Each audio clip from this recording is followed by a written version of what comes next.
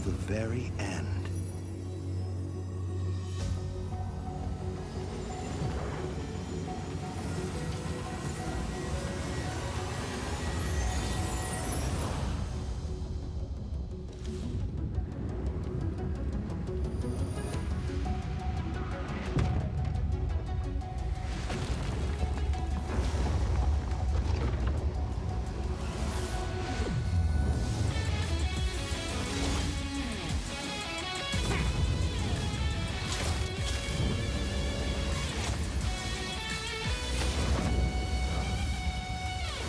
One spark is all it takes to ignite the stars!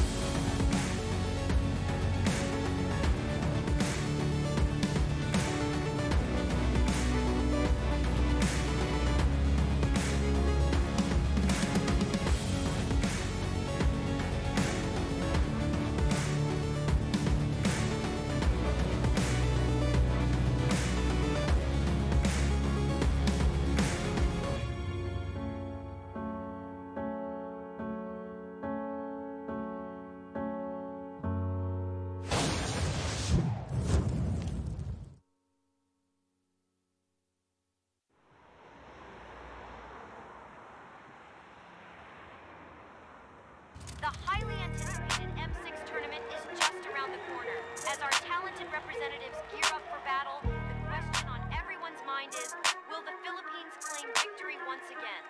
Their unstoppable force and unmatched skills, anything is possible. Stay tuned as we bring you all the action and excitement. Pilipinas pinakamalakas, laban kahit saan makarating. Palaban kahit sandalin, hindi umatras. Lalo na pagkausapang galing, malalarong di mo kayang laruin. Pilipinas pinakamalakas, Pilipinong bandera ang itataas. Ipapakita sa buong mundo ang kayang ilabas. Pilipinas pinakamalakas, kahit talagaan, kahit tayo lang. Started from the bottom, ngayon nasa big, nasa top, pero yung mata nagmamasid. Sa mapaka kailangan ng backup sa mid. Dali-dali namang tatawid, palag simulan na yung laban, sinong unahin? Malamang sa malamang pipitasin yung malakas yung damage. 1, 2, 3, 4, 5, savage. White out, pagkatapos nun ipapush yung tore. Legendary mga team play, sinisigaw na nag-adlay. Panoorin mo sa replay, ilabas sa mga highlights. Karangal na paramihin para sa bayan, nakasanayan na katunayan natin. Pilipinas pinakamalakas, laban kahit saan makarating. Palaban kahit sandalin, hindi umatras. Lalo na pagkausapang galing, malalarong di mo kayang laruin. Pilipinas pinakamalakas, Pilipino bandera ang itataas. Ipapakita sa buong mundo ang kayang ilabas. Pilipinas pinakamalakas, kahit talagaan, kahit tayo lang. Kahit pa sa mapatpad, lagi-laging sasagad. Yung tapang nasa dugo, kaya laging papalag. Dami man nagbabalak, kaso di natatalag. Di kami makalupog, lalo pang inaangat. Dami pang inaangat, pero di naatat. Dami pang ipapanalong laban sa inaharap. 4 na taon na nanalo, kung di pa sapat. Lalo pang ibabakan na Pilipinas pinakamalakas. Laban kahit saan makarating. Palaban kahit sandalin, hindi umatras. Lalo na pagkausapang galing, malalarong di mo kayang laruin. Pilipinas pinakamalakas,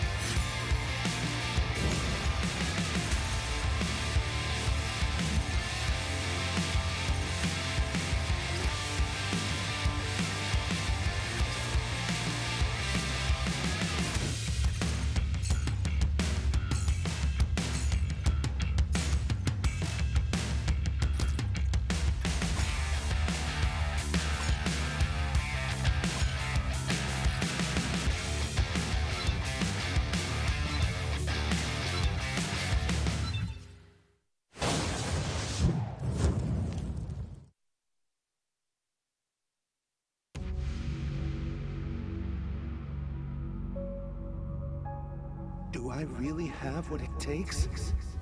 What if I lose my way? Is it really worth it? Will everything come crashing down? These two are back again? No.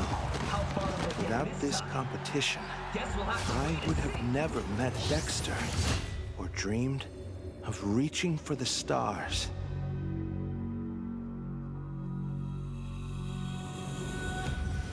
Let's burn as bright as we can, Dexter, till the very end.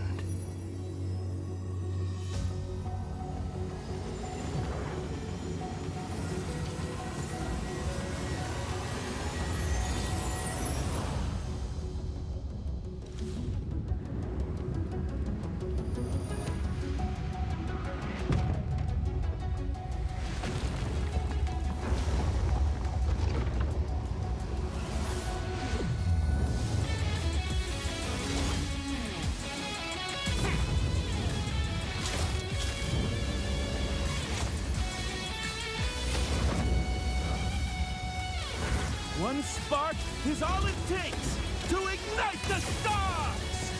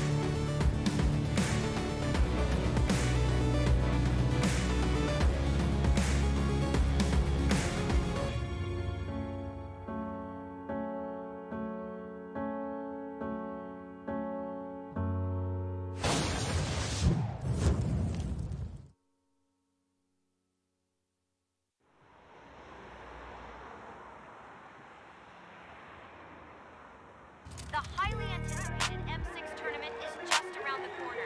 As our talented representatives gear up for battle, the question on everyone's mind is, will the Philippines claim victory once again? Their unstoppable force and unmatched skills, anything is possible. Stay tuned as we bring you all the action and excitement. Pilipinas pinakamalakas. Laban kahit saan makarating. Palaban kahit sandalin, hindi umatras. Lalo na pagkausapang galing, malalarong di mo kayang laruin. Pilipinas pinakamalakas, Pilipinong bandera ang itataas. Ipapakita sa buong mundo ang kayang ilabas. Pilipinas pinakamalakas. Kahit talagaan, kahit tayo lang. Started from the bottom, ngayon nasa big. Nasa top, pero yung mata nagmamasid. Sa mapa, kailangan ng backup sa mid. Dali-dali namang tatawid. Palag simulan na yung laban, sinong unahin. Malamang sa malamang pipitasin yung malakas yung damage. 1, 2, 3, 4, 5, savage. Wiped out pagkatapos nang ipapush yung tore. Legendary mga team play, sinisigaw na nag-adlay. Panoorin mo sa replay, ilabas sa mga highlights. Karangal na paramihin para sa bayan. Nakasanayan na patunayan natin Pilipinas pinakamalakas. Laban kahit saan makarating. Palaban kahit sandalin, hindi umatras. Lalo na pagkausapang galing, malalarong di mo kayang laruin. Pilipinas pinakamalakas, Pilipino bandera ang itataas. Ipapakita sa buong mundo ang kayang ilabas. Pilipinas pinakamalakas. Kahit palagan, kahit tayo lang. Kahit pa sa basta mapatpad, lagi-laging sasagad, yung tapang nasa dugo, kaya laging papalag. Dami mong nagbabalak, kaso di natatalag, di kami mapalubog, lalo pang hinahangad. Dami pang hinahangad, pero di naatat, dami pang ipapanalong laban sa hinaharap. 4 na taon na nanalo, kung di pa sapat, lalo pang ibabakat na Pilipinas pinakamalakas. Laban kahit saan magkarating, palaban kahit sandalin, hindi umatras. Lalo na pagkausapang galing, walang larong marupay laruin. Pilipinas pinakamalakas, Pilipino bandera ang itataas. Ipapakita sa buong mundo ang kayang ilabas. Pilipinas pinakamalakas. Tayo talagan kahit tayo lang, para sa bayan, di pa pauli. Karangalan nasasama pa uwi.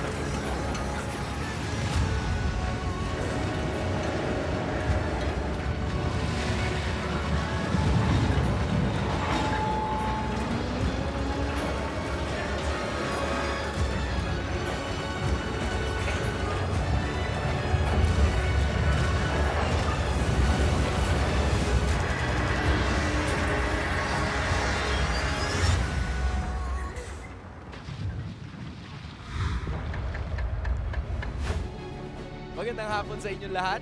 Ako nga pala si Hans Galeria. Kasama ko dito si Rockart at kami ang makakasama ninyo dito sa Filipino broadcast ng ikalawang araw ng M6 World Championship Swiss Stage. At malalaman din natin kung aling mga koponan na ang tutuloy sa kanilang mga win streak or lose streak. Depende yan kung ano mangyayari para sa araw na to. At ang una nating masasaksihan ay walang iba kundi ang S2G Esports kontra sa BTK. Mainit-init yan. Ay, naku po.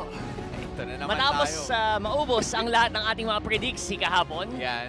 At alam ko naman lahat kayo ay medyo nag-recover pa. Ang mga guest coin ng mga kalahok ay nawala. Yes. So, Wala, bahala kayo sa Bahala buhay kayo. nyo. Okay lang yan. Pero meron silang bagong experience na pwede makita. that's right. Maranasan nyo din dito ang saya ng gaming sa totoong buhay dahil ito ang naghihintay sa ating sa loob ng Gaming and Esports District ng Kidia. The world's first experience where gaming meets reality and communities come together. So, kung hindi nyo pa nakukuha, kung hindi nyo pa na-experience, go ahead and experience nyo na agad. Kasi ngayon, hindi magiging posible to of course kung wala ang Kidia. Kaya maraming salamat. Pero going back, ano bang naging Thanksgiving, ano naging Thanksgiving role? Ay, Thanksgiving Oo. ba? Hindi, kasi Black Friday na ngayon. Oo. Okay, pero meron kasing isa sa mga teams natin na parang gustong mag-delayed Thanksgiving. Para silang May- nag-hunting, no? May something eh. Oo. May something. Isipin mo, men. Isipin mo, hindi ko alam kung ano nangyayari. Pero ito muna.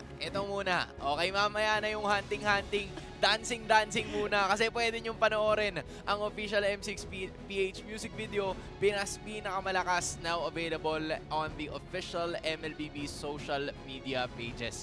Sumali na rin kayo sa official music video challenge at i-record nyo lang yung sarili nyo na nagre-react sa video at i-share nyo gamit ang hashtags na hashtag MLBBM6 at hashtag Pinas Pinakamalakas. O, binago na natin. Yun. Maaari kayong manalo ng ROG phone, headphones, or M6 exclusive merch. Kaya, sali na. Ano bang hinihintay nyo, men? Si Floji kumanta niya, no? Slow G kumanta, no? Si Floji Grabe. yan. And fun fact, Ano siya yan? daw mismo sumulat, no? Ay, totoo ba? Oo. So, feeling ko, nag-MLB talaga si Flow G. So, parang sa saan, malaman. mayaya kaya natin to. Parang pwede. Feeling Parang ko pwede. pwede. Sana sa ano, next season, no? Next Baka naman. Baka naman. Next season. Boss Flow G, kung nanonood ka man. Oo. Kami ay... Saludo. saludo kami. Saludo. At, Ano yeah. yan? Ikinagagala ko sanang maharang games ka kahit 1 games lang. Oo, men. Oo. O kaya kahit ano lang, ako lang yung mga entourage ni Floji sa likod. Yung mga gawa ganun lang sa likod. Diba? Pwede na yun. Pwede na yun. Diba? Sayang naman. Pero ito guys ha, just in case na hindi nyo pa alam, silipin natin ngayon ang mga ganap dahil ito na nga. M6 Swiss Storm. Chaos unfolds. It's a whirlwind of surprises. Kung hindi nyo naabangan or kung hindi nyo nakita lahat ng mga naganap kahapon, Rockart, ikaw nang bahala. Ibibigay ko na sa'yo to. Boss. Kasi ang dami. Ang hirap. Di pa nagsisinkin sa akin, pre. Sobrang chaotic as in. SRG na upset, Ulf na upset, TLID, hindi ko alam kung upset yon pero basta, yun na yun. And, and yung mga usually sobrang lakas na teams, Flash, NIP Flash rather, Vamos, Aurora, na 0-1 brother. Dami silang Grabe. na-upset. Parang yung mga favorites ng karamihan sa mga region, sa mga countries, hindi Oo. talaga naganap. So kung makikita nyo ngayon, ito yung ating updated bracket. Since panalo ang S2G, abante sila, kasama nila ang BTK, Falcon Esports, Twisted Minds, yung zoom in. Wow, zoom in! May zoom in pa. CFU, Fanatic Onic Okay. Philippines, RRQ Hoshi, at ang Team Spirit. Doon naman sa ibaba, andyan ang Mycam Evolve, Team Vamos, NIP Flash, Aurora, KBG, Team Liquid Indonesia, Ulfednar, at ang SRG. Sinong mag-aakala na ganito ang itsura ng standings tsaka ng bracket natin? Well, si God had ko si Dilar, no? Ah. Yung mga pickings ni Dilar kahapon Oo sa nga pala. pag-ano natin, talagang kabilib-bilib. At I would say, para lang mapasimple to, guys, no? Diba? Kasi dami yung numbers na nakita Totoo. dyan. Basically, Swiss stage to. So basically, ang puntos dito, ang point nito is to get as many points as you can Oh, in the best of ones. okay. Tapos, yung mga nanatalo, mag-group together, mga nanalo, mag-group together, yun nangyari dyan. Okay. And ito yung maging schedule natin for today naman. And talaga namang kaabang-abang ang ating mga magiging laban. Okay, so parehas na undefeated teams ang una nating makikita dito sa first 2 matches natin. Alright, that's S2G Esports kontra sa Bloodthirsty Kings. Yan ang una nating pamungad. Nako. At ang pinakahuli natin, nakikita mo yung last 2, yung pambato natin. Nako. Na Fnatic Onic Philippines will be going up against CFU Gaming at yung RRQ Hoshi kontra sa Team Spirit. Parang lasunan din yung taas, Min, eh. Totoo yan. And napakadami nilang kailangang, may mga teams ngayon na kailangan gigil bumawi. Totoo naman. And getting ready to show the worlds, diba? Hindi lang to about points eh, diba? Hindi lang to about points. It's all about showing na, you know what, malakas kami, baka nalason lang kami. Okay. Baka okay. hindi lang kami ready, nagulantang sila. Oo, baka ano lang kasi, alam mo, iniisip ko nga sobrang laking impact nung best of 1.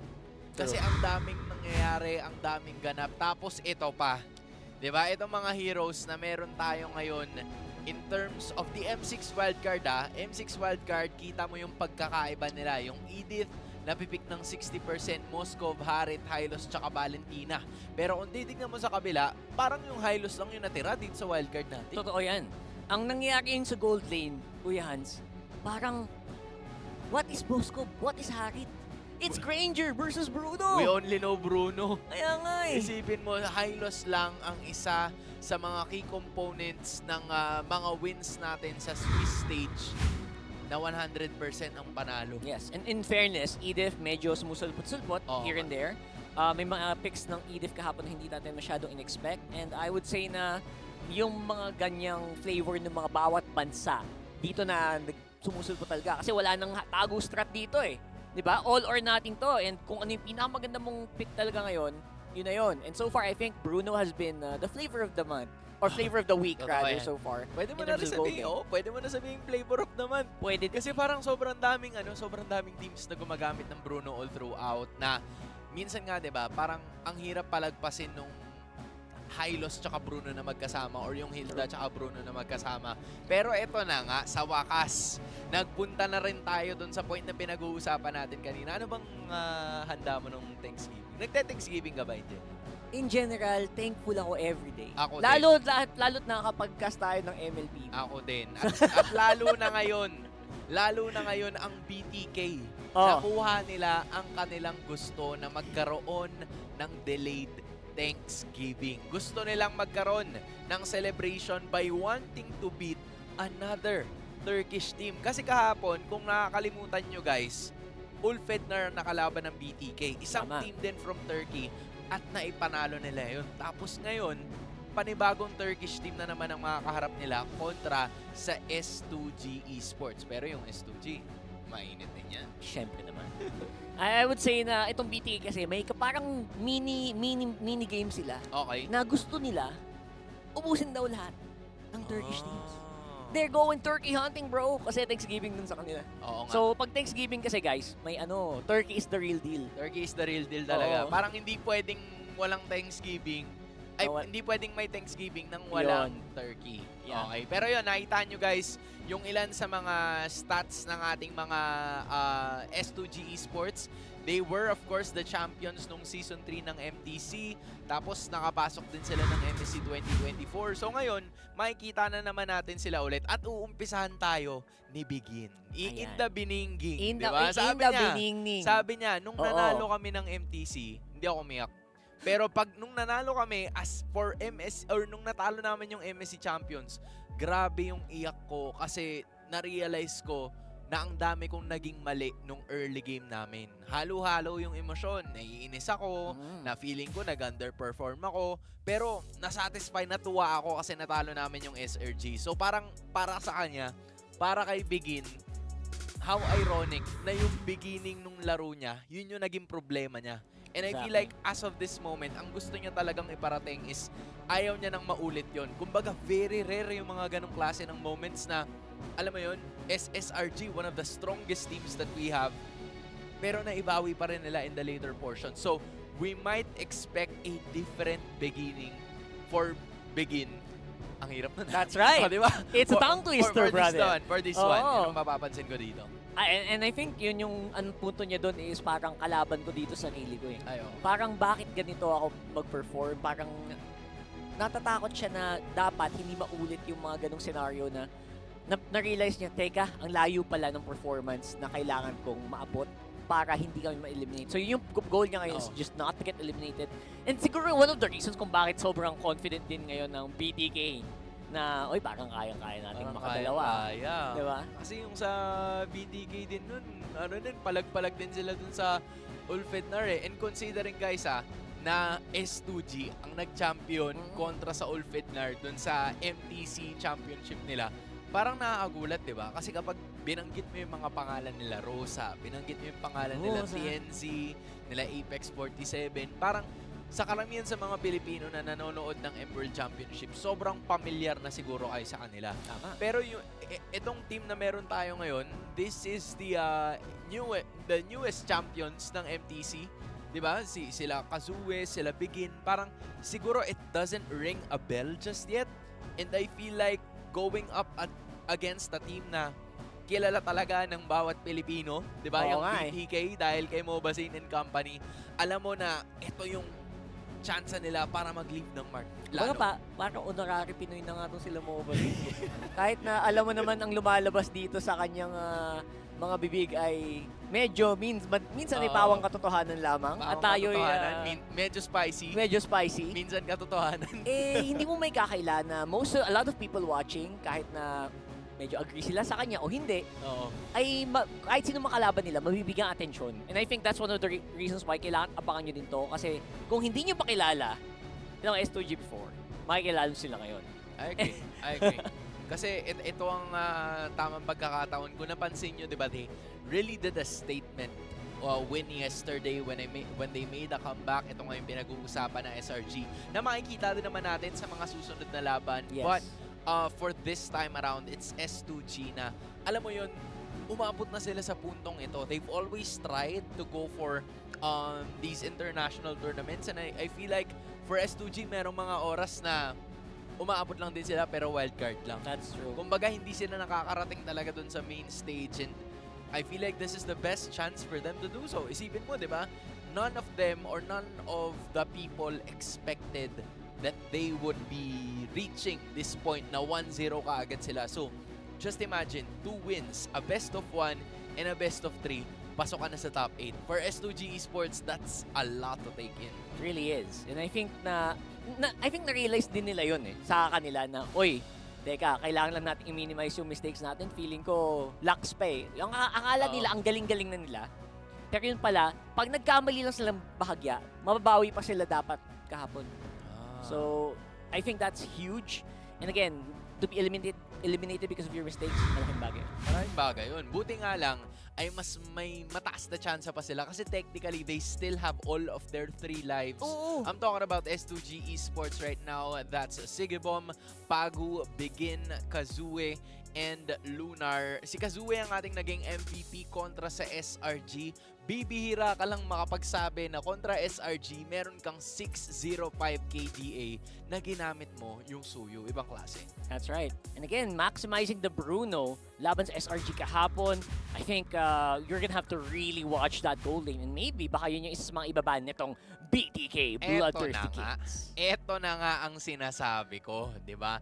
BTK, ang dami nilang mga pinag-bootcamp pa. Nagpunta sila sa Malaysia, nagpunta sila sa Philippines, 'di ba? Pero lahat ng mga learnings na 'yon, 'di ba? Master mo ba sa ito na ba 'yon? Ito na ba ang chance mo para muling makabalik ang North America, ang United States of America into its former glory? Kasi we've seen, 'di ba? The North American squad make it to M4, make it to M5, pero ever since that M3 third place finish, hindi na natin sila nakita into making at least a podium finish right after that. So, this is another step na mas malapit sila compared to those past 2 years na hindi natin sila masyado nakikita as you currently see them right now. Again, for everybody na nanonood, this is just gonna be a best of 1 scenario. Pero meron na naman tayong chat. Si Moba Sainto, nag-chat na naman, oh. ano bang rason mo bakit nag-reunite kayo ni Hyun? Sabi ni Mobasin, alam mo dati kasi sinubukan kong isali ulit si Hyun tsaka si Shark. Pero sabi nila, ayaw nila. Eh di, tinalo ko na lang sila. Tinalo ko sila, tapos okay lang din. Tapos siguro iniwan ko na lang din yung org ko dati kasi Tagalog sila ng Tagalog pero kaya naman nila mag-English. So, hindi ko naiintindihan minsan yung comms. So, yun pala yun. Yun pala ang chismis. Okay, so... Kaya pala. Okay, very interesting. At talagang binring up pa niya yun dito. Dito na. No holds barred talaga si Kuya Mobasin. Pati hindi siya sasaltano na. Parang yung overlay ng sasaltano na. Parang siya pa rin no? Parang talagang siya yung nagsulat. And sa ngayon, ayan. Ito na. Code can only be redeemed one time per person. Wala na. Na-redeem na. One time per person. So, pwede. I-redeem nyo na. Ayan na, buksan nyo lang yung in-game nyo, tapos may scan-scan dyan, tapos, free code. Kung merong MLBB Rising open, baka mamaya merong MLBB Rising close. Nako po. Hindi nyo alam. Di ba mamaya lumabas ulit yan. Pero ito na. Ito na ang opener. Yung biningging ni Bigin ang inaabangan ko pare. Legit. Promise. Kasi sila ang pasimula ngayon di ba? Yan ang gusto natin makita. So, Coach Picadit, of course, is still in the side of BTK. Meanwhile, it's Pau Villain. Philippines. Di ba? Philippines. Philippines yan. Nakala nyo, porket USA tsaka Turkey ang naglalaban, walang Philippines. May Zia factor din sa kanan. Uy, ito ang dilemma ngayon. Kasi yung Bruno na ibigay na, di ba? So parang ang bilis ng pickings ng dalawang teams natin considering na yung Gatot Katsa ba? Yung Gatot Katsa is still there. Meron kasi mga teams na parang pinaghahalo nila yung Gatot Katsa tsaka yung Terizla minsan. So, depende sa kung ano ang magiging catch dito ng S2G. Kasi kailangan nila ng medyo makunachi kagad. Kasi yung Beatrix, parang nireveal na kasi nila yung dalawa nilang main damage dealers. Pero, they'll go Matilda. They'll go very agile in this first game. So, mula kahapon na nagiging Bruno versus Granger. And Granger, yung pinagpanalo ng BTK, by the way, gamit ni Zia, sila naman ngayon ang mag-Bruno. And now, Fredrin pa rin. Talagang ito din yung pick ni Mobasin kahapon. Fredrin Part 2. Uy! Fun fact! Did you know that Mobasin? Totoo ba? Half Turkish? Si Mobasin? Bago yun I would say, siguro sa appearance, medyo umagri ako doon before. Pero hindi ko akalaing totoo. Ako din. I would say, okay. Pero, in fairness most of sa kultura nila sa Amerika, madami sa kanilang mga tuloy may half talaga. So, hindi na nakagulat. But at the same time, okay, good luck. You're gonna try to beat a Turkish team now. Oo nga. Siguro, pinapanood ng sambayanan ng Turkey to. So, parang medyo medyo conflicted sila. Na-shock kaya sila doon. Ay, shocks. si Mobasin, half Turkish. So, alam mo yung meme na may pipindutin, tapos pinagpapawisan na yung pipindot. So, dalawang buton. Yan. Parang ganun ang sitwasyon ng Turkey ngayon. Pero, para sa USA, sigurado pa rin sila because Mobasin has been the face of North America for the longest 100%. time para dito. Most especially sa BTK na ito na naman yung dinala ni Mobasin, di ba? So, it's a Cho and the Arlot, yung Glue tsaka yung Vexana. So with that being said, they are still looking for the XP laner tsaka yung Roam. Gaya na nabanggit natin kanina, Gatot Catch is still available for both of the teams if they want to take it. Yeah, very happy to take the Glue sana kasi it's gonna get banned out na. And honestly, yung Hilda respect also is huge para dito sa kanila. And now they are gonna take up very interesting Phoveus na kahapon parang na-last pick din banda yung yung Phoveus So I wonder what's happening here the XP lane. Nagbabago yung priorities sa mga teams natin. Parang ang dami kasing tinatanggal ng mga heroes, right? You have the Glue, Arlot, Cho. Yeah. Kahit yung Hylos hindi rin pinapalagpas and the Hilda as well. Tapos meron ka pa nung Phoveus the Pinex. So that's a total of 6 XP lane heroes na kahit papano na-deny sa side ng S2G Esports. Kaya medyo choked up yung kanilang mga options. So, even so, meron ka pa rin naman Terizla, meron ka pa rin naman Gatot Katsa if you want to.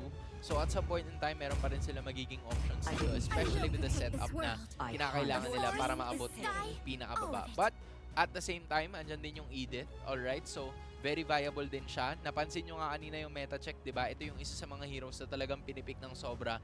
But it seems like they want to fight more in terms of team fights. Kasi pag kinopya, ito na naman. Nako. Ito na naman ang... Nako po. Si Shark ang gagamit. Okay, si Shark. Si Shark ang gagamit. Ito na nga I yun. like it. I like it. May nakita tayong Guinevere kahapon eh. Meron nga. Tapos Meron. medyo gwapo yung gumamit eh. Meron. Medyo Oo, gwapo. Medyo gwapo yung gumamit. And so far, hindi siya gumana. Pero ngayon, gagana kaya ang Guinevere sa kanyang pangalawang game? Ang tanong ay kung gagana ba?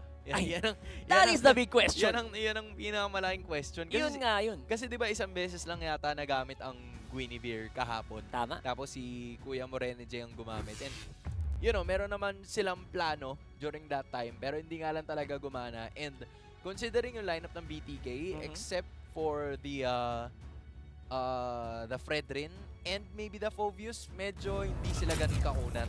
So baka pwedeng i-exploit ko yung damage output na meron itong S2G Esports. Pero most of those speculations are gonna be answered right now. We are about to find out kung ano ba ang posibleng mangyari dito para sa parehas na teams na ito. Buena mano natin para sa day number 2 ng M6 World Championship Swiss Stage. S2G, BTK, parehas 1-0, looking for one more win. That's right. Ngayon, si Mobile Game, nagiging signature na niya yung Frederick na to. So, totoo lang. And to be honest, I think mataas yung potential nito na to take a lot of these games. And itong Guinevere na to, honestly, Hans, pwede siyang mas gumana ngayon. Kasi kahapon, parang 3 yata yung may Purify sa nakalaban niya. Pero ngayon, parang 2 lang. And to be honest, yun yung biggest problem when you get a Guinevere. And also, hindi lang siya problem. Parang ano din siya eh, parang buff din siya sa team mo eh. Kasi pina-force mo yung mga other players na instead of mag-flicker, mapapapurify sila. So maybe mapapabagal mo yung kalaban mo in a sense. Yeah. No? Pero at the same time, again, pag na-purify yung knock-up mo, facial migration, nagiging walking, ano ka na lang eh. Nagiging utility ka na lang eh. Nagiging walking check bush ka minsan. Oo. Diba? Dahil dun sa first skill mo. And again, I think I'd like to also mention the point na siguro nag-pick up din sila ng Guinevere dito kasi gusto nilang i-match up yung speed. But as of the moment, that's gonna be the attack here. Landing onto Shark. Tatalon siya doon pero wala siyang makukuha. Ambahan lang ng konti. Kamustahan lang kumbaga. Appear. As S2G Esports and Bloodthirsty Kings, they're probably gonna wait for that first turtle to appear. Pero malaking bagay na rin kasi most especially para dito kay Kazue kung makakuha na sila kaagad ng isang turtle or ng isang kill na agad before the start of this turtle. But it seems like it's not gonna happen. That's right. Especially ngayon na medyo mas slow pace yung laro natin.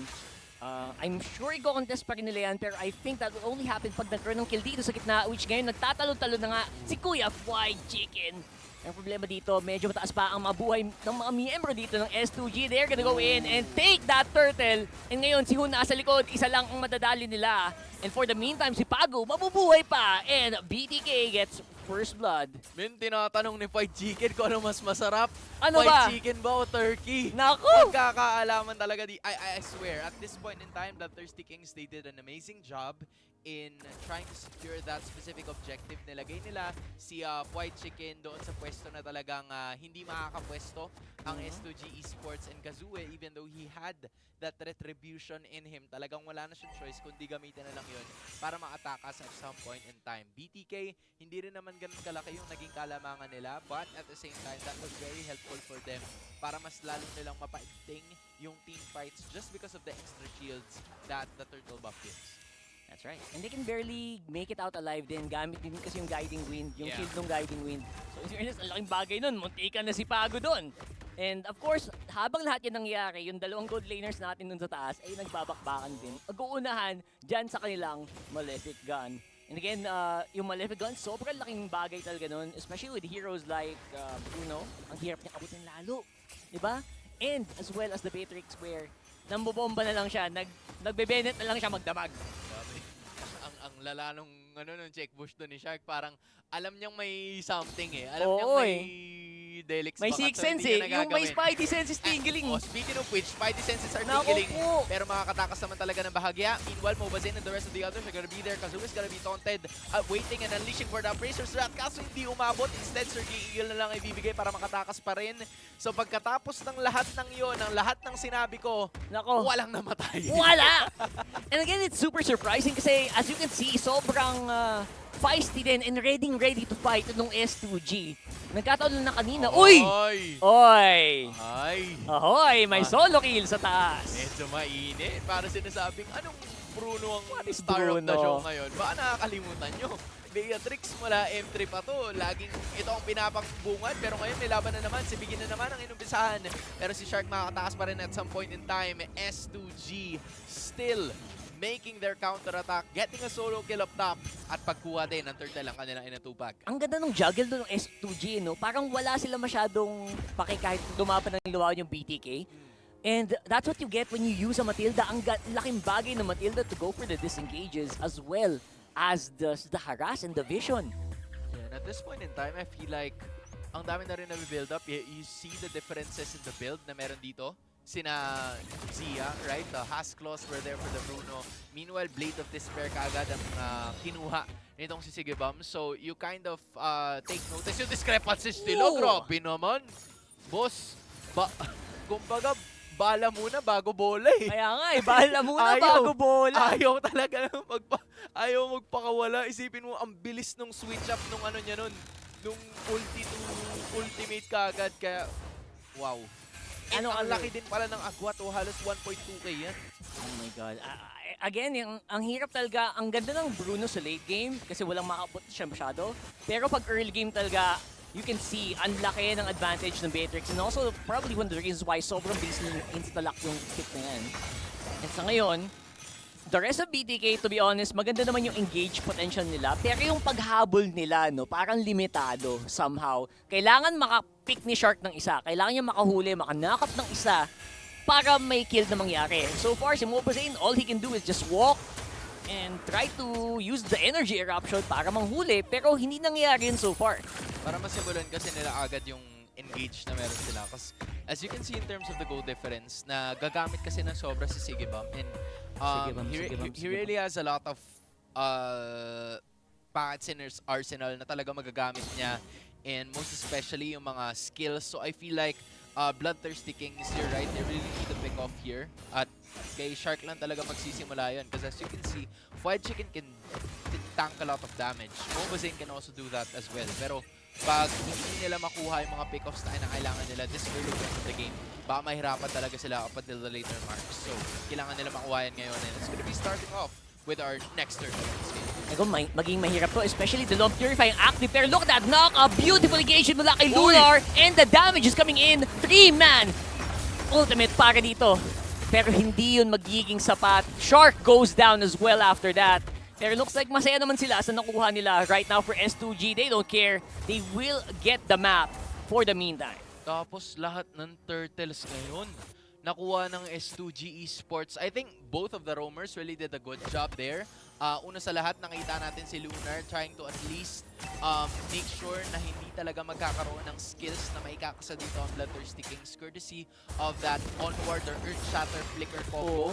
Pero may ginawa din naman si Shark sa kabila para hindi rin makadeal ng damage output. Nag-space jump siya and then nag-Violet Requiem, and then after that, nananakap lang ng paulit-ulit yung iba sa mga members ng S2G. So with that being said, walang nagkamatayan, pero good presence of mind din coming from Kazue na okay, malapit na, retry battle na lang tayo magkaatalo, hindi tayo pwedeng stalemate lang dito. So now S2G is leading by at least 3.6k. Focus sa goal si Kazue, no? I like it. Despite a really good play from Shark na nakahuli siya ng tatlo with the spatial migration combo with the Violet Requiem, kita mo naman, present na present pa rin ng S2G. And they will still keep control of the map. Although somehow, lumalaban ng Bloodthirsty Kings dito sa mid and dun sa baba, nagkakaroon naman ng gold si Zia, di ba? At least. Para sa kanila. At least. Kasi yun ang kailangan talaga eh. If you're Zia, fortunately, you also have the Malefic Gun. Sabay kayong Sige Bomb na meron yan. But another thing, siguro na tinitignan din dito is the point na ayaw din nilang bitawan yung mid-lane turret. Pero under naman, meron naman space jump. Pero si Gin, ang kanya makikita, circling eagle para at least makatulong at maka-assist, and that is gonna be a retreat coming in from the Bloodthirsty Kings. There was a slight sense of aggression, pero they know, or Shark probably realized na masyadong maraming S2G Esports players doon, so talagang tininigil na lang nila. At least, si Shark, honestly, he's doing good. 0-1-1 sa Guinevere na ikaw yung taga-boost check technically nung team aside from Mo. Ikaw ang alay. Ikaw talaga yung alay and he's not dying as much. So, you know what, Shark? Good job, brother. Kung narinig mo na ako, obviously hindi. Pero good job. And so far, I would say na nakakatakot yung nilalaro dito ng BTK na any moment pwedeng tumalon si Lunar sa inyo and mas mahirap siyang i-predict compared kay Shark na medyo alam mong tatalon siya eh. Half health, courtesy of the Lord, pero major reset naman ang gagawin ng parehas na teams. Magkakatalunan dito, yan ang tanong. And all eyes are gonna be on Shark as we speak, pero si Hoon at least got to 60% ng kanyang HP. S2G Esports trying to get a little bit more in terms of position. 5 na sa BTK ang nakikita ngayon dito sa ating mapa. But it seems like Kazoo is still looking for that really good spot para makapwesto sila. 10 minutes in, nothing's really happening. So, mukhang retreat, sayaw lang ng konti ang ating dalawang teams. And safe na safe yung S2G dito kasi yung mga main components nila, may purify pa, Hans. Nagamit na yung real world manipulation, man. Yun lang. Parang medyo crucial yun Naku kung po. ikaw ang BTK. Kailangan mo nang gumalaw. And if you don't know what time is it, the time is now, pare. Naku, kailangan na. Look at Ayun that. na. It's just a soft reset and there you go. Hoon, nagamit ulit ang kanyang i-box. And ngayon, nagpapasok na si Shark. Dalawang manlakaw with a violent requiem. And look at that, Lunar goes down, Kazooie as well. Pero ang tanong dito, makasurvive ba ibang miyembro ng S2G? Looks like it's gonna be good for 2, at least for now, para sa BTK. Ganda ng kuha to ni Shark, man. I mean, nakita natin right from the start, di ba? Hoon tried to utilize yung kanyang real-world manipulation, yung OG na RWM, para at least ba zone out nila yung S2G Esports sa isang pwesto na talagang gusto nila. At ngayon, since nagkumpul-kumpul na yung S2G, sinimulan na kagad ni Shark. Wala nang hesitations, go for it right away. At ang nalandingan niyan ay walang iba kundi si Kazooie, who was trying to take the Lord, and then si Lunar as well, na dapat ay mag-i-initiate. So that was a really good sign. Not a lot of, purifies have been used during that time, pero ito ang unang Lord ng ating laban, and Bloodthirsty Kings look to make the most out of it. Familiar na familiar to. Yung nakita natin, panood natin BTK kahapon. Nakita mo naman, si Zia, even though sobrang sama ng simula niya, nakabawi na ng malala. Especially now na nagamit nila yung Lord to take down the turret and even more doon sa taas. Here we go. Lunar and the rest of the members are just safely gonna secure that Lord kill, pero hindi pa tapos ang Bloodthirsty Kings in terms of what they would want to do in terms of pagkuha or in terms of getting yung lahat ng mga turrets na nasa labas ng mga inhibitors bukod sa mga inhibitors na nakikita natin ngayon. Good thing for S2G though is that all of those holy defenses are still intact, so pwede pa nila magamit yan later on in the matchup. Pero ngayon, medyo nakakita na tayo ng kaunting difference or malaking difference pagdating doon sa mga objectives na na-secure nila. Only 2 turrets for S2G. Meanwhile, all 6 outside of the base have been secured by BTK. And at the very least, you know what, S2G? They're doing a good job in keeping themselves alive. 2-3 lang yung kill score natin dito. Yun na nga eh. Grabe, Hans. Ano ba ang opposite ng brawl? Ano ba? Ano ba ang Hindi ko kabaliktaran alam ng brawl? Yun ang tanong. Yun nga, Luarb. Yan, kung may brawl server, may Luarb server. And ito ngayon, ang nilalaroan ng S2G at ng BTK, which is super surprising kasi, you know what, BTK, gigil din mga ito maglaro eh. Gigil din yan, di ba? Sila nga yung sinasabihan na kumbaga hindi lang sila kasi ang pang-asar sa kanila ng sobrang daming mga fans, di ba? Ano ba yun? Drama server daw. Oh. Drama server, pero ngayon pinapakita namin na we're not just about the drama, we're also about the horror. Kasi gusto namin pakitaan na takot talaga ang karamihan sa mga team sa amin at dapat nyo kaming katakutan, lalo na at this point in time as the drama unfolds. And as of the moment, ito talaga ang magiging posibleng pangyayari dyan kasi mahuhuli na naman si Shark. Ayun! Plus 1 kaagad. And S2G, mukhang ito ang hinihintay nila. Nag-iisip sila, isusugod ba natin to, men? O sige, wag na, mamaya na lang. Grabe, no? Talagang the moment na sabihan mo ng maganda itong BTK, ayun, na -1 ng walang kapalit. And pati naman si Hoon dito, mapapagamit ng real world sa sawag pa rin ang mukha. And kita mo naman, -2 na sila, Kuya Hans! S2G, mukhang -2. G, na agad ang S2G kasi gusto na nilang pumalag ngayon. Kakaunti na lang ng iba sa mga members ng BTK pero mukhang hindi nila bibitawan to. What is gonna be the call? Can Moba Zane do the impossible? The answer is, we're about to find out kung ano na nga mangyayari. Pero andun na naman ang pagkuha ng kill. And si Moba Zane pa rin ang makakuha ng Lord na yan. Meanwhile, the fight continues. White Chicken nagbabalik na naman. Pero siya ang ginawang turkey ng Turkish team. Meanwhile, Bloodthirsty Kings na naman ang pumapalag din. Tapos tinalo na naman. Walang iba kundi itong si Sige Bam. Sabi niya, sige, balik ka muna sa base, pare. What the heck just happened? 3v5 yun, Kuya Hans! 3v5! Oh my S2G Esports, kompletong-kompletos regados, pero sila pa ang nabaliktad. Grabe naman talaga, Moba Zane, dinaan sa puso ang laro. And kita mo naman, tatapusin na yata nila ang larong ito. Oh my goodness, ito na yata yun. May turkey for Thanksgiving. Ang BTK still undefeated in the Swiss stage. This is becoming BTK's time, brother. Kahit na sobrang tagilid ng vapor. Kahit sobrang tagilid, sabi niya, yun na ba yun? Yun na ba yun?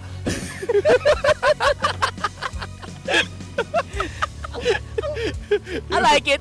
I like it. Alright, that's Grabe. spicy. That's spicy, brother. Grabe, man. Oo, meron pa, meron pa. Ang tanong, Kuya Hans, Ang tanong, English ba yun or Turkish? Sinabi niya. ano yun English? Hindi. Feeling ko English. English Sabi naman, niya, English come naman. on, Come on. Okay. Maganda, Chill, maganda, chill. maganda It's laban. part of it. It's part of it. Maganda laban. Pero ibang klase, min. We have not one, but 2 turkeys for Thanksgiving. Grabe. Ang 2-0, brother. Min, busog na busog siguro ang BTK Busog na pag ganun. busog. Ang tindi Wow. naman nun. That is, ang hirap niyang ipaliwanag, no? Ang hirap ipaliwanag kung paano nangyari yung 3v5 win na yon. Kasi lamang ang S2G nung bago magsimula yung Lord Take eh. Nakakuha sila ng isa eh. Diba? They were able to take and pick off at least one and then all of a sudden, BTK was like, si Moba Zane was like, you know, I'm gonna do my own thing. Tapos wasok siya sa loob. Wasok siya sa loob. Sabi niya, bro, I'd win. I'd win. I'd win, bro. Ano yun? I wonder what happens. I wonder if you think what happens if I didn't win. I guess we'll never know. Never Kasi know. doon na natapos, man. I can't believe my eyes. United States of America currently ngayon ang nakatalo sa dalawang Turkish team. So sila ang Turkish Slayer. At abangan natin ngayon kung ano sasabihin nila kasama si Rose. Big dinner taking down another team from Turkey. With me here we have Moba Zane. Okay, first of all, Zane, how are you feeling? Just one step away from actually qualifying. It feels great, yeah. Feels good. You're feeling pumped? Yeah. It's 2-0. Did you expect it such an easy 2-0, or did you actually maybe even considered a 1-1 or a 0-2 when you guys found out about your matchups? We're looking to beat stronger teams in Turkey in this tournament. Ooh, okay, I like it. Now that you guys actually just beat another strong team from Turkey, how do you feel like about the other powerhouses? Now, you said you guys are looking forward to it, but what other powerhouses are you guys looking forward to? Mostly the big Southeast Asia regions, Philippines, Indo, Malaysia, stuff like that. Now, yesterday, actually, after Team Spirit won, and as well as RRQ, both Kid Bomba and Skylar said that they are looking forward to meet BTK. Why is that so? Why do you think they're looking forward to meet you? I don't know. You would have to ask. You don't know? No. Do you want to meet them, though? Do you think I would they're like good? to meet them. I would like to Skylar go or versus Kid Bomba? both. Both. So, are we seeing, do you think that BTK is actually gonna prolong your journey in M6 this time around? Definitely. Definitely. Definitely. What are your goals? Like top 4, top 6, champion? What are we looking at so far, Zane? Top 4 would be a Top good goal. 4, But okay. We'll see we'll see if we can go even farther. Okay, Zane's getting humble here. Okay, now Zane, maybe just the last question. Now that you've been in Malaysia for quite a while, I think around a week, right? What do you think of Malaysia so far? It's a nice country. It's nice. What about the MLBB scene right now? Do you think they're improving, you know? What about the community? We see a lot of people coming in every day.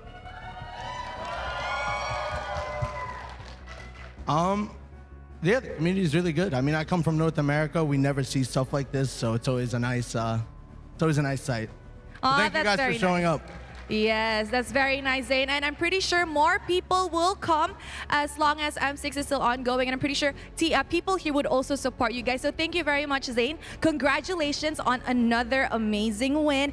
And with that, let us throw it over back to the panel to break down what happened in this game against S2G. Grabe, no? Celebration. Go on! Interview. Yeah, I think it's fun. Oh. Ganun talaga eh. Ano eh. Wala eh. Tapos na, di ba? Nag-lie low na. That was less spicy than usual. Oo. Di ba? Kasi nung nanalo sila dun sa bansa nila, tinapat pa niya yung camera, yung mukha sa camera eh. Kung pwede lang, pupunta ako dyan ngayon. Kaso, hindi pwede. Papagalitan ako eh. Di ba? Pero yun na nga, yun ang idea na meron tayo, di ba? Parang sinabi din ni Mobazane na ayaw niya na yung mga Turkish teams lang ang matalo nila. They came here with a greater purpose, with greater preparation. Tapos, alam mo yun, tinatanong pa nga siya kanina kung kamusta daw ba yung Malaysia, ganon. Pero all goods naman, all goods naman. I think Mobazane's really happy, not only with the recognition that they've been getting as a team, as BTK, pero yung laro din kasi nila eh, they seem really confident. And they're not the same dudes na nakita natin mula M4 and M5. Maybe they're even going back to that M3 form. That's right. And these are the dudes that won their championship na nakahiga. Napanood nyo ba yun? Si Hun. Nakahiga lang sila. So ito, makita natin yung mga crucial na moments dito. And this is the fight. Ay, hindi pa. Hindi ba yata? Apat sila eh. So dapat tatlo eh. Doon tayo magugulat sa tatlo. And this is a full-on 5v5 where makita mo naman si Shark. Actually, ang ganda ng mata niya. Two-man knock-up is beautiful on spatial migration, that scenario. And to be honest, S2G, they were playing more like ayaw lang naming mamatay, ayaw lang naming ma-minus-1 kesa to go for that objective. Yun yung nababasa ko, yun naramdaman ko sa galaw nila. And so far, it would seem na it's not the way to play. Kung ikaw ay lalaban dito, don't play around the Lord, play around more on the BTK members para lumayo sila and para pumabor pa yun, para kay Zia. Tsaka tingnan mo yung yung pwede natin tawaging MOBA retry, di ba? Yung MOBA retry, I think, really was the crucial point in that time. Tsaka yung communication nila ni Shark. Kasi, up until the Lord was already at, 10 to 15% ng buhay niya. Tsaka tumalon si Shark. And then, medyo lumayo muna ng konti si Mobazane so that no further initiations coming in from S2G will happen kasi hindi pa nila nako-close yung distance. So right after that, BTK, Shark going for that space jump and then sumunod si Mobazane. Sumunod siya with the dash tapos habang nag-dash siya, nag-retry na rin siya. So parang na rin, sabay-sabay na. 'Di ba? Isang bagsakan na. And I think we've seen it in a lot of times. Kung tutuusin nga, 'di ba, may moments that Sigibam was leading at least by 1.4k pagdating sa gold lead. Pero I think S2G failed to capitalize on that lead that they have kasi merong times na walang masyadong nangyayari dun sa gold lane when in fact they should have built up on it in the early portions of the game habang may nangyayari na. Surprisingly, ang laki ng lamang nila sa gold lane kanina, di ba? Naka-solo kill pa nga si dun eh. Oo, doon nagsimula lahat yun eh. So, I don't know what happened there, to be honest. And even in that 3v5, that was actually the moment where I really wish we could see again. And I'm sure i-rewind yun mamaya kung paano nangyari na nanalo pa ang BTK with a 3v5 deficit. It's just very amazing to see na kaya mong idaan sa puso yung mga ganung scenario. And Mobazane, by the way, 3-0 and 4, dun sa Frederick na yon, hindi siya namatay sa buong game na to. Correct. Sipin mo, lahat ng mga teammates niya andyan and they were probably down during those moments, and you'd love to see the builds coming in from both BTK and S2G pagdating sa kanila mga emblems. Most of them taking a look at the Wilderness Blessing, at least pretty classic from the mid and the roam, so that mas mabilis yung ikot nila pagdating sa mapa. Pero yung pagkakaiba lang naman talaga is I think yung Warcry na na-build up dito ni Lunar going up against Fried Chicken that has built up more of that sustainability factor kasi nga full views yung kanyang gamit. And yung Fredrin ni Mobazane, 'di ba? Who would have thought that this Fredrin, hindi natin siya madalas makita now in the international scene or maybe even here sa MPL locally. Wala. Pero napapagana nila for some reason, and I don't think it's deserving of a ban in the first nor the second phase. I don't think parang so. you're really gonna have to find a way to work your way around it. Or kumbaga hanap ka lang talaga ng hero na maganda sa kanya. And I think the Suyu was a good answer to it as well. So it really boiled down sa rotations. Sa totoo lang, yung Suyo, kaya naman kaya naman yung Frederick na yun eh. For some reason though, ang ganda talaga ng game sense itong BTK in yung comms nila doon sa crucial moment na yun, I think is the biggest difference maker sa naging resulta ng Lord fight na yun. Number one, yung Fredrin is honestly weaker against the Lord. That's why also one of the reasons why hindi din sobrang dumidikit si Mobazane doon sa Lord kasi percent HP yung nawawala sa kanya. He just played around the heroes. Yung mga hero talaga yung tina-target niya and tinatry niya na i-energy eruption para yung Lord na yung gumagawa ng trabaho nila. And that's one of the reasons why napapagano niya yung tank jungle na to. Kahit technically, halos siya na lang yata ang nagtatank jungle ngayon na Fredrin. Aside from like a few people like yung mga sila Sensui, di ba? Dun sa iba't ibang MPL regions natin. Meron pa time na yun, Akai, Fredrin, Baksha, yung pa yung mga junglers during that time. Pero tingnan mo to, di ba? 9 minutes in, where I think close to the 8:51 minute, or dyan nagbago yung takbo ng larong ito para sa BTK kasi most of the objectives have already been taken by especially all three turtle, yung dalawang mga objectives. But then all of a sudden, this guy happened. Shark. I know that Mobazane was there. I know Hoon did a good job.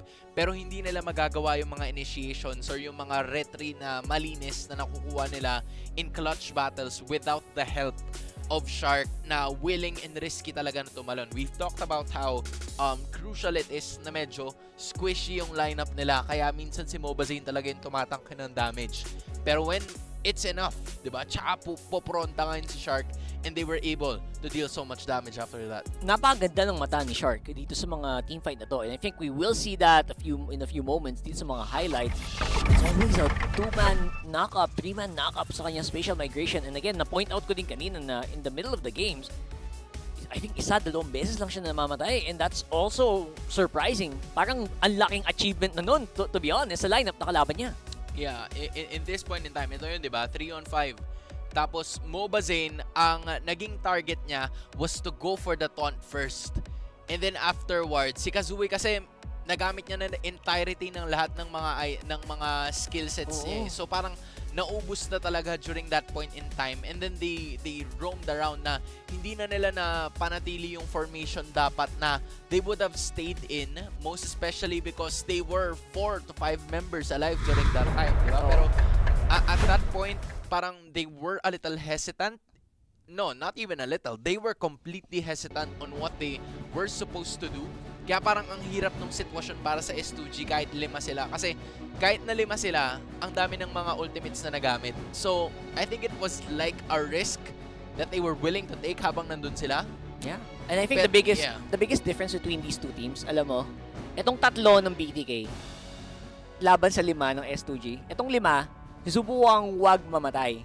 Itong 3, sinusubukan manalo. And I think that's the biggest difference between them. Yeah, I agree. I mean, at this point in time, we saw the difference from that first series. Pero ngayon, nakikita nyo sa top left nyo siguro ang ating susunod na laban. Another 2 of these undefeated teams in the Swiss stage. As of the moment, Falcon Esports, fresh off a victory kontra sa Aurora kahapon, kontra sa Twisted Minds that are also looking to make a really good statement para sa M6 World Championship to represent MENA as well. Kasi napakaganda ng pag-usbong ng MLBB, not only in Saudi Arabia, not only in MENA, but in a lot of regions in particular. Kasi sino mag-aakala na itong dalawang teams na to ay 1-0 currently after defeating most of the powerhouses. Ayan. I guess we're gonna be in for a lot more surprises Ang dito, dami. no, Hans? Madami tayong surprise makita dito. Not just that victory by BTK, but also probably much more dito lang sa M6 Swiss stage. Ayan. I feel it. Nararamdaman ko na as in, at some point in time, number 1, maganda ang tulog ni BTK, maganda ang tulog ni Mobasin. Number 2, kakain sila ng masarap mamaya. Anong oras na ba doon? Anong oras na ba? Alam ko, magkapareho pala tayo ng oras dito, no? Parehas lang, di ba? Parehas lang. Parehas lang. Parehas lang. Pero doon medyo mas mababa, mas matagal mag-land yung sun. Pero ito, lalanding din naman kasi tayo sa Malaysia. That's right. Silipin mo natin ang mga kaganapan sa Malaysia. Watch this video with our M6 live reporters right here.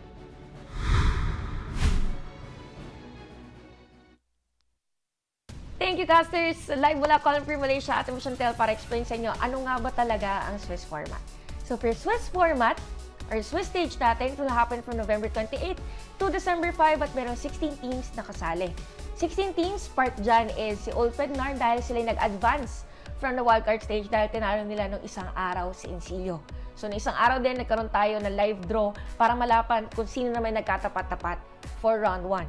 Take note guys na yung round 1 natin is just best of 1 dahil magkakaroon na tayo ng best of 3 pagdating sa elimination stage and even the advancement stage.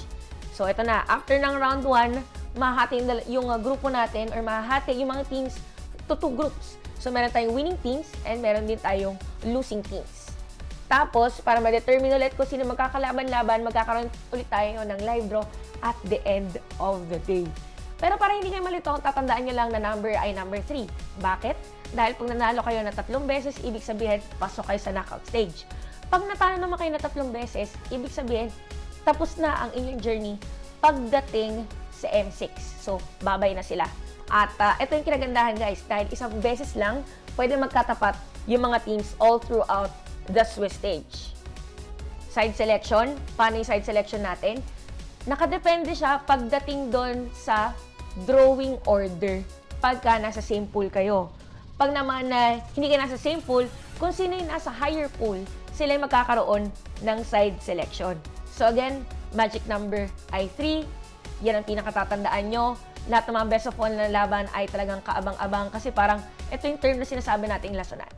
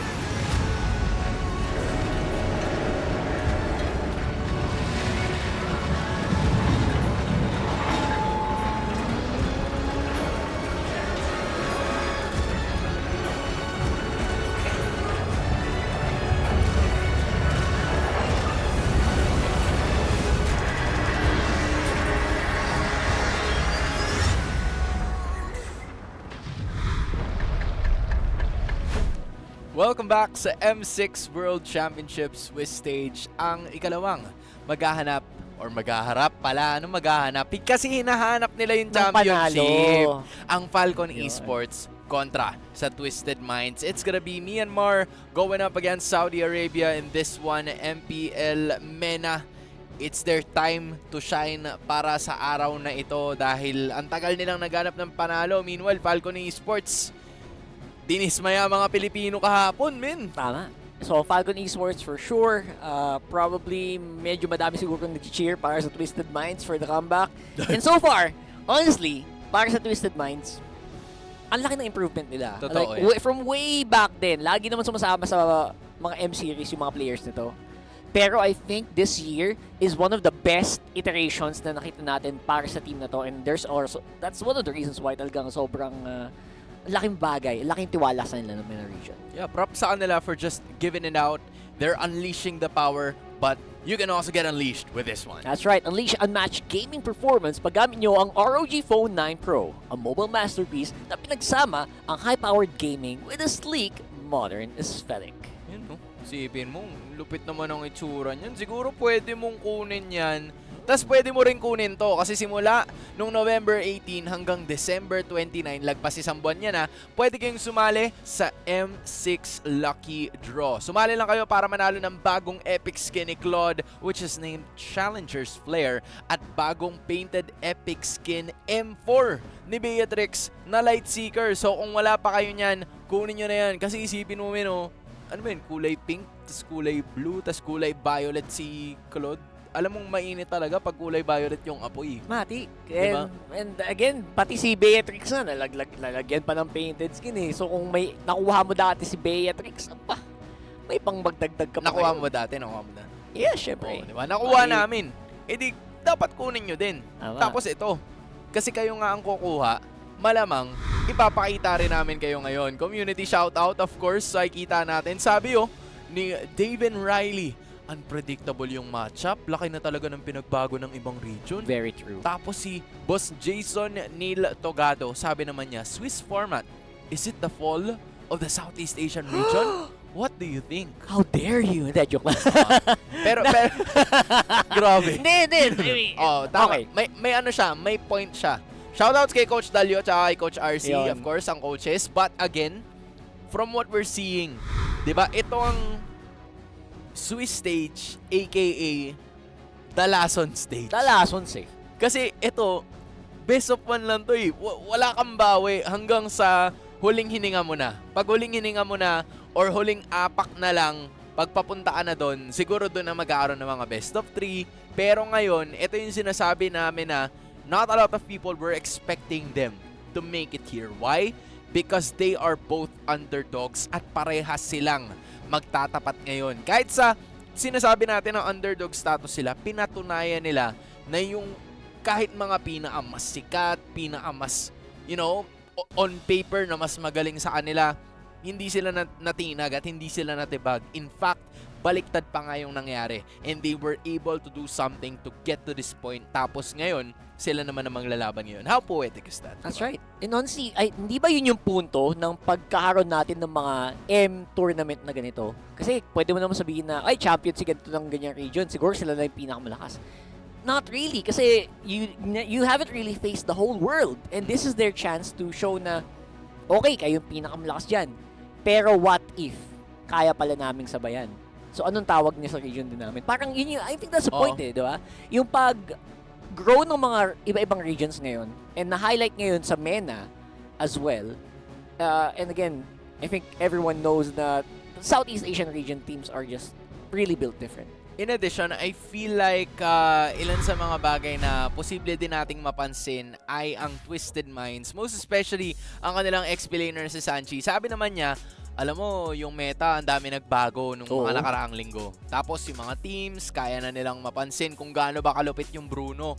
Lalo na pag may Malefic Gun. Kahit ngayong SRG, di ba, natalo sila sa Bruno. Kasi ang lupit mag-scale, mahirap na mga comeback pag Bruno yung gamit ng kalaban. Pero pag may momentum ka sa first 5 minutes, siguro kaya mo manalo. Ito yung nagre-remind kay Sanji nung Brody nung M5 kasi sobrang imposible daw na matalo ka pag may Brody ka daw. Diba? Kaya nga yan yung naging M5 skin ng Falcon sa AP Brain eh. And Kaya I nga guess Sanji shares that as well. As you can see, most of the Twisted Mind players here.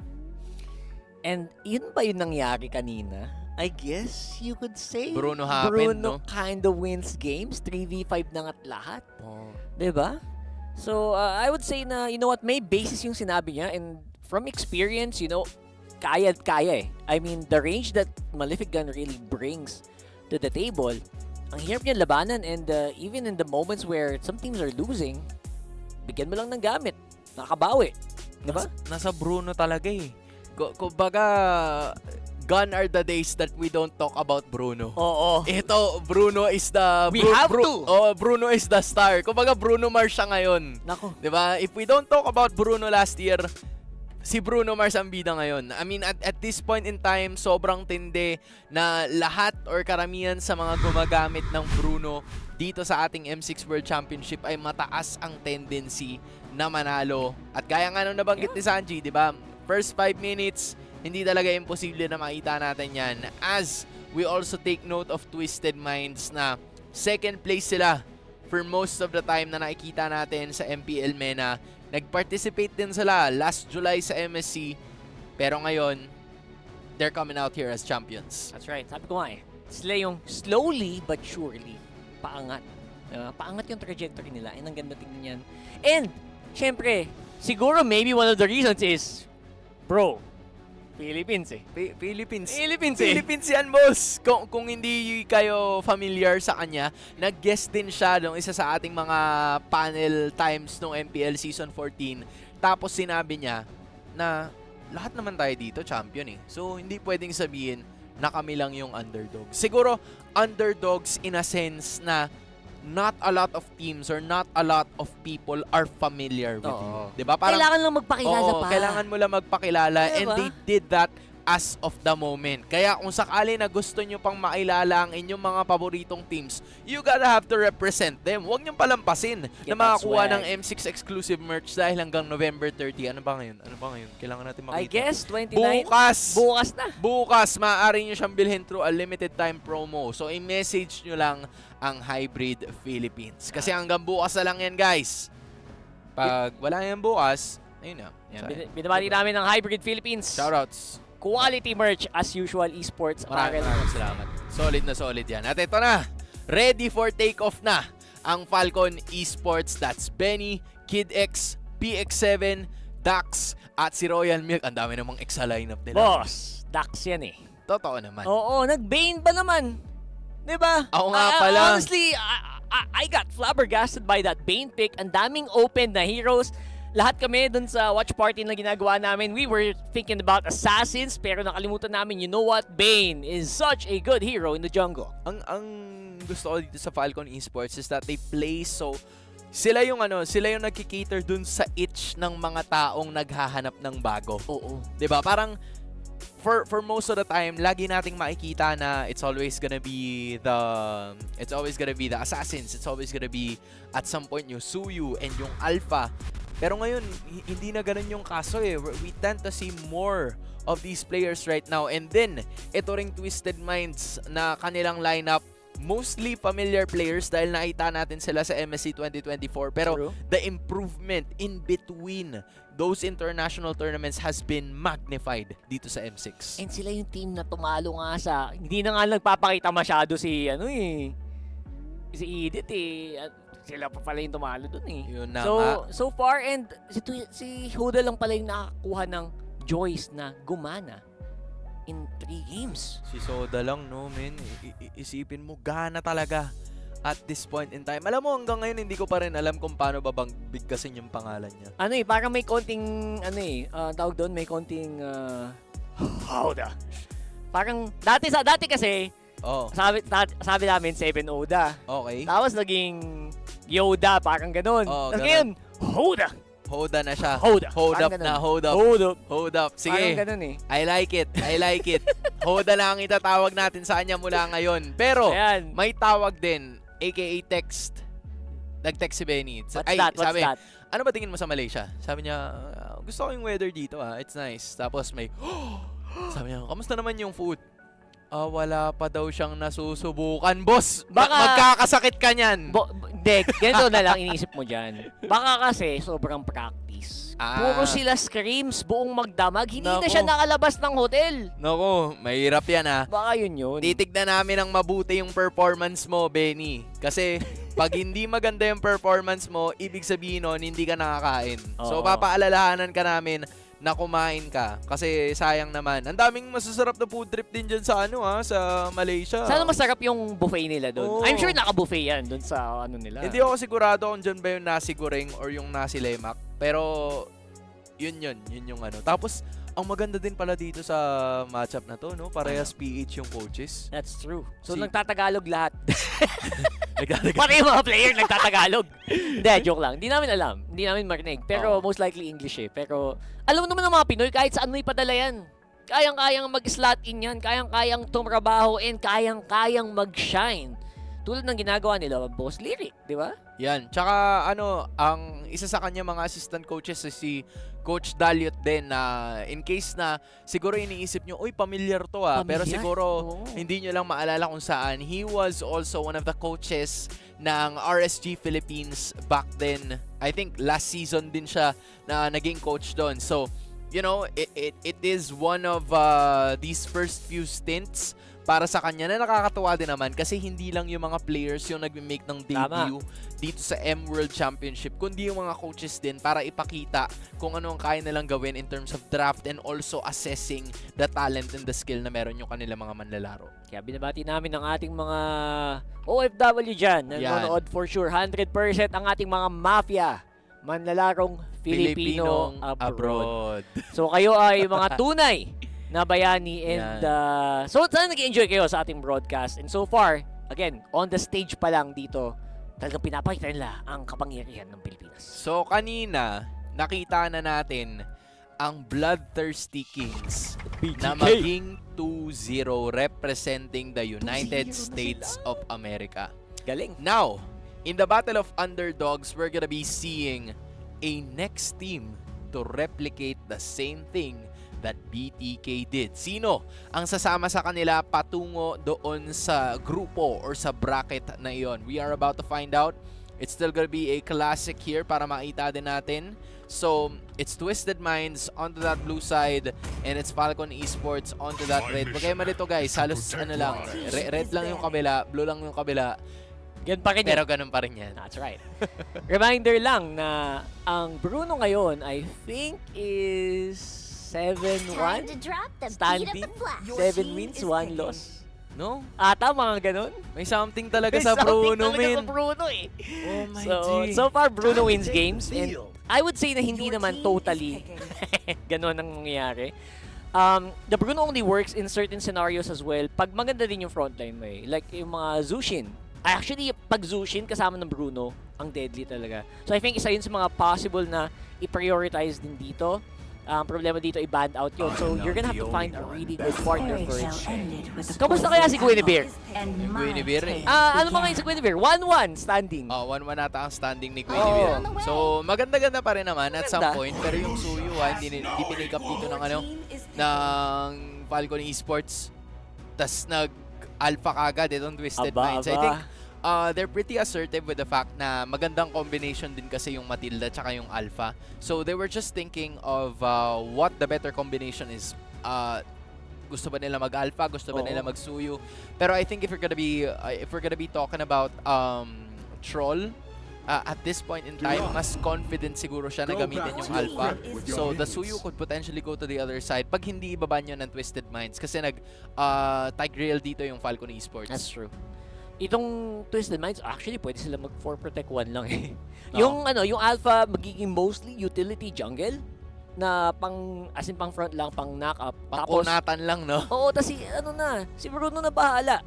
No problem, di ba? And I think that's a huge way to play, a very good way to play. You just have to keep in check yung mga pwedeng potential na mag-dive sa kanya sa backline. And I think that's gonna be on the ban list of Twisted Minds very, very soon. PX7 can maybe go for something like I guess the Tigreal is good, pero you're also gonna have to look for a good gold lane here. para dito sa Falcon. Yeah, that makes a lot of sense. It files under yung mga sinabi mo ng mga tanky heroes na ayaw din talaga nila na magamit dito is gonna be the Gatot Catcher, right? So, Beatrix is gonna be out. Ranger kaya?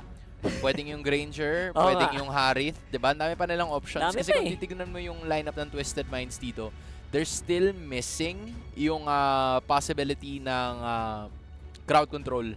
Yes, you do have the Circling Eagle, pero at some point in time, kasi pag wala ka nung unang initiator talaga, that would be very effective. I mean, just like what I said, that there is luck would be available still, pero yung Aurora is a really good ban kasi yung Vexana yung nandyan sa kabila. So, I'm thinking more of probably the Valentina na lang ang natitira dito para sa Twisted Minds. Unless they go for, you know, at some point, a Faramis. Kasi mid lane Faramis. Okay din naman yung lineup nila eh, di ba? Pwede yun ah. Parang gana pa rin naman at some point. Parang pag namatay ka, pag may mid lane Faramis ka na, may roam may roam Matilda ka pa, parang good luck mamatay yung ano yun, yung Bruno. Tsaka parang pabor pa sa'yo pag nag-implosion yung Tigreal. Kasi we're all in this together. As long as you have the Purify, parang ayos lang. All goods lang, we're alive. So yeah, that's one thing na siguro kino-consider ni Coach Lyric dito. Pero Falcon Esports, I think they're somewhat building up on a Ling here. I'm just not sure if that's gonna be the case. Kasi yung Suyu available pa, pero yung Nolan ang tinanggal. So I feel like it's either the Suyu or the Ling ang ina-anticipate nila dito, or baka mag-Bane na naman to. Bakit hindi? Bakit hindi? Pwedeng-pwede naman. And again, you also have to think about the goal lane of Benny dito. Nag-iisip siguro sila, what can we do to take care of this Bruno and apparently 1-1 ang magiging sagot nila. Not sure if that's gonna work, but you know what? Good luck. Kailangan nilang alagaan ng sobra yung 1-1. Pag yan ang ano. Kasi you have the Alpha, Matilda, and then yung Bruno. Parang those are three heroes that are really good in terms of scaling pagdating sa early game. So, yung pressure talaga mararamdaman ng sobra ng Falcon Esports at this point in time. So, I suggest in terms of like what they want to do, Twisted Minds needs to be heavily aggressive in the early portions of the game. Habang yung Falcon, ano lang, chillax malala ka lang talaga. Hayaan mo na yung focus yung gumalaw. Pero ayan na, sasabayan namin yung aga ng ano ninyo. Parang ano nga to eh, early game damage galing sa Bruno, late game damage galing sa Sicilian, and then the rest of the 3 members, we do tanking. Walang 4 protect 1, 4 protect 1. No, Hans? May Bruno ka na, may pambomba ka pa na Sicilian. I like it. Hayabusa for stacks. I guess you could have pick any jungler, Ling, Haya, Bane, okay lang yan. Same in that lineup. So far, we're gonna have to keep our eyes focused doon sa 1-1 na yan. Kamusta kaya ang survival rate niyan laban sa Bruno, where completely outranged siya, I think. I agree. Right? I agree. At this point in time, kahit yung damage output nga ng Bruno parang sa early, no? Sa early game siguro advantage ng Bruno pagdating sa damage. Pero yung distance siguro kung paano yung form of wave clear or like kung gaano kalayo yung 1-1, parang pwede kasi just because the 1-1 is like a bit more agile pagdating sa laning, pero mas mabilis mag-reposition. Mas mabilis siyang makapwesto ng mas maayos. Pero yung Bruno kasi hindi niya kailangan pumwesto sa early game eh. Ikaw yung mamang problema eh. Ikaw ang mamang problema kung saan mo pwesto yung Bruno. That's true. Diba? So at some point in time, you're really gonna have to find a way in terms of that matchup. Kasi nakita din naman natin nung unang series natin, diba, na nakahanap ng paraan ang S2G Esports para mapatumba yung Bruno sa unang matchup pa lang. So maybe if they leave it onto that 1v1 scenario, and then Sano would fall to Benny in the early portions of the game, that would be big for Falcon Esports. Yeah, that's true. Although the late game also, I think, is also para dito sa Twisted Minds kasi only late game eh. Hindi tumitigil yung pag-rise ng damage ng Sicilian eh. Tapos yung Bruno, I think, is one of the best late game heroes ngayon sa laro natin, honestly. Just because of the range and the comeback factor. So, we're gonna have to keep our eyes on that gold game later on. Pero also, keep in mind na malaking bagay pa rin ang turtle control sa early game natin, especially with the new changes dito sa patch. Lower battle spell din yung cooldown na magkakaroon tayo all throughout the 1-1. So, para activated siya lagi in terms of like the team fight. Meanwhile, single target is there. You know, Wilderness Blessing is of course there for the mid laners and the roamers. So, Twisted Minds, they're really gonna rely heavy here on the early game rotations para mahirapan din na makakatch up yung Falcon Esports. But it is to be expected that Coffin is not gonna fight as much kasi alam niya na talagang ang kanyang magiging pwesto dito is more on that early game scaling. Pero kung mapapansin mo, Falcon Esports nagtitipon-tipon na dito sa may bot lane. Twisted Minds had a quick knit on it pero si Sanji bigla mawawala dito pero may palag na naman na gagawin. PX7 using that figure to be able to get away. Meanwhile, si Hoda na naman ang mawawala as of the moment kasi siya ang malalatagan na damage output ng Falcon Esports and that is a quick 2-0 run. Pansin mo Hansa, walang gumagalaw. Pag na-target nila, si Sanji, si Hoda, walang galawan. Knock-up sunod-sunod. And it is beautiful to watch. Although right now, there will be an isolated kill. PX7 going down here. So far, ang ganda ng ginawa ng Falcon doon. Although they will also get that turtle. I would say maganda yung layering ng crowd control na pinapakita ng Myanmar team sa ngayon. You know, honestly, if you're Twisted Minds, you would take that as well. Na napunta yung kill dito kay Coffin. Kasi mas mapapaaga yung scaling na kinakailangan niya. It's more or less like 14 minutes or so para talaga maging fully activated yung Sicilian. And for Twisted Minds, they're looking forward to doing that. But Benny is doing a good job in terms of this laning kasi nakukuha niya yung advantage kontra Isano. So medyo struggling si Sano talaga in terms of the early game skill na gusto niya. Pero pinapatigil niya to para lumapit talaga ng sagad itong si Benny onto that gold lane clash. At least pinapakita nila na, we know what to do in these scenarios. Kaya yung mid game, yung freeze control, lane control, everything. Maganda ang control ng Twisted Minds dito. And so far, all they need to do is wait for the next turtle. And honestly, if you're going Twisted Minds, hindi mo kailangan masyadong madaling mag-farm All you need to do is just survive. If you're Sano, you just need to survive and you're good to go. Diba?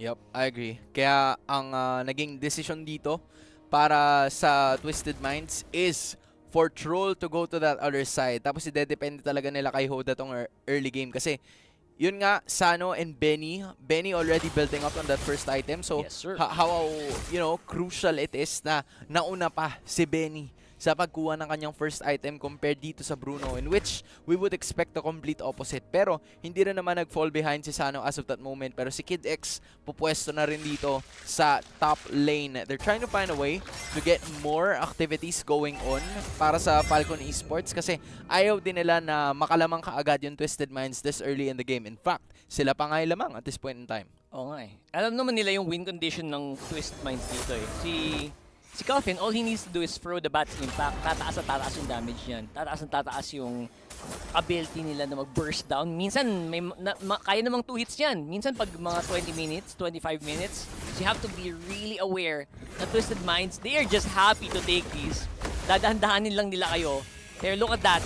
Falcon ngayon ang nabubully with a knockout from Sanji. And kita mo naman, even with the implosion, tama yung snap ng Hans, pumapalag sila, mas pumapabor pa yata sa kanila ang ginagawa nila. And right now, it is a 1-for-1. Pero teka lang, papalag na naman dito. Royal Melt nandito sa kalagitnaan. Iba sa mga members ng Twisted Minds. Talon, pare! Talon! Sige, go! Pero hindi mangyayari yun.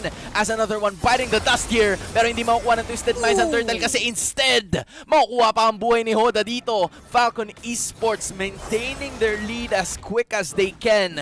After getting the turtle, they probably want more. Ito na naman si Benny, right in action. Lilipat na naman, papasok ito si Dax. Pero masyado siya nililiparan ngayon. Boom! Panis! Talagang nawala na naman kagad doon. Walang iba kundi itong si Troll after getting a kill. Pero hindi na naman titigil ang aksyon kasi nandun na naman yung mga paniki nitong si Coffin. Sabi niya, put him in here, man. Grabe. And again, Sanji was the catalyst dun sa simulang fight na yun. So far, so good para dito sa Twisted Minds. Even though, again, Falcon seemed to be on the upper edge. In terms of gold, 700 lang naman. And I think masaya na ang Twisted Minds for the result of that. Oo, kasi pansin mo, palag-palag na sila Si Coffin, sakit na nakita na Ilang 2-0-2. Pare, 2-0-2 na. Considering Sicilian niya na, yan ang best case scenario para sa isang Sicilian. Hindi ka mamatay ng first 5 minutes.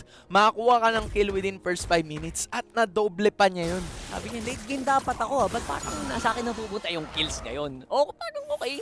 Sige, bigyan mo sila ng konting lead ngayon. Kanina nga, bro, yung BTK, 4K, 5K gold lead yata yun. Nanalo pa sila Yun na nga. Diba? Sabi ng Twisted Minds, kaya din namin gawin yan. Pero ito na. Falcon Esports pa rin, at some point in time, sila pa rin ang may hawak ng kalamangan just because of the fact na nakakuha sila ng unang major objective natin kanina. Tapos idagdag mo rin yung mga energy shields na nakuha nila in the previous few minutes. Kasi wala pa naman bumabagsak ng mga torre. So parang okay lang, ayos lang naman kung i-hold off nila to. Meron din naman silang damage in the late game with the 1-1 on their side. So parang Falcon Esports getting both of those turtles, they're playing very patient MLBB as the next and probably last turtle of this game has finally spawned. Yeah, hindi lang si 1-1 by the way, si Dax din. I think sobrang crucial na gumagalaw pa rin siya hanggang ngayon. Hindi siya yung Hayabusa na naiiwan. So far, here we go again. Talagang ube na naman ang TWM. And so far, they will get that turtle snipe from under their noses na naman. 2 down para sa Twisted Minds. Ganun-ganun lang. Kita mo na ng Falcon, nagmamadali na ding tapusin to. Alam nila na late game, lugi tayo dito, boy! Tapos tinan mo, ang bilis pagkatapos nilang kunin yung turtle, ginangster na lang yung kabila. Oh, binuli agad, ano? Rekta kagad sila dun sa gitna. Alam nila na wala nang damage output. Tas ngayon, this is the perfect time para sa Falcon Esports to transition into getting more of those objectives. They knew na Twisted Minds is gonna go for more of those team fights kung sakali, and all they needed to do was to win all of those team fights na binibigay sa kanila ng Twisted Minds. Fortunately for TM, they were able to take a turret up top, pero masyado na maraming nakuha dito na real estate yung Falcon Esports. Kung kaya naman, from 1.6k, they were able to establish and get at least 800 more para lumamang sila ng 1 to 2 items dito sa labang ito. Ang ganda ng attack speed ni Benny, hindi masyadong cute. Pag yan, mamaya, talagang nakahuli ng isa. Pag nakalipad yan, feeling ko, magpapanik itong Twisted Minds. And I think so far, with everything being quiet in terms of the gold lane, I would say na Sano is still on the advantage. Yep. No? 0-0-3, I think he's still getting a lot of gold. Although medyo behind lang siya sa level. Level 9 on the Bruno at level 11 para dito sa 1-1. They will still have the opportunity to go for the gank, which is gagawin nila dito sa baba. Ang hirap lang kasi medyo conditional kasi yung damage output. Pero nakita nyo naman, hindi kami nagbibiro when we said na yung damage output ni Coffin is legit. Pero ngayon si Royal Milton nakakaramdam niyan, mga kaibigan. Sabihin ko dapat kapuso, pero hindi naman yun yung magiging kaso. Pero may laban na naman na gagawin dito. It's gonna be Royal Milton going down. Kaso isa-isang bumabagsak yung Twisted Minds. At matitigil yun sa dalawa. Kasi Falcon Esports, pumirme lang sila. Okay na yan, guys. Magkakaroon ng Lord. We're gonna have to calm down. I think ang punto dito ng Twisted Mind, sige, pag may namatay tayo sa atin, dalawa, okay lang. Basta matras sa'yo, wag lang tayo ma-wipe out. I think that's their point. They're gonna try to do some things, and if it doesn't work, as long as they don't get wiped out, they can reset. And I think they've been doing that over and over again. And dahil nga dun sa ginagawa nilang ganyang strategy, they still keep these turrets. Yung mid lane turret buhay pa for some reason. Kahit na sobrang pressure na ng Falcon Esports. Pero solid yung rotation na ginagawa ng Falcon Esports all throughout. Right after they managed to take Ohoda's life. Diba nawala na ng parang bula yung Falcon Esports, transitioning into that next Lord objective. Ito ang pinakauna. Hindi pa naman yun yung Evolved Lord, but they're looking to increase more of the visibility nila around the map. And again, inaantay ko pang lumipad si Benny. Yun na nga, wala pa eh. Sa ngayon, hindi pa lumilipad isang ang Falcon. maganda lang, brother. Pag lumipad ang Falcon, nako po. Paano yung, paano yung bird? Ano? Hindi ko kasi alam. Hindi ko alam paano yung ibon eh. Ibon ba yun? Parang puppy yata yun. Hindi ko rin alam eh. I would say you're right. I mean, jokes aside, I think ang laking bagay pag lumipad tong si Benny na hindi pa binibigyan ng Twisted Minds. And I think that's one of the biggest reasons kung bakit hindi din sila totally nasisilat. Kumbaga, yun na yun eh. Bigayan galore na yun pag Bigayan galore. Bigayan galore na yun pag lumipad pa to si Benny. Pero ito, holy defense muna yun. Siguro tutulong sa Twisted Minds for them to be able to defend all of their turrets. Pero nagawa naman nila yan. Dax nandun sa may badang itaas. At kalat ang Falcon Esports. They were trying to mix all of those rotations but they're not gonna be successful. Twisted Minds live to fight another turret. Alam ko na yung sound ni Dax. Ano? Sige. Sige, gagawin ko yun mamaya. Gagawin ko yun mamaya. Sige, ituloy mo na ako na sabihin mo. Ayoko. Hindi, kasi kanina pa hindi napapansin si Dax eh. After those initial fights, I was waiting for Dax to make something happen. So far, he's just been happy with the split. And so far, I think na habang walang masyadong major na nangyayari, pumapabor pa rin yun sa Twisted Minds. Kahit na ngayon, sila ngayon yung nagtatago sa loob ng base nila. Isang magandang team fight lang, pwedeng dumire-diretso yung Twisted Minds dito. So I think hindi pa rin masyadong kampante, komportable itong Falcon dito. Napashadow kill na naman dito si Dax, pero okay lang. Bounce ng mabilisan. Ano lang, paramdam lang ba? Kasi baka medyo nagiging relax dito yung Twisted Minds na sabi niya, okay guys, kaya natin to. Late game lang, may Cecilion na naman tayo. Tapos yung Hayabusa, anong kaya nyo to?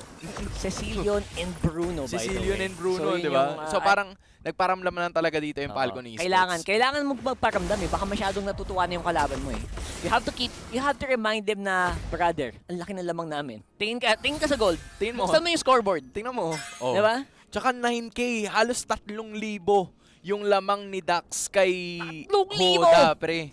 Kumbaga kung si Kuya Will yun, nilalatagan ka na ng 1,000 Pero ito na naman, nalatagan na naman sa Circling Eagle. Wala iba kundi si Benny pero naghanap naman siya. Skip pa nakalipad! At pero naman talaga, ready for take-off na naman ng Falcon Esports. Si Sanjay naman nasusunod. 3 ang nawala sa Twisted Minds and Falcon Esports. Ito yung sinasabi natin kanina. Sano, pare, yung damage output. Kahit si Kako nandiyan na rin. Pero sabi ni Kid, executively, kailangan ko na to. Ito na to. Tapos nandun din yung EG Boy para makatakas sila. Pero hindi mangyayari yun. Ayos lang naman. Falcon Esports got more than what they wanted. 7.6k gold. Wala say bro, wala say. Pag lumipad si Benny, ilista mo na nakatatlo siya on that 1-1. Hindi ko maalala yung sinabi mo kanina. Pala yun. Yun yung dapat sasabihin ko kanina. So sumigaw na lang ako kasi hindi ko naalala. Pero okay lang. Ang naalala naman ng Falcon Esports ay kunin yung Lord.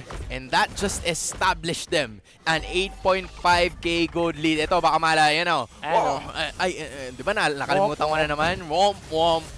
Ayan, di ba? Nakadali si Benny, nakakuha ng mga weakness points. Yung kita mo naman, walang masyadong counter, no counter.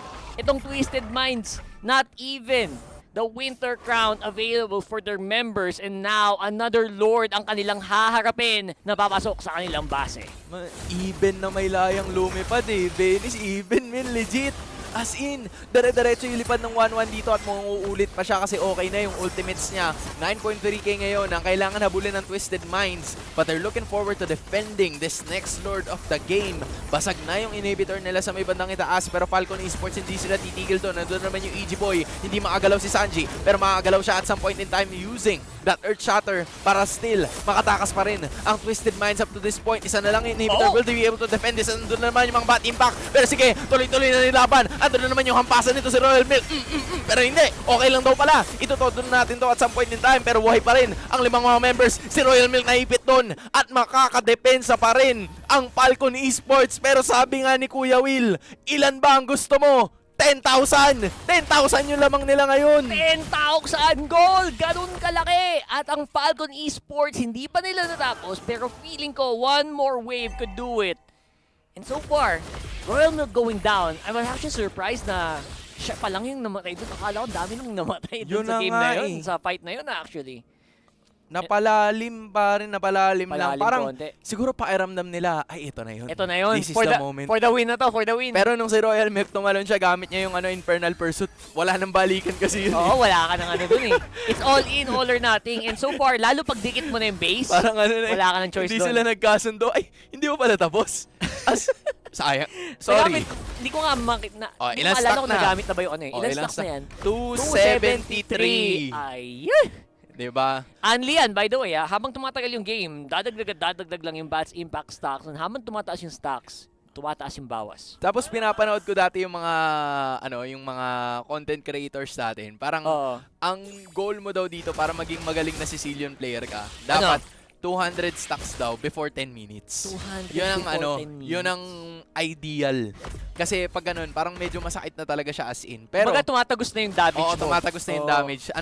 Tagos to the bones. Kahit nakati na shield, ganun. Wala talaga. Tinan mo naman, damage output. Yung dalawa. Dalawa talaga. Yung Twisted Minds. Pambomba. Si Sano, tsaka si Calvin Men. Sila ang Safin. Safin ng Twisted Minds para hindi malagyan ng kahit anumang dumi ng Falcon Esports ang laban na to. And one of the reasons kung bakit hindi din nila matapos pa yung laro, I would say, ang laking bagay talaga nung frontline din nila. And right now, Ay. Pink happy to go for it. Gonna go for the dive. Ay! Big explosions left and right. Bumabagsak sa AG Boy. What a chaotic team fight, mga kaibigan. Tumatalo-talo na. Naka-winter crown pa. Nag-appearan yung dalawa. And kita mo naman Uy! si Dax papasok pa. Uy! Nakadali ba sila? Hindi. It's only Oda going down. Isa-isa lang, boss.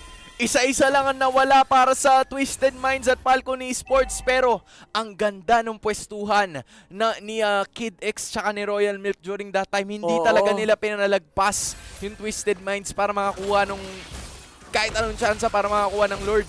So now, it's Falcon Esports looking forward to ending this game. Pero doon naman si Dax naisip pa! Hindi siya nakapag-ugi shadow kill.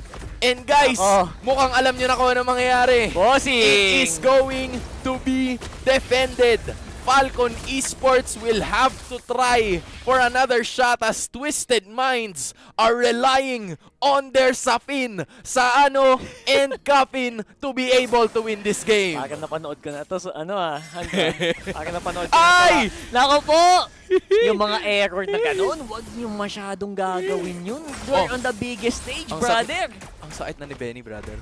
2 hits yun, 3 hits yun. Ang sakit na. Medyo ma-update. Medyo ma-update sa parang na-realize. Kanina pa nating natutuwa eh.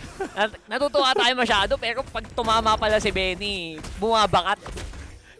Si Benny bakat. Si Benny bakat, man. Legit. The damage is legit. Oh my G.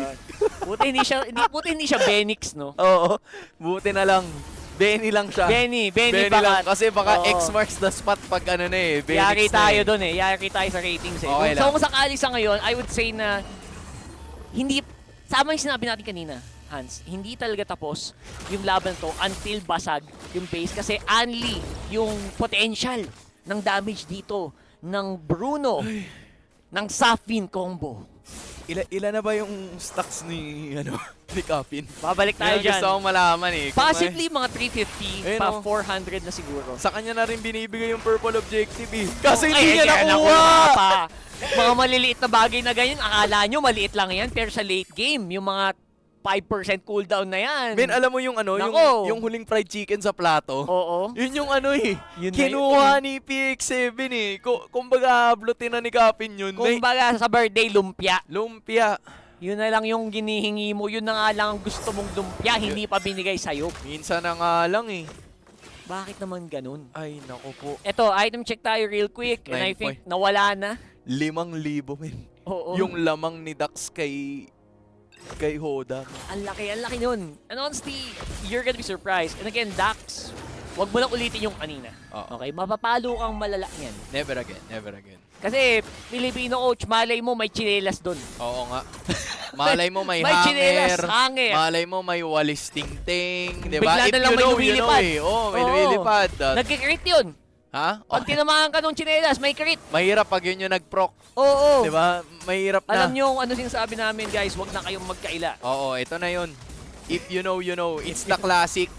Pero ito, classic na naman yata. Nakita ni Sanji na, oy guys, medyo malapit na. Pero doon naman yung implosion. Lumipad na naman yung Matilda. What is gonna be the case here? Kid X is gonna try to defend. Pero wala na yata mangyayari. Pero instead, makukuha na naman si Hoda. Immortality sa main pop. Hoda! At doon naman nataiwan si Dax, si Royal Milk, at si Benny ang susunod. Pinabaliktad ng Twisted Minds sa sitwasyon. 4 ang wala. Si PX7 na lang natira. What I say, bro? The Sapin! The Sapin is alive! Ang Sapin! Ang paboritong kakanin! Ang paboritong kakanin! Sapin! The combination of Twisted Minds is doing it! Naku po! Asan si Kapin? The late game! At sakit! Aray ko po! Aray ko, bestie! Ay, pero wala kaya! Damhin mo ang ganti ng api! Trust the process! Trust the Sapin! Trust the Sapin! May troll pang kasama, so paano mamamatay yung Bruno na yan? Kaso, hindi sila makakapag-push! Yung mga minions! Wala sa pwesto yung minions! Sayang! Okay na eh! Okay na eh! Sayang! Guys, it is what it is, di ba? Wala eh, lamang talaga yung Falcon. Malaki yung lamang naman ng Falcon kanina diba? eh. Okay na eh! Kontrolado na yung mapa. Pero imagine mo, binigay na ng Twisted Minds yung Lord. Ang ganda ng ginawa nila doon. Ignore the Lord. Go for the kills. And yung mga death timers na ang bahala, mag-depend. Masyadong maraming na-invest dito yung Falcon Esports, pare. Pumuputok na yung mga tiyatamaan ni Kafin tsaka ni Sano. Isipin mo, total damage, 84,000. 84,000 sa isang tao. Isang tao lang. Yan yung buong build na yun. Pero din naman si Sanjay makakapag-earth shatter na naman. Makakalipad na rin yung 1-1. Pero ano kayo mangyayari dito? Under naman yung extra ng ultimate na galing dito kay Hoda. Pero wait lang! Mawawala na naman! Itong si Kid X at this point in time. -1 para sa Falcon Esports na wala yung isa nilang mga pakpak. Kahit gano'n kalaki yung lamang nyo, honestly. Pag binabato ka na ng Bats Impact sa Silion at 22 minutes, wala lahat ng pinar mo buong laro. Maglalaho ka. Kaya gusto tapusin ng Falcon Esports Kanina. as early as possible. Oo. Kumbaga si Dax gets boss mo na siya eh. Boss, 485. 485 boss. O 500 na. Parang pwede pa yan next game. Pang next game na yan eh. Eto Sabog na. talaga, 2 hits talaga yan. Ito sabog to the bones Hintayin talaga. nyo yung pag may tinamaan si Kafin dito ah. Kumbaga kung anong gusto nyo pong luto ng steak nyo, Yun na yun. excellent pare. Hindi Excellent. na well Hindi na well done. done. Excellent Congratulations na. Oh my God. Sumasabog na talaga. Not to mention yung crit ng Bruno, by the way. Oh Na sobrang crit ng Bruno dito. And ang hirap ng trabaho ni Royal Real tsaka Kidex. Tigmo 140. Sana nagiging pera yan. Kung piso lang yan, di ba? Pwede ka na umuwi eh. Hindi ka na manalo ng... Okay na yan. Pwede na yan. Kung tigpipisong yan, Oh my pwede G. na. Hindi ako makapaniwala. Eto na. The most important lord Ito of na yun. this game. 23 minutes. Ala Michael Jordan. By hook or by crook. Ala LeBron James. This Eto is na ang tamang pagkakataon. In either way, the biggest challenge dito ng Falcon Esports, paano ba nila dadive in yung dalawang napakalaking damage threat dito? On Steam, ang hirap kasi si Troll din ang ganda ng alaga ng Matilda na to sa dalawang damage dealers. So, pwedeng magwala sila Hoda, sila Sanji, and whoever yung manakap nila or ma-stun or mabato, talagang maglalaho eh. Guys, uulitin lang namin dalawang underdogs ang naglalaban ngayon. Hindi ito yung mga teams na napanood ninyo. Hindi ito yung mga teams na nakasanayan natin. Dalawang underdogs ito. A lot of people were probably saying na, hindi, sige, kaya, pwede nang manalo, kaya nang manalo kontra sa kanila. Diba? Pero ngayon, pinapakita nila that they're very deserving to be in this championship, to be in this specific group. And they're looking at it right in their eyes. The victory na inaabangan na talaga nila all throughout 24 minutes into the game. Again, the Twisted Minds, all they need to do, keep Kafin and Sano alive, and make sure na kontrolado yung mapa. Kasi kung may nakuha mang lamang ng Falcon Esports dito, yung map control talaga. Kita mo, umi-split na yung dalawang miyembro nila. Man, umi-split na. Naghahati na sila ngayon. Yung 4 nandun. Yung 3 nandun. Yung 2 nandito. Pero yung naging 4 na sila doon. Si Kafi na lang yung natira doon sa may bandang kabila. Pero wala sila masyadong damage output. Sige, papalag sila ngayon! At si Troll ang nakakuha niyan! Sumigaw siya! Pero for some reason, the fight is still going on. Papalag pa rin sila at this point in time. Si Benny na naman agad! Yung damage output! Meanwhile, the Lord is already alive. Sano's trying to fight it. Double kill na naman yata yun. Pero hindi. Meron pa immortality at makakaligtas sila sa pagkakataon na yun. But Twisted Minds, twisting it around. The Safin is the only remaining members. Si Sano at si Kafin, sila na lang ang natitira. Pero may third member sila. Yung Lord nandun sa baba. Oh my G. 3 ang nawala sa Twisted Minds. Madedepensahan yata na mabilis ng Falcon Esports. 2v4. Pero sabi ng Sapin, it's now or never. It's now or never. Kaya bang depensa ng Lord dito? Oh my G. 30 seconds para bumalik ang ibang miyembro Oh nila. my G. Troll 20 seconds right now. Kidex! Kidex! Nasusunog Puntikan ng ba? damage. Wala na yung HP bar pero buhay pa rin si Dax. Okay. Nako si Kapin. Tumicheck in, nagchachacha sila ngayon, men. Tricky yan. 3v4. Yung Lord talaga ang gandang kakampi niyan. Lalo pag 25 minutes na. And guys, we are going to another overtime. Let's go! Well, okay lang. Ang overtime na to, Twisted Minds. Okay lang. Pero right now, tig natin kung magagawa. Ay! Paraan. Ay! Ang Falcon Esports, Nako! taking out Sano! Si Sano na wala sa pagkakataon na yun. Si Royal Mick naman. Ang medyo malalayan dito. Pero teka lang, nabaliktad nila yung sitwasyon. Wala si Dax at wala rin si Royal Milk. Tapos nag-conceal palayo si Kid X, Benny at PX7. Andito na yung 5 mga miyembro ng Twisted Minds. Paano nabuhay si Sana sa pagkakataon na yun? That is a question that we're also looking forward to getting an answer. Pero ngayon, mukhang Twisted Minds talagang binabaliktad nila. The tables have turned, Rockard. The ultimate late game combination pinakita sa atin ngayon ng Twisted Minds. Nahihil lang sila paulit-ulit ni Troll kasi kanina ang laki pa nung shield ni Sano nung nabuhay siya. Ito na ba yun? Ito na yata Ito na yata yun. Oh Andito my na naman yung G! X ng ultimate na galing kay Hoda. EJ Boy nilabas na rin nitong si PX7 pero makakapalag ba sila? Implosion pinagsama-sama na. Pero kahit ganun pa man, hindi pa rin. Papalag pa rin ang Twisted Minds. Lumipad naman itong si Benny. Makakapatay siya ng isa. Nag-winter. Itong si Troll. Pero dalawa pa rin ang buhay dito sa Falcon Esports. Kaya ba nila makuha to? That is gonna be the question. Meron ng X ng wave. Benny tries to go for it. PX7 naghihintay. Pero sila ba ay mahihimlay? PX7 goes down. And after 27 minutes, it's gonna be Twisted Minds getting the win. Against all odds, Twisted Minds. Ginamitan lang talaga ng utak, ginamitan ng puso, at ginamitan ng gigil. Beautiful performance mula dito sa top team ng MENA. Is this true, Stone? Totoo ba to, mga kaibigan? Grabe. Bilib talaga ako. Bilib ako sa kanila. Hands down ako dito sa mga to, boy. Ang sapin. The sapin is real. Bro. Ang sapin. Wow. Mapapawaw ka na lang talaga eh. Kasi yung resulta nun, yung... Kung kayo, guys, aminin nyo, kung kayo naglalaro nun, siguro 15 minutes pa lang, nag-concede na kayo. Oo. Kasi sa totoo lang, sobrang tagilid ng Twisted Minds nun. Huwag na tayo maglokohan dito. Pag ganun, nagtatrash talk ka na kayo ng magkakampi nyo. Ano ba naman yan? Ano ba yan? Naman? Pero hindi, min. Kumapit sila hanggang dulo. Hanggang dulo, pare. Hanggang dulo. Yun ang tunay na power of friendship. Diba? Ano yun?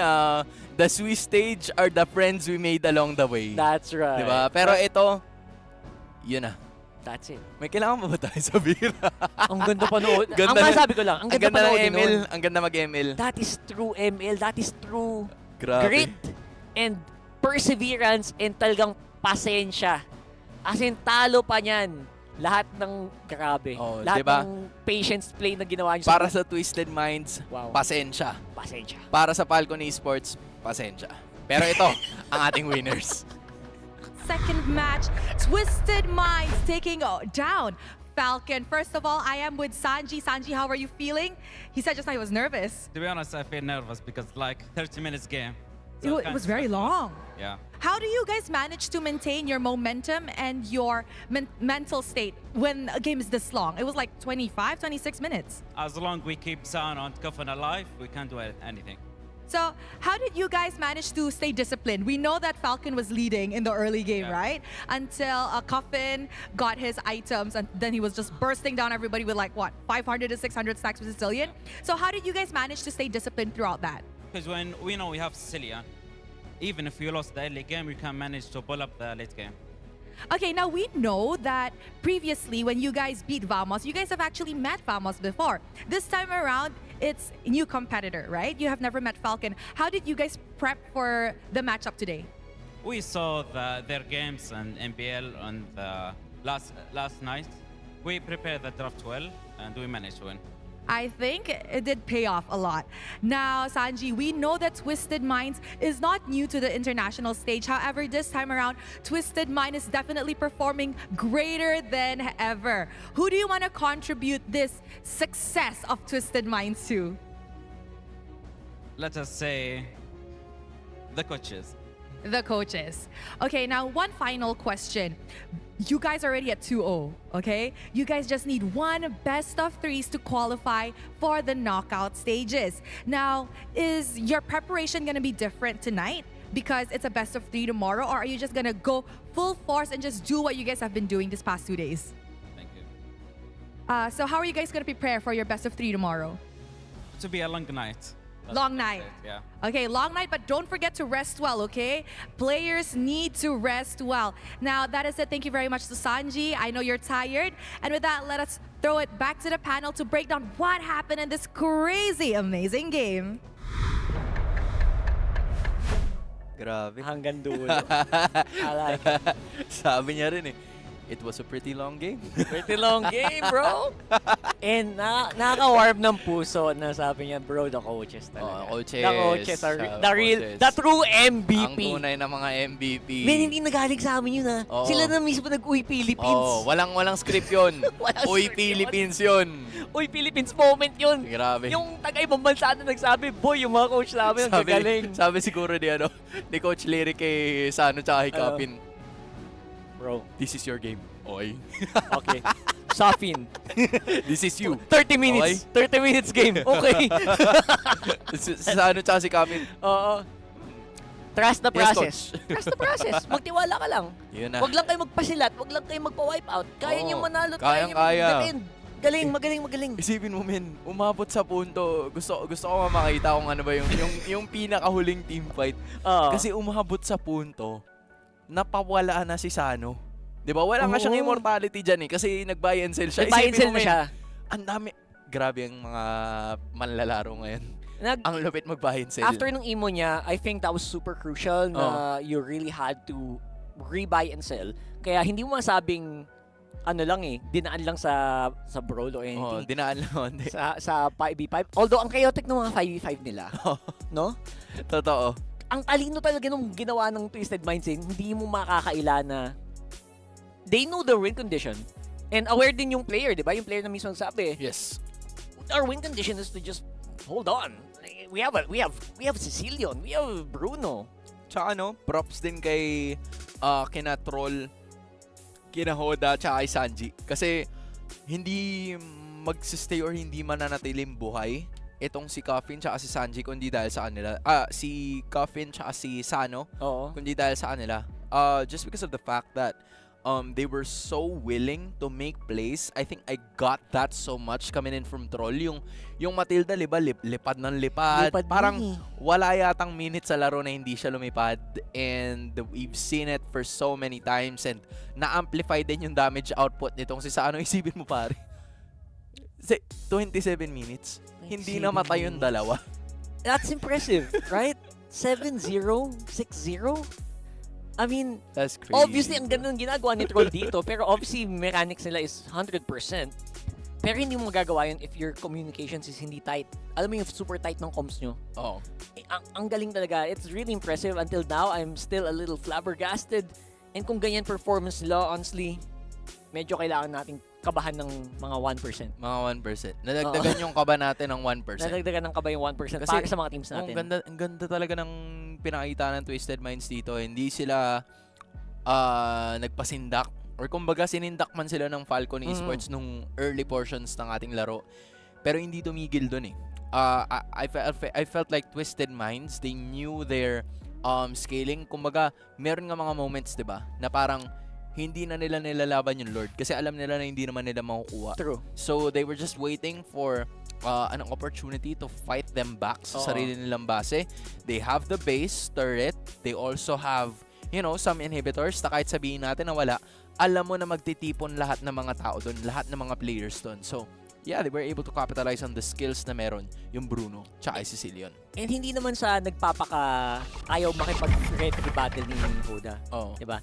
Nagkataon lang alam nila na pag pinilit nating makipag-retry battle, baka masilat tayo. Totoo. And again, hindi nangyari yun. Despite, kalbo na yung base. Sano? 6-0, 12. Coffin, 7-0. Total MVP. damage pare, 124,000. Pang buong Pang team na yun team na yan ng 10 minutes. Sa atin, no? Sa MPL Philippines. Pang isa na yan, men. Yung ginawa ng isang hero, ginawa ng buong team. Minsan kasi ganun kabilis matapos yung laban. Pero dito, it took us 27 minutes to determine the winner of this best of one. Let's take a look this time dito sa highlights, diba? 14 minutes in. Nag-miss-2 lang, Delix na ang sitwasyon. Pero tingnan mo si Royal Milk, 'di ba? Wala nang balikan kasi talaga yan eh, oh. Once na nandyan ka na, Nako. Okay na. All Lista goods mo na. talaga. Pero ito na naman, yung isa sa mga Lord takes. And then they were really capitalizing so much on the errors na ginagawa ng Falcon Esports. Kasi they were so persistent in finishing the game na umabot sa punto na tingnan mo yung pwesto ni yung pwesto ni Sano tsaka yung pwesto ni Coffin. And Falcon Esports, they were keen on taking down yung mga frontliners ng Twisted Minds bago sila umabot dun sa likod. And I felt like that was Dax's role. Pero hindi niya nagagawa yun kasi hindi niya naaabot or like ginagamit niya yung quad shadow niya pang intro. Oo. 'Di ba? Instead of you waiting for the right time na dapat atakayin mo siya kagad from the get-go. So honestly, risky din to go for a play doon kasi tatlo yung member magkakadikit. So I don't know what he was trying to do there. And in fairness sa Falcon Esports, yung mga error nila is hindi super laking game-breaking error. Oo. Mga maliit na, namatay ako, pero okay lang, hindi naman kami mabasag. Napag pinagsama-sama mo, doon na siya nagiging malaking problema. Yeah. Exactly. And I think sobrang Falcon was played this 95% perfect. Yeah. Pero yung 5%, Yung 5%, ang laking bagay. doon ang ganap at doon natin nakita yan. But again, just make sure na pakita nyo yung suporta nyo sa inyong mga paborito. Yes. Kung sobrang believe kayo dito, guys, buksan nyo na ang support chest from November 22 to December 29.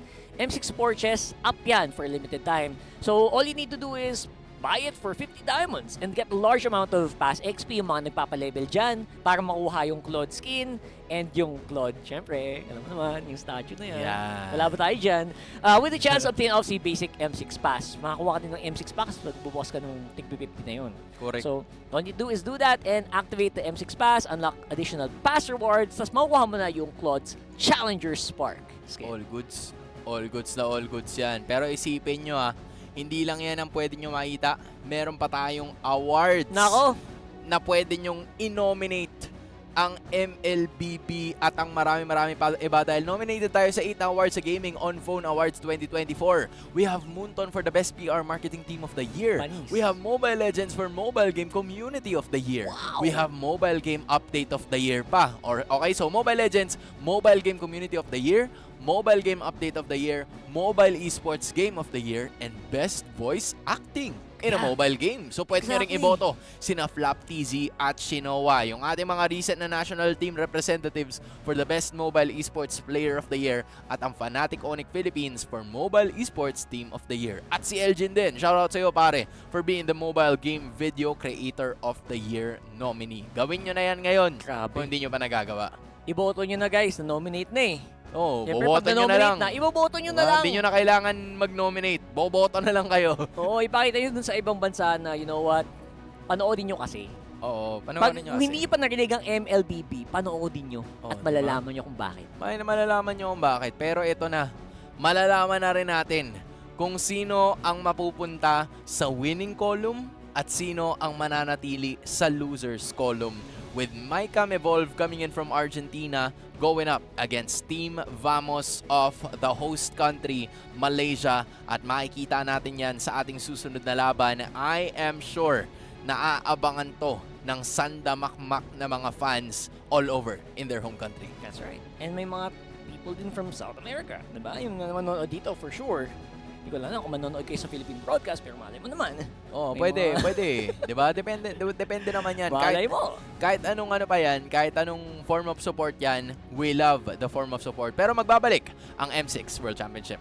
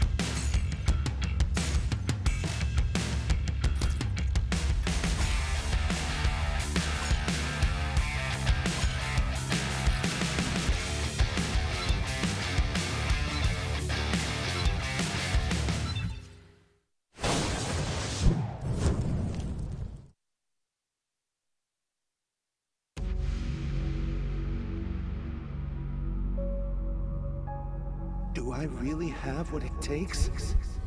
What if I lose my way? Is it really worth it? Will everything come crashing down? These two are back again? No. How far will they get Without this time? competition, Guess we'll have to I wait would and have see. never met Dexter or dreamed of reaching for the stars.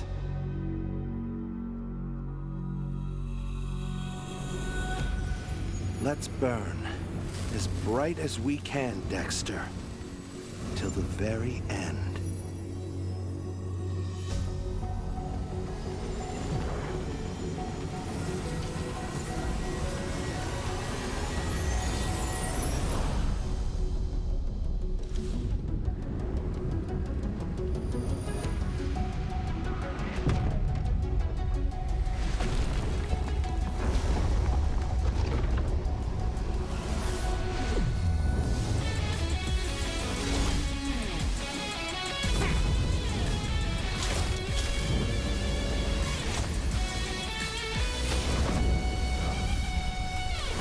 One spark is all it takes to ignite the stars!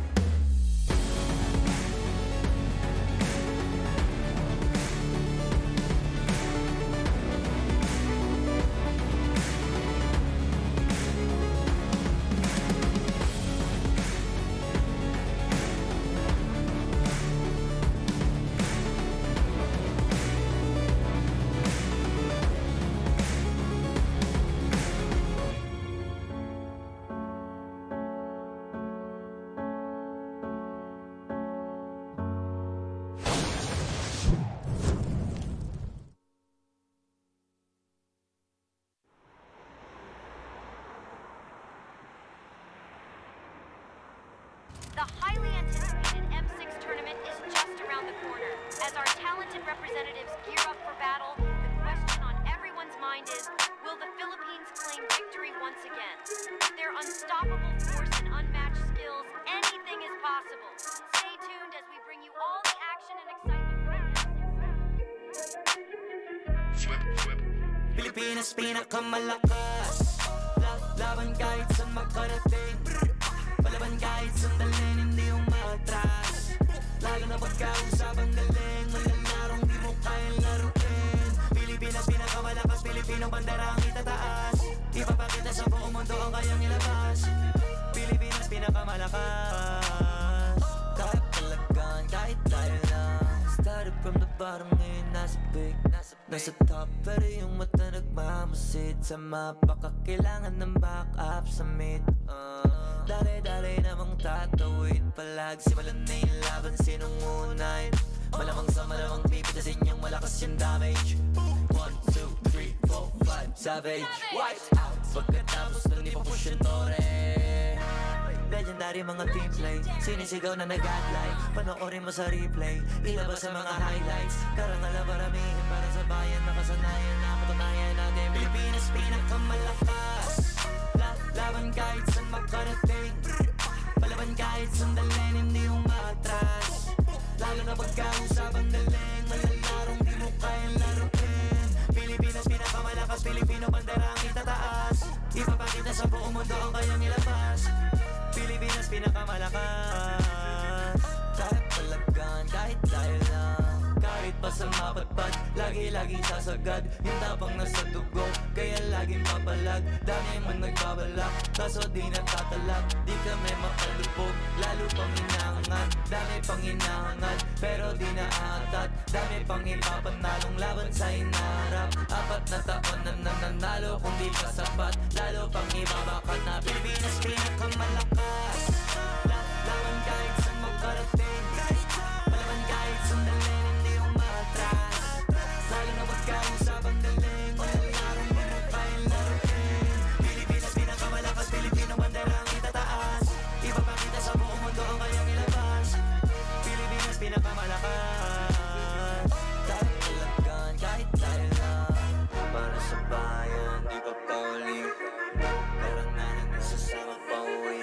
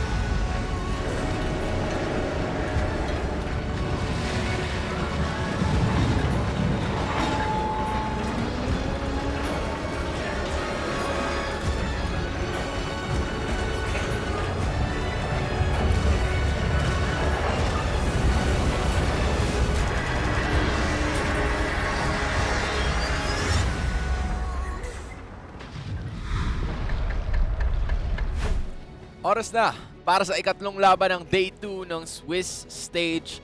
Dahil aabangan natin ang Makeup Evolve kontra sa Team Vamos. This is Argentina versus Malaysia. At ako nga pala muli, si Hans Galeria. Kasama ko dito si Rockhart at kami ang makakasama nyo. Hindi lang para sa laban na ito, kundi para sa buong araw na ito. So, wag po kayo magsawa.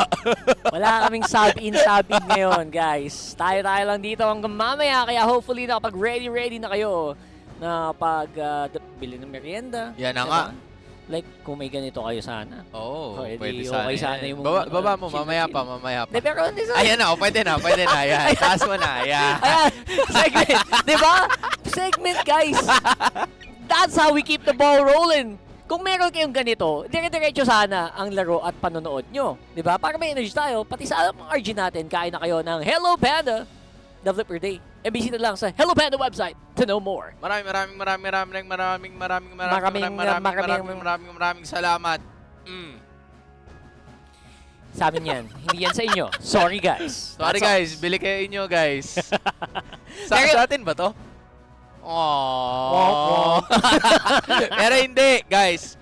Just like what we were saying, punta lang kayo doon. Pero ito na nga.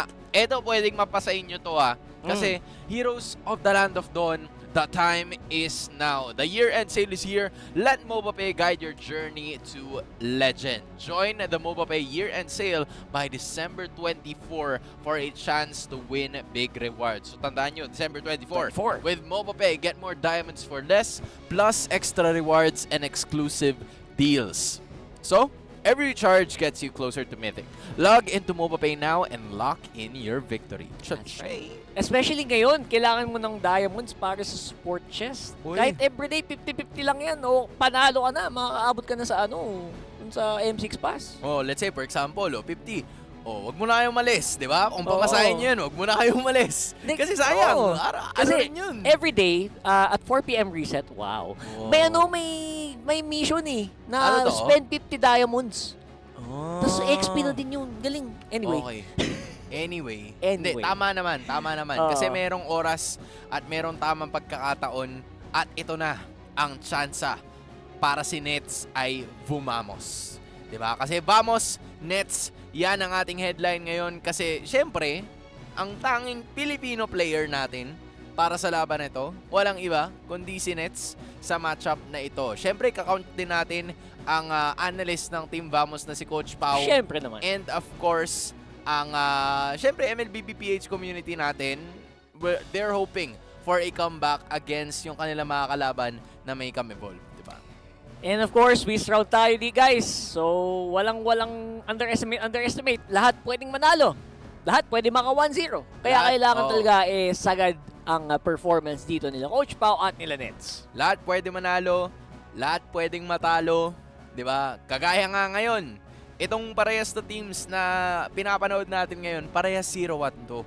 So, di ba, who would have expected number 1 for Team Vamos, one of the powerhouses of Malaysia, to be in this point? Kaya nga sobrang interesting nung ating Swiss round kasi anything can really happen and you can't just take one game for granted. 'Di ba? Na parang dapat ito yung nagbibigay ng importansya sa'yo na bawat isang laban na makikita mo dito sa ating Swiss stage, kailangan mo talaga maipanalo. Yes, kasi if you're gonna be like super, based on performance or stats alone, medyo halata naman na Vamos is medyo, may agwat. May agwat sa Makeup Evolve na aminado din naman sila na ang performance nila as a region is catching up pa lang. And that's based on some casters and codes na nakita ko din mula sa kanilang region. Yeah, pero in case lang na hindi nyo pa to nakikita, eto na, si Coach Pubs, nabanggit niya naman na tungkol daw sa pagkatalo nila kahapon. Yung execution kasi nila parang hindi ganun kalinis compared sa ginagawa nila. At doon daw sila nagkulang. Yung Twisted Minds na nanalo rin kanina, meron silang draft na dinesenyo nila to counter us talaga. Na i-counter sila. So, naintindihan nila kung ano yung gustong i-execute ng Team Vamos. So, looking unto today, kailangan daw nilang ayusin lalo yung decision-making nila at linisin pa yung pagkuha nila ng mga objectives. At naging major wake-up call ang naging laban na ito para sa kanila. Kumbaga, para silang, ano matawag doon? Para silang sinabuyan ng tubig. Oo. Kasi sila yung nagising. Sa katotohanan. Kumbaga siguro para silang hindi ko alam kung napanood mo na yung Cars. Syempre napanood mo na yun, di ba? Para silang si Lightning McQueen. Si Lightning McQueen. Si Lightning McQueen, parang sigurado siya na mananalo ng Piston Cup. Tama. Tapos biglang nalihis ang landas at lilihis din ang ating landas patungo sa Pilipino. Kasi Philippines na naman. This is Nets year. Yes. Kasi ito rin ang araw na unang beses nagkaroon ng Grand Finals appearance si Nets. Nagawa niya yun sa MPL Malaysia. Kasama na rin yung MSC tsaka yung M-Series na nakompleto na ni Nets as of the moment. Speaking of landas, yung landas niya ngayong taon na to ay grabe. MSC, M-Series, and all of that while doing it in a foreign country.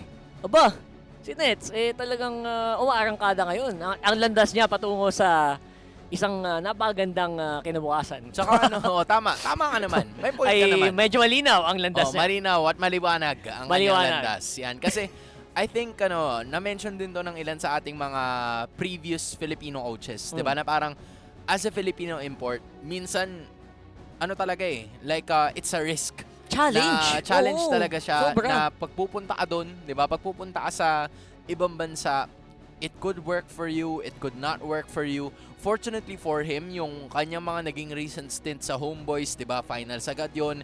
Ngayon na lumipat siya ng Team Vamos, final sila ulit. Tama. So, you just have to simply give it to Nets din na parang pinatunayan niya talaga sa sobrang daming tao na hindi lang ako kinuha dito for show. Hindi lang ako kinuha dito for nothing. Diba? Ito yung patunay na I can and I will be able to bring my team and contribute very well para maarating kami sa ganitong klase ng punto. Yeah, and that's one of the reasons why hindi mo masabing just because lumipad ka sa ibang bansa, madali na buhay mo. Correct. Hindi lang yan sa laro, pati din sa ibang aspeto ng buhay na pag ikaw ay Pilipino na napunta sa ibang bansa, akala ng mga tao, life is good. Oo. Hindi talaga. Madaming challenges na hindi na iba bring up. Homesick ka. Ay, sorry na bring up ko. Yes, of course. May mga bagay na hindi na bring up. Like yung mga minsan, mas gusto din ng mga taga-ibang bansa na mas na pure, may Malaysian lineup, pure Indonesian lineup sila. May mga ganun. May mga challenges from the fans, may challenges from your employer na kailangan mag-perform ka or else maybe chugi ka.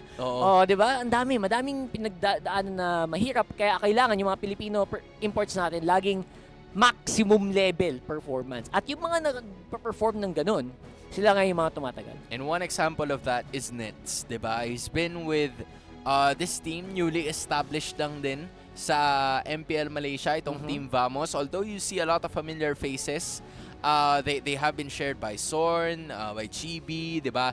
Napaka-familiar niyan at this point in time. So honestly, I feel like this is really a chance for them to show what they are truly made of. Parang lang yung kahapon siguro test run lang yun. At nasabi nga rin ni Coach Pops, diba, na ito ang posibleng wake-up call para sa kanila. Pero ang tanong niyan ay kung nagising din ba sa kanilang laro kahapon ang Maycam Evolve coming in from Argentina. And again, you have to keep in mind na you're facing against the best of the best in the world. Yun yung isa sa mga bagay na dapat laging nasa back of your mind lang. Kung ikaw ay Maycam Evolve. And again, as a rising region, on the road to becoming, very much a dominant force in MLBB, kailangan talaga magawa mo yun, especially against teams like Vamos. And that's a big challenge for your Kotsu, Super Nawel, Feshin, Aurora, and Marquino. Tsaka ito rin yung pinagdaanan ng mga sinasabi natin na developing teams. Diba? Look at Saudi Arabia right now. They're one win away from getting into the top 8. Diba? And dati sila yung sinasabi natin na isa sa mga developing regions. But you're gonna be going up against a well-known roster na ngayon ay nakikita natin. You have Nets, of course, our Filipino import with a fresh green hair, Sorn, Warlord, Chibi, at si Smooth. This is a star-studded lineup, a powerhouse if you would call it sa Malaysia. Pero ngayon, they are in unfamiliar territory because they're currently 0-1 and they're looking for revenge against Maycam Evolve. And ito yung lineup na medyo kailangan mong pag-isipan mabuti kung anong klaseng adjustments ba yung tinutukoy kaya nila Coach Pau, no? Obviously, I think Chibi has been, and this is a lineup, by the way, that has been present for a lot of M-Series. Dami Sobrang pamilyar. Ng mga pangalan to, sila Sorn, sila Chibi. Halos, ano siya eh, tawag doon, home, ano yun? Basta, yung... The Hometown Heroes. Hometown Heroes na yan. Yan, yung mga yung tropa natin yan. Kahit na nakakatunggali naman natin, and you can never say na hindi entertaining ang Malaysian region. Lalo sa mga M-Series. Oh, lalo na sa mga ano nila no, sa mga Emmy nila, ang dami after Nako game. po. Nako, hindi talaga nauubos. Hindi nauubos. Ayan oh, fist bump, of course, GB all smiles bago mag-umpisa ang kanilang laro kasi syempre they're playing for their home country. Kung mapapansin nyo or in case na nakalimutan nyo guys, the M6 World Championship is held in Malaysia. So, ang ating Team Vamos dito ngayon ay merong home court advantage. And of course, nagkaroon din naman sila niyan kahapon, but it just didn't work out on their side. So, they are looking to, of course, make their, yung mga kababayan nila na proud at this point in time. And of course, for Nets as well, to showcase what he can do na para maita rin siya ng kanyang mga family, ng kanyang mga friends at mga sumusuporta sa kanya dito sa Pilipinas. Yes, malaking bagay talaga yung may sumisigaw sa likod mo minsan. Hindi naman necessarily coach. Kahit hindi si coach. Kahit yung mga tropa mo lang. Nandun sa gilid. Mas na-empower ka talaga eh. And you can never underestimate home court advantage. Kahit minsan sasabi natin yan just because, oy, Malaysian team, tapos nasa Malaysia. Iba yung atmosphere na nilalaroan mo, and sometimes that can really affect yung mental state ng mga players natin. And that's something that we could see here. Maybe, baka mas dumagdag pa yung kanilang fans kasi kita mo, parang punong-puno sila doon ngayon, sa Malaysia. Matik. We're going to the draft for this game. Matik, syempre hindi mawawala yan kasi isipin mo naman, di ba, we're talking about Team Vamos here. We're talking about some of the crowd favorites mula sa Malaysia, and of course they're very excited na makita ang kanilang koponan na manalo. But going up against Maycam Evolve, yung potential nila is like still unknown to a lot of people. Of course they're the champions. Of course they've managed to make it here so quickly. Kasi nga nakita natin yung karamihan sa mga Latam representatives, 'di ba? Na yung RRQ Akira nga, unfortunately we don't have them here sa Swiss stage. They've made it through the wild cards. So, they also have a lot of proving to do. Kasi yung RRQ Akira, kilala sila dito eh. Kilala sila sa M-Series, and Maycam Evolve is that team who are also looking to make a name for themselves. They're doing that slowly by having the picks in their jungle, Bukas yung make hill known. labos. Ang daming possible na picks para kay Aurora dito. Yung mga YSS, may mga PNK pa, may Dairot and Lancelot pa. So, parang may mga bagay na kailangan mong aralin ng malala kung kalaban mo may Maycam Evolve. I'm wondering of the Hilda here being a possibility for Evolve at this point in time. Kaso masyado kasi sila maraming ibibigay. Kasi yung Cho, hindi natin madalas makita yan dyan sa first phase eh. Pero I guess they were so disturbed with it yesterday, or like sa lahat ng mga kanilang mga naging recent studies na I feel like they don't want to risk it. I feel like Hilda is gonna be a choice. Pero if ang kanilang pinili, yun siguro yung rason kung bakit nila in-eliminate yung Cho. Just so they could remove the threat at mabigyan nila ng magandang hero na maayos ang kanilang mid laner. Interesting tong Eve pick Hindi siya, it's a good pick, pero hindi mo siya ini-expect sa first phase. Especially, di ba, sa mga draft ngayon. So, ano kaya iniisip dito ng Maycam Evolve? Especially right now na medyo siguro mas madaling gumawa ng mid lane trio. And speaking of which, nakasilip na kayo ngayon kay Sorn dahil siya lang ang tanging manlalaro na naglaro ng all 14 seasons sa MPL Malaysia. So, para siyang si Few ng Malaysia. Oo. Yan. Para lang maging malinaw. Ayan na yung Bruno. Ayan pa yung Joy. Aba. Ano to, chibi favorites to eh. I gotta say, okay naman eh. I mean, at some degree, yung Joy na to can really do well. Ang problem ko lang dito, again with the Joy is, mataas yung output mo, mataas yung damage output mo, pero yung survivability mo minsan is nagiging problema. And hopefully yung pagkawala ng crowd control immunity niya hindi maka-apekto masyado sa larong to, especially considering na he's gonna have to frontline against a Bruno. For a Bruno. There it is. And Hilda pa yung magiging kalaban Yeah. mo. Baka talunan ka lang ng talunan yan. Baka hambalusin ka lang ng hambalusin ng Hilda. Pero nakadepende rin kasi yan sa sa early game aggression na ipapakita ng Hilda. Kasi yung Joy is somewhat or not somewhat lenient sa purple objective. So I feel like nakadepende talaga dun sa magiging sa angas ng Hilda. Kung paano magiging galaw dito ng Team Vamos if spearheaded yung damage output nila ng Joy. But the Suyo is gonna be picked up here. So it's the Joy and the Bruno. Very evident na agad yung main damage dealers dito coming in from Team Vamos. So I feel like they're looking for a possibility here of probably getting a mid laner or getting a Gatkacha, which is the first time I believe na makikita natin siya para sa larong ito because in game number 2, it was banned. Game number 1, hindi siya napili even though he was present. That's true. At least na-secure na ngayon yung mid lane trio nga na sinabi ko dito para sa Megam Evolve. Very powerful. Suyo, may Eve, and meron ding Roam. Possible Roam Hilda, pero most likely there's also a chance it can go to XP. Tignan natin, depende yan sa flow ng na iniisip dito ng team mula sa Argentina. I would say na magandang frontline ang gatot para sa isang Bruno. I agree. Siguro may part of me na parang nag-enjoy pa dun sa duo kanina, yung Matilda and Bruno, na parang mas nagsusurvive. Yung Sicilian Bruno. Oo. Pwede pa yan Pwede pa. Pwede pa naman. Pwede naman sila mag-Sicilian dito. Honestly, okay din ako dun.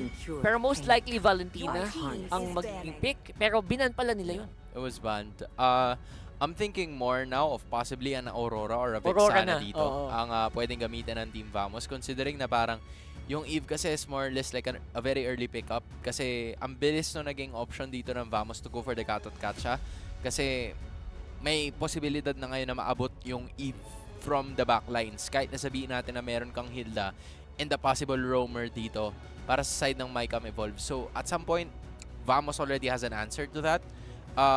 Tapos dagdag mo pa yung Joy, di ba? So there's a lot of dashes, a lot of blink skills that Mycam Evolve could possibly expect. So for Pops here, they're still looking for a gold laner to ban, maybe even the Beatrix if they want to. So I think that is not gonna be the case. They're gonna choose the 1-1 kasi very unconventional din yung hero pool na meron itong Mycam Evolve and yung Sicilian. Nakita nila yung combo ng last game. Hindi na nila gagawin ngayon. Ay, sayang. I was actually looking forward to that. Baka maging bagong paborito ng mga team natin yun no? Ang lakas Parang basta wag lang kayo ma-wipe out. Wag lang. Makakadip at makakadip kayo, tapos pwede niyo pang makuha yung late game. Bagong niluluto dito ng mga teams natin sa M6 Anything is possible, pare. M6 is where it all happens. Diba? Hindi mo mamamalayan, pero nangyayari talaga yan.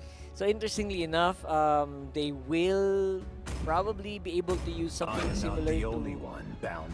mahirapan sila mag-pick ng mid lane dito, sa totoo lang. Ano ba pwede pang harap diretso sa Eve? Maybe they're left with Lilia, mga ganun. Faramis can maybe let them move around.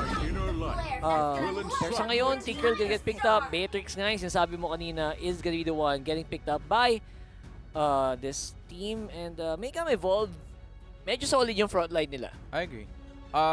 Yun nga yung worry Buti na lang talaga naka-pick up ng Gatkacha dito yung Vamos tsaka yung Joy. So at least may access na sila sa likod. Pero yung ang crucial dito is yung lineup ng Vamos depending on the mid laner that they have. Will they go for an agile hero like Lilia? Or will they go for a Vexana or an Aurora here para Pwede sa team din. fight na pwede nilang sabayan? Kasi yun yung yun yung opposite ends na pwede rin nating makita. But instead... Wait a second. How does this work? Wait a second. It's a Malaysian team. Honestly, si Zorn. Si Zorn ang mag-hellcart, mga kaibigan. Si Warlord ang magmi-mid. Okay. Phobius mid, tama? Hindi. Hindi ba? Gatkacha mid. Gatot mid? Parang mas... Teka, double... Nakita mo ba yung nakita ko? Nagising ako dun Ako din Teka lang.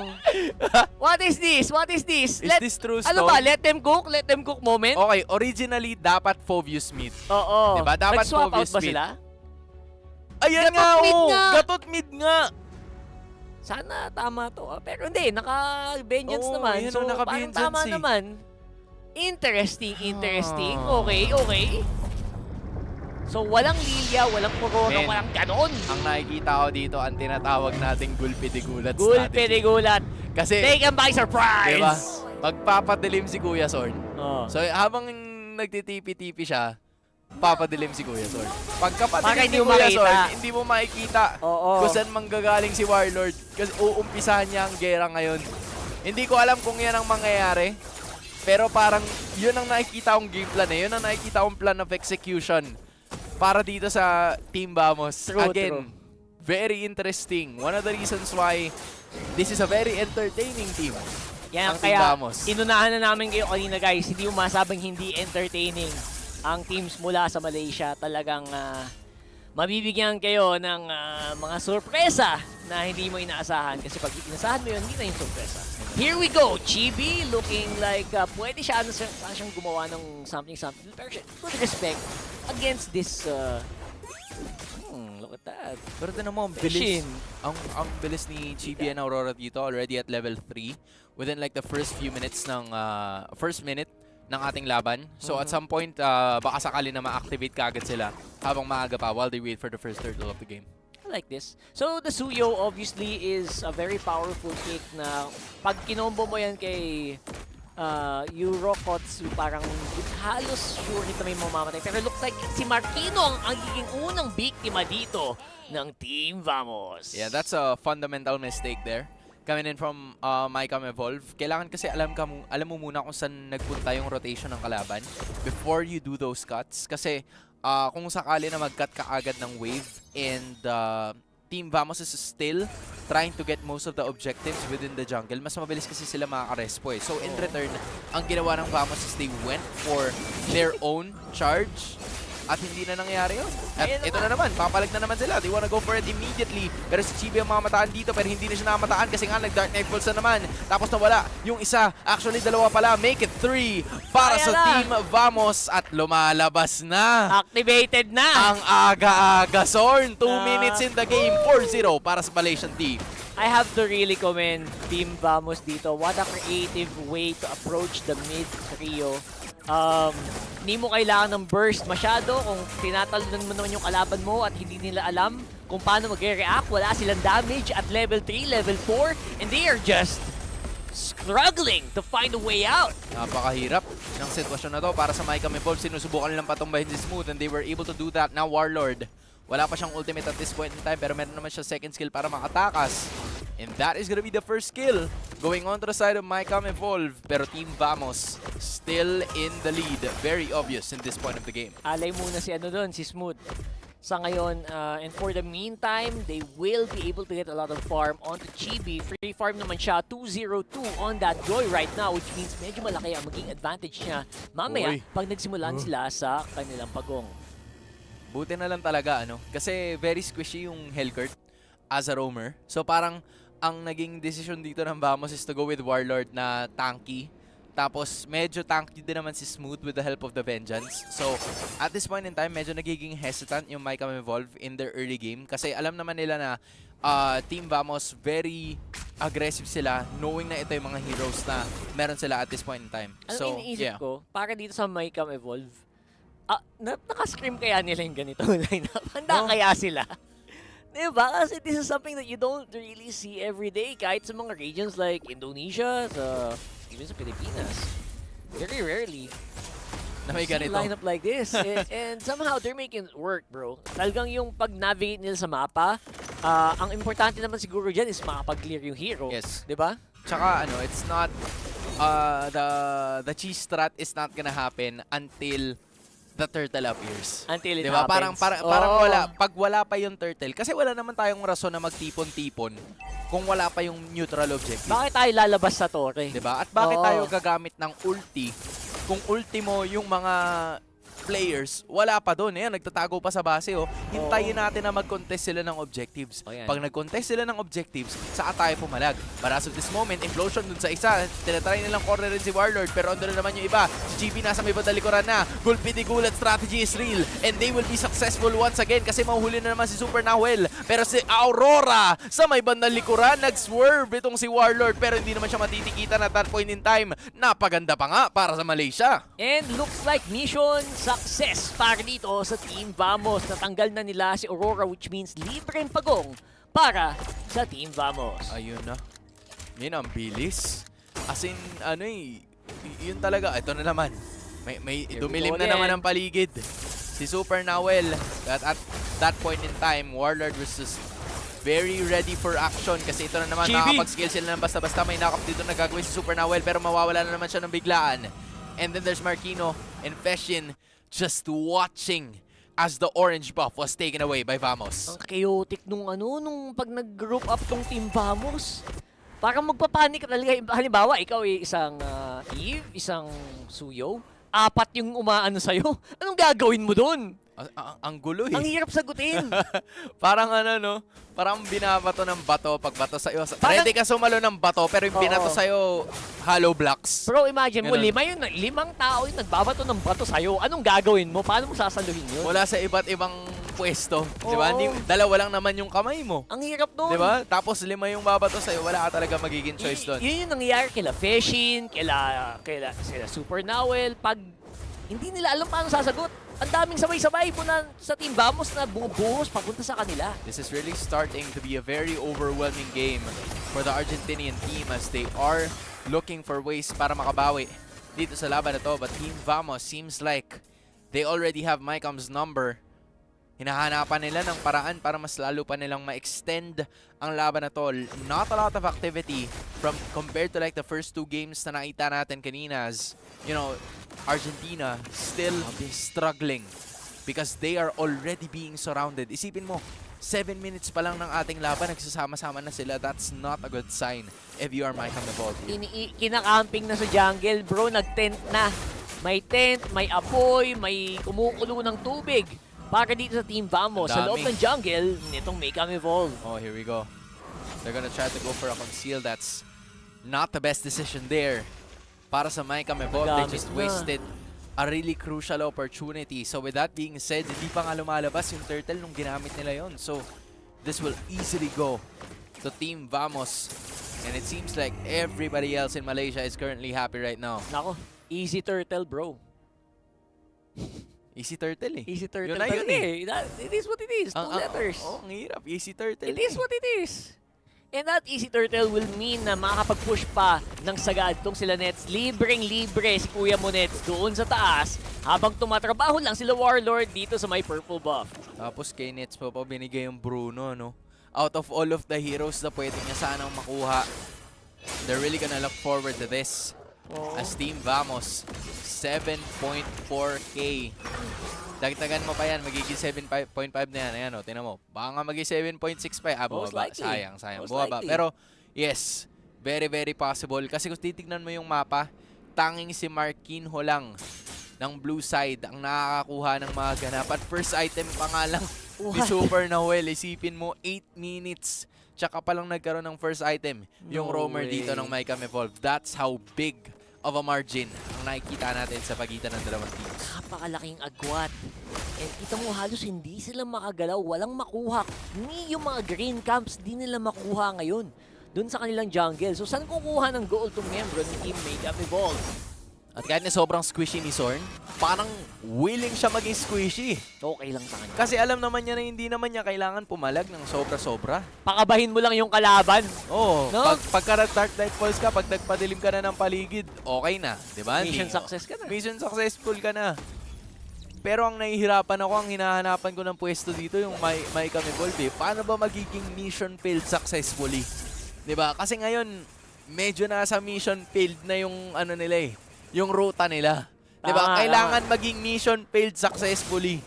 Pero ang layo kasi ng gold lead. Nakakatakot kasi at this point, parang napakalaking error lang yung pwedeng magpalamang sa or makapagpabuhay man lang sa pag-asa ng Make 'em Evolve dito sa game na to. And so far, Team Vamos, malinis. Malinis yung ginagawa nila ng pag-control, pag-juggle sa map control, and sa pagkuha ng objectives na ginagawa nila ngayon. Smooth, naka-lookout, push pa nga yung dalawa, multitask na sila. Parang si Sixtret, malinis magtrabaho, boss. If you know, you know. As in, sobrang, oh my goodness. It's clean. Kung kanina guys, sobrang dami naming nasasabi, ngayon wala kaming masabi. Wala eh, they're playing a flawless game. It feels like Make 'em Evolve is right now. Naghahanap lang silang sagot sa isang napakahirap na tanong. Sa ngayon. Diba? Sino bang kumanta nun? Si Sud ba yun? Si Sud. Diba? Walang sagot sa tanong. Sa tanong. Lalo pag di mo tinanong. Yan. Kaya dapat itanong mo. Kaya itanong mo na. Sabi nga ng right mid, huwag mahihiyang magtanong. Diba? Ano pa? Teka, ano wala yata sa listahan yun ng ano, pero sige. Sorry. Sorry. Na-excite lang. Siyempre, binabati namin si Sud. Yan. Panonood ka man. Oo, shoutout Sud. Alam ko nag-ML din yun eh. Kaya Tanya Marcoban, panood ko sila. Ayan, shoutout. Solid.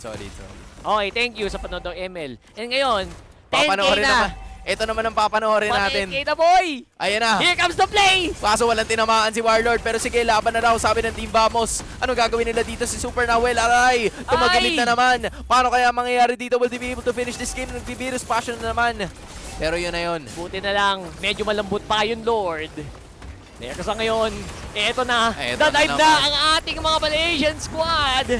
And they're gonna be able to take out at least 2 members. Make that 3. Aurora tumatakbo na. Yorokotsu nag-iisa. 1v3 ang labanan. 1v3 na lang to, min. Parang alam mo na kung saan papunta.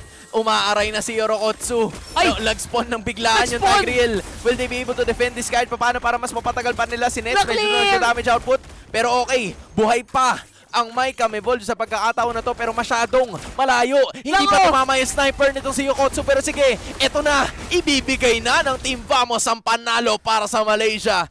Getting it in M6 Swiss stage. Very fast game para dito sa Team Vamos, which I think, hindi nila in-underestimate ang kanilang kalaban. At this point, it's a very beautiful, very clean victory. Wala kami masyadong masabi para sa Team Vamos dito. And that's saying something. Ano lang, trabaho lang. Work yun lang only. Talaga. No personality. Tama. Work only, no personality. Yan ang ano. Sa Tagalog, trabaho lang, walang personalan. Malinis na malinis magtrabaho ang ating mga tropa dito. Sa Team Vamos, nakita naman, may mga bagay silang pinatunayan sa lahat ng manonood today. As in, ano lang yun. Yung pagkatalo namin kahapon, we were probably in our heads. 'Di ba? Siguro, napangunahan kami ng lason. Tama. Pero ngayon, okay na. Na-cure na. Na-cure na ang lason. Vamos na kami. Vamos, we are back. We are back. Yun! Yun ang grabe. Compared Compared sa last game natin, no, yun talaga very, yun. Ito medyo, let's get it there. Really fast. Pero again, props pa rin sa Make 'em Evolve. So, they're gonna be our first team. Unfortunately, na mahuhulog doon sa 0-2 na bracket. And of course, they're gonna have a best of 3 chance. Kasi parang lahat yata na magiging laban nila puro best of 3 na. Para ma-stay nila or para manatili sila. So, alam mo yun, hindi pa rin naman imposible na makapasok sila sa top 8. But it's gonna be a longer shot now that they've lost the series. Back to the drawing board para dito sa team mula sa Argentina. And I would say na, you know what, they did their best. Oo, nagawa naman nila ang kanilang mga kaya. Pero ngayon, kausapin natin si Rose kasama ang winners. Vamos, and right now I am with Zorn. First of all, Zorn, how are you feeling? Seronok dan rasa lega dapat menang. He feels good after getting a win. Now, Zorn, maybe you can take us back to yesterday, okay? Throwback, just a little bit of a throwback. What happened yesterday and how did you guys manage to regroup in order to gain back momentum for the second day of the Swiss stage? Actually, semalam kita orang ada a bit rasa nervous lah bila main dekat atas stage. Maybe sebab ada atas faktor sejuk juga di atas stage. Jadi dia mengganggu kita orang punya performance dalam game. And then hari ni kita orang dah dapat kaji balik kita orang punya mistake dan datang memakai jaket, guys. All right, now Zorn said that actually yesterday he thinks one of the factors that they lost is because of the nervousness as well as how cold they felt up on stage. So they went back, they regrouped, and then after that they rethought about what mistakes they did. So today they worked on the mistakes that they have did and also came to the venue wearing a jacket. Now yes, I agree, it is very cold here, right Zorn? Okay, now Zorn, we know that back in M5, you have said previously that you guys weren't 100% ready. Zorn, in your opinion, this time around, how ready is Vamos for M6? Kalau tanya saya, kita orang dah betul-betul ready untuk semua game yang kita orang akan lawan lah. Cuma kita orang kena hadapi mistake daripada sendiri kot. Okay, now he said, in his opinion, he thinks that he's actually really ready. Vamos is 100% ready for all of the matchups they are about to face in M6. He thinks that they just have to work on the mistakes and the discipline of the team in order to give a better fight. Okay, now Zorn, another question, okay? One more question. Why the hell, Kurt? Is it really a Zorn thing to pick unorthodox heroes? Or do you think that it's actually really good? Kalau tanya saya juga, pasal Hellcat tu, saya perlu keluarkan apa-apa strategi lah untuk menang Best of One ni. Sebab memandangkan ini adalah game kita akan jumpa satu sekali je. Jadi opponent takkan faham macam mana nak counter hero-hero yang baru macam contoh macam Hellcat. Jadi dengan hero yang ada, saya rasa boleh menang kot dengan Best of One. I see. Okay, now Zorn just expressed that actually picking Hellcat is a good strategy since it is a best of one. Teams do need to go all out in order to gain that win. And since he said that there will not be any other room for the opposing side to actually regroup and rethink how to counter Hellcat, now is the best time to pull out the cheeky strats Malaysia is known for. Now Zorn, last question. Do you feel nervous playing M6 actually in your home ground? Adalah sedikit nervous sebab nak banggakan hometown kan, tapi semalam mengecewakan pula. Sorry guys. Alright, Zorn said he does feel a bit nervous playing in the home ground because he wants to make everybody here proud. And I think the Malaysians are proud of both the representative team. So thank you very much to Zorn. And with that, let us show it back to the panel to break down what happened in this best of one. Maraming salamat muli sa ating host, Rose, together with our winner, Team Vamos and Zorn right over there. It's cute na no? Parang kung gaano ka nakakainis si Zorn sa laro, kasi puro siya TP. Sa ibang mga teams ako, hindi naman ako naiinis kasi hindi naman ako maglalaro eh. Pero kung paano siya sa laro, sobrang shy niya talaga and he's really a nice guy outside na parang, alam mo yun, sobrang looking forward siya to win those games para hindi niya ma-let down yung kanyang mga kababayan na nanonood para sa kanila. At nagawa nila ang isa sa pinakamalaking adjustments nila, pare. Kasi parang strat na nga lang talaga niya yung in-game eh. Oh. Para lang mainis yung kalaban, para all eyes on him. Pas makapag-galaw-galaw yung campaign niya na mas maluwag. Kasi lahat ng tao nakatingin sa nag-TP ba to? Sa TP niya. Correct. Tsaka, so baka yun lang yun talaga. Oo. Tsaka yung pinakamalaking adjustment nila ay nagdala na sila ng jacket. Yun! Yan. Nabanggit niya rin yan kanina doon sa interview. Pero ito na. Ang ilan sa mga item builds ng ating dalawang teams. Kung mapapansin nyo naman, very lopsided ang ating naging laban. Yung gulpi de gulat strategy really worked wonders para sa Team Vamos. Dahil bibihira mong makita yung gatot kacha in that mid lane, but they made it work against Mycam Evolve. Alam mo, pag yung tayo mismo as casters nagugulat, it's a good sign. Kasi that means siguro, pati yung mga players, mas nagulat. Di ba? And pag nagulat mo yung kalaban mo, especially in a best of one, tama yung sinabi ni Zorn, you know what, gulatin mo sila by disrupting their vision. Napakatalinong maneuver mula dito sa Team Vamos. Sa totoo lang na, hindi ko alam, at this point, siguro, yung ibang teams ngayon, expected na ngayon nila ngayon to. Oo. Baka pwedeng bawang kasi to in the future eh. At baka hindi sila yung una, pero baka hindi sila yung huling gumamit ng strat na to. Diba? Or pwedeng gamitin uli nila yan. Depende. Posible. Kasi marami pa silang best of ones na lalaroin. Depende sa kanilang magiging takbo. 1-1 eh. But as we speak, tama Arakart, 1-1 ang kanilang standing ngayon sa ating Swiss stage. So naiwasan nila na bumaba doon sa ating 0-2 na bracket. Instead, it's gonna be Micam Evolve going there. Hihintayin din nila kung sino ba ang kanilang makakasama doon sa lugar na yon. But again, 11-4, 11 minutes in, maganda lang talaga yung naging ikot dito ng Vamos. It's the experience, the familiarity of the game compared to Micam Evolve na parang okay naman yung draft pick nila. They've had a lot of meta heroes, pero it's just Vamos knowing more about these heroes and how they could counter it and make it their own game. I actually really like yung pick dito ng Joy now that you see the full lineup. Apparently, walang problema kahit mawala yung crowd control immunity mo kasi wala naman talagang crowd control yung kalaban. Pinaka-crowd control niya dyan is the Tigreal as well as the Eve.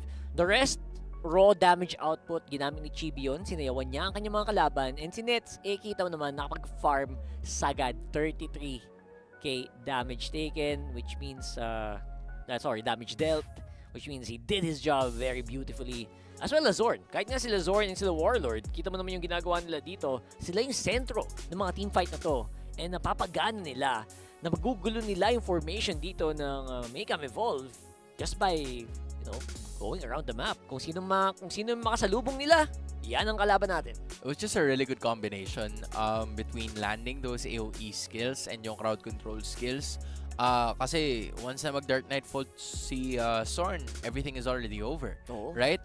You have the Joy, you even have the Gatot Kacha. So let's say kahit wala sila masyadong magic damage, the good balance is that the Joy is already there to give it or suffice it. Punish. Habang may damage output pa na galing doon sa Bruno with the physical damage. So now we're gonna be taking a look at the MVP, which is none other than Chibi. 5-1-4. Yung Joy ay isa sa mga heroes na bumalik ngayon dito sa ating current meta, and they just basically showed us the reason why. Yeah, malinis yung performance ni Chibi dito. And again, yung lineup na ginawa nila basically enabled Chibi na magwala sa buong mapang to nang wala masyadong punish. Kasi ang problema sa Joy ngayon, sa mga previous games rather, is malakas yung punish potential. Dito, mas konti and mas maluwag yung restriction sa Joy dito. Isipin mo kasi, diba, hindi mo nakikita yung Joy. So parang hahanapin mo pa lang siya kung paano mo siya i-CC. Hindi mo na magagawa. And ito, I guess, yung isa sa mga major differences. Kasi yun talaga yung nagsimula yung downfall ng Micam Evolve in terms of like their first move. Kasi they wanted to cut right away. Yun yung ginawa ni Marquinhos right from the start. But then, unfortunately, kailangan mo rin kasing mag-face check talaga ng you gotta be patient with your plays. Like, you can't do a play ever so specifically na ganun yung magiging gusto mong galaw. At nag-translate yon sa lahat ng mga naging team fights nila kasi yung formation nila wasn't really that solid. We were looking for other options here para sa forms of attack nila, pero yung Team Vamos, they were very consistent with the plays that they would want to get at doon natapos yung laban. Anong nangyayari dito, palitan yung lineup nila. Either papasok muna si Chibi, sisilatin niya yung HP ng kalaban with the Joy, tapos tatapusin nung Hellcurt. Or papasok si Sorn and magpapabait siya ng mga skills, tapos si Chibi naman yung papasok. Iba. Ang ganda talaga parang ang daling laruin nung comp nila, kung isipin mo yun, kasi makunat lahat, halos. Matry nga And madulas. Makunat at madulas. Makunat at madulas. Diba? Ang daming niyan. Ang daming pwedeng gawin Ang daming pwedeng gawin. Anything is literally possible. So it's just a good performance coming in here from Team Vamos. It's also the first win of Malaysia dito sa ating M6 Swiss stage dahil, yung kanilang counterparts, SRG, ay maglalaro din mamaya. Pero eto na! Guys! Live bias satellite mamaya. Guys, itag nyo na yung mga friends nyo. Itag I-share nyo nyo na na sa GC. Diba? Para sa mga nagtatanong, ito na kailan po yung laro ng Aurora tsaka ng FNOP? Ay, sorry. Kailan po yung laro ng Aurora tsaka ng FNOP? Guys, this is it. Ito na yun. Guys, alam nyo na. You know the drill. Alam nyo na. Wala na kami kailangan sabihin. Guys, ito na yun. Aurora makabawi ba against NIP Go Flash? Philippines! Let's go Philippines na, guys. Itag nyo na. I-share nyo na. Lahat, everything. Okay. You know what to do. We will see you guys later kasi M6 World Champs Pinoy tayo, bro. Match number 4 tsaka match number 8. yan ang laban ng ating mga Filipino teams para sa araw na to. Natapos na tayo sa 3. Okay? Okay. Stretching na ako, pare. Okay. Kasi feeling ko boxing yan mamaya eh. Isipin mo, di ba, Aurora, ang nakalaban nila ay ang Falcon Esports. So Tama. gusto nilang bumawi dyan. Meanwhile, ang NIP Flash, ang nakalaban naman nila ay ang, I believe, CFU Gaming. So, syempre, parehas. Gigil ang dalawang teams na to. Pero let's go, Philippines! Let's go! Laban tayo mamaya. Magbabalik ang M6 World Championship.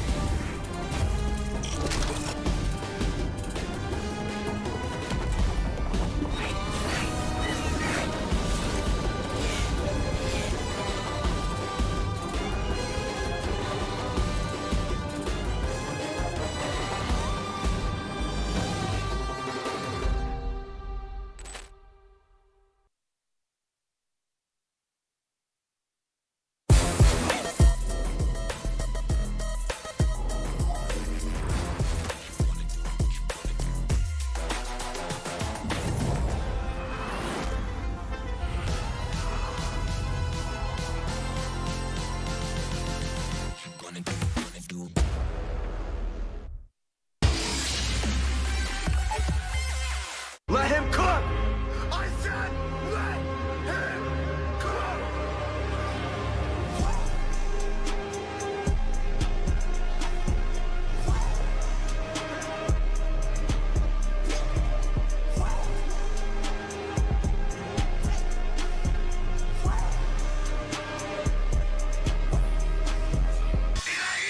Mobile Legend M6 スイスウォッチ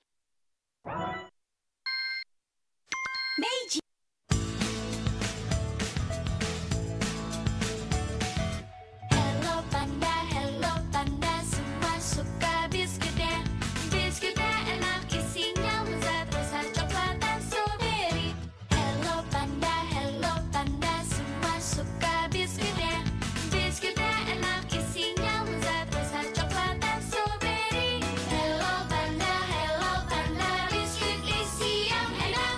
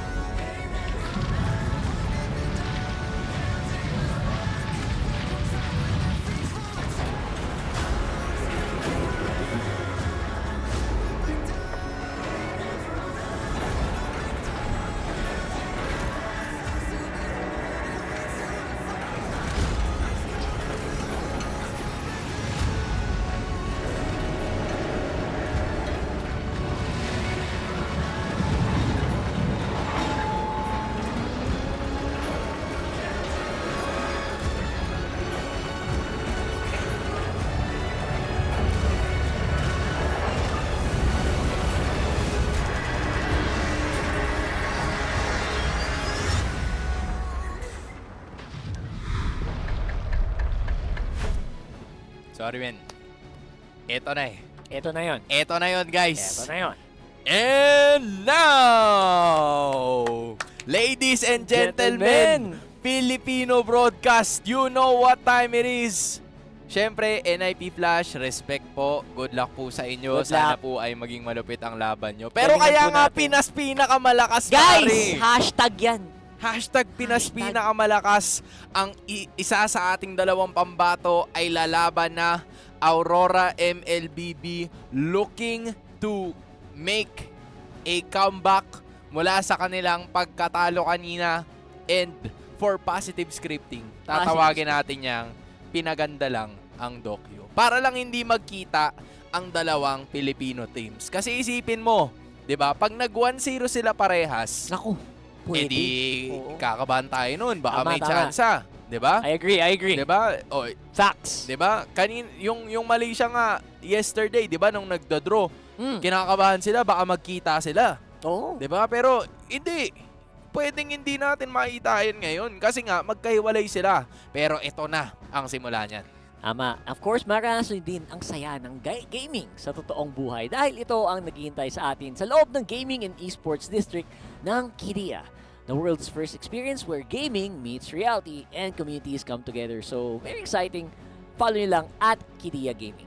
Yan. Kung hindi nyo pa nakikita, maraming salamat sa Kidia for making this happen as well. Very, very solid ang kanilang naging suporta towards esports dahil sila rin ay naging parte ng MSC during the recent times. So, we're gonna get to see more of them in the near future. At ngayon, the future is now. Let's go, Philippines! Let's go, Philippines! Ihandaan nyo na ang inyong mga light band kung meron pa kayo noon. Yan. Kung meron na kayo, oras na para mag-lights up. Lights up na! Lights up nyo na. Pero kung sakali na hindi nyo pa nakikita, eto naman ang ganap. Yun. Kelra and Domeng versus the world. Papakita natin lahat ng ating mga teams kung tutuusin, kung sisilipin din natin. Okay? Ang nakikita ko lang naman dito, yung GPM, feeling ko yung GPM talaga yung very important eh. Oo. Diba? 770 para kay Domeng, 851 para kay Kelra. So, ang mas mataas lang kay Kelra sa nakikita ko ay walang iba kundi si Skylar. Na merong 959 na, gold per minute. Pero si Domeng, okay lang yan. Okay Kasi lang. ano lang naman yan eh. Yung laro lang naman yan kahapon, guys. Tama. O, wag kayong magpalin lang. Pero ito, Day day 1 one lang to. Day Alright, day number 1. Tsaka imagine mo, tinapos kasi agad nung Panaticonik yung game. Oh. Wala nang time si Kelra para kumuha nung death number 4, 5, 6, and 7. Tapos yung sa ano naman, o yung Diba? sa Aurora, ba't kasi tinapos ng Falcon Esports agad? Eh di dapat, dinagdagan pa ni Domeng yun, Nakapag-late game pa nga sana yun kung sakali. Guys, So, day 1 stats lang yun. Day 1 stats. Diba? Chill. Diba? O, don't judge the book by its cover. If you're not a Diba? judge. Yun lang yun. Pero ito na, ang Flash versus Light. Tama. Diba? Ito Wala na ka ang nang, ganap. wala ka nang masasabing anything about Flash kasi right now, Oo. malakas na contender pa rin naman sila. Kasi Correct. nag-top 5 yan nung MSC. Correct, 'di ba? They've always been strong contenders. We've seen them in MSC gaya na nabanggit mo.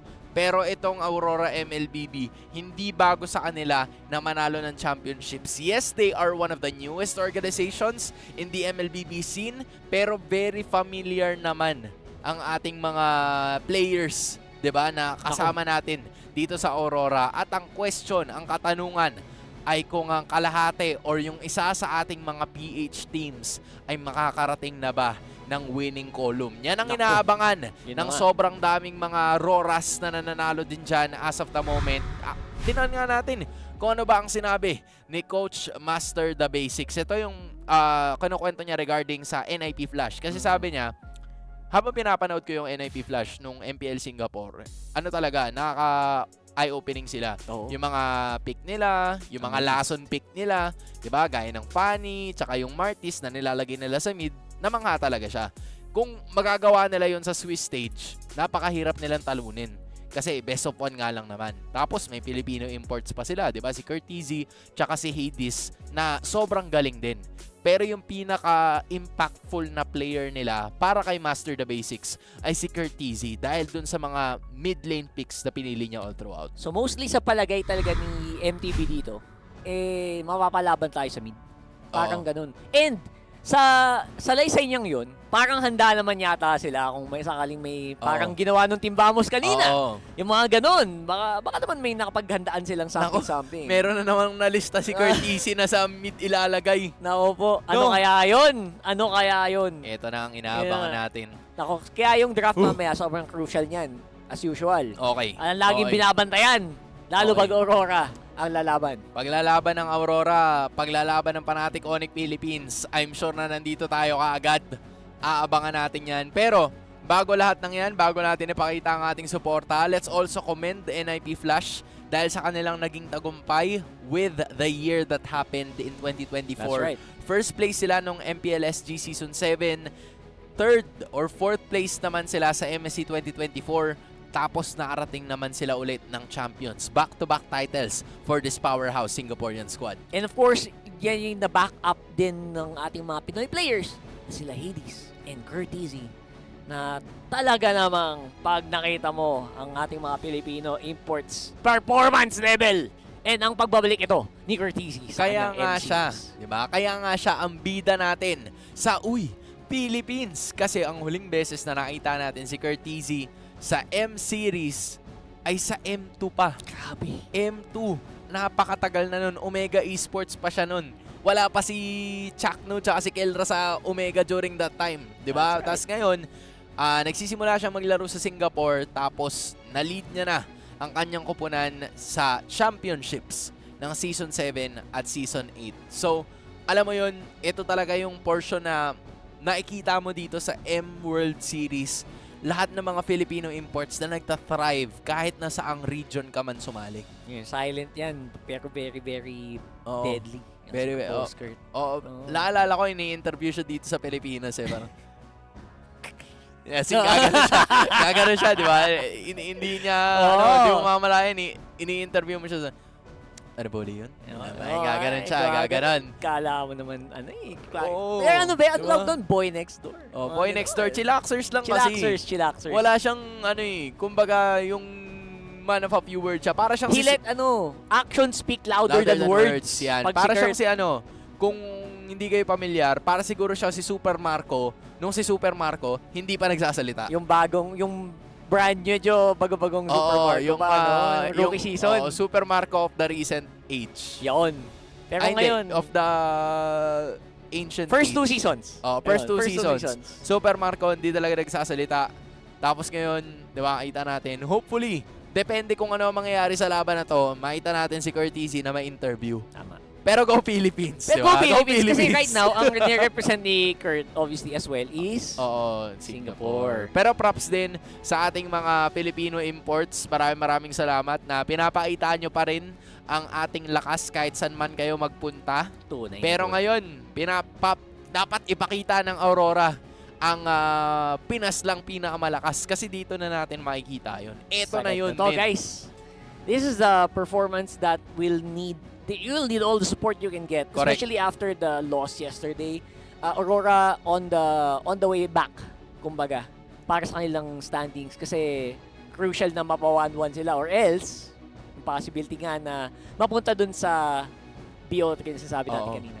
Pero again, there are some teams na siguro komportable na best of 3 lang consistently yung nilalaro nila. Pero you don't want to live that life in the edge. So you need to be able to win this one game para makarating ka sa ating winning column, and you're gonna be going up against the powerhouse of Singapore, NIP Flash, Vanex, JPL, Curtizy, Hades, and Diablo. The Badang Man is back, or The should I say, diba? Beniman. Ang dami nating nakita na cheese picks, and ito nga yung sinasabi ni Coach MTB when he was interviewed regarding this team. Hindi lang sa mid, guys, pati sa XP lane, si Diablo. Masasabi mo talaga na isa sa mga pinaka-unpredictable na player ever since nagsimula siya. Even on the games, even on the championship games na natatalo sila, si Diablo usually yung nagpo-perform ng sobrang sagad. Hindi nawawala yung performance niya all throughout. Pero ito na! Let's go! Woo! This is the team. Go The team to watch Philippines! out for. This is Aurora MLBB. Bawi tayo guys, bawi tayo. Kilala nyo na to. Nakita nyo na to kung nanood kayo ng live, kung nanood kayo ng Season 14. Alam nyo ang kaya nilang ibigay. Alam nyo na eh. Kung may mga teams na komportable as a underdog, as a team na minamaliit, yun ang Aurora MLBB. Sila yun guys. Wala nang question sa kung ano ba ang kaya nilang i-bring to the table. Kasi, it's giving eh. They're giving. Diba? Alam mong papalagang Aurora guys. Pero ang ang tanong kasi natin, for most of the time, ito na pala, yan na, nag-chat na tuloy. Nag-chat na tayo kay JPL. Tinanong natin, ito na ang port series mo, pare. Ano ba ang favorite mo? Sabi niya, ang pinaka-favorite niya daw ay M1. Kasi hindi daw sila nakapasok ng playoffs. Long holiday. So mahaba daw yung holiday niya. Aba. Pero umaasa daw siya na ngayon, mas malayo daw yung mararating nila. Kasi ayaw niya na ng holiday. Tapos na siya sa holiday. Tapos na siya sa holiday. Siguro JPL, nice flex eh. Sabi lang niya yan kasi parang sabihin, ay guys, M1 pa ako dito. Man, isipin mo, si JPL. Yun lang gusto niya sabihin dun eh. Tsaka si Edward. Alam ko, sila ang merong 4 na sunod-sunod na sila ang merong 4 na M-series na presence. Pero yung kay Edward, sunod-sunod. Ibang klase, pare. Isipin mo naman, napaka talaga. Kaya wala ka masabi and talagang you'll just be amazed, honestly. And now we're going to draft here for ito na, let's go. Which is best of 1. And I wonder, di ba, Hans, ano kaya ang panggulat picks? Kasi gumana kanina, Team Vamos, may gulat picks. Yan.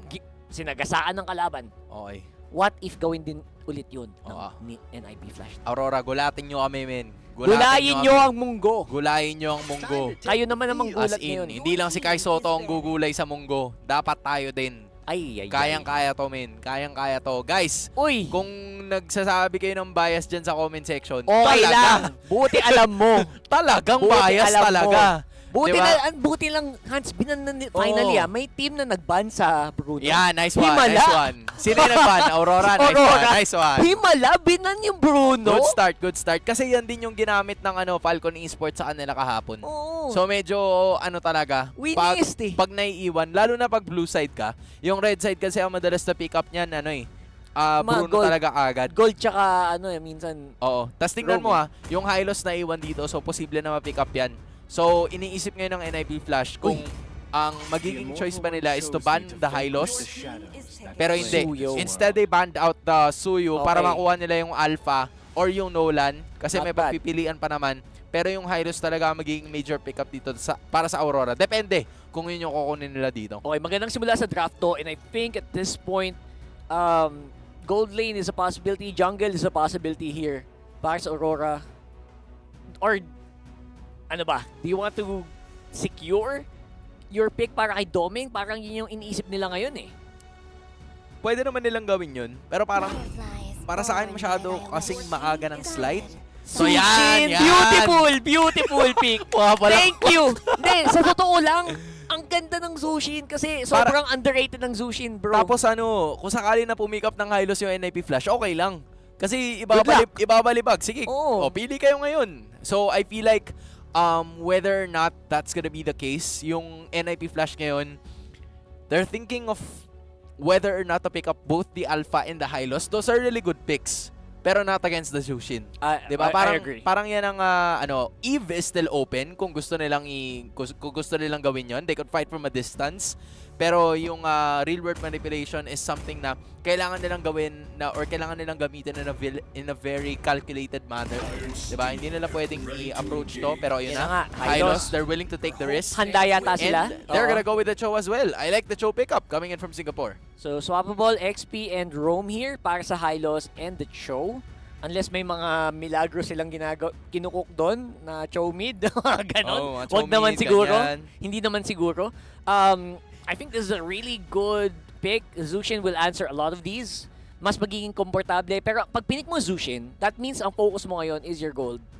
you're gonna have to go for something really powerful on the gold. Correct. Knowing Aurora, Moskov is their go-to, most likely, in the gold lane, pero may Clint din naman na nag-i-exist. Diba? Why not? Why not Why Coconut? not? Ito na yun. Ayan na. Gatot for the front. Gatot Katsa. Okay. Okay, we like that idea. Very classic na Aurora so far. Yes, very traditional. Meron din siyang good crowd control kahit pa paano para maka-counter doon sa Chote. Yan na yung Alpha. Okay. Alright? As Beautiful. expected, the Alpha's gonna be their choice. Hindi na nila yan ibibigay doon sa hindi na nila yan ibibigay doon sa NIP Flash kasi the Jushin could only do so much. Diba? Isa-isa lang most likely meron yung ka ng marasagot Hylos, mo. meron ka pang show. So, if you're gonna go with the Alpha ngayon, at least meron ka na sagot. Maybe the Nolan pick up here para sa NIP Flash. Pero that would kind of limit already yung mga options nila para sa mid. As I said a while ago, they could go for an Eve or a Vexana here if they would want to. Pero yun yung tatlong mga mid laners na pwede nilang pagpilian as we speak. And in addition, yung Nolan din na bakante pa ngayon. Yeah, Nolan, Granger is a flavor of some gold laners ngayon. So possible na lumabas yung mga ganyan. Yeah. Or they go for the Eve instead. Eve talaga. As in, ito yung sinasabi ni MTB. Sa mid tayo magkakatalo ngayon. Yeah. At least nakuha nila yung nakuha nila yung hero na very comfortable si Yue. And it's also a meta hero. Tapos marami din kasing mga teams na or maraming mga players na naglalagay na talaga ng Sky Piercer sa Zushin. Kasi sobrang sakit daw talaga. It works. As in, for some reason, sobrang sakit. So, kasi you don't die eh. So you don't lose stacks. You just Yun yung multiply. point doon. You just multiply. Exactly. So hindi ka makakuha ng stacks. Ay, hindi ka mawala ng stacks. Pero somehow you can get some kills eventually. And now, magkaroon tayo ng konting race sa ating roamers and sa gold laners. Meron na tayong fun fact courtesy of Tiebreaker Time. Shoutout po. Sabi ni Coach MTB, sa tingin ko, gagawin lang namin yung ginagawa namin talaga madalas. Yung tournament naman, hindi pa tapos to eh. Alam naman namin na kaya naming mag-bounce back sa mga pagkatalo. And hopefully, lagi naming maisa sa isip at maisa sa puso na itong tournament, hindi talaga siya madali. It's not over. Until it's over. Oh. Diba? Kung gusto mong ipanalo to, kailangan mong matanggap na hindi siya madali. Kasi marami ding mga teams na gustong manalo. Marami ding teams na gustong makapasok dun sa top 8. So, it's just a matter of how much do you want it. Diba? Yan na lang ang magiging tanong natin dito. But, again, so far, Hayabusa ang kanilang tatanggalin. I'm wondering if yung Ling din ba ay tatanggalin nila as we speak. Pero parang hindi yata parang ganun yung ruta. Oo, parang iba yung ruta na pinupuntahan nila dito. Ang iniisip ko ngayon, yung Bane ba gagamitin nila at this point in time? Pangsabayan siguro, that's a good answer, or kung gusto mo may pagsabayan. Pero knowing NIP Flash, parang more on hindi sila sasabay eh. More on kabila ang lanes yung mga sasagutin nila eh. That's why I'm not actually super convinced na ito na yung XP roam nila. Correct. Feeling ko may possible XP lumabas here somewhere na hindi natin inaasahan eh. Correct. Pwede pa nilang they can maybe chow jungle. May mga ganyan pwedeng gawin yung NIP Flash na kakaiba talaga. Again, anything can happen here in Swiss. Their X-Borg get banned out just to make sure na the usual jungle picks are not gonna be able to counter the Alpha. Okay, I'm thinking of like 3 heroes dito. Ano ba? Ling, Nolan, or yung Bane. Parang yun lang yung nakikita ko dito. Depende sa kung anong ruta ang gustong gawin ng NIP Flash. But I could be wrong, of course. And then, for the side of Aurora, I'm thinking more on the Renegade hero. Kasi will they give Renegade the Gatot Katsa? Or will they go for something else? Maybe a Tigreal na ngayon bukas pa. Tama. I think bukas pa. Pero it's kind of like risky to use it. Especially pag may Hylos tsaka may Cho dun sa kabila. Parang ang hirap niyang i-execute kasi. Pero regarding the comfortability, pwede rin. Pero ito na. Joy pala ang kanilang ipipick up. Which is, somewhat of a really good hero pagdating sa mga clashes. It's so easy for them to execute it as well. Lalo na meron kang yung Glorious Pathway.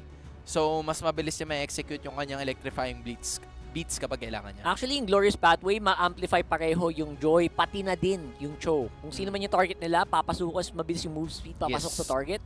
And that will make it easier for them to make it happen, make the pickoffs happen. And now, gold lane. What's it gonna be? Moskov gonna get secured? Or will it be something, ng mas hindi natin naasahan. Bosco pa, may Harris. Bea is out. Beatrix talaga. And Tapos yung Kaja. Kaja. Okay, so tama ka. It's not the Gatot room, Hindi siya it's a Kaja room. Hindi sila pwede mag tag rail din talaga kasi masyadong malikot yung lineup ng NIP Flash. It's gonna be a little difficult to tone them down. So parang ang approach na lang ng Aurora dito is why not go for a hero that's gonna be on complete lockdown. Hindi man natin mahuli lahat, pero pag nakahuli tayo ng isa, then mas okay na yun kesa wala tayong mahuli. Right? So, merong lockdown hero dito ang Aurora. And in addition, kung sakali na pumalag ang iba sa mga members ng NIP Flash, then they could simply go for the Avatar of the Guardian. Pero final hero on the gold lane para dito sa NIP Flash, and it is looking to be the Moscow. Very traditional. Alright, solid talaga. Ayan na yung mga picks. Alam mo, napa-overthink tayo masyado nung game kanina. Oo nga eh. Yun na yun eh. Pati yung yung quote ni MTV, napa-overthink din ako. Napa-overthink din ako eh, di ba? What if mag crazy picks, but no crazy picks happening today. Crazy picks, pero hindi nangyayari yon as of the moment. Ito na. Let's go Philippines! Let's go! Let's road go! Road to 1-1. Pinaganda lang ang Dokyu, mga pagandahin nyo kaibigan. ang Dokyu, guys. That's all it is. Okay, pagandahin nyo yung Dokyu, pero wag masyadong maganda. Chill lang. Kasi wag naman sobrang... pag masyadong maganda, ibig sabihin... Wag yung nasa bingit. Diba? Wag yung nasa bingit. Yung nasa sakto lang. Okay na to, guys. Maganda na yung Dokyu. Okay, maganda na yung Dokyu. Papagandahin natin with a win. Subukan natin. Again, respect sa NIP Flash. Good luck. Sana galingan natin parehas. But let's go Philippines! Alam nyo na kung saan disclaimer. Alright, eto na. Match number 4, ang pinaka-apat or ang pang-apat na laban para sa araw na ito sa pagitan ng Aurora MLBB representing ang ating bansang Pilipinas kontra sa champions ng Singapore na NIP Flash. So Kaja has been falling in favor recently. Some players sinusubukan siya ulit. Pero I wonder kung ano yung plano ng Aurora dito sa Kaja na to. Sino kaya ang maging primary target? I guess yung subukan, it's a good way para makontrol din yung yung Eve, no? Siguro yung iniisip nila. Baka pwede nating isuppress yung Eve pag nag-real world. Mas maka-cancel natin. Okay. Pero right now, si Yue ang nagiging focus dito ng NIP Flash. 4 na miyembro nila ang nandito sa mid ngayon. Tsaka ang bilis na pa-purify kagad nila si Yue. So, they're really putting the pressure on the Jushin. Good pressure. Para at least, kumbaga sa umpisa pa lang ng laban, medyo hindi na kaagad makapwesto, hindi na kaagad makaporma. Oo. Pero fortunately, nakakuha pa rin naman si Yue nung kanyang mga minion waves. So that gives him an extra level speed boost. Kasi in 2 minutes, lalabas na yung ating pinakaunang turtle.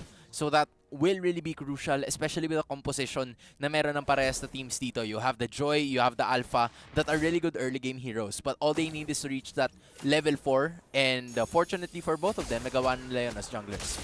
JPL here on the show, level 2 pa lang naman. NJ makipagsabayan and Demon Kite ready on level 4. So si Yue na lang so far ang kulang with the Crimson Lantern, Crimson Flare. And right now, I would say na maganda pwesto dito ng Aurora. Although wala pa silang ulti. JPL wala pa ding sipa naman. And si Yue ngayon na maging pressure dito ni Hades. Tinalunan. And first blood goes over the NIP Flash. Alright, Hades is gonna be able to escape. And actually, Yue and Demon Kite are down.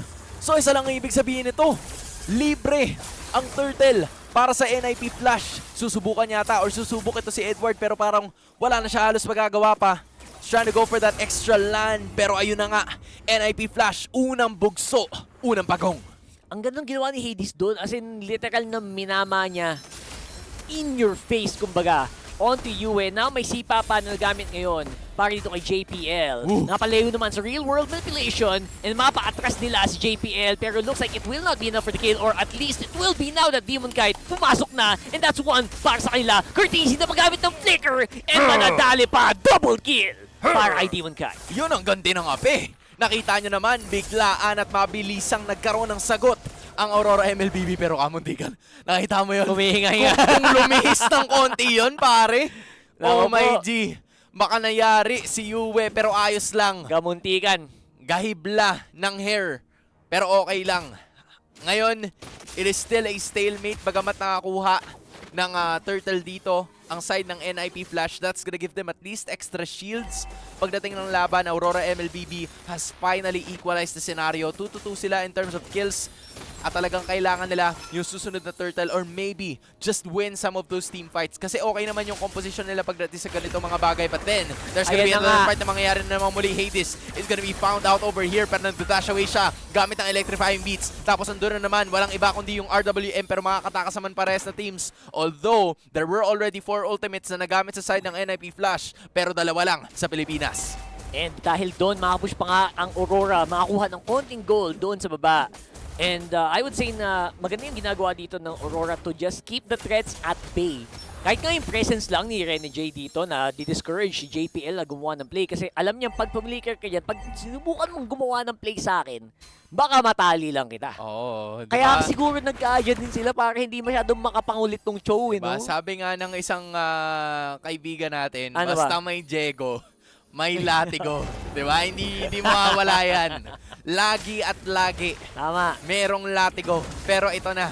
Dito na mag-uumpisa yan. Nakadepende kung ano magiging kaso dito. Ito na. Ng NIP Flash. 2 going up against 2. Pero may laban na nangyayari doon sa mid lane. Yue already having a Purify, so medyo may angas pa siya para makapasok. Pero si Edward nandun sa may badalikuran. They wanted to go for it. JPL nandyan, pero nakuha ni Demon Kite yung Turtle. Andun na rin yung ni Virus Passion, pero mawawala si Ren J. Meanwhile, Yue on the other hand, still alive, trying to find a way. Meanwhile, Edward, zero-zone out yung iba. Mabubuhay pa ba siya? But that is not gonna be the case. 2 for 3. Nakuha ng Aurora yung pagong, pero 3 ang nawala sa kanilang kupunan. At dahil doon, buhay pa naman ngayon ang NIP Flash, getting ready for the push. Demon Kite, tumatangilid na din yung buhay pa naman. Pero looks like that will be the mid-turret para dito sa Aurora MLBB. Pero ayun na nga. Nabasag na kasi yung yung middle turret eh. Kaya nga So mas madaling access yan ngayon para sa NIP Flash to go for those crucial purple and orange buffs na alam mo yun, mas madali na makikita ni JPL eh. Kasi easy access. JPL madulas din eh. And slowly but surely, medyo ginagawa na rin ng paraan ng NIP Flash na bukod sa mananalo tayo in terms of those team fights, makukuha pa natin yung mga torre nila. Good thing that, you know, Aurora has managed to at least get a turret in return. Pero gaya na sinabi ko kanina, nandun na sa purple objective sila Hades and company just by getting the purple buff na dapat sana kay Demon Kite. Lumalalim na, and that means na kailangan na mag-stick together jutsu ng Aurora MLBB. Ube 3 na. At this point, di ko alam pang ilang ube na ba to. Pero yun na ang kailangan nilang gawin. And even doming is not safe sa mga puntong ito. Kaya I think sobrang laking bagay kung makikita nyo lagi si JPL sa mapa. Ren J, maging crucial yung mga boost check niya as well as Demon Kite. Nakapag-conceal na rin si Ren J doon. Sayang, wala siya nakita. So now it's NIP Flash, knowing that they have the momentum in this game. Talagang inuunti-unti nila eh. Kumbaga they're not forcing fights that they can't win. So at this point in time talagang nilalagari nila. Pero ang ginawa naman ng Aurora ngayon is they're trying to put themselves first dito sa ating major objective. Try to put the pressure on it as fast as possible. And then Diablo's here. Courtesy nakita na rin. Yue. Where is Hades? Everybody's looking for it. Pero doon naman, yung extra na glorious pathway. May sipa na gagawin si JPL pero nanalo kundi si Hades. And then all of a sudden, Ren J is down. Na-sandwich play ang Pilipinas. Aurora, NIP Flash got what they wanted. It's a wipeout para sa Singapore. It's a wipeout. Sinimulan yon ni JPL and once more nakuha niya yung target na gusto niya doon sa laban na yun. And nagkagulo na sa gitna ng real-world manipulation. Talagang ang hirap maghanap ng way out. Di, kaya pa to. Tiwala lang, pero tingnan nyo yung instant replay, pare. Ibang klase. Nagsimula yun doon sa Glorious Pathway. Tapos si JPL sumipa, so napaproc si Yue ng kanyang ultimate. And then all of a sudden, Vanix had really good positioning sa may bandang likuran. Pagka-landing nyo na Spear of Destruction, pumuisto kagad siya doon sa likod. So wala na talagang paraan para makatakas yung Aurora doon, especially when they had low health. Ang hirap mahanap ni Vanix no, sa mga laban. Parang bigla-bigla na lang sumusulpot out of nowhere. And that's a sign of a good boss call player sa totoo lang. And now they have a lot of control and 6.5k agad yung goal lead ng NIP Flash. Malaki ang lamang dito ng NIP Flash. Kung ikaw ay sumusuporta sa Aurora, kailangan mong kumapit ng medyo mahigpit. Medyo nga. Medyo mahigpit Kailangan talaga. nating kailangan nating intayin mag-online. Kasi Si Kuya Domeng. Kasi gapang to, men. Gapang to. Malala. Pero kung nagtitiwala kayo na kayang gapangin ng Aurora ang laban na to, kumapit kayo na mahigpit. Ito Isang na lang, boy. Isang pitas. Isang pitas. Isang hila lang, boss Rene J. Diba? Isang patak, isang katutak. Yun na yun. Daming sponsors natin kakaganyan. Oo, legit. Diba? Malay mo naman. Talaga naman. Hindi natin alam eh. Naku po, ayan na yung core 3 items ng marksman ng NIP Flash. Nabuo na ni Lock in Vanix. It's a beautiful, beautiful itemization. And again, naghahabol pa si Kuya mo Domeng dito in terms of items. So I think kailangan gawin ng Aurora MLBB yung ginawa kanina ng Twisted Minds. Parang ano nga no, yung mga games natin ngayon, every time you pick up the alpha, parang medyo tagalid yung mga games na nangyayari. Kasi napakalayo eh. Ito rin yung all in ginawa ni Hoda from before eh. 'Di ba na at least naka-build na siya ng Queen's Wings. So that's at least helpful, 'di ba? At some point in time sama mo sa War Axe para mas matagal yung kaya niyang itagal pagdating sa ating laban. Pero ito na, 7,000 gold separating these two teams. JPL nakabili na rin ng kanyang unang item 9 minutes in. Walang iba kundi ang immortality at nag-aaningan lang ang dalawang teams natin bago magsimula ang prime time. Ano yan, confident na yan na pumasok ngayon. Correct.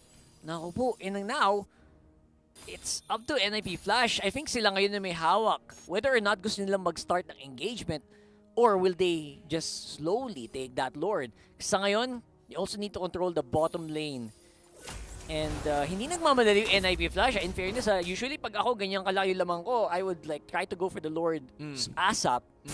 Sabi nila, kita natin kung nasan, hintayin natin makita natin si Domeng, tsaka tayo mag-go. Masyadong malayo. Masyadong malayo ang gold gap ng dalawang teams na to. Kaya naman NIP Flash, malinis. They knew that they had the advantage. So at this point in time, madali nilang nakuha yung Lord objective. Hindi pa naman yan Evolve Lord. So baka may chance pa tayong makadepensa. Pero kaya nila yan. Ang dito, all eyes on Domeng ngayon kasi siya yung pinaka-damage dealer talaga. Halos, ito yung parang mala 4 protect 1 talaga na lineup. Correct. Diba? Halos lahat yan is either utility or tank or frontline. And all you can do is wait for Domeng to get into play. Ito na naman, nilatag na naman yung yellow carpet. Tapos nag-aabang iba sa mga members. Electrifying beats na gamit na rin. And they will be able to defend. Patience. Pasensya para sa Aurora MLBB. Pasensya para sa NIP Flash. Hindi muna kayo makakapasok. And it does feel like NIP Flash, aware na aware sila sa ginagawa or sa plano dito ng Aurora. Kaya pinipilit nila na dahan-dahanin yung inhib turret. Alam nilang hindi nila pwedeng one-time, big-time push. They're buying time. Alam nila na, itong Aurora, nagbabuy time lang to. So, ubusin natin yung mga torre na lang. Huwag tayo mag-force ng kills. Diba? Parang ano lang yan. Parang, anong tawag dito? Hindi mo madadaan yan ng... Kailangan mo daanin sa magandang usapan. Magandang usapan. Diba? At, anong tawag doon? Santong paspasan. Yan. Yeah. Kailangan mo daanin sa mga ganong bagay. Hindi pwede na bigla kang, sige, dapat chillax ka lang. Yan ang approach ngayon ng NIP Flash. Pero yun din naman ang gustong gawin ng Aurora. Andun na naman. Courtesy. Andun na naman sa may badalikuran. Pero may masisipa. At tapos magpuput si US sa may batang harapan. Kaso may Divinis Passion. Andun pa rin si Vanix. Chumachani na konti. Pero sa Hades ang lahat yung buhay. Eto na yata yun. Actually, hindi pa pala. Pero okay lang. Nakadepensa pa ang Aurora. Boy, defense is real! Buntikan pa si Courtesy kanina. I think if he immediately went down, that would have been almost 3 for 4 na, 4 for 3 na. Pero so far, it's only a 2 for 2. Hindi nag-escalate masyado yung laban na yun. And I would say na best case scenario na yun para sa Aurora MLBB. Depensa na kayo, tas nakadalawa pa kayo. Nakadalawa na kayo. Pwede na yun, di ba? We will take that.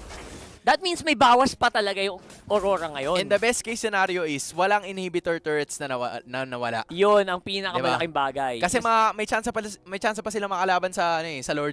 Mapapatagal nila yung game. Yun na nga. Hindi sila masyado ma-overwhelm ng mga waves. Pero sa taas sa baba. Pero ang tanong ay kung hanggang saan ba nila mapapatagal itong laban na to? Hanggang kailan nila kayang magtiis? Ito na ang tiis gwapo technique eh. Oo, tiis gwapo na yan. Tiis gwapo technique na to pare. Tapos si Yue, kailangan may mababakan lang na isa na lantern. Kita mo yung nangyari kanina, nakakuha lang ng isa. Tapos doon na nagsimula. Jumuhumbag na. Jumuhumbag na. Yun lang eh, one and done. Kailangan mo lang makakuha ng isang magandang pitas, either kay Curtisi or Diba? kay Hades, or kung magaling ka talaga si Vanix. Pero at Tama. this point, nakakatakot na din si Vanix kahit wala pa siyang emo. Parang ang hirap niyang kutin. Sabi nga ng Linkin Park, di ba? It starts with one. One. It starts with one. One thing, I don't know why. Di ba? Pero dito alam natin kung sino. Oo, kailangan Isa na lang lang natin. Ayan talaga. na, nag-conceal na talaga. Andun naman si Edward. Naglatag na ng red carpet. This time around si Rene J. Medyo naipit ng konti. Ginamitan na rin ng RWM. Kaso naipit talaga si Rene J. Wala na siyang choice doon. Pero may makukuha yata tayo. Demon Kite. Makakatakas pa si JPL. Hindi na. Okay, one roamer for another. May 4 on 4 nahuli. ang laban natin ngayon. May nahuling JPL dun sa gilid, sa kaliwa, at may nahuling Rene J dun sa kanan. Which means, medyo wala na yung makulit. Wala yung makulit. Dito sa sa NIB Flash. Wala na yung naninipa.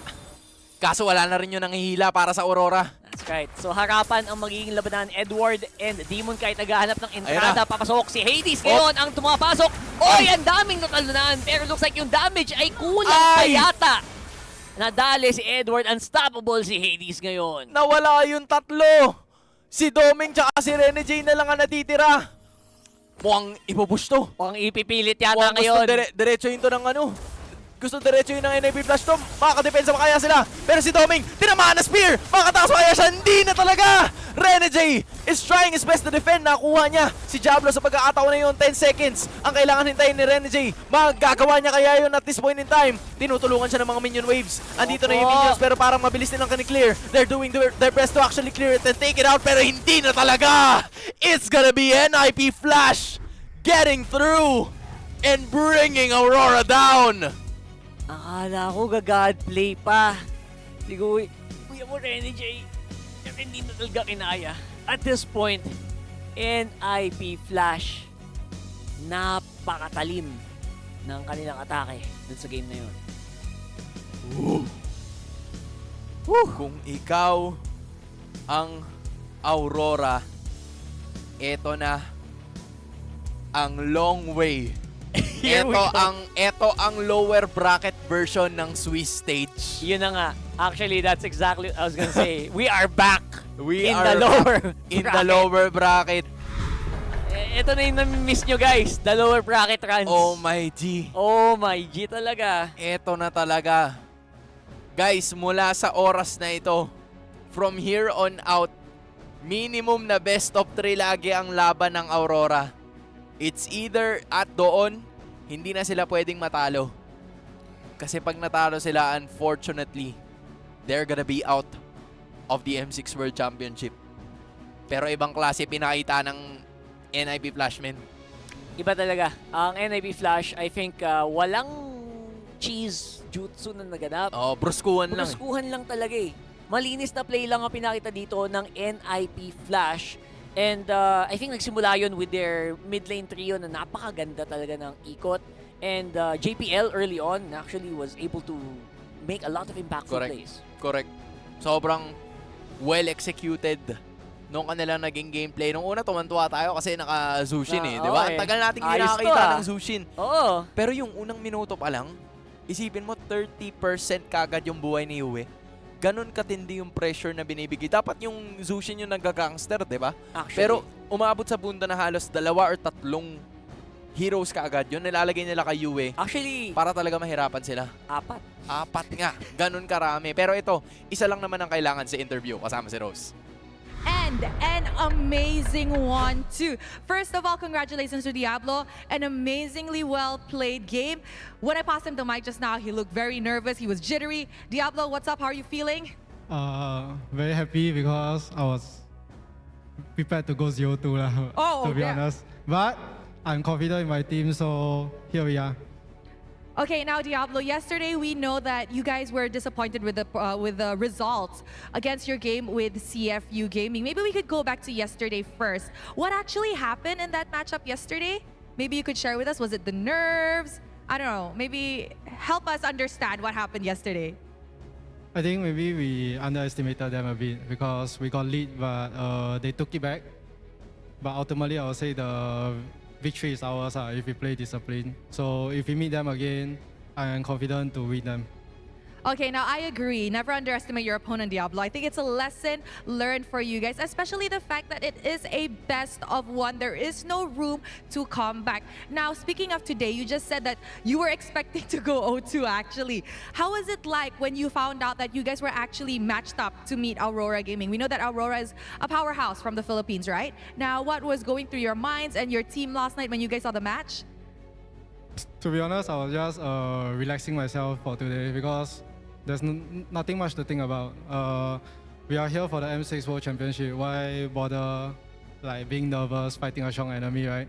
If you want to be on the top, we gotta be the top. That's true. If you want to be at the top, you have to meet the ones at the top. Okay, Diablo, maybe we can talk about the Swiss stage. So far, the results are like back and forth. It's surprising. A lot of surprises and upsets yesterday.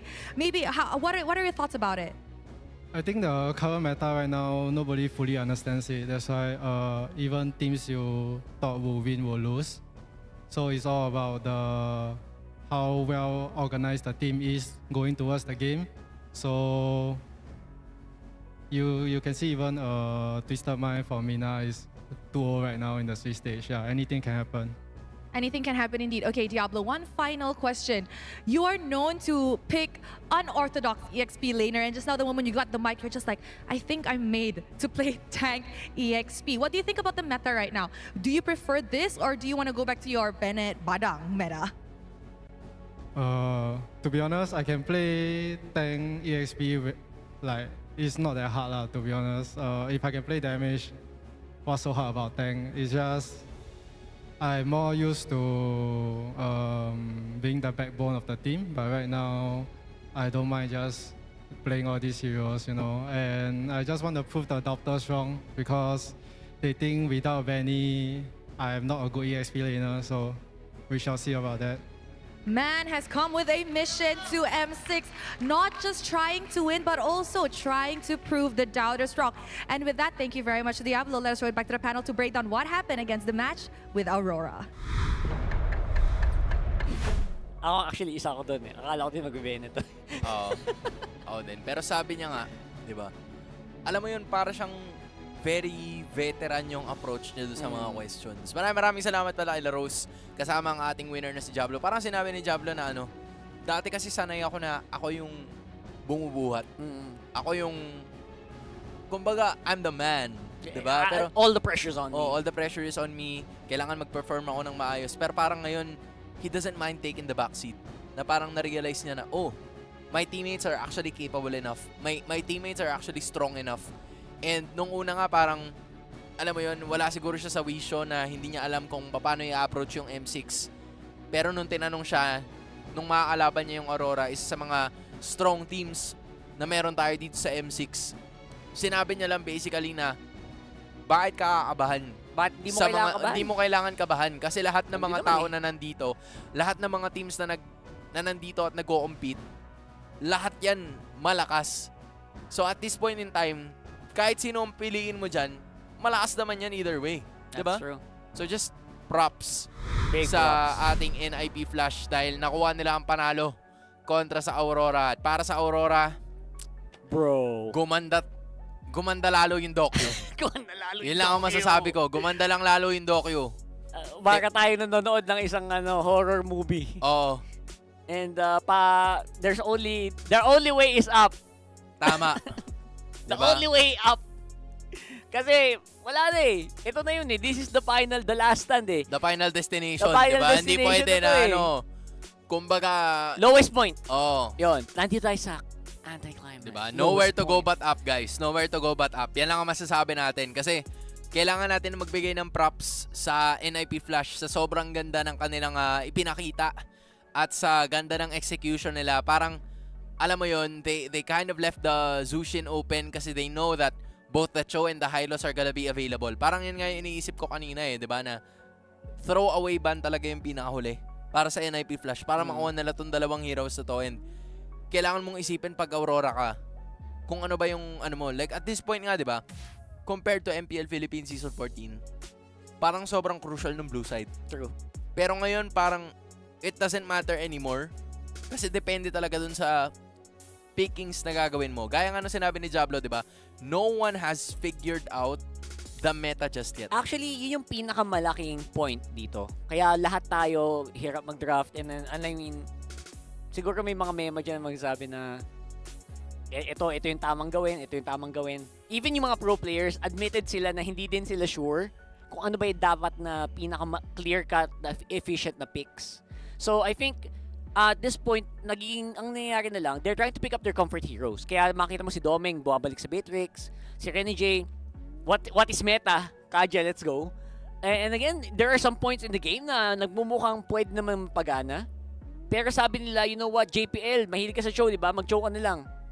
Vanix, wag ka na mag-overthink. Wag na tayong mag-cheese strat. Let's just go with what works. Courtesy, classic na siya sa Eve. And si Hades, 5-0 dun sa joy niya. Pero ang isa sa mga bagay na nasilip ko din dito sa side ng Aurora is grabe yung pag-limit ng NIP Flash dun sa options ni Rene J. True. Kasi isipin mo, unang 2 picks pa lang ng NIP Flash, Cho and Hylos. Those could be used by Rene J. Nag-ban out din ng Hilda ang ilan sa mga teams. Tapos nagtanggal pa sila ng ibang mga heroes. And they left him with one of his best heroes, sa Tigreal. Pero hindi pasok sa composition na meron ng NIP Flash. Kumbaga, pag nag-Tigreal ka dyan, hindi ka makagalaw sa Eve, hindi ka makagalaw sa Hylos. Parang magmimistulan ka kasi. Masisipa ka pa. Oo. Tapos yung Matilda, tinanggal din nila. Kahit yung Rafaela, para hindi nila pinalagpas. Pati nga yung Rafaela, nagulat din ako dun. Sobrang dami ng ginawa ditong drafting patterns Amazing.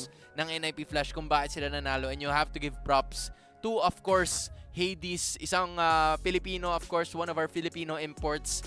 At ito yung isa sa mga rason kung bakit hanggang ngayon ay talagang hindi siya binibitawan ever ng NIP Flash kasi they know what he is capable of. And ito, yung ipinakita niya sa atin ngayon. Napaka-explosive ni Hades dito sa game na to. And he plays like wala siyang problema. Well, he played like walang kadya sa kabilang team. It's so impressive and I just really want to see that in the highlights as well. I think the biggest point of contention dito, obviously JPL. Ang laking bagay nung early game aggression nila kay Yue. Yung first blood na to, this was a huge turning point na na-force nila yung Aurora na mag-play ng super safe. Na pinakita nilang hindi ligtas si Yue kahit Zushin siya. Yeah, and in addition yung mga latag din ni Diablo ng Glorious Pathway. Pasok sa banga palagi eh. Like for some reason they struggle to find or Aurora struggles to find like at least one of those attack patterns if possible.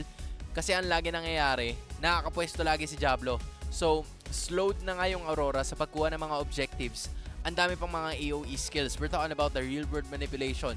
And then you also have the electrifying beats. Mas madali rin para kay Hades na itutok yung kanyang mga skills kasi very slowed down na. Isipin mo, RWM tsaka Glorious Pathway, ultra slow mo ka na pag ganun. Diba? So, ang hirap na talaga makagalaw. And kahit mag-set up or makakuha dito si Rene J, hindi ka talaga makakapag-follow up o hindi ka maka-respo agad just because of the setups na meron dito ang NIP Flash. So just a very well-rounded draft here coming in from the Singaporean team. Kaya hindi ko din ma-blame na hindi makapag-perform ng maayos si Demon Kite, si Edward, Alpha yan. Tsaka Gatot, pag pumasok sila, halos wala nang labasan. Wala na talaga. Dahil dun sa real world tsaka sa Glorious Pathway. Parang kumunoy. Oo, parang dinadala ka na lang eh. Pag gumalaw ka ng gumalaw, talo ka pa. Mas matatalo ka. Oo, might as well ibato nyo na lang kung saan nyo pwede ibato. Ayun, kaya may times na pumalag din naman yung Aurora, sinubukan nila na paagahin yung damage output as early as possible. Pero yung naging problema kasi is that hindi rin kulang na sa damage output. Mas komportable yung kalaban kasi yung kalaban papasok lang. Ganun. So yun, sayang guys, pero okay lang. Ang mahalaga naman ay nakakapaglaro ang ating mga manlalaro at habang naglalaro sila ng matagalan, syempre kailangan komportable sila at komportable rin kayo para focus na kayo sa mga rank games. Ang ating ergonomic Secret Lab Titan Evo ang susi to stay on top of your game as it is designed to adapt different postures across various activities. PC gaming man, trabaho, o pag-ML. So go ahead and treat yourself to the same match-winning comfort tulad lang ng ating mga MLBB teams. That's right. Pag si Hans, naka-secret lab yan. Correct. Ay, hindi tinanggi. Imamanifest ko na. Hindi tinanggi. Oo, correct. Diba? Imamanifest ko na. Sayang. Secret Ando Lab. na naman eh. For years, we've been using Secret Lab. It's really, really correct. Good. Honestly, May bago pa silang attachment actually, alam mo yun? Ayun, hindi ko alam. Yung ikakabit mo sa ilalim ng upuan, tapos yung parang may yung pangpaa. Ano to? Oo, ikakabit mo lang sa Titan, existing Titan May Evo bago mo. ka na namang bibilin. Brother, budol, usap tayo mamaya. Ang Parang ganda. maganda. Ikakabit ano. mo lang, kung may clip lang, tapos may tumataas na yung paa. Sige. It's amazing. Salamat. Usap At tayo mamaya. binigyan nyo kami ng panibagong impormasyon. Pero guys, yun nga, ang latest breaking news natin. Oo. Unfortunately, ang ating isa sa mga PH representatives ay lalaban ng paulit-ulit ng best of 3 hanggang sa makarating sila sa susunod na punto. So ngayon, lagpas na tayo sa kalahati. Bisitahin naman natin para sa susunod na series ang KBG or ang Keep Best Gaming as they go up against the champions of Indonesia, Team Liquid ID, para sa kanilang susunod na series. Ito rin ang dalawang teams na nakakuha ng 0-1. So, one of these teams are looking forward to making it into the winner's column. That's right. Ang tanong dito, makaka-survive kaya si Aaron Cheeky? Oo nga. Kasi may 4 na siyang utang eh. For the next match. Diba? I think kailangan mag-survive niya para matuloy yung kwento nilang Or dapat ba i-save lang natin yung Save the best for last. I-save lang natin yung counter na yun para kay Keldra. Ay, pag-usapan natin yan mamaya. No? For Parang sure. Depende. Hindi natin alam kung ano magiging gana. Pero yun guys, natapos na ang ating match 4. Meron pa tayong maraming mga laban na masasaksihan nyo mamaya sa pagbabalik ng M6 World Championship.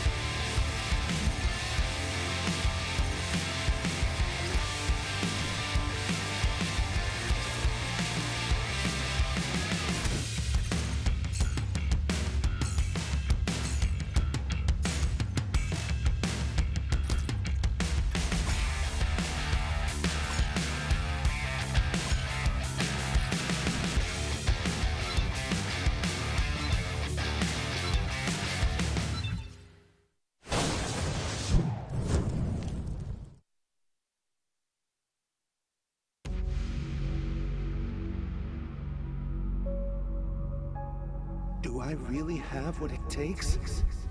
What if I lose my way? Is it really worth it? Will everything come crashing down?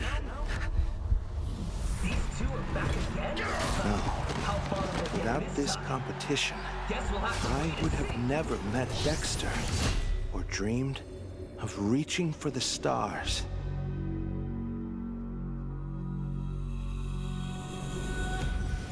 Let's burn as bright as we can, Dexter, till the very end.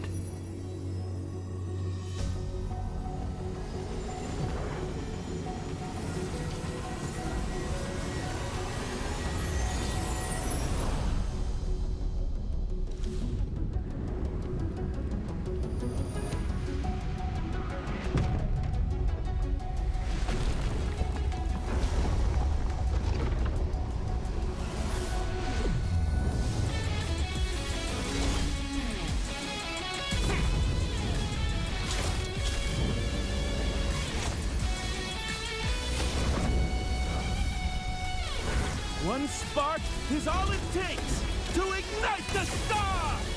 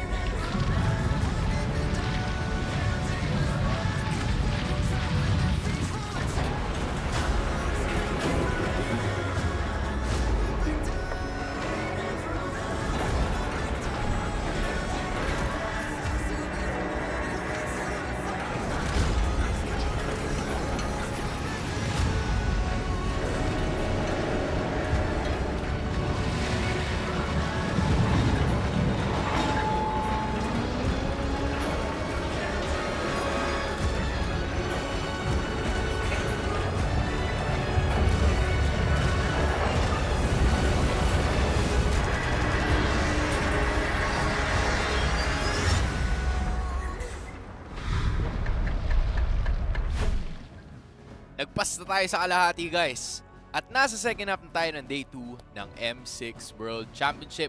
Swiss stage. Ako nga pala si Hans Galeria. Kasama ko dito ay walang iba kundi si Rockhart at ang susunod naman nating masasaksihan ay ang Keep Best Gaming KBG versus Team Liquid Indonesia or ang TLID. Parehas ito nagaling sa kanilang pagkatalo sa unang round and both of these teams are looking forward to making it into the winner's column. That's right. Keep Best Gaming I think has been, hirap ipaliwanag ng istasyon ng Keep Best Gaming ngayon kasi ang dami lang kailangan patunayan sa totoo lang sa torneo na to. And sa puntong ito, talagang mga powerhouse teams din yung nakakaharap nila. So ang hirap din talagang sabihin. Pero TLID, kawit lang guys. May rematch pa tayo. May rematch pa tayo. You can say hi to a rematch and you can also say hi to Hello Panda. Hello! Sige na nga. Hello Panda, Hello Panda, para may energy kasi kayo sa inyo mga RG, kain lang kayo ng Hello Panda. Yes. Okay, level up your day at bisita lang kayo sa Hello Panda website para That's mas right. may malaman pa kayo. Please lang. Kasi ang sarap ng Hello Panda. Not even kidding. Ayan na. Thank you. Mamaya ka sa amin. Mamaya ka sa amin. And, Hello Panda. Goodbye Panda. Goodbye Panda muna. Hello Panda. Goodbye. Pero ito na, ang isa pa. Dahil ano ba mangyayari simula November 18? Bro, start November 18, guys. Ongoing pa rin ang ating M6 Lucky Draw para naman makuha nyo ang Epic Skin ni Claude, #Challengers Flare. And makuha ang bagong painted Epic Skin ng M4 Beatrix, Lightseeker. Get it! Get it! Gusto ko yung purple. I like the purple. Masyado siyang kumikinang-kinang kasi itong isa Masyadong kumikinang. Masyadong kumikinang-kinang Masyadong orange and yellow. Yan, Kailangan, yan. Gusto ko ng purple. Para lang may iba. Yan. Kung gusto niyo ng mga kumikinang-kinang, kumikinang-kinang. diyan kayo. Yan. Para kuminang-kinang naman kayo. Oh. Yan. Yun na yun. Kala ko dudulas ka Hindi pwede. Hindi pwede. Bawal. Pero ito, hindi kayo pwedeng dumulas. Kasi parehas tayo na galing sa loss. So you have to be greater than yesterday. Dahil ang ating dalawang mga champions sa kanilang respective regions, both KBG and TLID ay naghahanap pa rin ng kanilang great footing dito sa ating M6 World Championship dahil yung international stage ay iba sa kanilang nakasanayan sa kanilang respective regions. And ito ang tsansa nila para patunayan ang kanilang parehas na mga teams na kaya nila makipagsabayan sa mga pinakamalulupit. Kasi for everybody's information, right? KBG was one of those teams na siguro madalas nating makita in the MLBB scene, in the international scene, pero hindi pa talaga sila nag-iiwan ng marka. Right? But yeah, when you take a look at TLID, ito naman, yung karamihan dito, mga galing MDL. Tapos ngayon, rekta sila ng M6. So parang, okay, we have to make a name for ourselves here. Yeah, I think it's been a really long journey of KBG and the MCC region overall to actually make a big impact. And I think ito yung one of the steps for KBG to make a name for themselves para sa region nila. Kasi yung region nila is starting off really good. Right? So, yung road nila sa totoo lang, yung journey nila dito, very, very interesting. Especially for ating mga teams. TLID medyo napalaban, sabi mo nga. Yeah. Parang mga MDL team na nandito agad tayo sa biggest leagues of them all. Diba? Specifically, yung kanila naging road sa M6 ay nandyan. MPLID Season 13, hindi pa sila, or karamihan sa kanila, sila yung naglalaro, pero yung iba hindi. They ended up as top 5 or top 6 sa kanilang liga. Yep. Pero, Season 14, doon natin napansin na nadagdagan ang, ang ruta ng MPL Indonesia kasi for the longest time it's always Onic, RRQ, at EVOS. Diba? Right. Yan lagi ang tatlo. Pero sa wakas, meron nang dumagdag dyan na walang iba kundi TLID.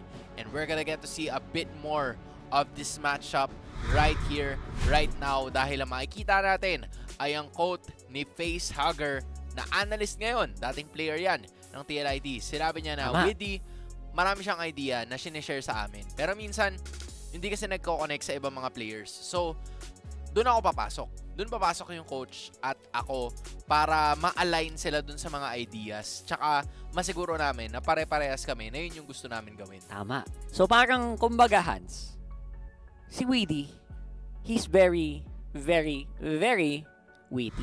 Yan. Pero, hindi na-gets ng kampi niya. Yun na nga. So, paano siya naging witty? Nasobrahan kasi sa witty. Kaya siya naging witty. Diba? Kaya, so, parang witty, pero dipindi.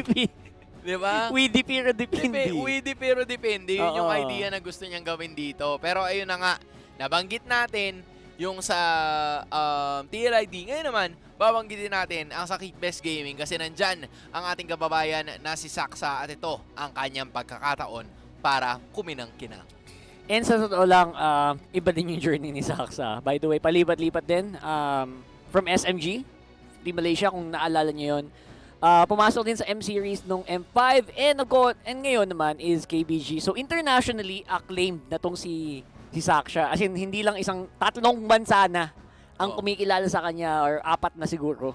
And at this point, hindi na may kakailan na matindi talaga yung performance ni Saksha and he's definitely one of the guys to watch out for sa buong mundo.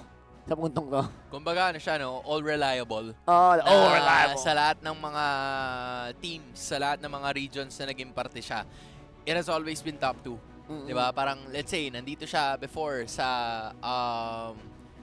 AP Bren, di ba? Before his exit. Dugong Bren yan. Di ba? Dugong Bren yan. So, at this point in time, alam mo na kaya niya talaga maipagsabayan, maipaglaban. And then all of a sudden, pagdating niya sa Malaysia, Team SMG, kasama niya nun si Miko. Di ba? Sila magkakasama nun. Miko. Si Sasa, during that time, player pa. Di ba? So, good times, no? Kasi ano na siya, coach na siya para sa si DFYG, di ba? Lumaban sila ng wildcard. And then ngayon, KBG naman si Sasa, si Saksa pala. Tapos ngayon, andito na naman siya ulit. Diba? Just really a winner in his own right itong manilarong ito. Internationally acclaimed. As in, one of the new Mr. Worldwide. Papunta na siya doon. Road to Mr. Worldwide. Papunta na siya doon. And again, hindi mo talaga may kakailan na yung ibang bansa natin ay talagang kinikilala na yung mga players natin. Individually, you don't need a full 5-man Filipino roster. I think just i-add mo lang yung kultura eh. Sa totoo lang, and ang laki na ng impact sa mga teams. Kita natin yon with a lot of the teams here in the M6. And at this point, parang nagiging, they really learn a lot. Diba? Add mo lang yung kultura, nagbabago, nagta-transform na din yung iba-ibang players nila eh. Correct. I feel like for KBG, this is what they needed. Diba na parang maglagay pa ng isa or dalawang mga manlalaro that is very much aware of how one of the strongest region moves. Yeah. And hopefully ma-adapt nila yon. Obviously, it's like taking quite some time, pero dun mo lang naman kasi malulutas yun eh.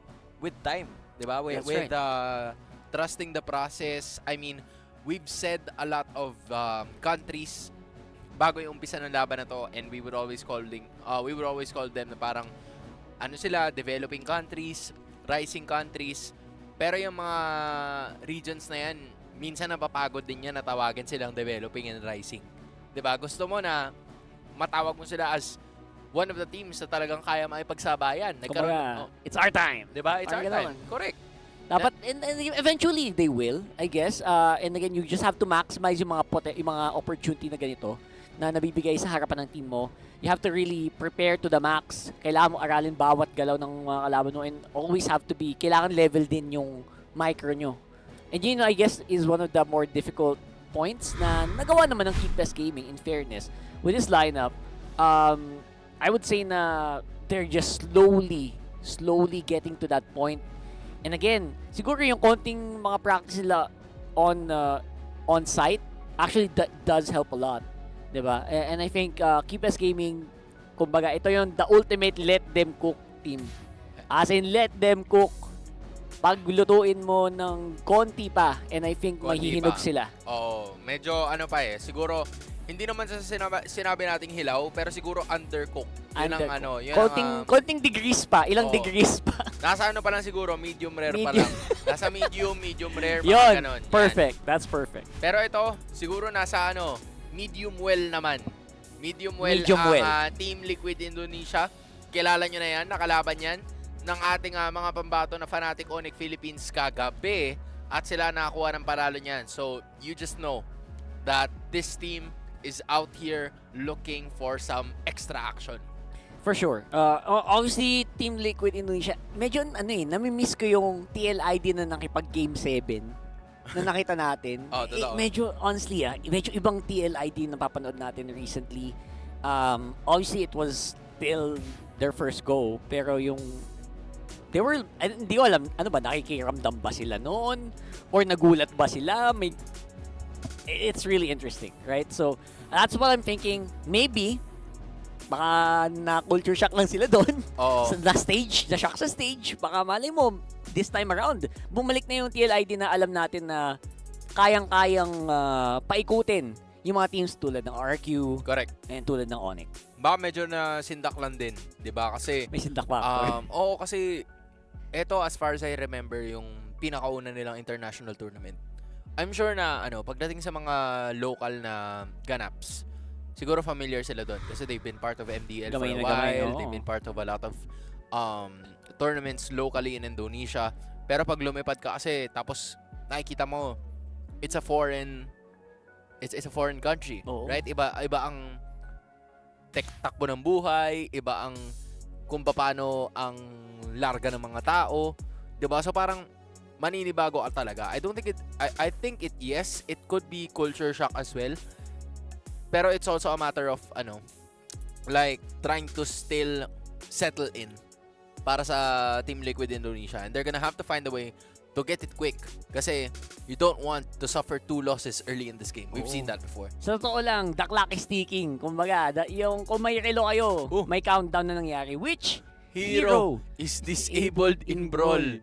Guys, do you know? Ano ba? I-comment nyo kung sinong hero ang disabled sa Brawl. At bakit? Yung bawal gamitin. Ano bang bawal gamitin ngayon? Iniisip ko tuloy. Kasi may nagpa-funny, pare. May nagpa-funny.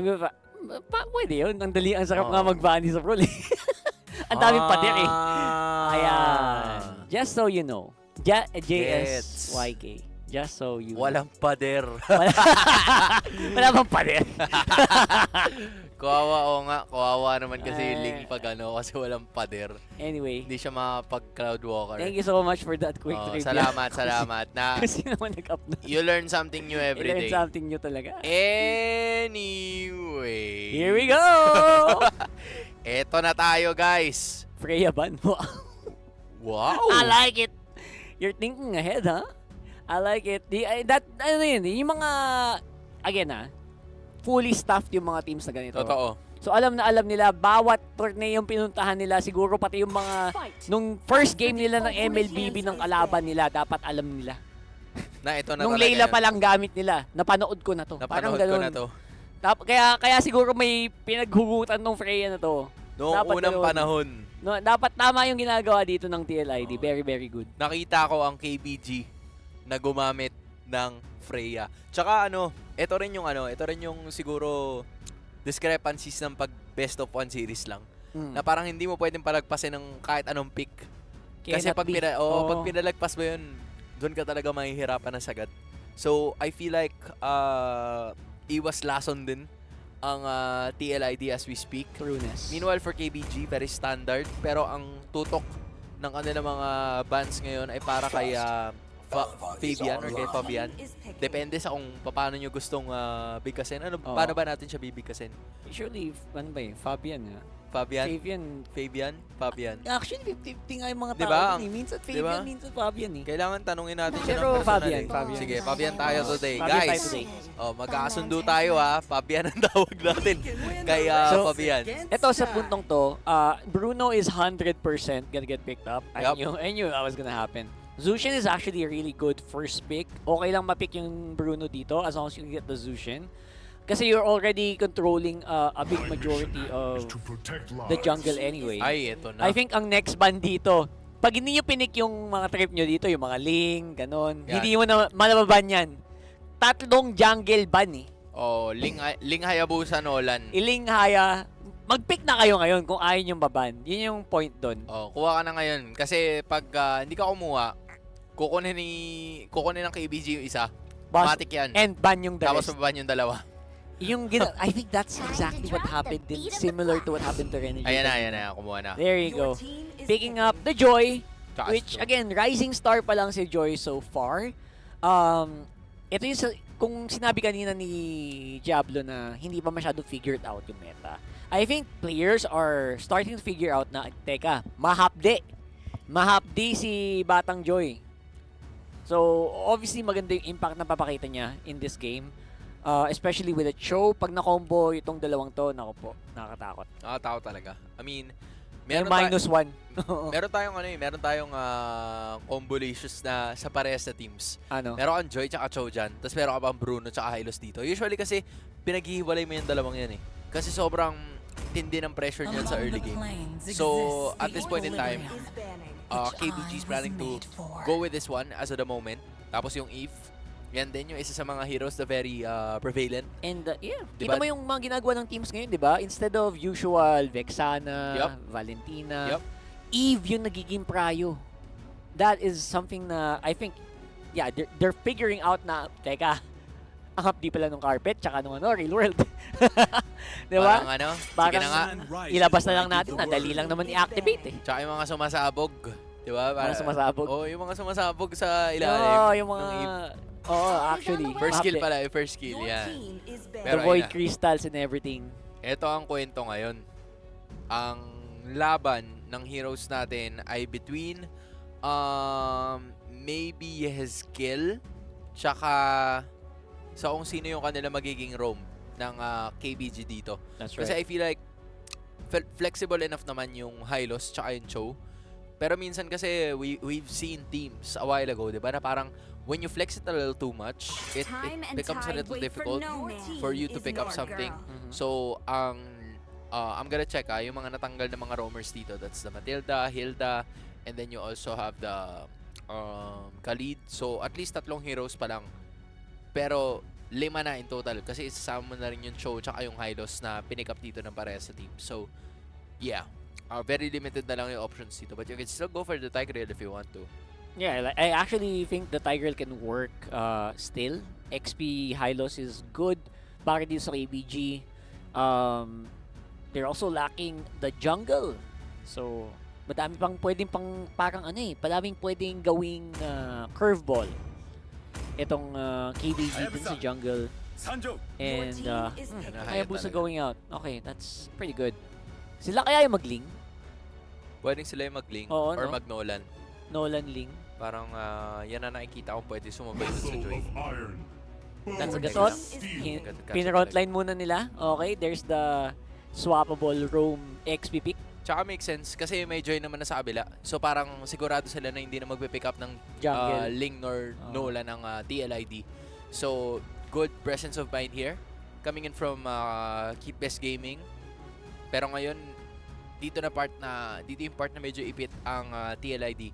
Will they go for a roamer here na makunat? Or will they go for something else na talagang pang healer, pang sustain? Kasi yung Cho, pwede mo yun ilagay dyan and then just go for something else in the EXP. Diba? Parang yan ang posibleng ruta that you could go for in that one. And the gold, Granger. Mga possibilities of those hero picks coming out is also... There you go. Not surprising, TLID. Very, very willing na mag-pick ng mga hero na ganyan. Although, I think isa pa lang ang game na napapanalo ng Granger so far. Yun na nga. In M6. It's still, I think, kita nila yung potential nila, especially comboed with the Joy. So, the glue is very mid. Medyo mid sa akin na pick at this point. Although I know you're a glue man. Okay lang, okay lang. In this lineup, tuloy mo lang. In this lineup, I think ito na yung best scenario. Medyo na-force sila into this glue pick. Honestly,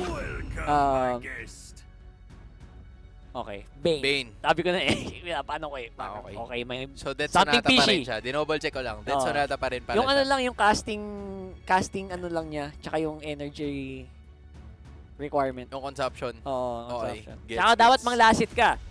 Just in case you guys don't know, manglasit kayo pag Ranger kayo. Torre, hero, minion. Para mas masakit. Tama. Yan na yun. Yun na yun. That's the point.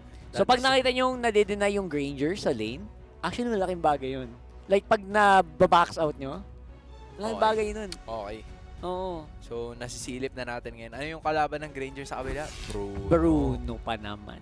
ito ang sinasabi ng mga team sa wildcard na parang top 1, top 2 daw to eh. Sa mga ginagamit. I mean, from what we're seeing all throughout the day, diba? It seems like the top 2 is yung Beatrix. So far. Diba? So far. Pero yung Granger is somewhat making a scene already dahil ginagamit na siya ng karamihan sa ating mga teams. But, here we go. Match number 5 out of 8 na makikita natin para sa araw na ito. It's gonna be none other than Team Liquid Indonesia against Keep Best Gaming. Again, both of these teams galing sa pagkatalo and they would want to make sure na makakarating na agad sila dun sa panalo na kanilang hinihintay. So, maganda naman dito sa lineup ng TLID. Pwede nilang yakapin paulit-ulit sila Tracy, sila Wind Return, using the glue and using the Zushin. So, hindi ka pwede bastang mangmama or mambody. Alam mo yun, hindi ka pwede bastang manual box out. Kasi, pag masyado kang maasin, pwede kang mahila pa atras. May sipa pa si Weedy. So, honestly, yung mga melee heroes, yung mga short-range heroes ng Keepless Gaming ay tagilid. So, yun yung malakas naman sa lineup dito ng TLID. So, bawal ka masyado maangas. Bawal kang masyado magangas. Dapat yung sakto lang. Oo. Pero ito, tinan mo si Wind Return. Ayan yung sabi natin. Medyo nangyayari. Alam ko yan. Yan yung sinasabi. Alam mo yan, yan diba? ang mga favorite Hindi ko mo mga pwedeng galaw. tayuan. Ano yan o? Unli Jelly, pre. Boom! Unli Jelly. Matik yan, men. Walang ano yan. Ko. Kakasabi lang namin, boss. Huwag mo tatayuan. Huwag mong tatayuan. Di ka mananalo sa stand-up, men. Boss, huwag ka mag-aangas sa lalaki may balbas. Diba? Lalo na pag Aran yung pangalan. Nako. May balbas ba si Aran? Di ko alam. O sige, alamin na lang natin. Wala. Okay, noted. Pero ito na. Ayan na. Nag-umpisa na. Jumpy na si Aran. Ginagamit na ang pagkamama ng kanilang lineup.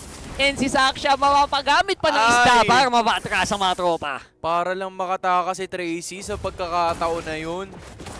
Ang daming kinailangan pero bumabala na rin si Aaron Shiki, men. Balang-bala, men. Parang baliktad yung nangyayari dito. Ito na naman tayo sa ano eh. Bala muna bago bola eh. Bala muna, boy. Tapos ang maganda pa doon, hindi siya nababox out, hindi siya nabitigilan. So, I think the Granger is in a really good spot right now. And again, Aaron Shiki yan. Maganda yung potential niya in this one. Grabe, ang daming sineset dito ni Yeskel. Tapos isa spike lang ng mga kampi niya. Pero may sipa na naman nagagawin para doon sa pinakaunang third ng ating laro. Glorious Pathway, samahan mo na rin ng Real World Manipulation. Pero may makukuha na namang kill ang Keep Best Gaming.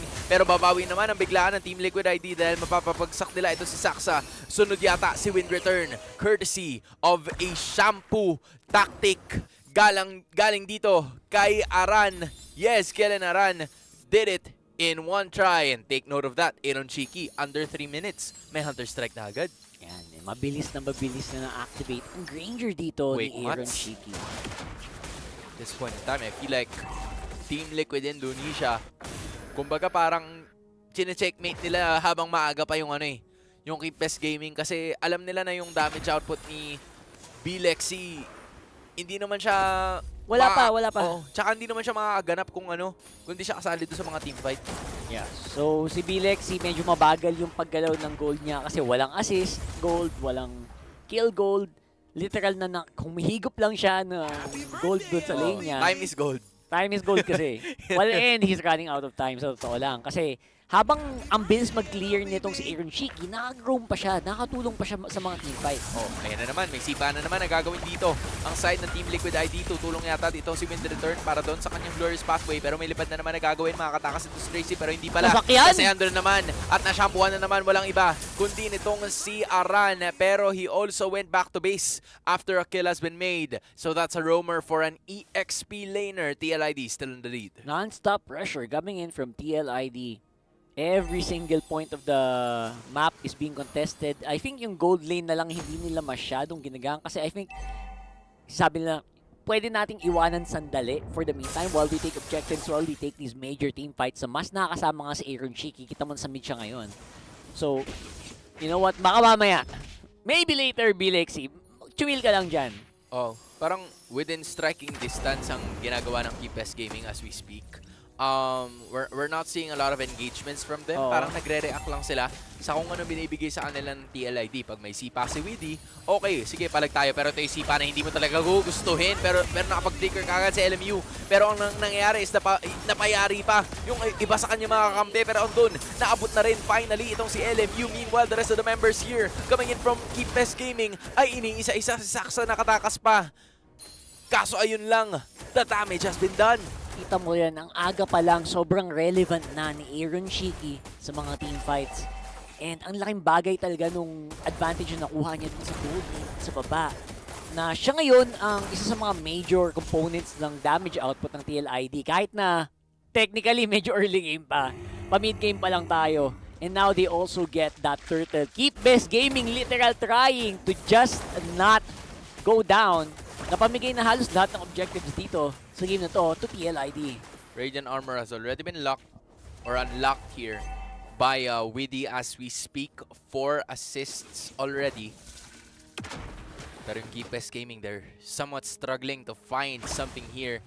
Hindi pa sila nakakabasag ng Torre. Parang hindi pa nga rin nila nababawasan. So, you know, at this point in time, shoutouts, of course, to Kuya kung hindi mo nakikita yan. What's up? Diba? Pero ngayon, ito na naman. May laban na naman na gagawin. Alam mo yung glue talaga, pare. Legit. Ito na as a glue user, as a glue man, this is the perfect way for you to use the glue. Gangster ka agad ng level 1 to 4. Kasi pagdating ng medyo mga level, ay mga minute 16, doon na, medyo mawawalan ka na ng silbi nun. So, kailangan una pa lang palo ka na agad para ma-activate mo rin yung mga teammates mo. Kasi lamang kayo at some point pagdating sa pagkuha ng gold.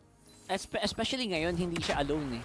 I mean, may backup siya to actually go for a fight. Pwedeng medyo mag-front si Widdy. Si Fabian is doing his own as well. Si Ezekiel, nag-enjoy na lang.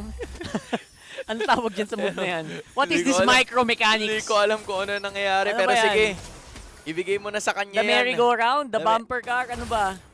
Ano ba yung may ganyan? The spin, sa right? Yung cups. Ferris wheel. The electric fan. The electric fan. Ayan.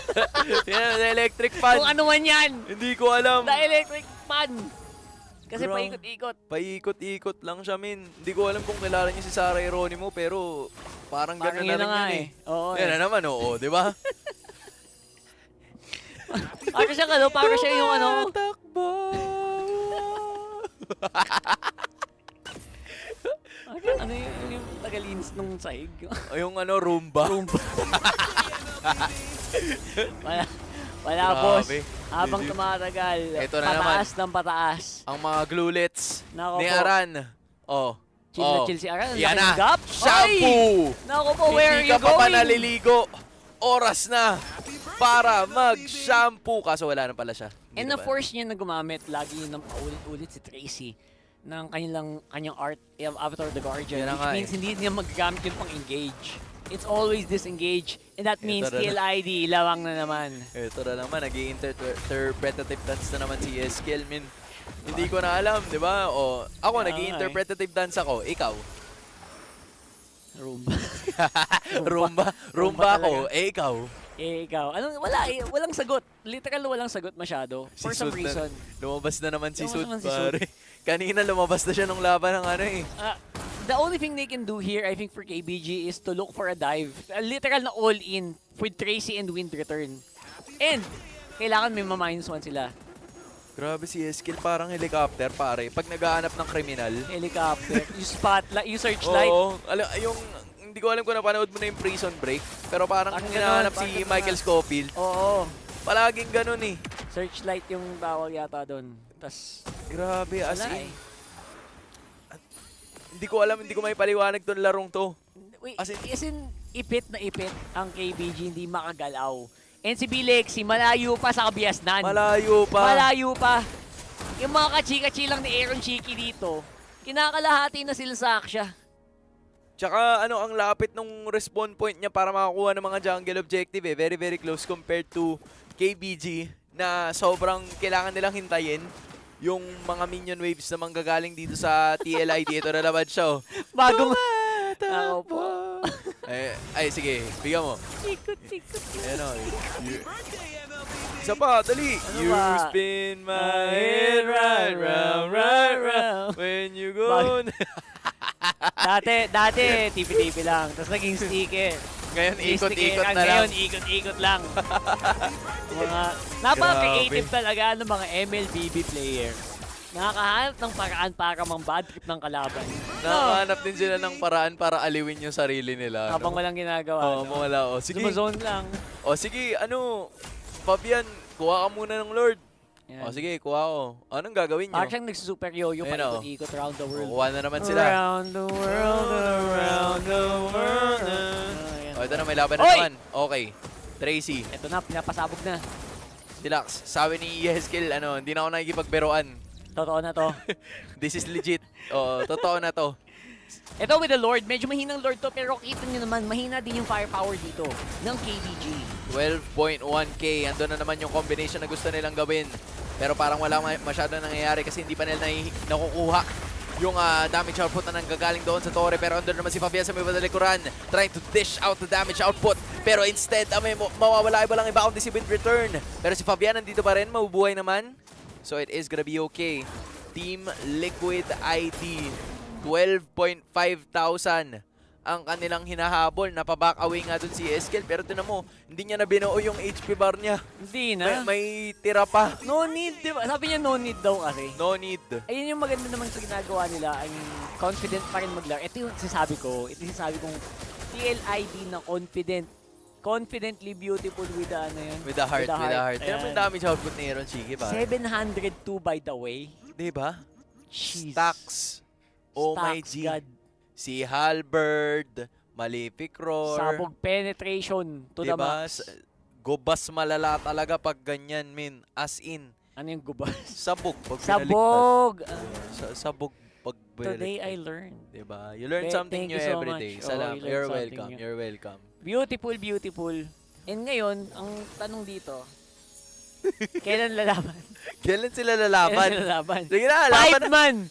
5-man ube every day in the base. Ang hirap nito para lang walang mapitas. Ang hirap nito para sa K-Pest Gaming. Ang hirap. Tingnan mo, 13,000! Naririnig ko na si Kuya Will eh. Kuya Will, nilalabas na yung jacket. Ayan na, nilalaban siya. Run around.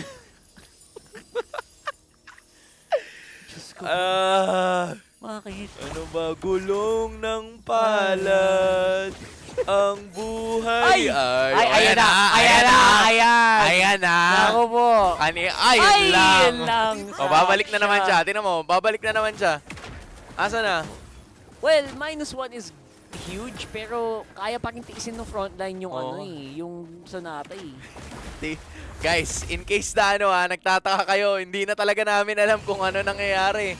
Napapansin na lang namin yung KBG, for context, nandun na lang sa base.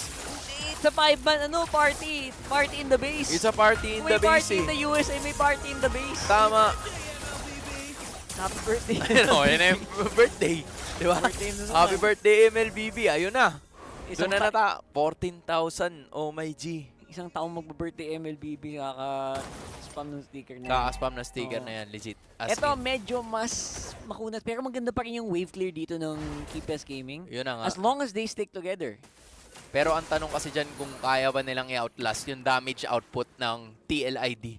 Kasi halos 5,000 na yung kalamangan nitong si Aaron Shiki kumpara dito kay Bilexy. And now, nagbabagsakan na pag-unti-unti ang ating mga damage output in terms of lectures. Pero under naman, nawala na finally ito si LMU. Lalaban na lang talaga itong Keepers Gaming, pero mukhang hindi na nila masusustain pa. Delaying the inevitable is not gonna work para sa Team Liquid ID as they secure their first win. Commendable yung ginagawa ng Keepers Gaming dito. I think they were trying to do what Twisted Minds was doing kanina. Tinatry nila mag-delay. Kaya kahit wala silang ma-farm, talagang okay lang. Huwag tayo lalabas ng base. And you know what? Maybe it could have worked. Pero not against team as aggressive as TLID. Kasi gagana lang yun pag medyo kabado din yung kalaban mo eh. Ito yung TLID ngayon na walang kakaba-kaba. Walang kakaba-kaba. Diba?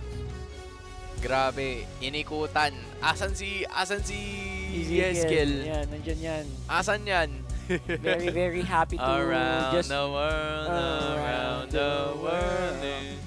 Para sa ano I guess it shows kasi, again, kita nyo naman, most of them are just really young. They just want to have fun. Oh, chillaxers lang. They just want to have fun. And just want to play chill. And you know what? You can do that kasi ang grabe talaga yung lamang nyo Grabe yung lamang nila, men. As in, pwede next game. Pwede na pang next game yung mga Torre, yung mga Baps. Ganon katindi. Ganon kalupit. And guys, I mean, that's what we should expect coming in from our Indonesian champions, Team Liquid ID, finally securing their very first win. At nakita natin yan in dominating fashion kontra sa Keep Best Gaming. So now, KBG joins our very own, unfortunately, Aurora. At meron pang isa, yan ang Maycam Evolve doon sa 0-2 na bracket natin. Yes, sir. And at this point, survival na lang. Oo. Ang ating mga tropa dun sa baba. Yan na lang. And ngayon, pag-uusapan natin mamaya-maya lamang. Pero sa ngayon, congratulations sa TLID. Ito na, medyo nagba-back to form na. Ito yung Aaron Cheeky na dapat medyo mainit na. Pwedeng mag-init. Medyo mainit na. Ito, tingnan natin kung mainit din ba sila kasama si Rose. KBG. And right now, I am with Fabian, or as what Mirko would call him, Fabian. Hello, how are you, Fabian? I'm fine, thank you. You're fine. Wow. Okay, perfect. Okay, now, Fabian, we know that this is your first ever international tournament. How was the experience like? How do you like Malaysia so far? That's good. It's good. Good. Ada rasa nervous ta? Are you nervous? Tak lah, tak. Got nervous? Tak nervous. Not nervous. Okay, now, Fabian, yesterday you guys lost against Fnatic Onic Philippines, and as we all know, I'm pretty sure you guys have made a discussion at night, right? Now, what did you guys learn from the mistake yesterday to come back stronger against KBG today? We learned in early game, so bet in against Fnatic Onic. Yeah, we solved that. So you guys had a discussion last night, and how did you guys react when you saw that you guys were matched up with KBG today? Apa reaksi niya? Reaksi apa? Bila tahu jumpa KBG hari ini? Apa ya? Sebenarnya nggak gimana sih. Kalau lawan KBG ya kita semua lawan semua tim bisa. All right. Now, he didn't really feel anything when he found out that they were going up against KBG because he knows that they are all ready to meet all the teams this time around. Okay, now, Fabian, last question. We know that you are MPL ID's champion. Do you feel extra pressured? Because, you know, as a champion, the entire country is looking out for you guys. So do you feel extra scared? I'm not scared, but we gotta apa? It's okay, it's okay. Kasih yang best lah, best gameplay. Okay, they're gonna do their best, and I'm pretty sure everybody can see that both Indonesian representatives are doing their best in the M6 World Championship. Thank you very much to Fabian. Amazing job on the interview. And with that, let us throw it back to the panel to break down what happened in this game up against KBG. Okay. At doon, natapos natin ang laban sa pagitan ng KBG at TLID. What an amazing performance. Very, very classic. Fundamental. Nabanggit ni kuya mo, Fabian. Accordingly. Apparently, pari sila medyo nagkakagulo doon. Nalilito rin sila. Akala ko tayo lang. Okay lang. At least we've Sila come din to pala. a universal understanding. Okay, Pero Fabian. ito na nga. Ang sinabi ni Fabian, di ba, na ano daw, early game daw talaga yung naging problema nila. Yes. Kontra sa FNOP. And sabi nila, nasolve na nila. Abo, confident.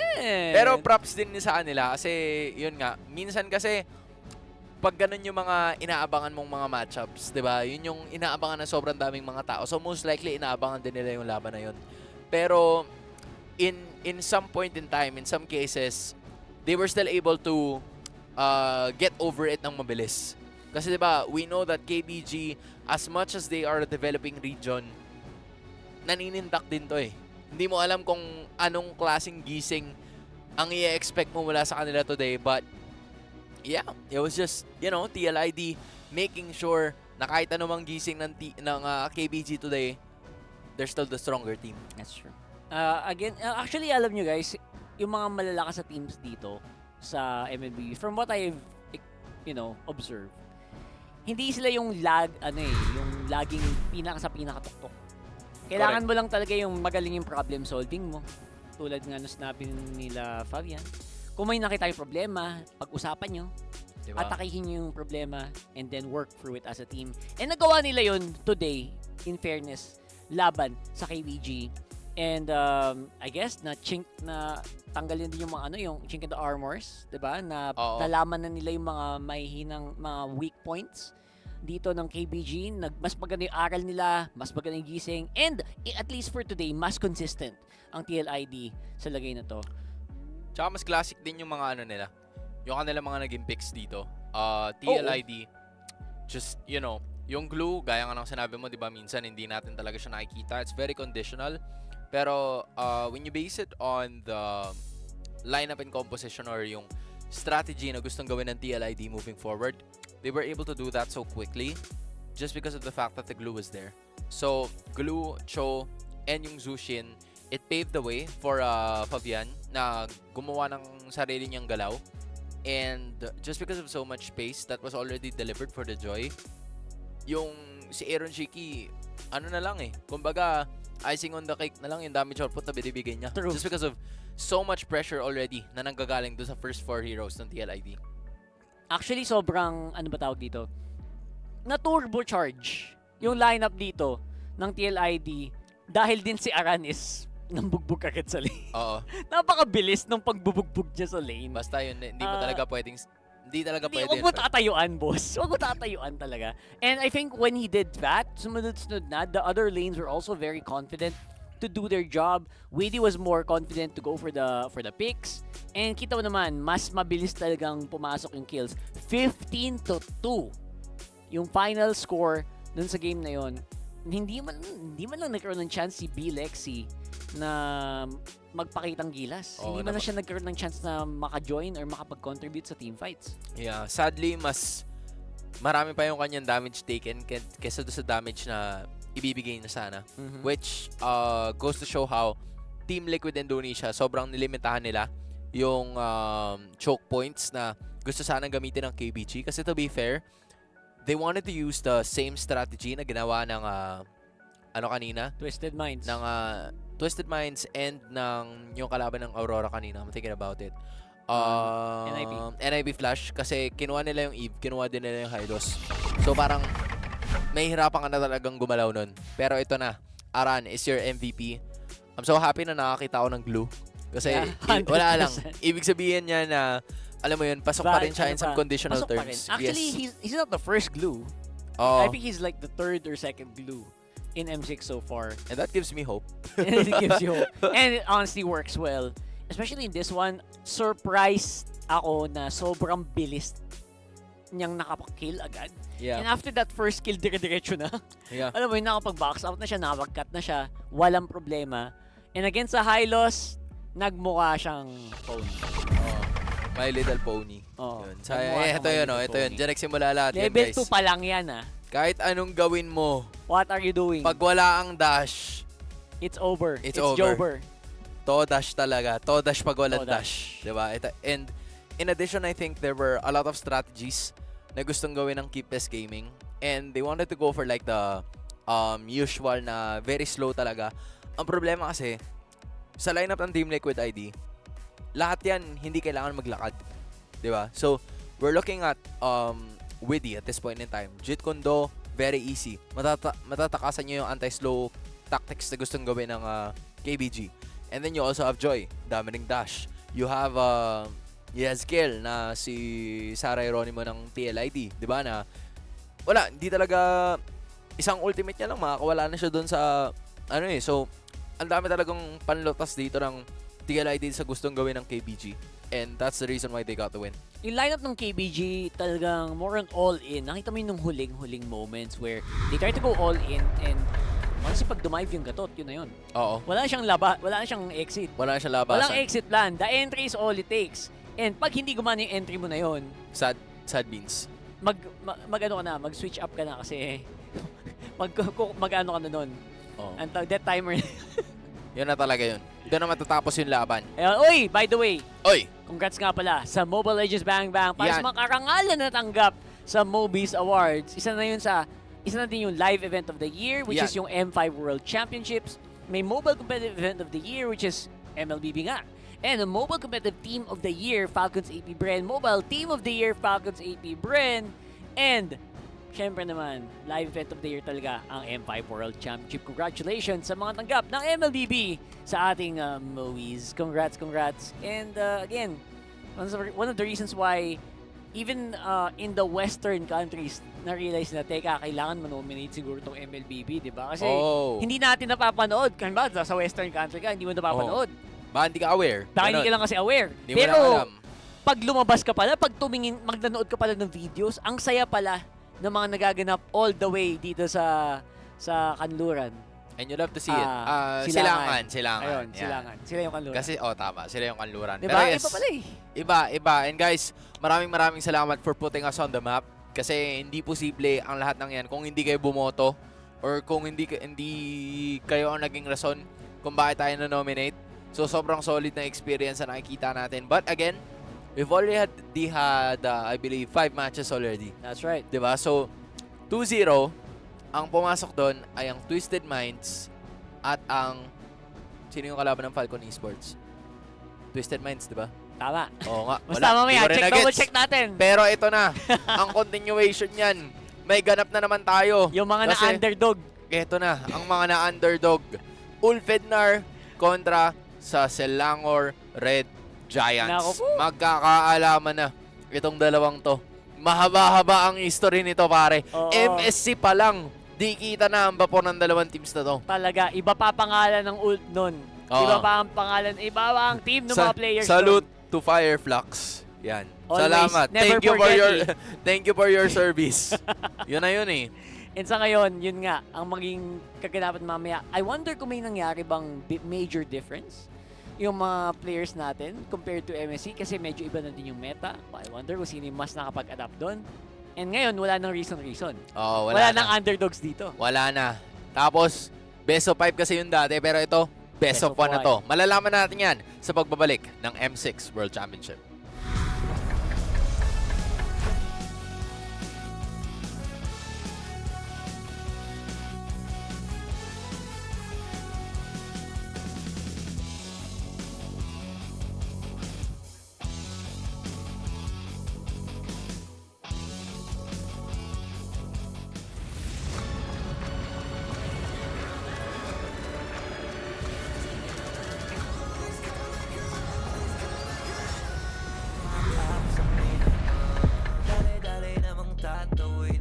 Simulan na yung laban, sinong unahin? Malamang sa malamang pipitasin yung malakas yung damage. 1, 2, 3, 4, 5, savage. Wiped out pagkatapos nang ipapush yung tore. Legendary mga team play, sinisigaw na nag-adlay. Panoorin mo sa replay, ilabas sa mga highlights. Karangal na paramihin para sa bayan, nakasanayan na patunayan natin Pilipinas pinakamalakas. Laban kahit saan makarating, palaban kahit sandalin, hindi umatras. Lalo na pagkausapang daling, malalarong di mo kayang laruin. Pilipinas pinakamalakas, Pilipino bandera ang itataas. Ipapakita sa buong mundo ang kayang ilabas. Pilipinas pinakamalakas. Kahit palagan, kahit dahil lang, kahit pa sa mapatpad, lagi-laging sasagad. Yung tapang nasa dugo, kaya laging papalag. Dami mo nagbabalak, kaso di natatalag. Di kami mapalubog, lalo pang hinahangad. Dami pang hinahangad, pero di naatat. Dami pang ipapanalong laban sa inaharap. 4 na taon na nanalo, kung di pa sapat. Lalo pang ibabakat na Pilipinas pinakamalakas. Laban kahit saan makarating, palaban kahit sandalin, hindi umatras. Lalo na pagkausapang daling, malalarong di mo kayang laruin. Pilipinas pinakamalakas, Pilipino bandera ang itataas. Ipapakita sa buong mundo ang kayang ilabas. Pilipinas pinakamalakas. Kahit talagan, kahit dahil lang, para sa bayan, di pa pauling.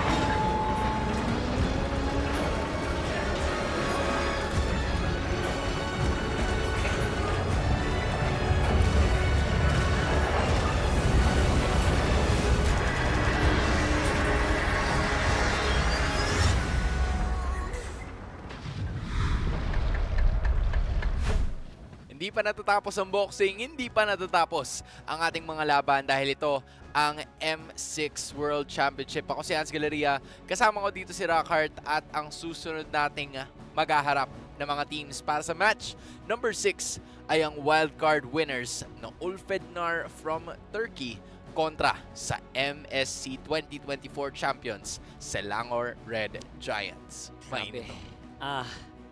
Ang Wolf from wildcards talagang puro heavyweight teams ano ba ang naman yan? nakakalaban. As in, trial by fire sila dito sa M6. Pero in fairness, this is gonna be their biggest challenge here. Pero bago yan, syempre, guys, luxury meets gaming with Ferry's first M6 Swiss watches. Someday. Parang pwede. Someday talaga. May special jewelry collection ang mga heroes na tulad ng Zushin, Lamia, and meron silang mga disenyo ng champion rings and medals ng M6. So follow nyo lang yung Fairy World. That's 2 R's. F-A-R-R-I-E World on TikTok, and tignan nyo yung website nila for more updates. Someday. No. Yung ring, dito natin ilalagay. Pag nag-champion tayo. Yung relo, dito natin Dito ilalagay. Parang okay yan. Shoutouts sa Ferry and of course sa lahat ng mga bumubuo ng M6 World Championship dahil i-claim na po namin yan. Coming soon. Ay, manifesting. Kailangan manifesting tayo, pare. Diba? Nandito na rin naman tayo. Pero of course, gaya nga ng nabanggit natin kanina, Ulfednar kontra sa champions. At ito ang proving ground ng ating mga champions dahil ang kanilang susunod na matchup ay kontra sa Ulfednar. Pareha sila na galing sa talo, and kahit na pareha silang galing sa talo, siguro understatement or obvious naman na sabihin na hindi mo dapat maliitin itong dalawang teams na to just 100%. because they lost their first game. Especially Ulfednar.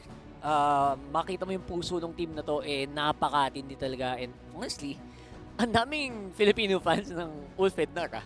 Surprisingly. Pag tumitingin ka talaga sa mga groups, iba yung support ang pinapakita nila sa squad ni Rosa. And para naman sa SRG, kailangan mapatunayan nila na hindi lang fluke yung MSC. They're still looking for that M-Series aggressiveness. Para naman, tuloy-tuloy lang ang kanilang Golden Road. Guys, for everybody's context, kung nagtataka kayo kung ano ibig sabihin ng Golden Road, Golden Road is you winning both MPLs in a year, winning the MSC, and winning the M-Series. So, kasi tuloy, kumbaga ikaw yung winningest. Ikaw ang winningest. Oo. Diba? Last year, ang may goal dyan ay ang Onic. Fnatic Onic Indonesia. Oo. Pero binasag natin yon dahil nanalo ang Falcon sa AP Bren. This time, will the same thing happen? I'm manifesting it will. Pero yun na nga. Diba? Hindi natin alam kung ano ang posible mangyari, but this is gonna be the case right here.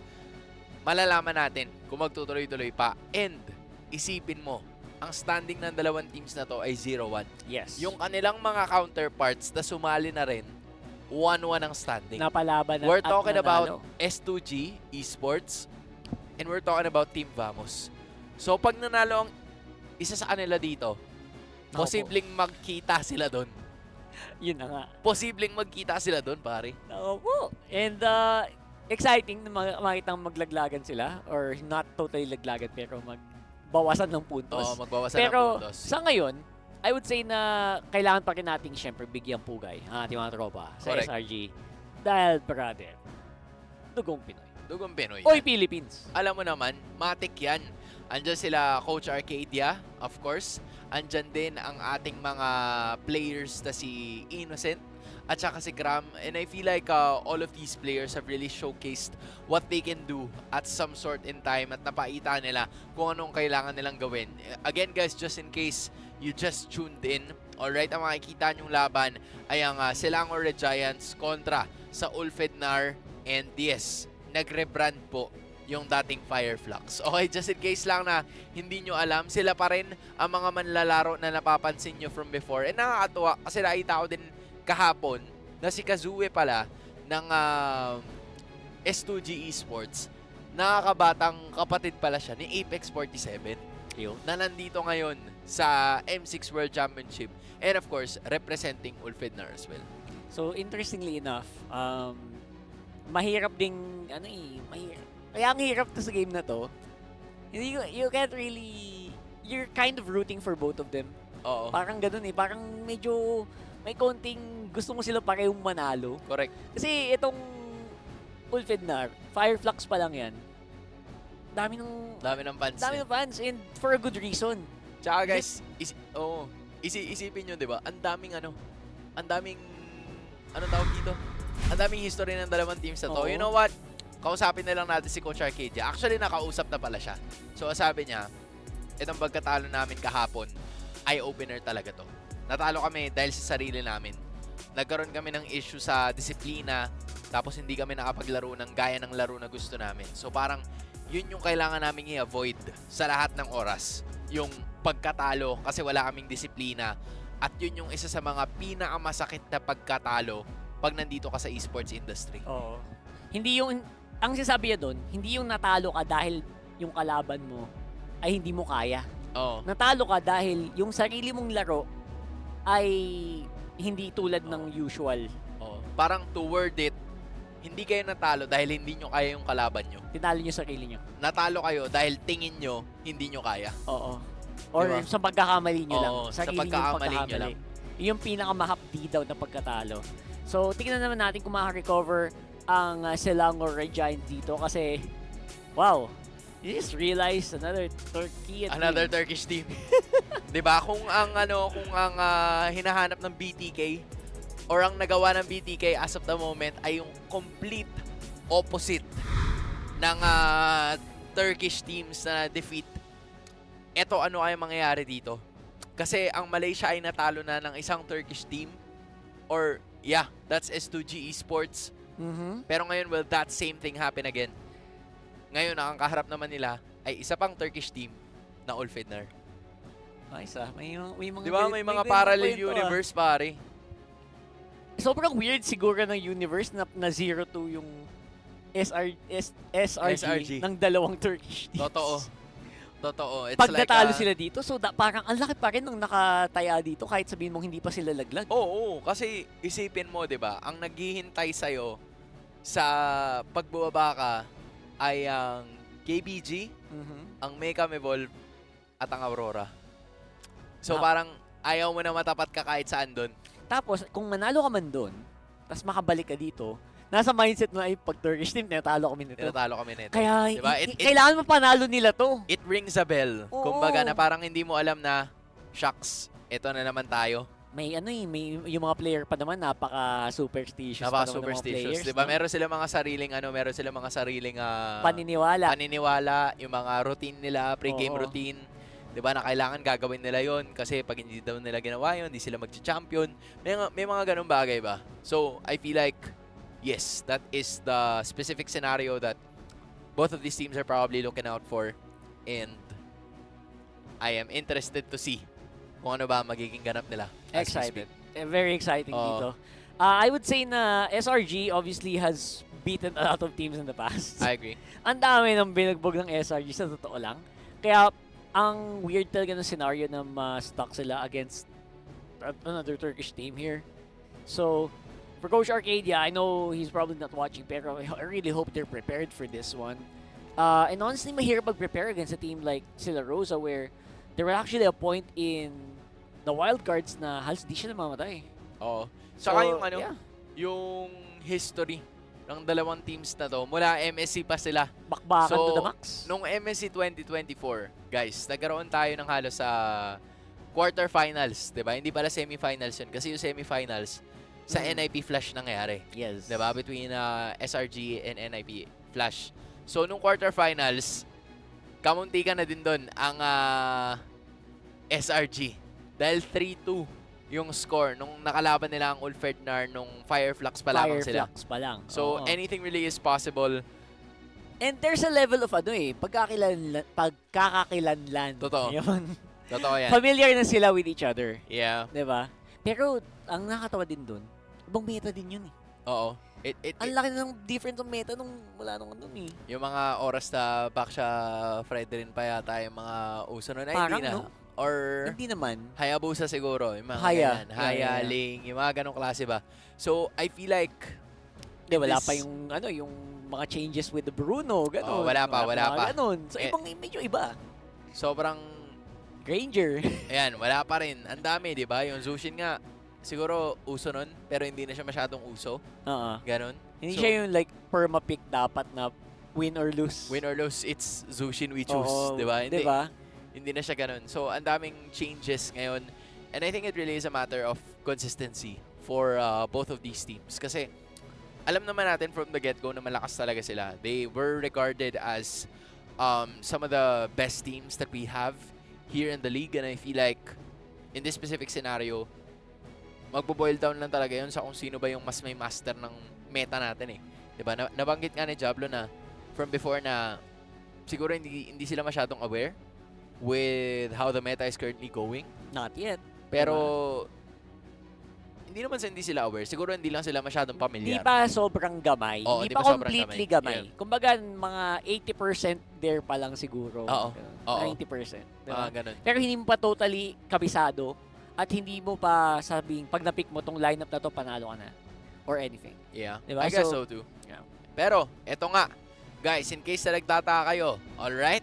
Meron tayong UGC event courtesy of MLBB para sa inyo. Dahil may chance kayong manalo ng free phones, pads, gaming headphones, epic skins, at marami pang iba. So, sali na at manalo because we have a lot of prizes here. We have ROG phones, a tablet, a gaming headphones, epic skins, emotes, and of course, ang ating lucky chest. So, para magkaroon kayo ng idea, scan nyo lang yung QR code dyan sa baba. Alright? Do it. ROG phone. Solid yan. That would be cool to Solid get. yan, That would be cool if I could get that. And all you have to do is just join the Watch Fest contest. Scan mo lang yung QR code. Man, it's so easy. At the same time, you're also supporting kasi yung mga teams na nasa M6 ngayon. Correct. Diba? So, hindi siya hassle eh. Parang, you wanna do that. You wanna do it, you do it either by just taking a solo picture or with family and friends. Ipakita nyo yung supportan nyo. And ang gagawin nyo naman doon ay i-share nyo lang yung video o photo gamit ang hashtag MLBB M6 Watchfest para may chance kayo na manalo ng papremyo. That's all. So from basic, dali lang yan na nakalagay. Hashtag MLBBM6, hashtag Pinas Pinakamalakas, and hashtag MLBBM6 Watchfest. Ngayon, kung medyo mamimiss out nyo yung information, alright, iscan nyo lang yung QR code na yan gamit ang ating TikTok app at tapusin ang mga tasks para sa chance na manalo ng mga malulupit at malalaking papremyo. Kaya good luck sa inyo. Gawin nyo na yan. Kasi marami tayong mga ginagawa na ganyan from before eh. Tapos ang mga nakakuha nun, hindi ko tuloy alam kung sino ba ang nanalo sa ano natin. Sa yung lilipad pa Malaysia na 5-man. Actually, di ba merong ganon? That's a good point. Gusto ko ibalikan. Babalikan ko nga yun. May mga nanalo na eh. May mga nanalo na ba? Sa ganyan eh. Hindi ako sigurado kung meron or na ba nanalo. Or baka pang finals pa. Oo, baka i-announce natin dito guys. Baka i-announce natin dito. All of us atin para lang masaksihan nyo kung sino ba ang ating mga nag-champion para makita natin later on. Honestly, ang daming ways to actually watch MLBB M6. Hindi lang dito. Pwede kang mag-set up ng sarili mong watch party sa mga classroom. Or wag naman sa classroom, sa labas.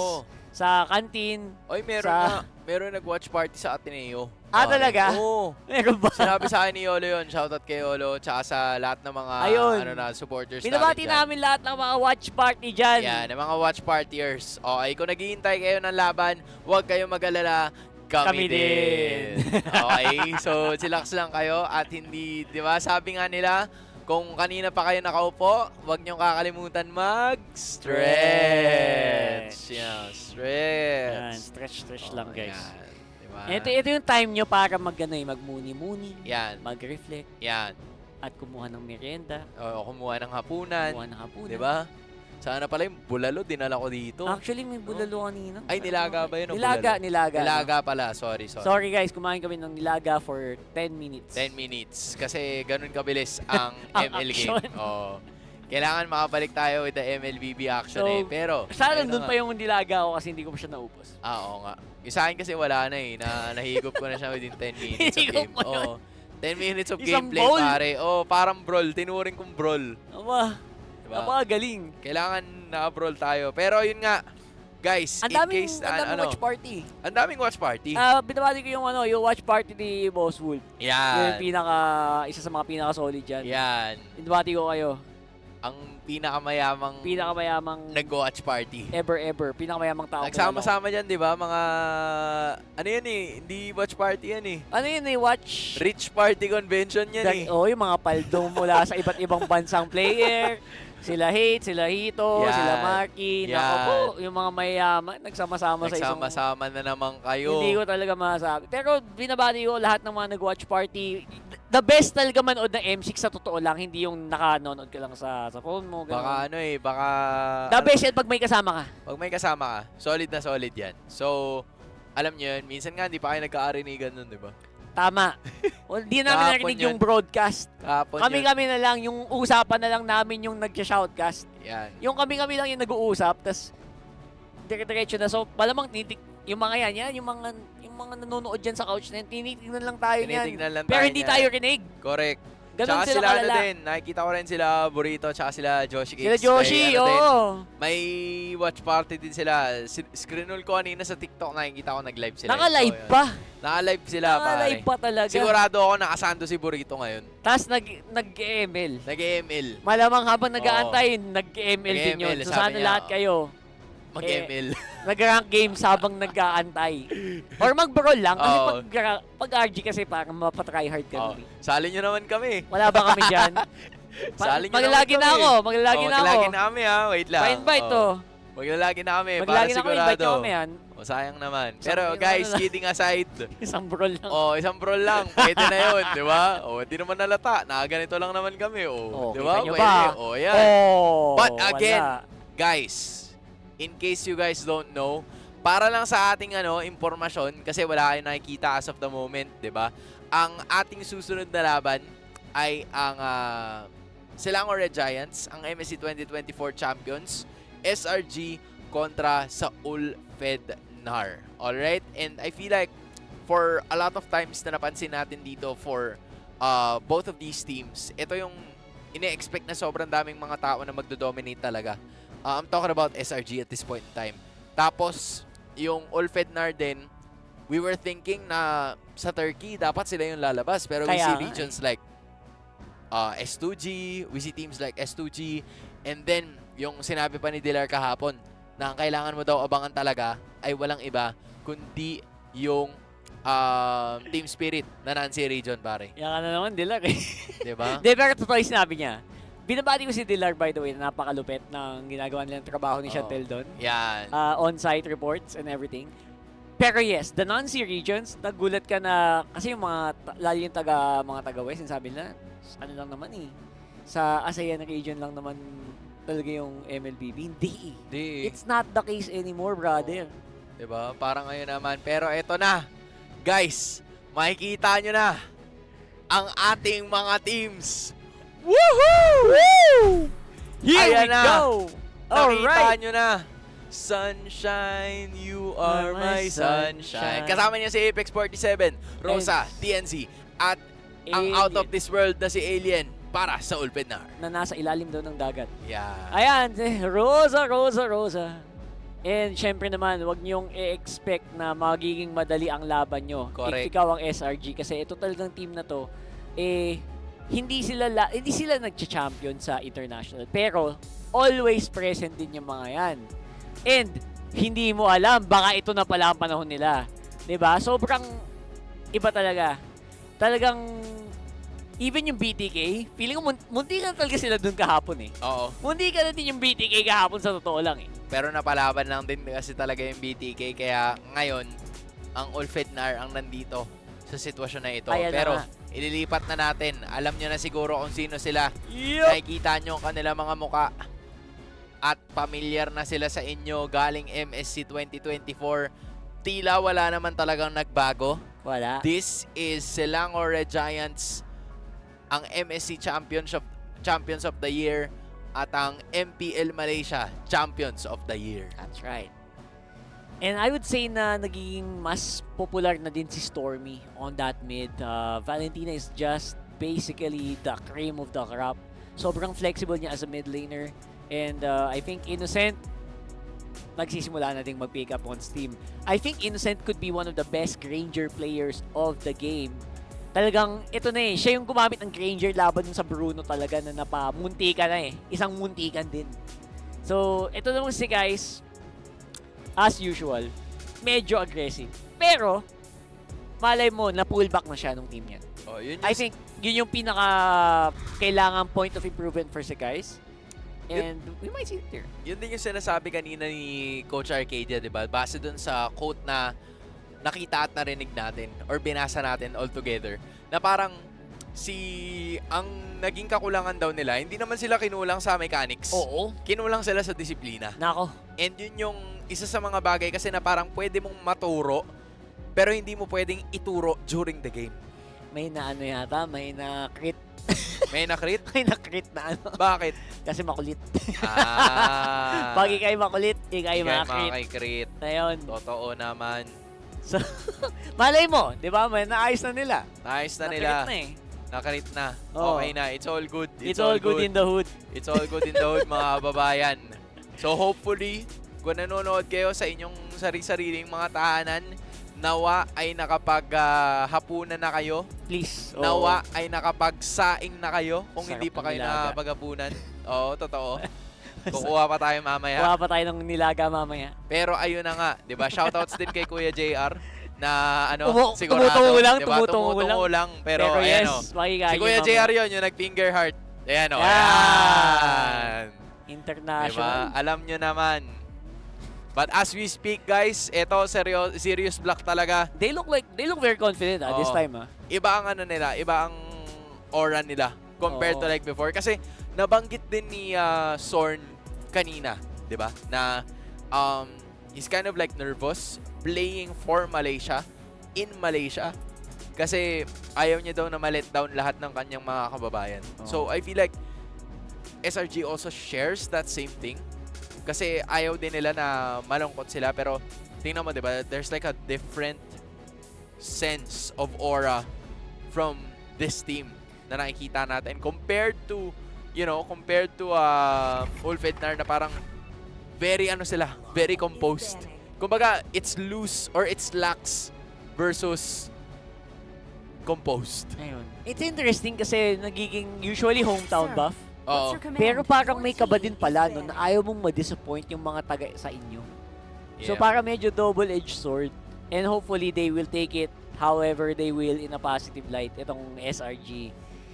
And maybe nawala na yung kaba nila from before, nawala na yung errors, or sabi nga ni Coach Arcadia, the discipline has been completed. Either way, back to the draft na tayo mga kaibigan para dito sa best of one ng Ulf at SRG. As per usual, Osprey and Coach Arcadia magiging leaders ng kanilang banning as of the moment. Both the Alpha and and Fanny ang tatanggalin dito as of the moment. So, tanggal na agad ng dalawang jungler options. And base sa nakikita natin, no, whenever teams face off against Malaysian teams, parang ang tutok nila lagi is none other than the junglers. 100%. Right? It's always gonna be on Chibi and Sekais na madalas nating makita dito sa team na ito. Nagiging mas madali din kasi talaga to control these players aside from the fact that they really have massive hero pools. Plus, yun yung mga signature nila. They're just making sure na hindi din talaga makapaglipad masyado itong si Sekais. And 100% XP laners, gold laners might be next on the docket. Interestingly enough, tong Hilda, interesting parang hindi pa nakapaglaro masyado si Hilda today. Isang beses pa lang, which is interesting. Wala alam mo kasi na yan talaga ang isa sa mga pinaka meta heroes yan. Panggulo sa XP, no? I think while you're very confused with the other heroes, or confused ka with the meta in general, alam mo na ito yung sigurado. Si Hilda yung the constant. Ito yung isang tiyak sa 1,000 duda. Tama. Diba? Yan ang Hilda. Matik talaga yan. Tapos din mo. Uy, iban bro! Respect kay Stormy. Tingnan natin kung re-respetuhin pa pabalik itong si Rosa. Kasi, yun nga, pwede rin kasi gamitin sana yun ni Rosa. Pero they're kind of like worried for it to be utilized in the first 2 picks ng SRG. So, they don't want to risk it. Yeah, that's gonna be the case here. And Aurora is actually a really good hero for Rosa as well. So, maybe pag-iisipan nila Coach Arcadia na i-ban out yun. Basically, as long as buhay si Rosa, ang hirap kasi talagang totally push out ng Wolf. I think Zushin is gonna be the one. Okay. So there are a lot of possible heroes open here. Of course, you have the Gatot Katsa and then the Hylos. Depende kung anong gusto mo dyan. You even have the Bruno as well. So ang sitwasyon dito para sa Ulfednar is that would you like to pick up the Bruno kaagad? Pero tingnan mo, meron pala dito ang fun fact para kay Sunshine. Sabi niya na gusto naming makaharap ang Fnatic Onic Philippines at Aurora kasi meron silang napakagandang performance and yung playstyle din nila interesting din. Gusto namin silang maalaban sa isang friendly match at gusto naming patunayan na kami ang mas magaling. Aba. We like it. We like the confidence, di ba? Na very media trained na dyan. Tsaka parang friendly match lang, friendly game. Ayaw talaga nilang ito naman. Ito na naman. Si Coach Osravecki naman. Ano sabi niya? Wow, look at that. We threw away a game-ending lead today. And hindi daw sila yun. Ang focus na lang daw nila ngayon next match. So, totally admitted sila na parang sobrang kayang-kaya nilang tapusin yun. Oo. Na medyo, medyo bumad-beat sila. Hindi pala medyo, bumad-beats talaga. Sagad. And now, back to the basics daw sila. Back to the basics sila. I like it. Coming in from the new straight times. Ayan na. Siyempre, kung yung Hylos kabila, ito yung sinasabi ko sa'yo, Rakart, na hindi mo pwedeng pagsamahin yung Hylos tsaka yung Bruno. Kailangan lagi silang magkasama. Tapos yung Cho is gonna be the answer as well ni Coach Arcadia. We know how Yums tends to use that hero very well. Mas mataas yung tendency for SRG to put the Cho on Yums kesa si Kram yung gumamit. Kasi 100%. Kram has like a tendency of using heroes like the Gatot Katsa na pwede rin i-pick up ng Ulfednar. Although it will already expose yung kanilang XP and roam rotation. That's right. And I wonder if they're gonna go for mid here, pero looks like jungle muna. May prior nila dito. And that's a Harit. Aba! Tagal natin di nakakita Welcome ng back, Harit, baby boy! Tagal natin di nakakita ng Harit. Harit. Ang ating bunso na si Harit. Ang bunso isa sa mga bunso ng Land of Dawn. Tapos Hayabusa din ang ipipick up dito ng Ulfednar para kay TNZ. So, classic nung picks nila, no? Yeah, very standard. Parang nothing too extraordinary. Parang ano naman siya. Ito yung ilan sa mga ina-expect talaga natin na pickups. Meanwhile, for SRG, I'm thinking more of like a mid laner para kuha na nila kagad yung momentum nila. Maybe a hero for Stormy here. Aurora Valentina. Yeah, Aurora Valentina. The Vexana would still be there as well. Tapos ipitin na lang talaga nila ng sagad itong si Rosa to force a hero that he hasn't really used as much. We start to hear a mid laner, but there it is.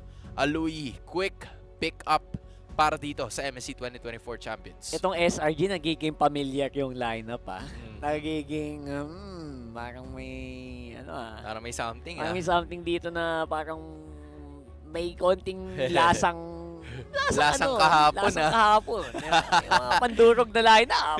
Lasang And I like what I'm yan, seeing. Actually, literal na kahapon, no? O nga, no? Pero, kahapon yan, min. Sabi ko sa'yo, legit. Ito kaya yung same order? Hindi ko alam. Hindi ko alam. I-rewind ko nga. Sige, pwede mo i-research. I-rewind ko nga. Wait lang. Pwede mo i-research. Wala tayong problema dyan. Let's Pero, see. in case, guys, na hindi kayo or hindi nyo nagigets, yung tatlong heroes na nakikita nyo currently ang ginamit ng Fnatic Onic Philippines kahapon.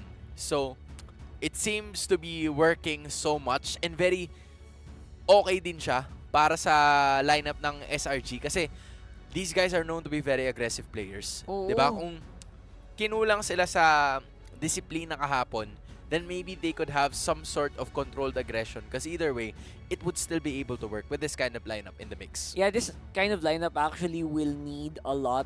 It has a lot of flexibility. That's also a reason kung bakit talagang feeling ko it's worthy. It's worthy to kind of get replicated again.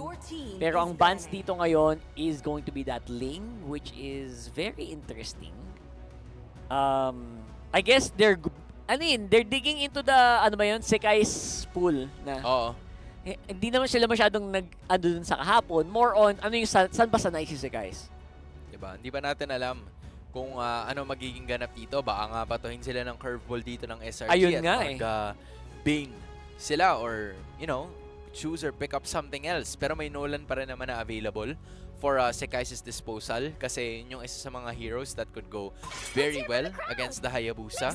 We're about to figure out kung tatanggalin ba yun ng koponan ng Ulfidnar. Kasi andyan pa yung Nolan, andyan pa yung other heroes as well. Maybe the Julian would be effective as well kung sisilipin din natin. Pero CC, yung tinanggal dito ni Coach Arcadia, maybe he's looking at something tanky in the EXP lane na ibibigay niya na talaga yung show dito kay Yums. So, yeah, that might be the idea that they're going for here. Tapos nag-glue, no? Oo, bigla nag-glue. Sabay glue. Honestly, hindi naman replicate completely yung pick kahapon because they actually went for a Suyo, which is banned out already. So, kailangan lang palitan yun ngayon. Khalid with the ban, and I think at this point, okay lang sa akin yung glue, sa totoo lang. Medyo, maganda yung glue. We've seen it work very well against the Hylos, di ba? Number one. Number two, hindi basta-bastang mapipick off yon ni TNZ sa Hayabusa na to. Kasi split-split lang.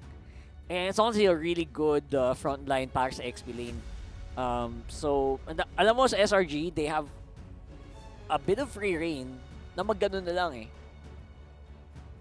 Saka parang pang-gangsteran kasi yung lineup ng Ulfidnar ngayon. A lot of those heroes, specifically the Hayabusa and the Hylos, are both for the early game. Pero ito na, pick up quickly ng Phovius. They want to pick up something here na medyo makulit para at least could go up very well against very agile heroes as well. Coming in from Ulfidnar, which are the Hayabusa, pati na rin yung Harith. So with that being said, again, Gatatkacha still open if Ulfidnar would like to pick it up kasi kahit paano determined mo naman yung magiging sitwasyon dito para sa SRG kasi Phovius will go obviously into the XP lane. Cho goes to roam. So kung ikaw dito, you could have a plan here which is to beef up yung iyong XP and roam chances.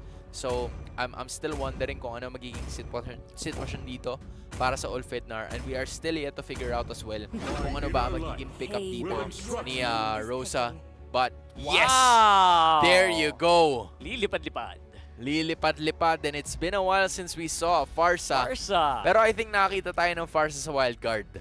Oh yeah. Yeah, nakakita tayo ng Farsa sa wildcard, which was also used by Rosa during that time. Yeah. Tapos idagdag mo na rin yung tag reel ni Apex 47 na nag-miss lang highlight reel during the wildcard 2.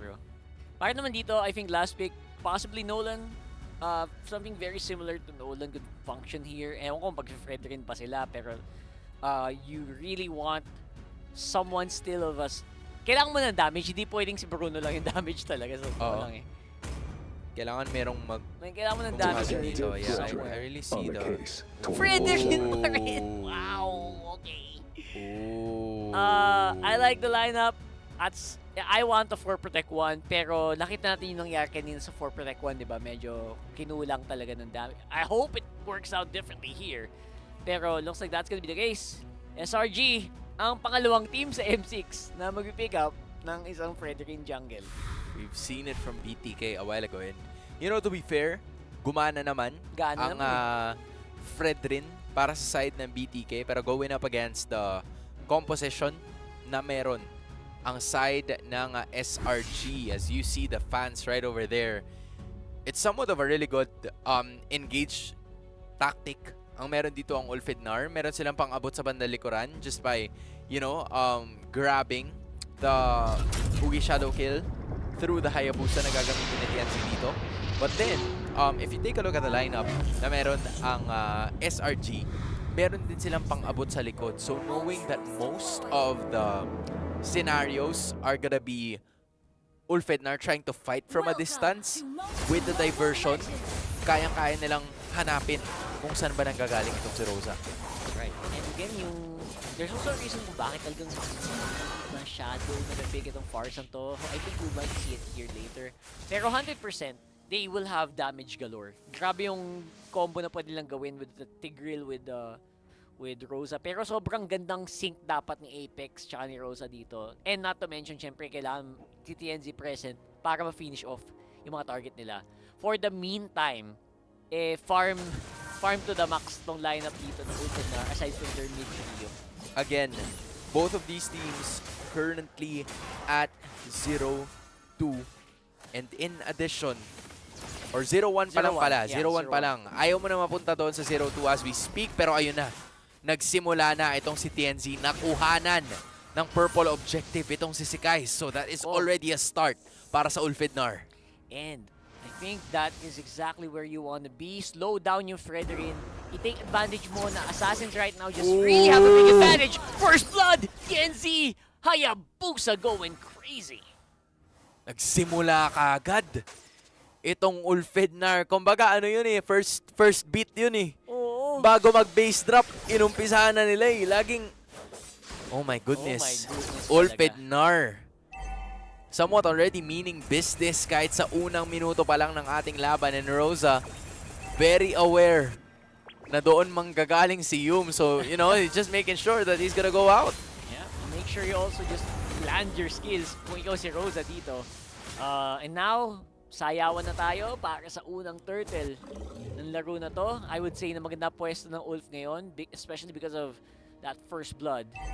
Pero hindi pa rin total yung pipigilan itong silang Red Giants dito. Don't forget, sila ang team na may Bruno sa matchup na to. Oo, pero wala pa masyadong activity na nangyayari dun sa Bruno. So as long as wag lang sila as long as they can be chill, okay lang na lumamang konti yung Ulfednar. Basta wag magulo yung farm ng Bruno. Tsaka kailangan din maging careful ni Sunshine kasi anytime pwede mag-diversion papunta doon itong SRG. Pero ito na naman, Alien using that glorious pathway. Hiwa-hiwalay ang laban natin ngayon. Cram already utilizing that Infernal Pursuit. Buwababa na naman ang HP ng ating Turtle.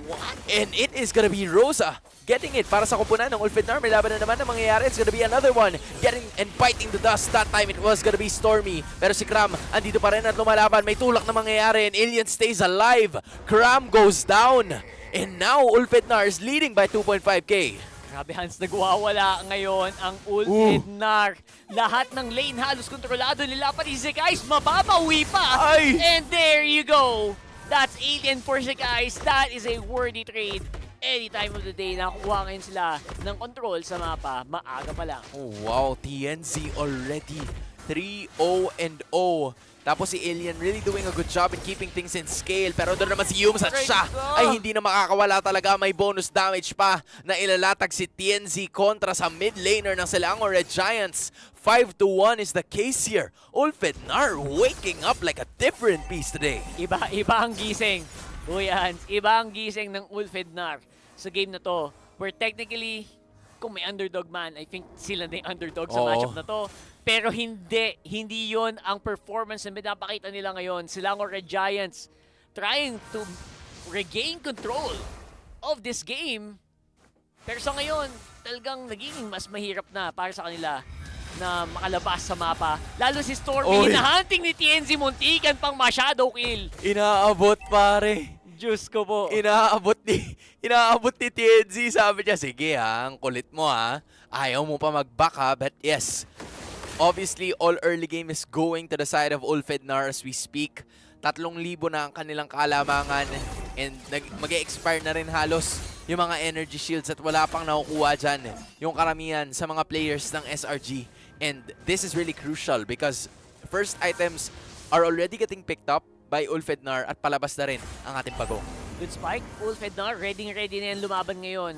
Starlim side para kay Sunshine, which means kahit ganyan pa lang ang standing ng kanyang Harit, ready na yan, na may bawas na yan, kumbaga. So si guys, medyo may hirapan dito, especially pag sobrang dami ng kailangan nyo kontrolin. Si Cram kasi tatalon-talon lang yan.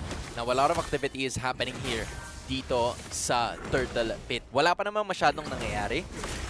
dito pa lang at nagmimistulang mga statwa ang mga players. Pero ngayon, nagamit na yung Glorious Pathway pero hindi pa naman pumapalag ang SRG. Now it's si Kais looking for a really good spot here. Alien trying to zone out the rest of the members of SRG pero may flicker na gagawin itong Sium. Doon na naman yung Ugi Shadow Kill. Pero ang turtle ay mapupunta kay si Kais at sa SRG. Wala pa nagkakamatayan dito. May talon naman na gagawin itong si Kram. Pero Apex 47 doing his very best to try and zone everybody out. Tatamaan ang Appraiser's Wrath. Tatamaan din ang Infernal Pursuit. At finally, someone goes down in the side of Ulfidnar and they got the victory either way. Pero may sipa na gagawin si Yums para makatakas sa pagkakataon na yun. Sumali na itong si Sunshine pero si Rosa naman ang mawawala this time around. Meanwhile, Sunshine getting another one pero Innocent mapawi din naman with a shutdown. TNZ trying to find a way and Alien gets it in. Selangor the Giants from 3k gold lead down. Napababa nila sa 1,000 na lang. That is a big win para sa SRG. Present and alive na si Innocent. Malefic gun locked in Yun para na. sa Bruno. Yun na. Man, what a quick turnaround of events. As in, napapilit din kasi nila na magamit si na gumamit si TNZ nung Ugi Shadow Kill eh. So parang hindi talaga nakapag-retry ng maayos. And knowing na si Kai spread rin yung kalaban mo, mahirap talaga makakuha ng retry kontra sa Fred rin naturally eh, 'di ba? So, tas nape-pressure ka pa, so it's really gonna be a hard time. Pero ngayon, pressure is now on Ulfidnar's side. Napagamit na ng Zaman Force itong si Sunshine, but they will still stay intact. Stormy, nanunuot na rin yung damage output pero hindi pa talaga babagsak to. So, chumichepi-chepi na lang si Innocent hoping to be able to bring it down the next minute or so. Ito na yung mabangis na Selangor Giants na kilala natin. Once you are locked and loaded, once ready ng Jumoins Innocent sa fight, sabi sa'yo, talagang okay lang sa kanila na may konting mga skirmish na matalo basta nakapag-farm yung Bruno. And at this point, they are gonna start looking for these kills. Si Stormy, nagpa-prep na, nag-aantay na lang ng cooldown ng kanyang diversion para makontrol nila yung Pagong. Pwede nilang likodan, pero again, you have to be careful as well. May firepower pa rin naman ng Ulfidnar. At tingnan mo, yung nauna pa nga yung SRG sa pagkuha ng pinakaunang turtle, 'di ba? Ng pinakaunang turret. So honestly, at this point in time, ito talaga yung nagiging advantage na meron sila as of the moment. And now, it's gonna be Apex 47 na malalatagan talaga ng damage output. Nag-flicker siya papasok pero nawala siya bago pa mangyayari lahat ng yun. Meanwhile, Summon Force ay unleash na din kasama ng Glorious Pathway. At andun na rin yung talagang Feathered Airstrike pero hindi talagang mababawasan yung damage output ng Ulfidnar para sa SRG. At andun si Stormy sa may batalikuran. Good presence of mind para matigil yung TP ni Sunshine pabalik sa base. And with that being said, eto sigurado na talaga. Mukhang lalamang na ang SRG kung sakali na makuha nila yung Lord na to. At dahan-dahan lang papatunayan na Bruno wins games na naman. As long as they can keep this tempo up, magiging mas mahirap na para sa Ulfidnar na lumabas sa mapa. And Sunshine is nakita natin na dahan-dahan na outrange na din siya. Yung dalawang gold laners natin, na lumalaki na yung gap. Hirapan na silang pumuhesto eh. Yung kalamangan ng Ulfidnar, it's somewhat dwindling down already. The gold lead has swung to Selangor Giants' favor. And we're still looking for a possibility here na Ulfidnar, sila ang may hawak ng early game advantage kanina. Halos 3,000 yon. We were very convinced that the early game was theirs. But in all of a sudden, nabawi ng SRG kaagad. And bawin-bawi talaga, malala. And again, etong si Innocent talaga, hindi, mahirap lang pigilan to sa Bruno na to. Oh my goodness. Sakit. Kailangan ng malupit na mechanics para mahuli si Innocent. Pero looks like iba ang target dito ng Ulfidnar. They take out the guys very early on. Walang gante ang SRG. And they will go for another push on the mid. Medyo mahihirapan ngayon sa pag-push ang SRG, knowing na wala isa sa kanila mga tanky members. Pero si Alien nararamdaman na rin kahit gaano kakatanky, you still just can't deny the damage output na dala nitong Bruno. 3-0-0 already. Pero yung Lord ng kanila magiging punteriya. Stormy nasa may bandang likuran. Innocent also doing the same. But Apex 47 looking for an extra person here. Pero mukhang yun na ang pagtatapos ng laban. No inhibitors destroyed. Pero wala na ang outer at inner turrets ng Ulfidnar. Kung yung SRG parang wala na eh. Kontrolado mo talaga bawat punto ng mapa. Lalo mas confident na rin si Stormy na mag-diversion lang kung saan-saan. And don't forget, Itong Ulfednar, they're probably itemizing for physical, which means si Stormy ngayon most likely tataas ang magiging priority, or pag nag-survive si Stormy, mas mahapdi yung magic output niya. Kasi syempre yung mga tao alalang-alala sa Bruno eh. Oo. Diba? Nag-itemize sila siguro mga dominance eyes, mga ganon. Pero they might not be worried too much about Stormy, kaya baka yun yung opening na makuha ng SRG mamaya. Right now, Rams is simulan ang laban. Apex, tinatalunan. Cram! Taking him down as well with the rest of the squad. One na naman ang natanggal. Ulfednar. Tinayuan na lang ni Cram yung Feather Dare Strike. Alam niya na SRG na talaga ang may advantage at this point in time. 2.2k ang kanilang hawak. Make that 2.5 at mukhang susugod pa sila. As of this moment, Glorious Pathway is gonna be there para medyo madelay yung mga minions sa pagpasok sa kanilang base at para madepensahan nila yan ng maayos, but in less or 10 seconds exactly ay lalabas na ang susunod na Lord ng ating laban. It's up to SRG this time kung hihintayin ba nila yung 12 minutes for it to go all the way at para magkaroon sila ng Evolved Lord. You know what? Tama nga yung sinabi ni Coach ni Coach Arcadia. Kasi at this point, as long as hindi sila masyadong mag-mess up, hindi sila masyadong mag-overextend, as long as disiplinado sila, parang mahirap bumawi kung ikaw yung Wolf ngayon eh. Mahirap yung win condition nyo, and your win condition is to find Yums or mapitas mo, tanggal agad bago makasipa si Yums or si Innocent. Medyo mahirap na siguro. Pag nakuha mo si Stormy, magaling ka na din. Yeah. Pero at this point, as long as hindi masyado mag-mess up o hindi mag-overextend itong Cello Red Giants, parang kayang-kaya nilang sayawan lang itong Ulfednar. Yeah, it's gonna be a little difficult to figure out kung paano magiging entry point nila dito. Kasi si Apex 47, nabibigyan siya agad as soon as makita. Tinan mo si Yums na conceal as of the moment, pero nakita siya ni Rosa. Pero malapit na talaga mag-expire. Pero nandun na naman si TNZ. Makukuha niya yung Lord para sa side ng Ulfednar, pero masyado maraming damage output ang nilalatag dito ng SRG. Babagsak si Apex 47. Andun pa si Stormy with the diversion play at mawawala si TNZ. Mawawala din. Walang iba kundi si Alien, Rosa at Sunshine na lang ang natitira. Nakuha nila yung Lord, pero tatlong nawala sa kanila. And mapapatanong ka ba, worth it ba yun? Worth it ba na maubos ang teammates mo just to get this Lord? And at this point, I think so. They will be able to defend at least. So at least napigilan yung push ng Cello Red Giants. Oh! Pero -1 na naman ang Ulfednar. And ngayon, ang SRG ay nakabakod na sa paligid ng Wolf. Goal! Sabi ni Innocent, akala niya back of the net.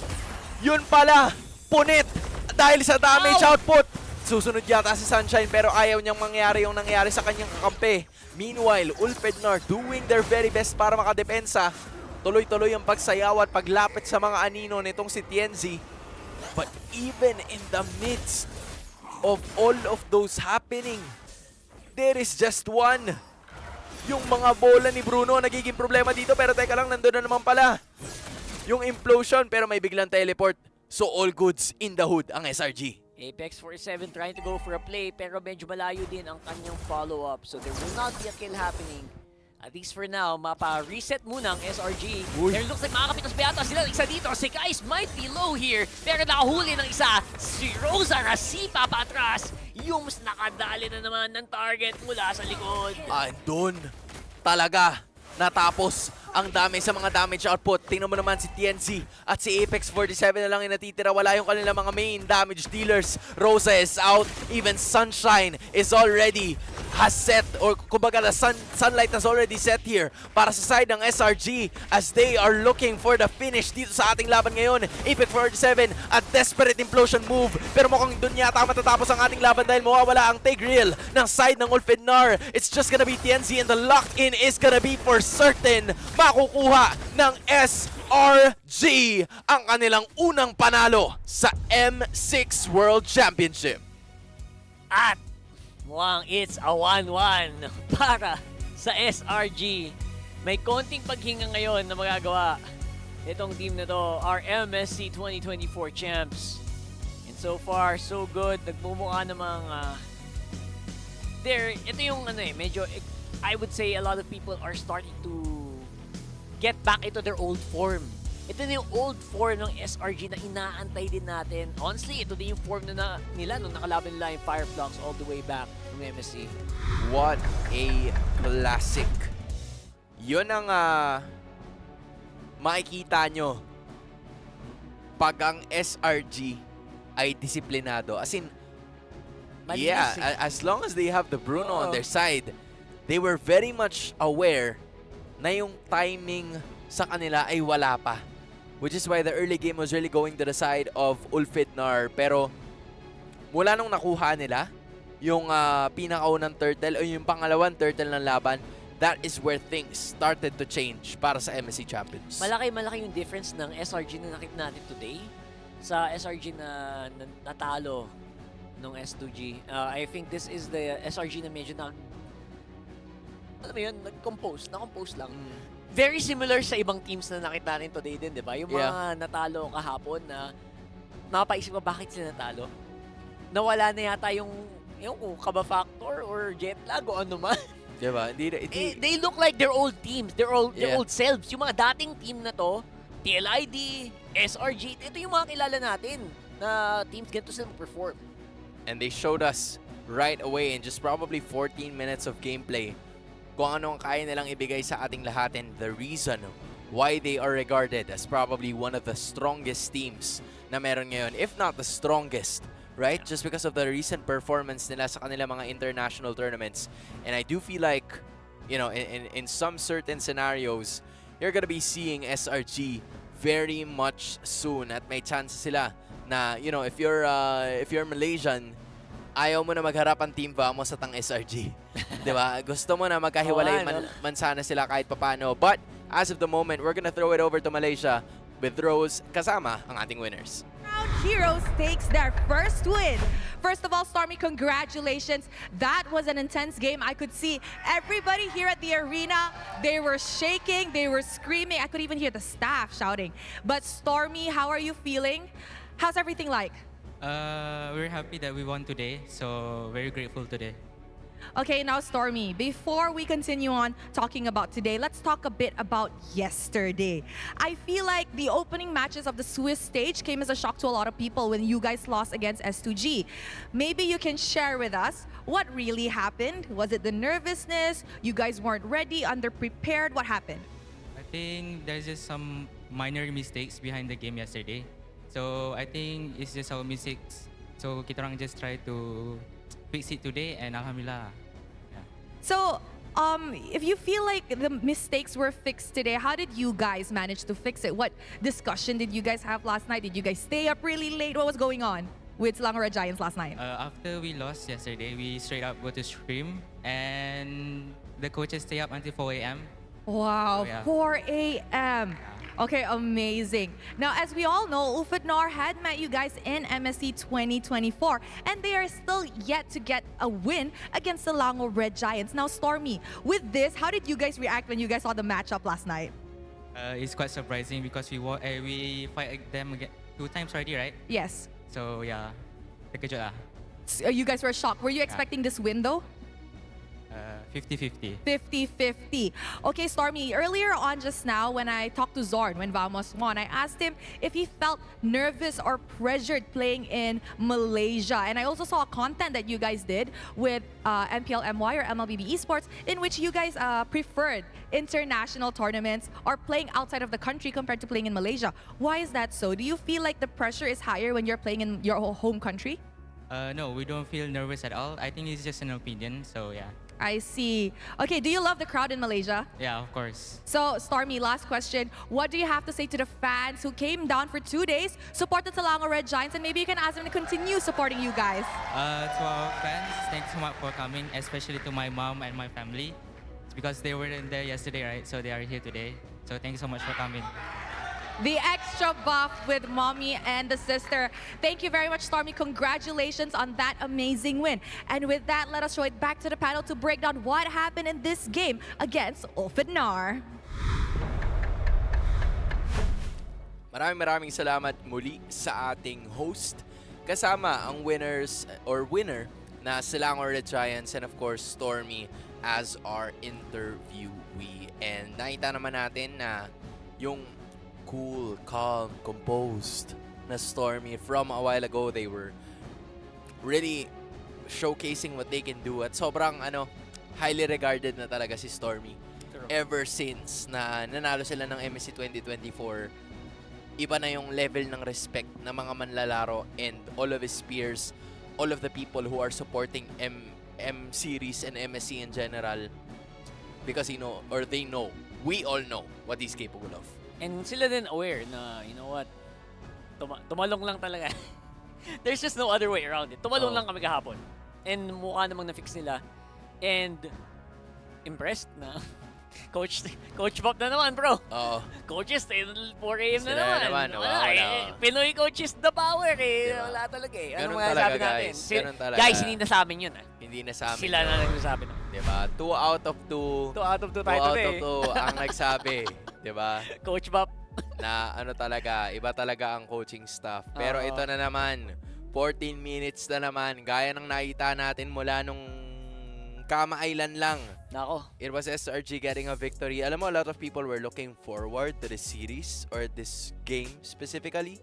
Kasi ito nga yung continuation na nangyari last July. Pero it seems like SRG is still proven themselves to be the stronger team. At hindi nga lang yun, di ba? Parang mas mas refined yung kanilang mga laro so far. Mas malinis talaga SRG so far today. 9-0-4 on Innocent, by the way. Dun sa Bruno na yun. Pero you know what? Maybe hindi nangyari yun if Stormy wasn't really up front controlling that map. Actually, tuwing cooldown, gagamitin yung diversion just to make a play happen on the map. And I think na ang laking difference maker noon, especially allowing si Kais to just go wherever he wants para din makagalaw si Yums na maayos, para makapitas siya na maayos. And honestly, ang hirap gamitin nung Farsa dito. Hindi ka pwedeng tumayo lang eh.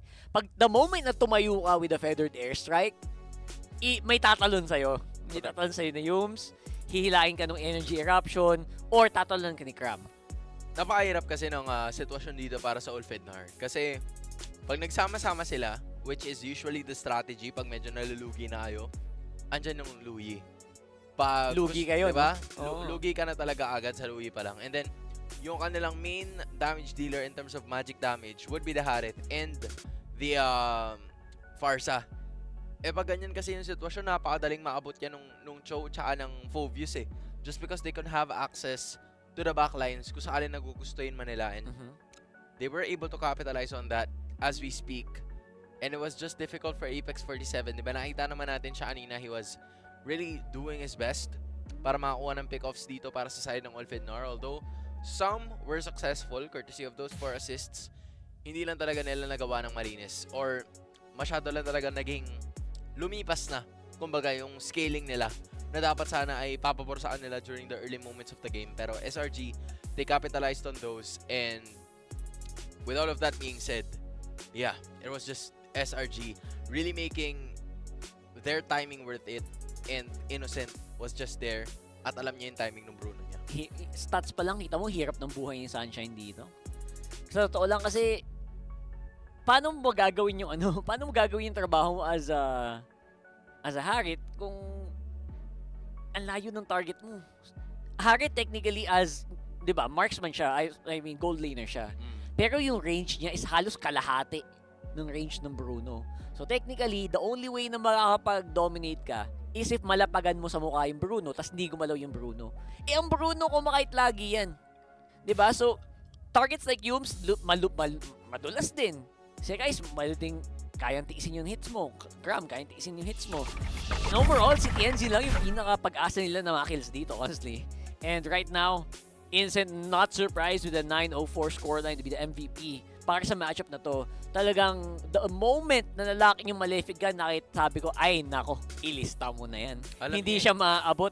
Tapos, pag madikitan ka man nung Haya, Wind of Nature. Wind of Nature. Very, very simple and fundamental approach yung ginawa dito ni Innocent for him to get a victory at this point in time. Napakalinis na naging execution dito ng SRG. Again, just very much aware simply of the timings na meron sila kasama ng kanilang koponan. So, they were just able to take control of the situation nung time na alam nila na ito na yung oras. So, really good patience coming in from both the players and also the coaching staff upon telling and imparting those kinds of knowledge para sa ating mga players mula sa Selangor Red Giants as we take a look at the highlights right now. Diba? Umpisa, siguro lamang ang Ulfednar with at least 2.5k, pero parang nare-realize ko na kasi paunti-unti na pumapalag na ng slowly but surely ang side ng Selangor Red Giants. Ako na-realize ko din yun nung point na sumali na si Innocent nung 5 minutes. Ay, nako.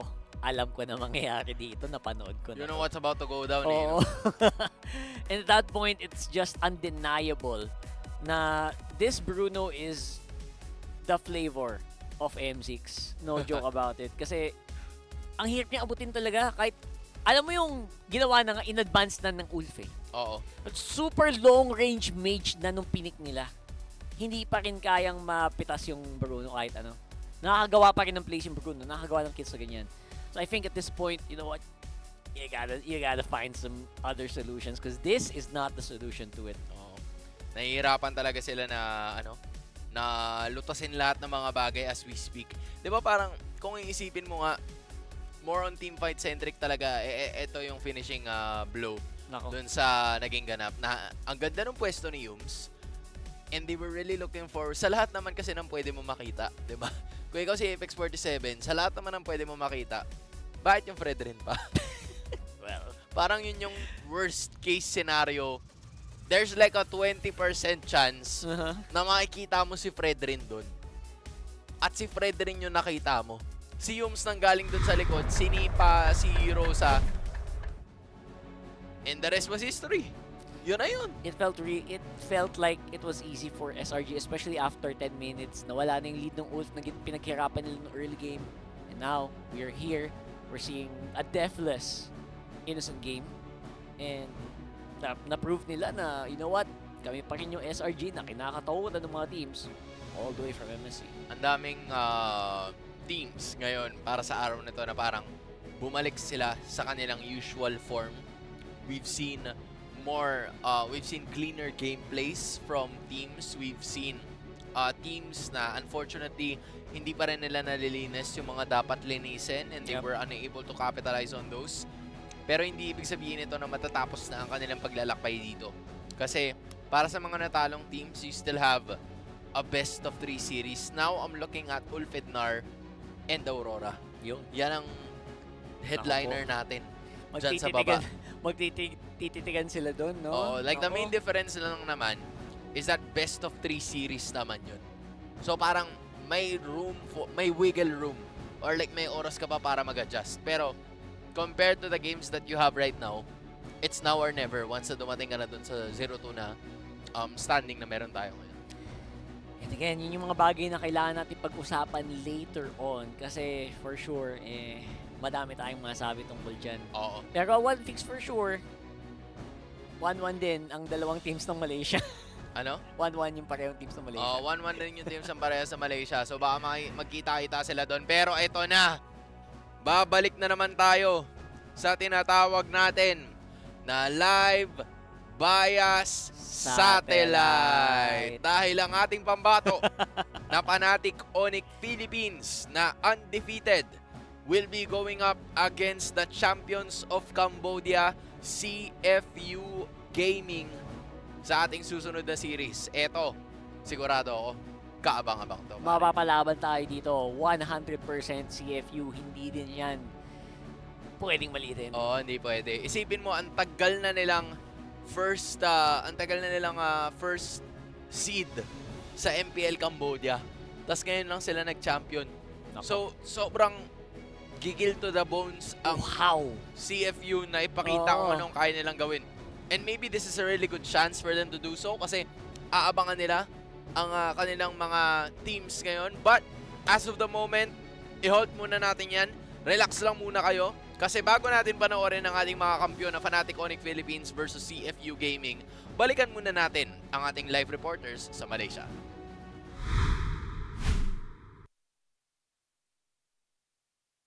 Hey, so ayun na guys, hello, nandito kami sa IOI Grand Convention Center guys. Dito yung ating first day of the Swiss stage. syempre dito yung office, itutour namin kayo kung ano mga expect nyo sa loob. Tara, pasok. Okay. So, pagkapasok nyo guys, kita nyo na agad, marami na agad.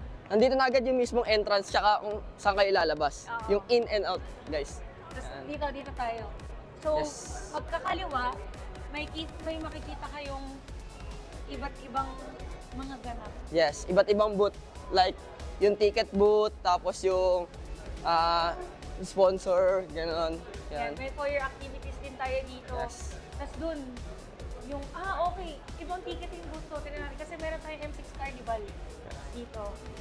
Tapos, ito yung yung isang na gusto ko. dumating. So ngayon naman, nandito tayo sa isang booth, which is yung Theory booth. At parehas kami actually nag-iisip kung ano yung meron dito. So, pasok tayo at tingnan kung ano nga ba ang parang pinaka-collaboration with MLBB. Yes. So, hi sir, I'm Chantel and with Miss Delar. So, we are live reporters from the Philippines. Welcome to Malaysia. Yes, and what's your name? I'm Julius. Right. Yeah, I'm the CEO of Berry. Oh, nice to meet you, sir. Nice to meet you, sir. Nice to meet you, sir. So, we see that you have a collaboration with SRG. Yes, yes. So, what's the collection all about? Okay, this is actually we call it the SRG Hero Collection, right? And it's actually we create a design for each of the players. Like for example, this is Skies, right? Okay. So and then the design of this jewelry is actually designed based on the character mask that we create for them. And all these are the original characters designed. As you can see, we have all these characters here. So the concept is actually we design for them, right? And then they can actually promote this ring, which they already have, and then promote to their fans. Yeah. So and each of them are different designs. So we have 7 designs. And personalized designs, specifically for them. yes, specifically for them. But the Oh, designs are this different. is the medal We for. are the designer for the medal and the championship ring as well. So this is what the champions will have if ever they win M6. M6. Oh my God. Can I have this? Yeah, no. Can I touch? You can try it on. Can I touch? Yeah. Oh. It's actually very heavy, you can hold. And that's it for the exclusive news. See you on the next one, guys.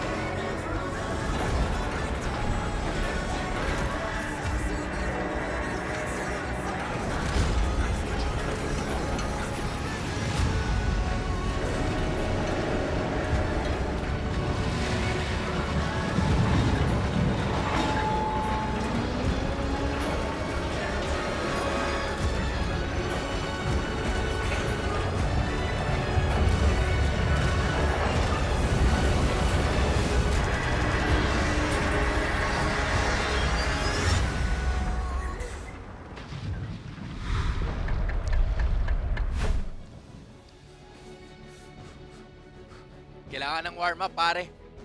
Kailangan, Kailangan game tayo, men. Nagbabalik tayo. Alright, sa day 2 ng M6 World Championship Swiss Stage. Hans, Rockart, and now!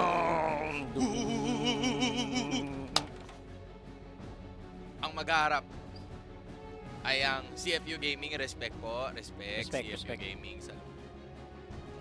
At ang pinakamalupit sa lahat, boom! Fanatic Onic Philippines. Hans Galeria, Rockart, andito.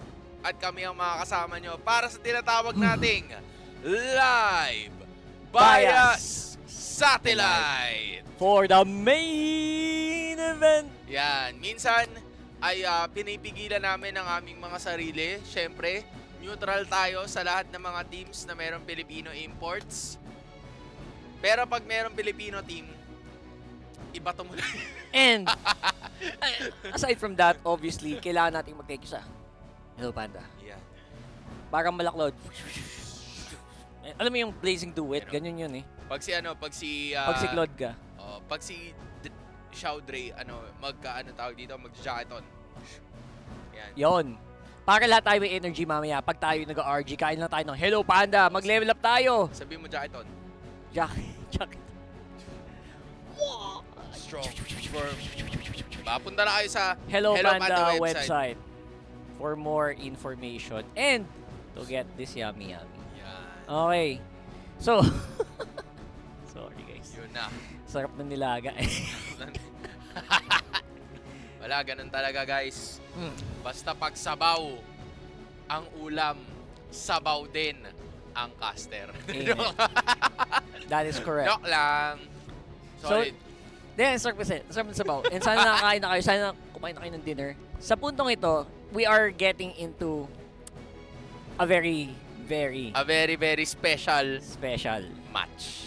Yeah. Ito, CFU honestly, mahirap. Sabi namin kanina, mahirap malitin ng team na to. And despite more for sure, a lot of teams, even hindi lang taga-Pilipinas, most likely from other regions, are looking at Fnatic Onic Philippines. Pinapanood yung mga yan. Eto yung CFU, kaya tayo malason. Kaya yan, pwedeng malason. Pero iba naman kasi ang bangis ng kampiyon. Well, technically, CFU, kampiyon din naman sila in their own right. Diba? Kasi pagkatapos ng panalo nila kahapon kontra sa NIP Flash, na-champion din ng Singapore. Okay? Makakalaban nila ngayon ng Fnatic Onic Philippines. Ang champion ng Pilipinas na tumalo sa TLID, ang champion ng Indonesia. So kahapon, basically, naglaban-laban ng 4 na kampiyon ng Singapore, Cambodia, Pilipinas, at Indonesia. So ito, meron tayong mini tournament. Mini tournament. Kung sino mag-champion dito, yun ang champion ng ating mini tournament. Pero hindi. Ito ang silipin nyo ngayon. Dahil ito, welcome to the family. Yan, mapapansin nyo, lahat sila nandyan. Iba, anumang lahi, anumang kulay, sama-sama sa tagumpay. At mostly ang kulay nila ay yellow. Yan, madaming mga miyembro ng ating super fam ay all throughout the years. Sa by hook or by crook, napasuot ng yellow jersey na yan. Yan o, tinan mo, si Cram, season 12. Isang season lang siya sa Onic Philippines. Si Nets naman, season 10, season 11, season 12. Tapos si Coach Lyric, assistant coach ng MPL Philippines season 11. Which was also in 2023. So ayan, kita nyo na sila ngayon. Tinan mo si Kurt, bagets pa siya doon sa... Tapos si Coach Wynat, ayan, ang pogi din. Pero dito, ang pinakamatagal dito sa lineup na to ever ay si Super Prince. Kasi si Super Prince mula season 10, andyan na siya eh. At siya ang, kumbaga, the last airbender siya dito. Siya ang Onic avatar. Sa totoo lang. Diba? Super Prince, still the monster mage. Mahirap na super underrated as a player. And a really smart. Sa lahat ng mga nakapaglaro na with Super Prince at laban sa kanya, ang masabi lang nila, napakatalino player na yan. Master tactician, lahat, everything. tahimik lang yan, pero isa yan sa mga pinakamatinik. Tahimik na matinik. Tsaka siya ang isa sa mga pinakamaingay na na player sa in-game. Sa in-game. Pero pag mga totoong buhay, mga sa real labas, life situation. yung mga, sa mga sohokmen, chill lang. Kakausapin. He's a chill guy. Yan, he's a chill guy. Yung mga nakaganon man. He's a very chill guy. He's a pero very chill guy. Pag nasa game na, bugbugan. Tanggal ang chill. Tanggal ang diba? Chill is removed. At nagiging chili. Wow. Sumanghang. Oo. Kumbaga chill, nagiging chili. Galing mo doon, Spicy! Yan ba nagagawa ng, ng nilaga. Nagagawa ng nilaga. Okay. So, very important na bantayan. Yan, pag tignan nyo talaga, pag yan, ito yung mga player na hindi mo bibigyan ng loyi. Yan yun. Ito yung mga player na dapat perma ban yung loyi pagkalaban mo ang Oo nga pala. Kasi dito sa Pilipinas, perma ba ng ang loyi niya Yung kanina nagulat ako sa loyi, di ba? Dito, hindi ka magulat pag nagka-loyi dito. Pag nagka-loyi dito. At this point in time, sa sobrang pagkakakilala na siguro namin kay Super Friends, ito ang madalas namin makita. Pero ito, meron tayong quote galing kay Coach Why Not. Why not read a quote from Why Not? Di ba? Sabi niya, nung unang nabuo tong roster na to, shinare nila yung mga okay, tsaka mga not so okay na experience nila. Tapos masaya ako na komportable sila, na nag-open sila sa akin ng mga challenges nila, tsaka yung mga gusto nila moving forward. Ngayon na nakikita ko sila na nag-grow at nag-excel habang nangyayari yung season, sobrang proud ko sa kanila. Tapos lagi ko silang pinapaalalahanan na naging thankful ako na ako yung naging coach nila. Pero alam ko that everything is much more than that. As of the moment, yan, di ba? Mukha lang nonchalant si Coach Why Not, pero pag nag-uumpisa yung game, lagi nang nangyayari. Kelra, gigil Gigil siya, I mean, legit. Oh, speaking of Kelra, by the way, hindi ko na-confirm kung tama ba, or article ba yung nabasa ko. Ayan na, Ayan na mahal daw niya kayo. I love you! I love you, TLID! Ganon siya passionate na tao. At, di ko alam kung totoo si Kelra daw yung medyo nagpili nung lineup na to. I wanna double check that. Correct me if I'm wrong, pero I'm gonna try to look through that. Pero if ever, interesting yun. And I would say na... Siya si Dwayne James. Dwayne James. kung totoo man yun, let's see. Pero sa ngayon, I would say, hindi ako magugulat kung yun ngayong aso. Sa puntong to, si Kelra definitely, from being one of the uncrowned, nagsisimula na siyang dahan-dahan na maging internationally acclaimed na talaga. So, very impressed by how well FNOP is doing so far. Hindi malabo na makita pa natin ang performance ni Kelra at ang FNOP. Pero, pwede nyo ring makita ang ating support chest dahil from November 22 to December 29, M6 support chest will be available for a very limited time. You can purchase the support chest for 50 diamonds to get a large amount of pass XP with a chance to obtain a basic M6 pass.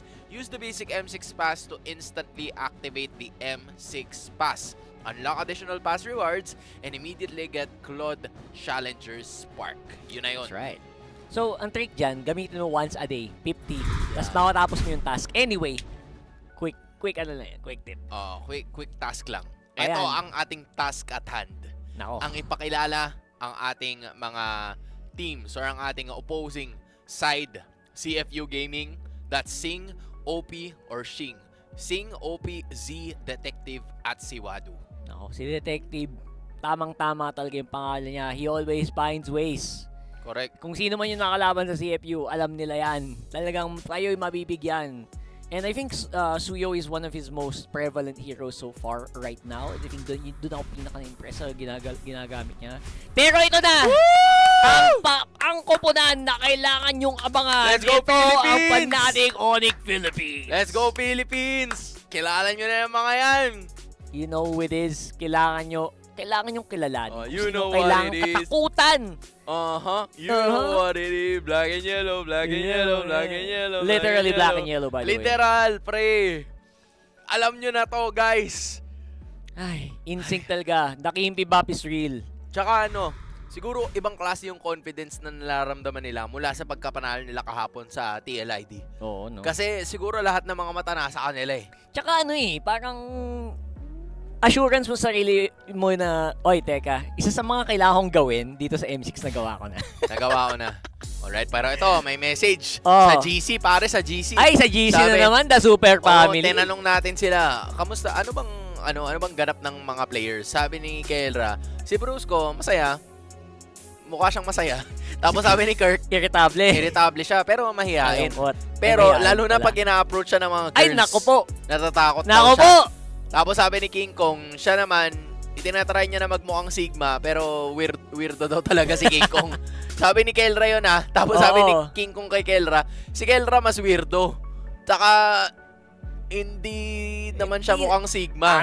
Dahil siya ang Sigma. Ano bang sinasabi mo dyan? What Anong mukhang Sigma? What the Sigma? Ako ang Sigma, sabi ni King Kong. What the Sigma?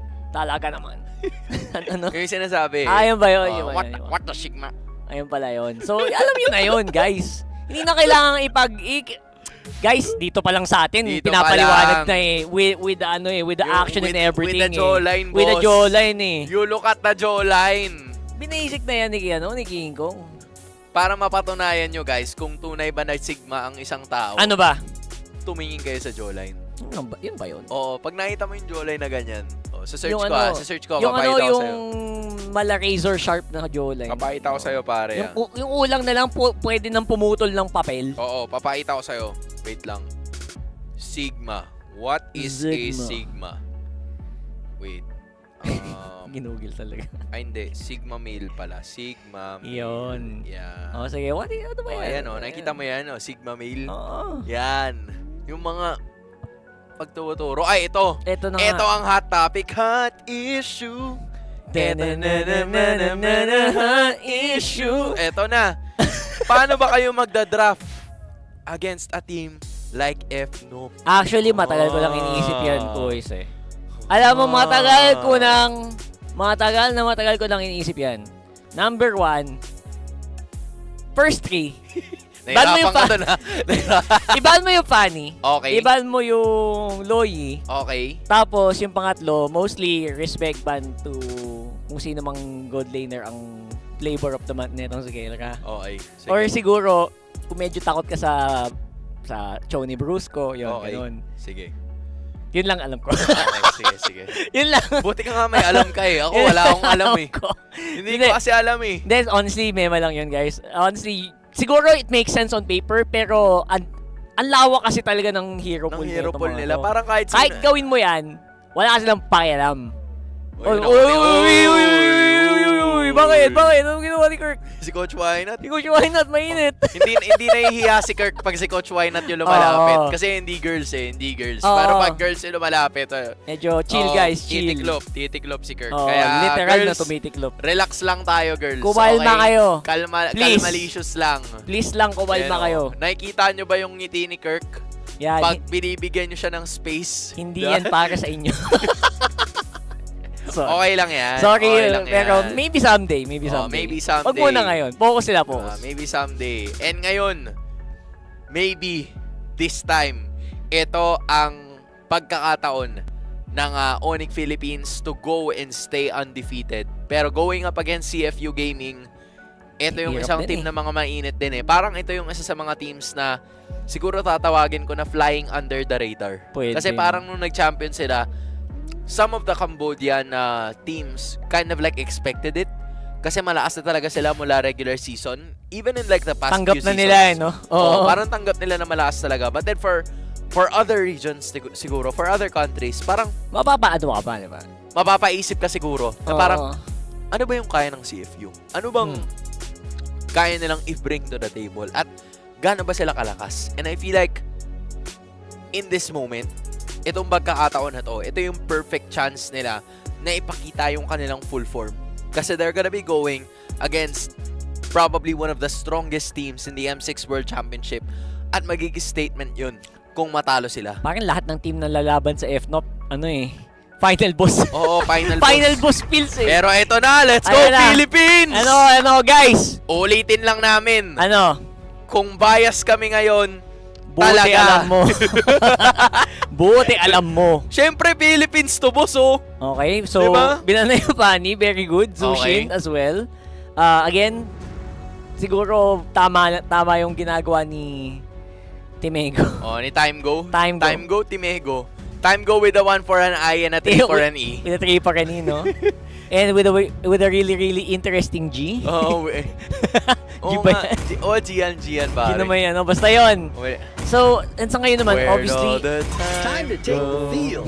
Your team is banning. Bruno ban! Thank you so much! Ayan na, guys. Second team to ban Bruno. Third team? Second team yata. Kanina kasi Aurora nagban Bruno. Buti na lang. We don't talk about Bruno the second time around. Pero enjoy. Another jungle ban. Oo nga, tinanggal yung Joy. So halos dalawang heroes ang tinanggal dito para parehas kay King Kong at para kay Detective. So considering na CFU here, yun yung sabi mo kanina, diba? Nasuyo yung comfort hero ni Detective. Your team is picking. So instead of FNOP picking it up, nag-iwan sila ng hero dito para kay Brusco. Ginamit nila yan kahapon. Sisipahan ni Brusco yung DLID kagabi. Bossing, kakasabi ko lang kanina eh. Baka hindi nyo kilala yung show ni Brusco. Third ban ko yun. Suyo ba to, boss? Iniwan niya open eh. Suyo na yan. Feeling ko suyo yan. The ultimate team is I know! They went for the Loyi! Wow! Very, very nice move. I like it. Yeah, parang they were anticipating siguro na ibibigay yung suyo sa kanila. Tapos parang si Coach Wynat, sige nga. Ba? Testingin nyo nga kung ano, testingin nyo. Challenge accepted sila, no? Titignan nga natin kung tatanggapin ba nila yung suyo. Pag hindi sila nagsuyo, pwedeng kunin natin. Pero yung Louie kasi, inagaw nila kay Super Prince eh. That's true. Tsaka dagdag pa yung kiss. Sabi lang, ayaw naman eh. Kami naman nagsusuyo. Guys, si King Kong, nagsusuyo din yan. Malapit magsusuyo yan. Suyo yung gamit niya kahapon, guys. In case na, hindi nyo napanood. Kaya hindi mo totally mababan out si King Kong kahit anong subukan mo eh. Yan. Lesser evil na lang talaga yung mababan out mo sa kanya. Tapos sinama pa yung Khalid. Alpha. Pick up naman ng Alpha, okay. Good answer. Pretty standard ang nagiging composition dito. Classic, no? Ni Coach Time Go together with the rest of CFU Gaming here. Sobrang, kumbaga walang bago. Lahat power picks, Nothing's pare. new under the sun, brother. Yung mga ganyan. Nagulat na lang ako sa Loyi prior nila. Possibly, ina-expect na to eh. Medyo half-expected na to ng FNOP. Kaya nagulat akong ginawa nila. So, either way, good move pa rin yun to deny the Loyi. Pero probably hindi din naman yun yung main prior talaga dito ng FNOP. As much as yun yung pinaka-powerful tool nila before. Ito naman, yung sinabing fun fact ni Coach Wynat, courtesy of Tiebreaker Times, sabi niya, alam ko naman lahat ng team dito na ganda. Pero para sa akin, consistency talaga yung baon namin since nung nabuo kami. Masaya ako na bago dito, bagong bansa, bagong environment, pero parehas pa rin. Kumbaga, kahit saan kayong mapunta na bansa, as long as you stay consistent, yan ang dala-dala dito ni Coach Wynat. Yan ang maipagmamalaki niya na meron ng kanyang team. Actually, alam mo yun yung sobrang impressive sa FNOP eh. Parang ilipad mo sila, nilipad na sila kahit dun sa sa ikaibang lugar. Same na team pa rin sila. Correct. Parang walang nagbago sa setting. Parang, and that's, honestly, that's what makes a champion. I mean, I don't want to jinx it, pero it's what makes a champion. If you can adapt to changes, if kaya mong maging consistent sa play mo. You don't need to be always the best. Kailangan mo lang maging consistent. Hindi mo kailangan maging 110% lagi. Basta nasa 99% ka. For honor! 99 to 100%. All the time. All goods na goods yun. Hindi mo kailangan mag 200% ganun. Correct. Basta 100%, 99% all the time ka lang.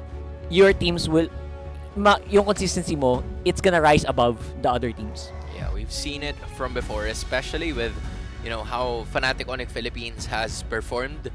Ang daming expectations dito sa team na to heading forward into the start at ngayon pinapatunayan nila dito sa M6 World Championship kung bakit sila ang dapat abangan ng napaarami or ng 15 other teams that we currently have as of the moment. Now, it's gonna be CFU Gaming na pipili ng kanilang hero. We're looking at a possible gold laner. Pwedeng maunahan mo na kagad yung FNOP to have probably a more comfortable hero here para sa kanila. That is going to be the Beatrix indeed. Denying it from Kelra. And from what we've seen, right? That's the Bruno, Beatrix, Granger, at 1-1 na tinanggal nila para kay Kelra. So pinuforce niya si Kelra na mag-Moskov. Kaya din. Kaya din naman Moskov, Harit. Moskov, Harit. Oh. Claude, medyo OG pick, no? Pero pwede because why not? Why not? Although, ang sabi lang, comment lang sa akin nila Hito nung kahapon, parang medyo mabagal daw yung Claude ngayon. Pero if you can do it against a team like this, bakit hindi? Especially na DHS hero yun. Tapos puro tanky frontline. Correct. There's the Harit though. Talaga. Yeah, Harit is the choice here para ay Kelra. Gamay din naman niya. Here it comes. The Sicilian finally joining the party. We're just waiting for the final pick. Pero ito ang mapapansin natin front to back composition ang meron dito ang kupunan ng Fnatic Onic Philippines at ito yung nakita natin kanina sa sa Twisted Minds Oo, no? Yung galawan ng Sicilian tsaka Gold Laner. Basta may Sicilian, anything is possible. Pero ngayon, ano ang ibibida? XP-laner ba or roamer ng CFU Gaming? Honestly, hindi din mapapasama siguro sila kung they can just throw this in the roam. Yung Hilton yan in the roam. Try to go for another XP laner na kayang sumabay lang sa Khalid. You don't need to overwhelm the Khalid. Kailangan mo lang sumabay. At this point, okay. XP pa rin talaga yung Hilda. And Franco on the roam with the suppression. Malay mo kung may mga malilikot na players tulad ni King Kong at ni Kelra. Baka Franco, kagat pala ni Franco kailangan mo. Iniisip ko lang talaga is gonna be how most of the allocations here coming from the rest of the players are gonna happen. Most especially yung crowd control skills na meron sila. This is a situation na kung sino yung mauuna na makapag-set up, kung sino yung mauuna na makapag-pick off, yun yung mananalo sa teamfight. Kasi kung mapapansin mo, Fnatic Onic Philippines has the Cho. They also have the Khalid on their side. Pero kung titignan mo naman yung kabila, they have the Franco and they also have the Louis. So, playmakers ang meron dito para sa parehas na teams. The Cho and the Khalid could potentially create some team fight opportunities para sa Fnatic Onic Philippines. Pero sa CFU, if they can manage to outplay FNOC with the diversion tactics na manggagaling dun sa Louis, hindi malabo that they could make this a really good fight. And tignan natin kung ano kagaling mag-Franco. It's been a while, pero you know what, this Franco can really make a lot of miracles happen. Again, kung magbabato ka ng isang daang hook, okay lang na mag-miss yung 99. Basta tumama yung isa na sobrang critical. Gagana pa rin naman yung Franco na yan. Pero again, there's also a reason kung bakit hindi ginagamit ang Franco masyado ngayon. Pag tumayo ka lang talaga sa isang banda, minsan mapapasama ka pa. Pero tignan natin. Here we go with the best of one. Fnatic Onic Philippines versus CFU. Saka ang dami ng pinagdaanan na role nitong si OP, pare. Nung naalala ko siya, nasa impunity pa siya nun. Tapos XP laner siya nun. So this time, andito na naman siya using the roam. So I feel like alam niya yung magiging rotations ng karamihan sa mga teams na meron tayo. Which is the reason why experience has really been paying off. Pero si Z, medyo nangangalahati na ang buhay. Si Wado na mataan dito. It's gonna be another one of those kills. Ayan. First blood to start it off para sa Fnatic Onic Philippines. At mukhang hindi pa sila tapos. Si Detective ang lang makakataan. Ito na naman. Getting it. A double kill kaagad para sa King Kong. Babayu Detective. At yun na nga, huwag kang lalaban ng maaga sa isang lineup na may Khalid. Yun ang pinaka Mortal scene yun. Mortal scene. Level 1 Khalid, napakalakas mga kaibigan. Ayan na naman tayo. Ikot-ikot ka lang, di ba? Oh my gulay. Eto na naman Nasimulan tayo. nyo, mga kaibigan. Sinimulan nyo. Inda bininging Inda na naman, bininging. boss. Ay isasaad. Na isusulat to. At ito na naman si Wado. Sipin mo kahit lagpas kalahati yung buhay ni Kirk, pumapalag siya. Pero si Brusco naman mabilis niyang mahihilian. But the turtle is already gonna be spawning. 1.3k kaagad ang lamang ng Fnatic Onic Philippines sa pinakaunang pagong pa lamang. Yeah, Super Friends, he's a chill guy. He's just gonna be chilling out for the meantime. And si Kelra naman, hindi naman kailangan sumama for the mean. As long as hindi magkaroon interference mula dun sa Franco, I think dapat 50-50 yung lane na yan. Walang solo kill masyado magaganap. I think kontrolado din naman nila ang goal lane. Pero look at that, Wadu, napakalalim na naman ng usapan. Alright, 4-on-3 situation na magaganap dito para pa rin ang makakakuha niyan. Raging Sandstorm ay lalatag dito ni Brusco pero makakatakas pa din naman ang iba sa mga members ng CFU Gaming. And with that being said, all goods na. Hindi na kailangan pang pumalag ng Fnatic Onic Philippines kasi yung major objective ay nakuha naman ng Sonics. Wala, hindi ba talaga pwedeng madaan sa fancy footworks tong pag-retrihan? King Kong got you, fam. Wala eh. Tinry nyo eh. You try. Nice try. Nice try. Respect pa rin, respect. Kasi maganda naman yung rotation nila. At least wala naman namatay during that fight. So at some point in time, diba, CFU Gaming, they're still in this. Pero Fnatic Onic Philippines, ang ganda talaga nung naging simula nila here from the get-go. Pero teka, may galaw na gagawin. Meron na namang Iron Hook pero hindi tatama yun kay Brusco. Now it's a 3-on-4 situation. Lalaban yata Fnatic Onic Philippines dito. Nagbato na naman ang Nibiru's Passion. Actually, Reach pala. Pero andun si Z, yung unang nawala. Yung atake ng CFU Gaming, naging counter-attack ng Fnatic Onic. Ayan, sige, mag-hook ka ngayon, okay lang. Kasi wala namang atake masyado.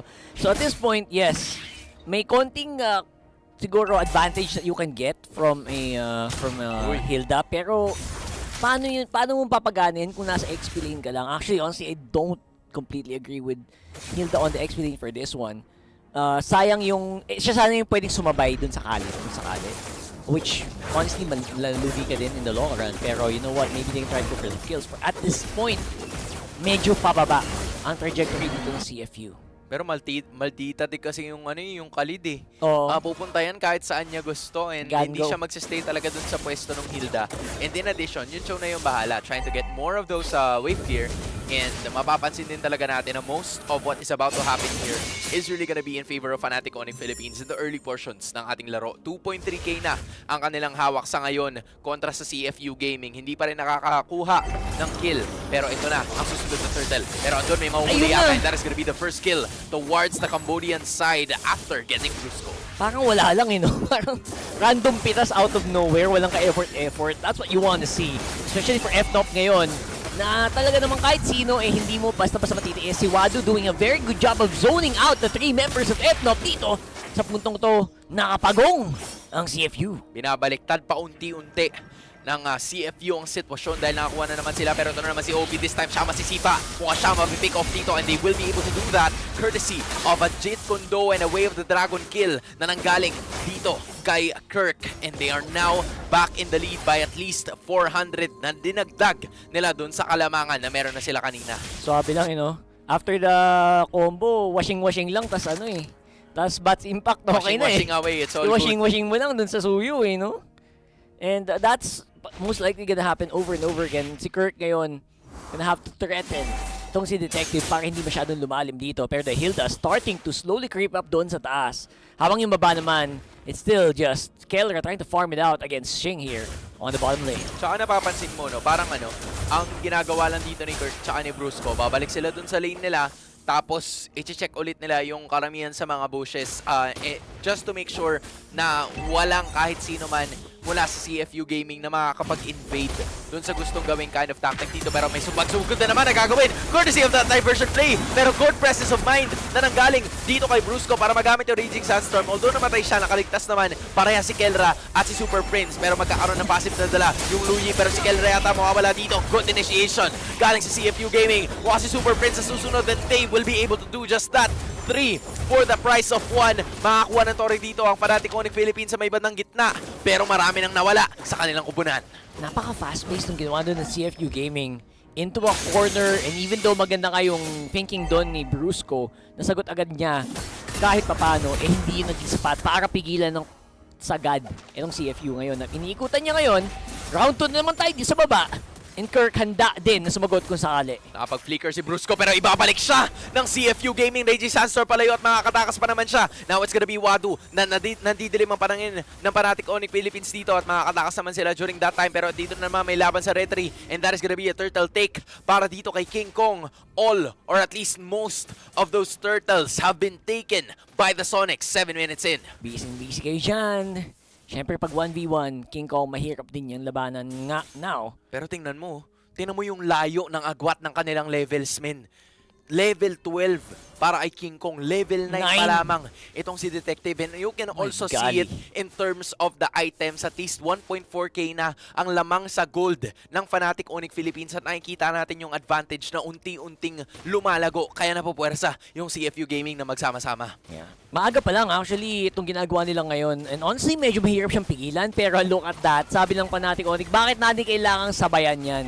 We can just do our own thing and at the same time force them to go for the rotations. And kita mo naman, medyo late na. Mawawalan pa yata sila ng buff. Although maganda ang healer dito. And that's gonna be Kirk going down. Under naman si Kirk at siya nawala sa pagkakataon na yun, pero mawawala din naman si Detective, yung alpha ng CFU. Meanwhile, andito na naman si Wado na papaligiran na napakaraming mga members ng Fnatic Onic Philippines, pero si OP makakatakas pa rin naman, pero hindi.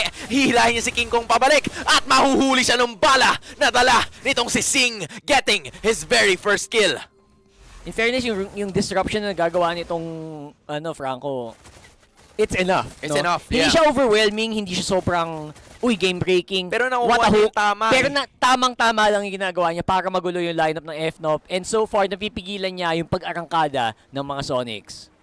As of this moment, balik sa 1K. Ang kalamangan na meron ng Fnatic Onic Philippines, si Wado na mataan dito. Still a 5-on-4 scenario. Hindi pa buhay si King Kong, kakabuhay niya pa lang. And now it's gonna be the time. Conceal play ang gagamitin dito ng Fnatic Onic Philippines courtesy of Brusco. Pero si Wadu deciding to not go with the clash. Hihintayin nila ang pinakaunang lord ng laban na to. Pero si Kirk ang namataan, hahanap ng tamang pwesto. Pero ayos lang naman kasi kahit papano, nandiyan pa rin yung lord. So buo pa rin sila at kompleto. Sabi lang yun. Matik! Sabi lang, boss Kirk. And at this point, CFU, hindi din sila basta-basta pwedeng matuwa pa masyado sa nangyayari. Although madami silang positive na nakuha sa mapa dito. Si Kelra kasi hindi pa totally online. I guess nag-online ng mas mabilis bahagya itong si Sing dito sa kanyang Beatrix. And kasi Beatrix kasi talaga yan. And there you go! Maduro naman yung atake. Tinamaan si King Kong pero makakaligtas pa rin naman siya. May sipa na gagawin. Ito si Kirk at mawawala. Itong si OP sa pagkakataon na yun. Si Brusco nasa may badalikuran. Si Wado ay wala na rin. Si Detective ang mamamataan and that is gonna be a kill towards 3 members of CFU Gaming. And just like that, nakuha na naman ng Fnatic Onic Philippines ang Lord na ito. Well, and look at that. Nung natanggal si OP, apparently naging mas madali para sa kanila na mag-overwhelm. I think yung pumipigil lang talaga dito sa FNOP is yung threat ng kagat. Yung threat ng Bloody Hunt dito mula kay OP. And once nawala yun, pwede na magwala as usual. Itong sila King Kong and sila Kelra alongside Brusco and Super Friends. And Kirk, all he has to do is to just zone out once more. Correct. Look for a prime target and make it work for FNOP. At ando na.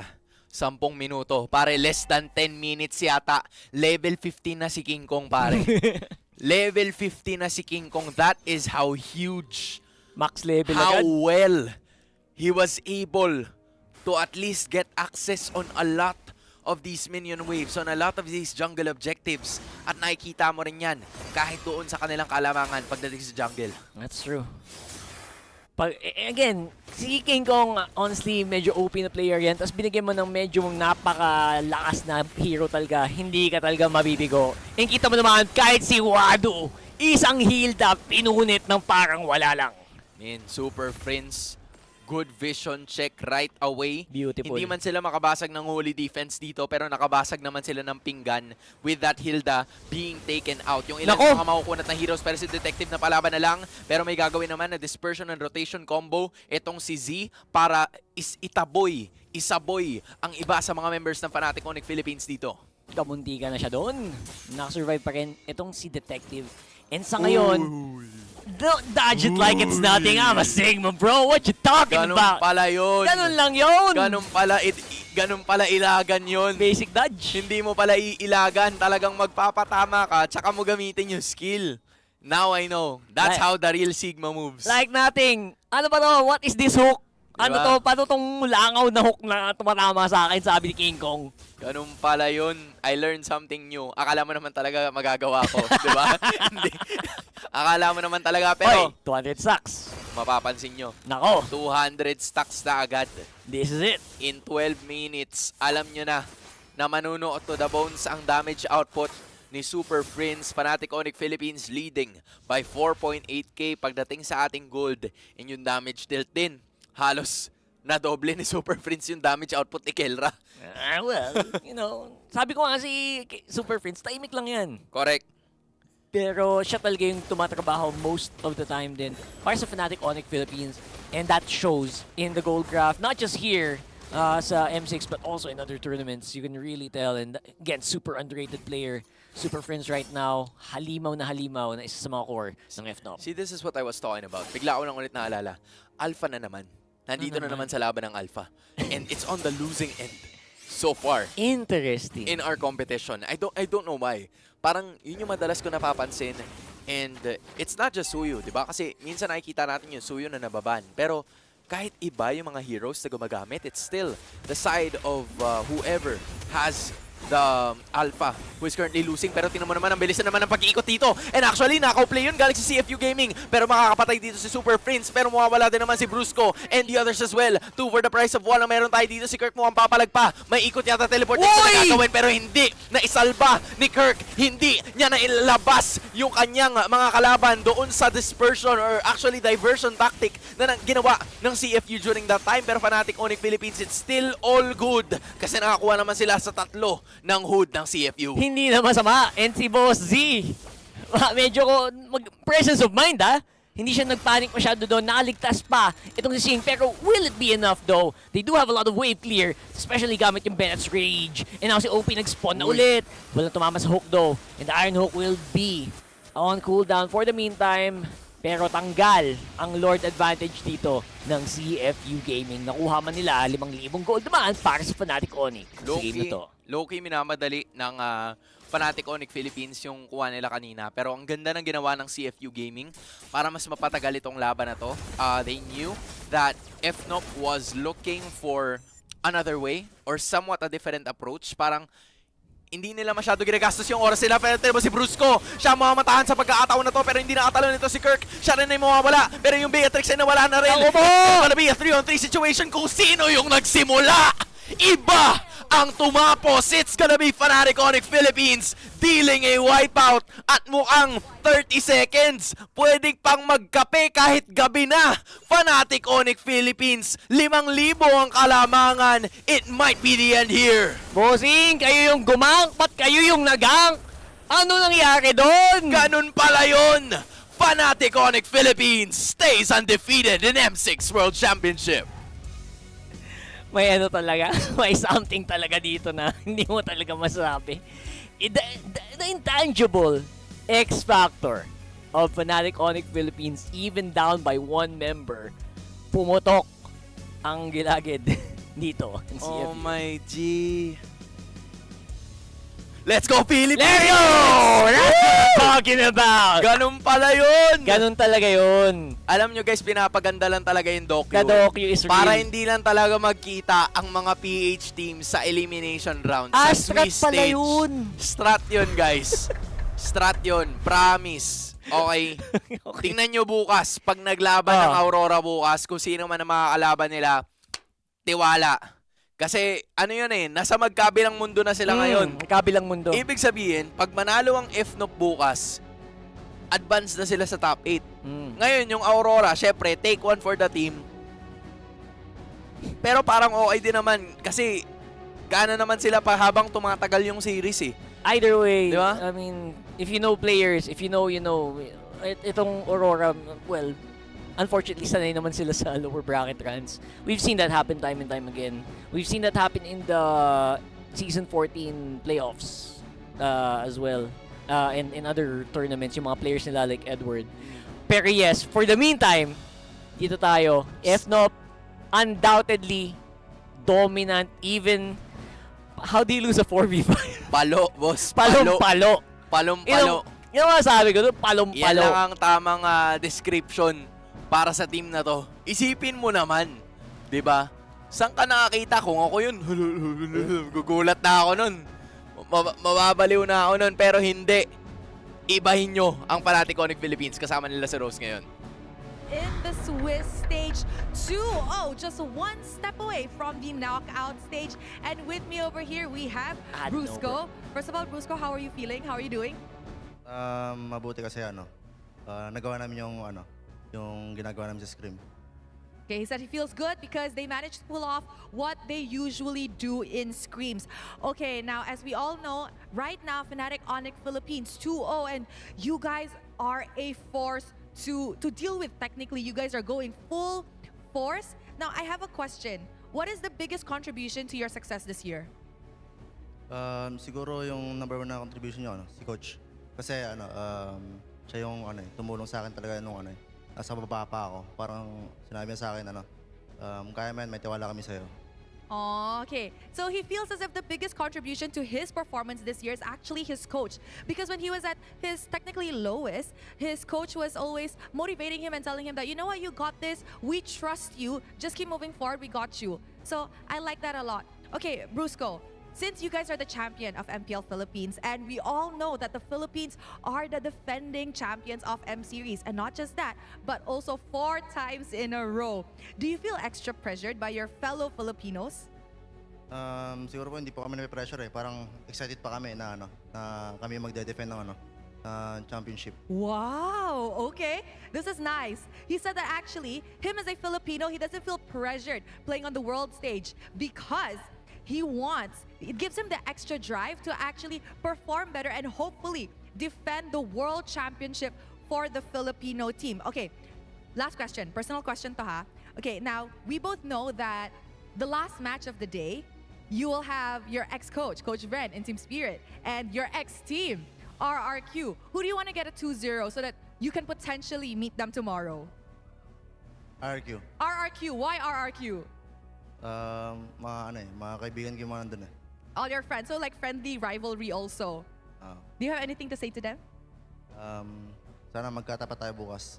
Okay, he said, I hope to meet you guys tomorrow.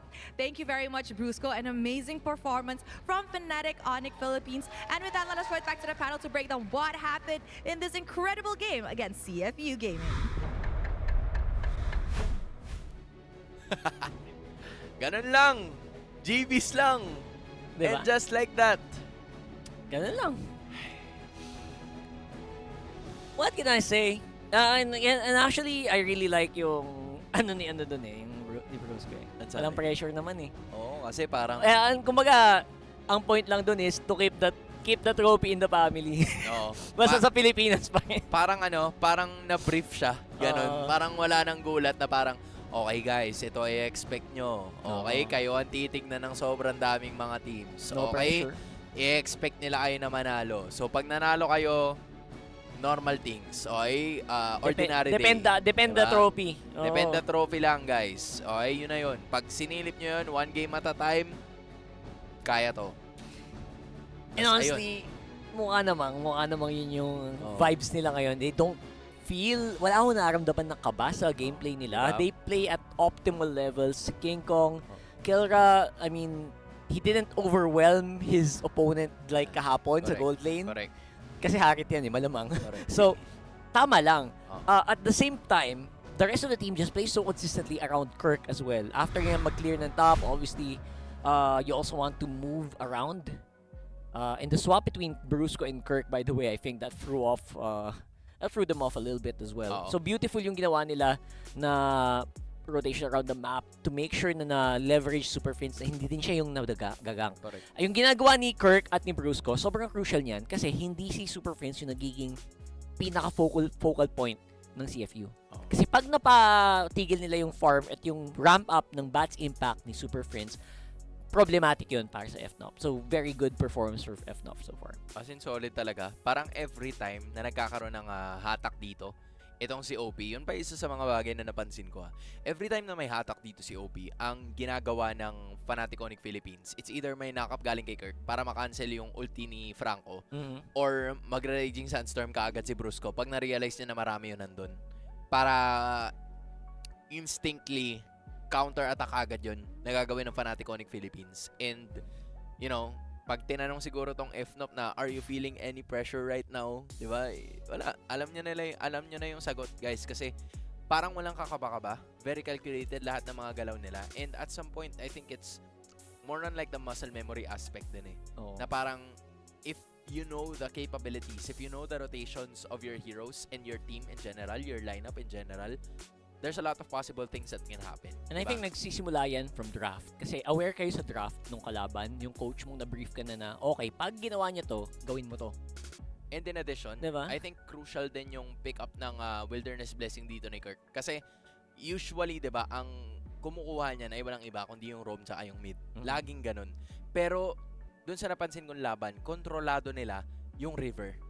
And I think in the early phase of the game, yun yung sobrang kailangan mo talaga para makapagtuloy-tuloy kayo ng engagement. Kailangan meron kang vision sa river so that most of the rotations that will be happening from CFU gaming ay kita mo at ma-anticipate mo na bago pa siya mangyari. And that's exactly what happened. Nakita nila kung anong ganap, and even though there are times na hindi nila nakikita yung ganap, especially pag nagkaroon ng diversion play ang CFU, they are still able to prepare for it. Kasi ang kinakailangan lang naman is yung Jeet Kundo na galing dito kay, kay Kirk. Oo. And then, lilibot lang with a passive si Brusco. So, wala masyadong na gamit na skills for them to do brush checking or vision checking. Tapos pag ando na, wala na. Ang gandang pang brush check din talaga ni Brusco dito. Like, kahit dalawa yung nakaabang sa bush kanina, yung papunta dun sa Lord. Sasabayan niya. No problem! Let's go! Let's take it! And again, if you just keep doing that as a Brusco, as a roam player, honestly, Brusco feels like my MVP here. Despite that stat line. Pero obviously, I think it's gonna be King Kong, right? Probably. Pero Brusco, Super Friends, okay. Well, always gonna be the most underrated MVP here. Super Friends, yung control niya and yung pagbomba niya, it felt right on time. Right? It felt right on the docket. Nice boots, by the way. True. And I would say na it's just the amount of control you can do pag nakalibre nga ang isang Sicilian. Which is again, nangyari lang yun dahil din si Brusco and si Kirk ang nandun. Kontrolado yung river. Yeah, they were able to control the river so much to the point na meron din kasi mga times na yung Sicilian, ang ganda rin ang pwesto ni Super Friends. I think that's what you would commend about him so much. Being the mid laner of Fnatic Onic Philippines. Kasi alam niya kung saan po pwesto. And though there were times na na nakuha siya dito, may isang beses na nakuha siya dito ng CFU. But that is because nawala na si Kirk tsaka si Brusco. Pero every time they're there, bago pa mawala or maubos yung buhay, tinan mo yung pwesto ni Super Friends dito. Right? He's there. Right in the middle of the team fight. Hindi siya nakahagilap. And hindi nga siya nagtatago eh. Diba? For most of the time, he's just there, just dishing out the damage. Tinan mo na naman yung pwesto niya. Beautiful boost. Diba? It's always yung positioning ni Super Friends dito that has always been magnificent para sa side ng Fnatic Onic Philippines. Tapos nung na-realize niya na kaya niya ng pumalag, tsaka na siya magpopronta. But this is the scenario, the finishing blow. Beautiful to eh. Kala mo nakaisa na kayo, di ba? Kaso 4-man knock-up. Tapos yun lagas. Kasi sakit na yung Super Friends. Tsaka ni Kelra. Gusto the bones yan, pare. Si King Kong, wala. Washing-washing na lang. Diba? Sa lahat naman ng pwedeng matira, kung natira, si King Kong, si Super Friends. Late game, ideally late game ang ganap nun eh. True. Diba? True that. I was actually wondering if siguro kung si Cecilia yung napitas doon, baka nagbago. Pero hindi din eh. Oo. Kasi pag hindi na down si Brusco, may Raging Sandstorm yung 5 magkadikit. True. Tas after that, may Jeet Kundo, tas ubos naman sila kay Kelra. So either way, that was not the gank play you want. And tsaka to be fair, I think they were also able to do a lot of things there. Pero tignan natin itong specific na moment na ito na dala-dala sa atin ngayon. Oopsie moment. Oopsie. Ayan yun eh. Kasi ito, nakuhanan tayo ng Lord nito. Yan, diba? Hindi natin namalayan. Pero okay lang. Ubos naman sila eh. Okay lang. Ganun talaga Actually, yun. wipe out to hindi pa nakas ni ni Z. Diba? Ang ganda ng sipa ni Kirk dun eh. Oo. Kung konting 0.5 second, patay pati yung Beatrix patay dun eh. O kaya kung sinipa niya palayo. Oo. Diba? Baka sakali. Pero silipin mo si Kirk. Yan si Kirk. Si Kirk, eyes on the prize. Alam niya yung TP eh. Ayan yung diversion. Konti na lang malabas na sa bilog eh. Palabas na. Oo edi lagas lalo sila nun. Edi tapos agad. Nakasakay sa last trip. Oo. Hindi ko wala sa last trip eh. Nakasakay sa last trip. Kumbaga inipit niya yung pinto eh. Inipit niya yung pinto. Diba? Pero okay lang yun. Oopsie man yun. Panalo naman eh. Panalo pa rin. Diba? Yan lang ang it doesn't matter what you think. A win is a win. A win is a win. At nakuha natin yan.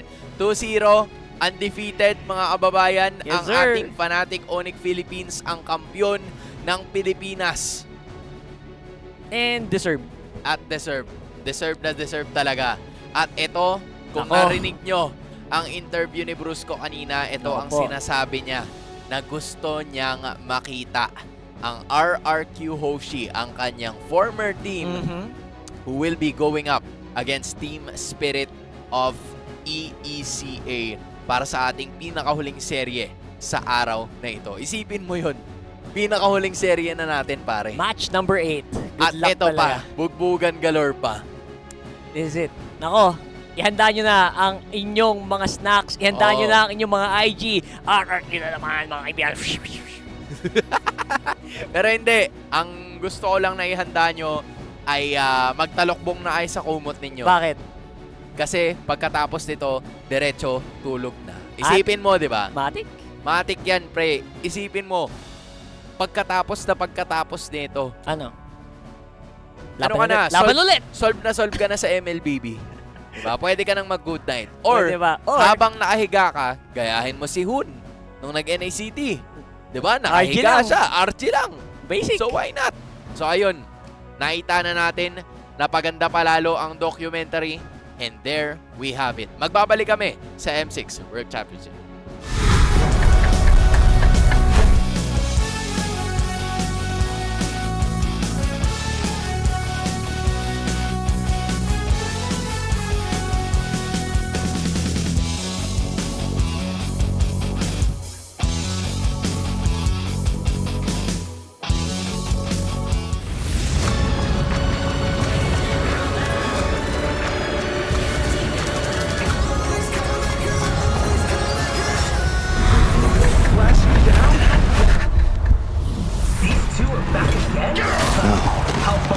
Without this competition, I would have never met Dexter or dreamed of reaching for the stars.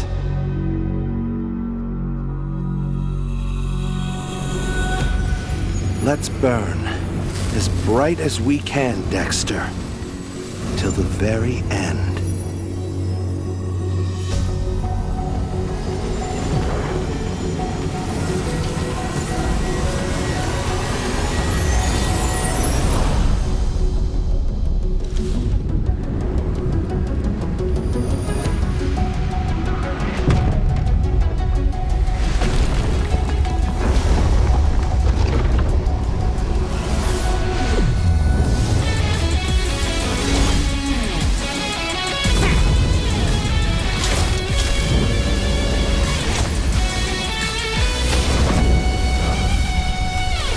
One spark is all it takes to ignite the stars!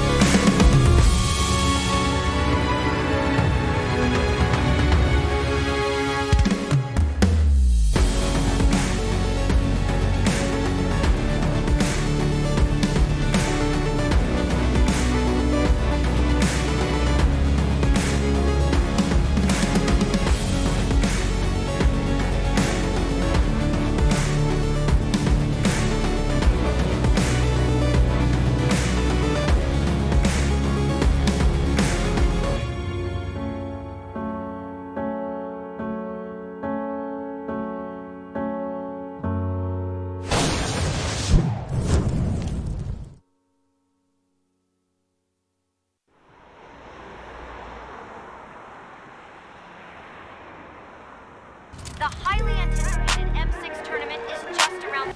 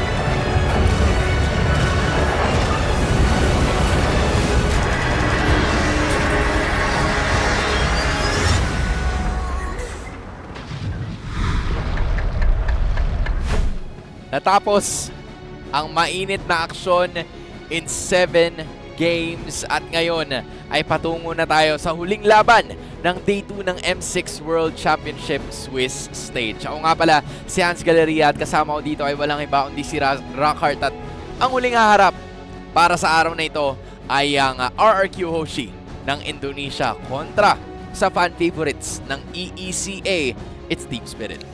Ang hirap kasi talagang hindi maging hindi mag-cheer sa Team Spirit kahit di naman tayo taga doon. Yung mga player nila ay may certain charm. And syempre naman, pinapangunahan pa ni Coach Bren, di ba? Matik yan.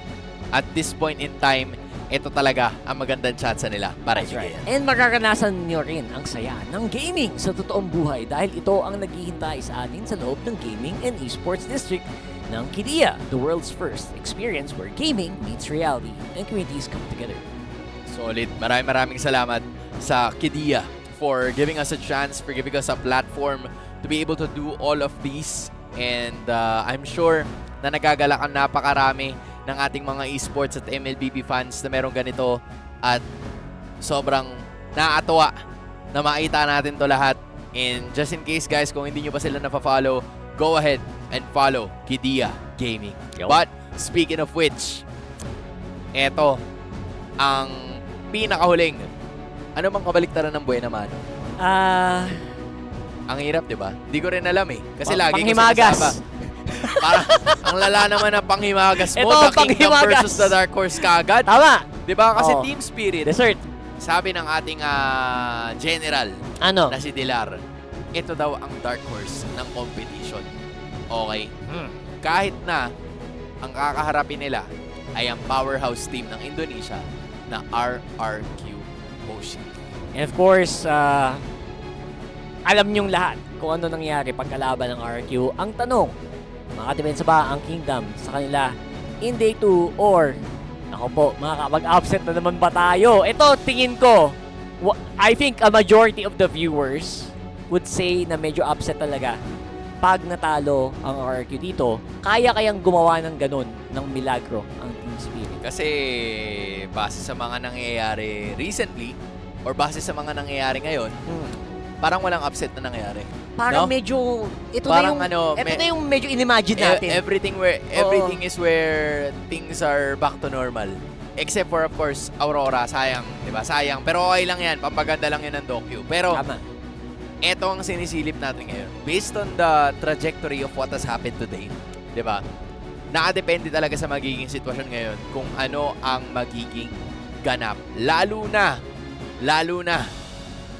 merong history na kaganapan dito mula sa ating mga coaches. Or actually, just one of the coaches. Yeah, si Coach Bren mula sa Team Spirit kung hindi nyo nalalaman, ay napanggalingan din.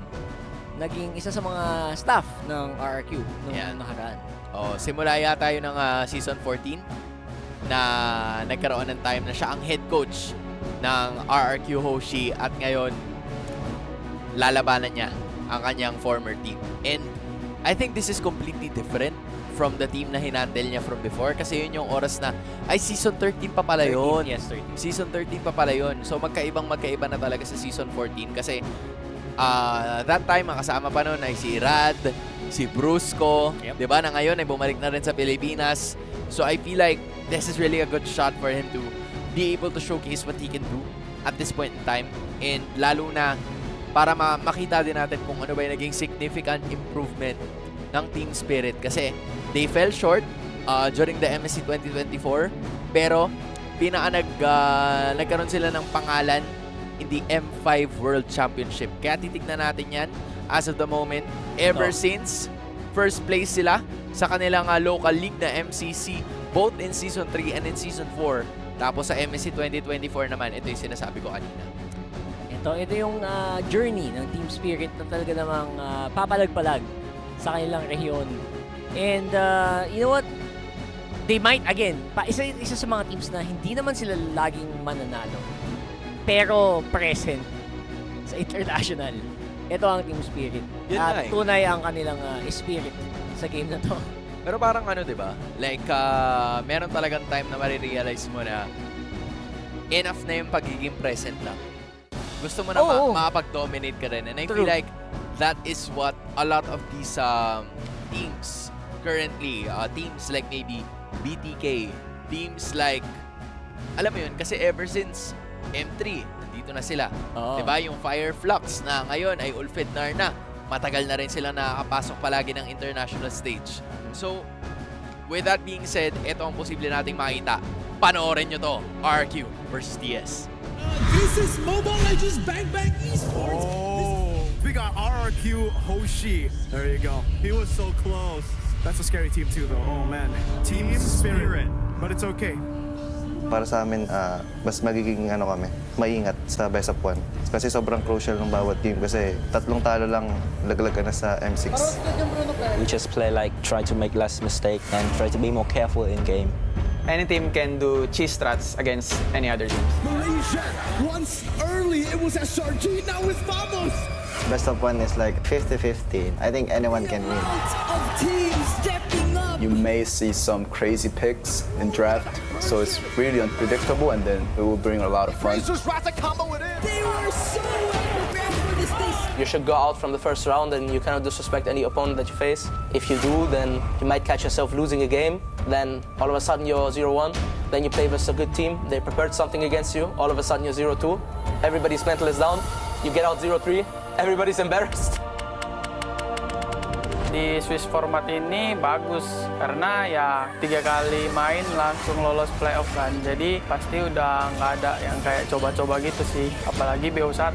Quick game for Team Spirit as they just suffocated. Ya itu tadi Team Spirit, mereka gameplaynya unik lah, mereka adaptif di in-game-nya, adaptifnya cepet mereka. For me, coach friend like how to play micro and the hero, Betrick like, and the hero power and pure skill. I consider us, Team Spirit, to be the dark horse. It's not only that, we have actually got the power to prove that we can keep up. We'll be able to capture a cut. But RRQ stay in form as they win. If you want to win, just win one game. Who knows? Let's see. I'm up for a surprise. Ganun pala yun. They're very, very up, ah. Kaya naman pala ito ang huling laban natin. Kaya naman pala. Mainit pala talaga ang dance floor. Pinakita na kanina ang isa sa ating mga coaches na si Coach Bren at sinoutout din siya ni Skylar na tinuruan daw niya si Skylar kung paano maglaro ng parehas na macro and micro. And, you know, you rarely ever get one of those opportunities, so it's a really good sign na nakikita natin na ganito sila ngayon. So maybe, baka siya nga daw ang magiging susi. You never know. Madami siguro siyang na-pick up noong time niya dun sa RRQ, pero then again, medyo sabi mo, ibang RRQ na din ang makaharap nila today. And you know what? Okay lang din naman na medyo mag-cheer sa team spirit ngayon. Tama. Kasi again, they feel like yun pa lang, sa mga statement pa lang ni Kid Bomba, parang ready siya na lumaban. Ready siya to take advantage of yung mga teams na nag-underestimate sa kanila. Actually, silipin natin yung ilan sa mga nabanggit ni Coach Vren na siguro kung paano niya na ma-master lahat. Sabi niya, ang kalakasan ko bilang coach is yung understanding ko sa laro. Yung Swiss stage kasi, deadly siya para sa mga teams na nagre-rely sa drafting or counter-drafting. Kasi sa best of one, preparation can only get you so far. Oo. Kasi naghahanda din naman yung ibang mga teams. So 50-50 talaga siya. Nagkakatalo na lang sa gameplay. Kung paano nyo ba nilalaro yung laro nyo or kung naglalaro ba kayo based on what you understand with the other team. Literal na literal na habang nasa stage ka, lahat ng inaaral mo nung kahapon, bato mo na lang. Kasi depende lang yan kung paano kayo mag-react at paano kayo makikipagsayawan sa isa't isa. So technically, ang sinasabi ni Coach Bren dito, pindutan. Pagalingan na lang ng pagalingan pindutan. pumindot. Guys, yan ang mapapansin natin. Pero ito na ang makakalaban ng kanyang koponan. His former team, RRQ Hoshi, but this is a new and refined one. You have Skylar, Idok, Rins, Sutsujin, and Dai Ren. And this is an RRQ Hoshi na medyo matagal din. It's been a long time coming since we've seen an RRQ Hoshi na nakatakot. Ito yung RRQ Hoshi na parang pwedeng ang pag-world champion kung sakali, kung bigyan mo sila ng magagandang gising, kung bigyan mo sila ng even playing field against teams like, you know, FNOP, mga ganon. And even in their series, I think they could have actually also beaten TLID. Diba? Yung mga ganun eh. Yung mga ganung moments, ito yung RRQ na I guess this is the best RRQ that we have seen in a while. In a long time, brother. In a while. Oo. And going up against a proven and tested team, lalo na doon sa kanila naging performance sa M5.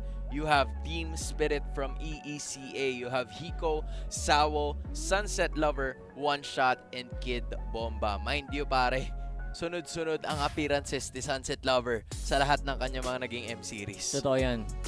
Again, not always on the top, pero the fact na nandun ka, over the years, ilang lessons na ba? Kung ang kasabihan natin dito sa atin ay hindi ka natalo, ikay natuto. Ilang lessons na kaya? Ilang beses ang ka nakuha matututo ni Sunset Lover sa international stage. Diba? Ang daming beses mo sigurong matututo talaga para lang mas maintindihan mo yung ating perspective dito. Pero, eto na ang RRQ Hoshi. Okay? Tinatanong natin sila, kamusta ba si Skylar bilang isang leader? Sabi ni Kescute, yung role fit talaga sa kanya kasi kinuha niya rin or inako niya rin yung responsibilidad. Kasi isa siya sa mga pili na nag-build ng roster. Ayun naman pala. So, pinili niya si Rins, si Idok, at saka si Dairen. Ako naman, bilang coach, pinili ko si Sutsujin. So, gumana naman yung roster. Tapos, napunta kami sa M6. Tapos sabi ni Skylar, pinili ko sila kasi pare-parehas kami ng humor. May connection. May connection Gets, naman gets. pala. You know what, Skylar? Tama yung paraan mo ng pagbuo ng team mo. Ako, agree ako dyan. Kasi people can have similar playstyles or ganun. Pero pag sa labas ng trabaho, yung humor nyo pareho. Madali na magtrabaho eh. Alam mo yun? Mas madali magtrabaho pag vibes kayo. Pag vibes kayo, parang hindi na nga trabaho yung ginagawa nyo eh. Para lang kayong naglalaro and nagkataon lang na yung trabaho nila is maglaro. Pero, you know what I mean, di ba? Ito na nga yun. Coming in this one, this is also a reason why this is the best RRQ that we've seen in a long time. Vibe sila and ramdam mo in-game.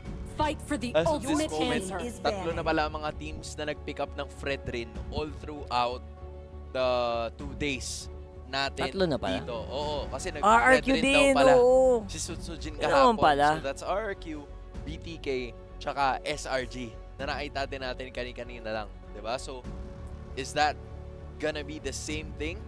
Time to And take then, the field. naglo din Your pala si team Kid Bomba is kahapon. banning. Tapos si Hiko nag-Beatrix din.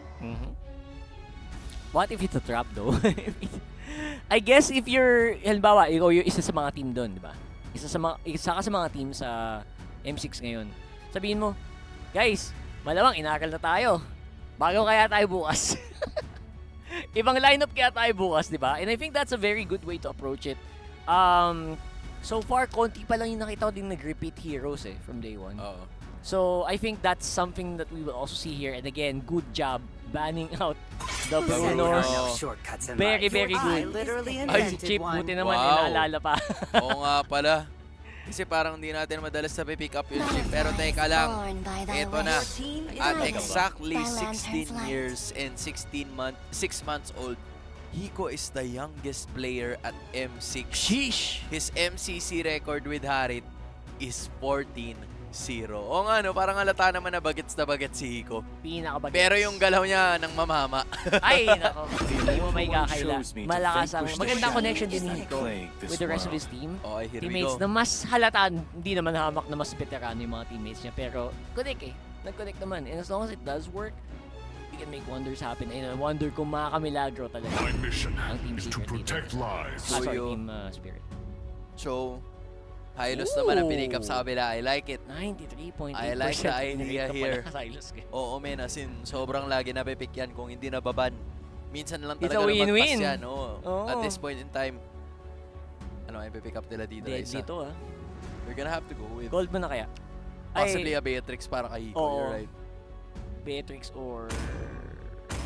Kasi ayaw mo na naman na mapunta yung Beatrix kay Skylar. Or depende. Gusto nila na match up yung Alpha pero sinasabi ko sa'yo, Rockart. Dami trio. Sinasabi ko sa'yo, Rockart, yung Alpha na yan. Medyo lason yan. Ngayon. So far, losing streak ang Alpha. Losing streak ang Alpha natin. Pangilang nakatatlo na yata Alpha ngayon? Natalo. Oo, halos nakatatlo na yata. Dalawa. Basta ganun. So far, I would say na 1-1. Magandang sagot yan sa... Hindi siya instant sagot More of siya yung safe pick So, not surprised by the 1-1 pick here. RQ, very happy to play with that. They might start banning out the gold lane. Ito na yung Beatrix sa possible na sinasabi mo. I think the Beatrix or the Moskov is something na ayaw mo masyadong ibigay dito. I am vengeance Yun na, Moskov out. incarnate.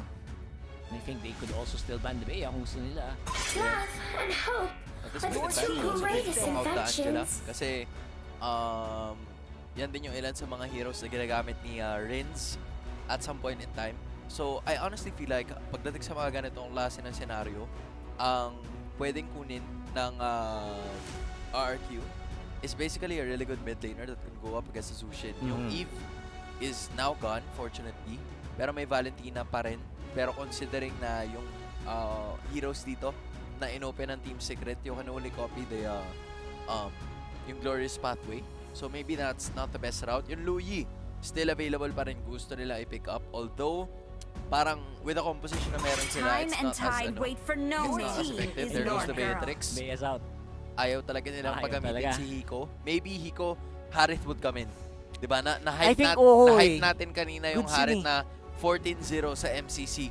And maybe this is the time to showcase why that Harith is 14-0. I think Harif will do decent laban sa 1-1. So Harit na may Purify is decent. it's fine, it's fine.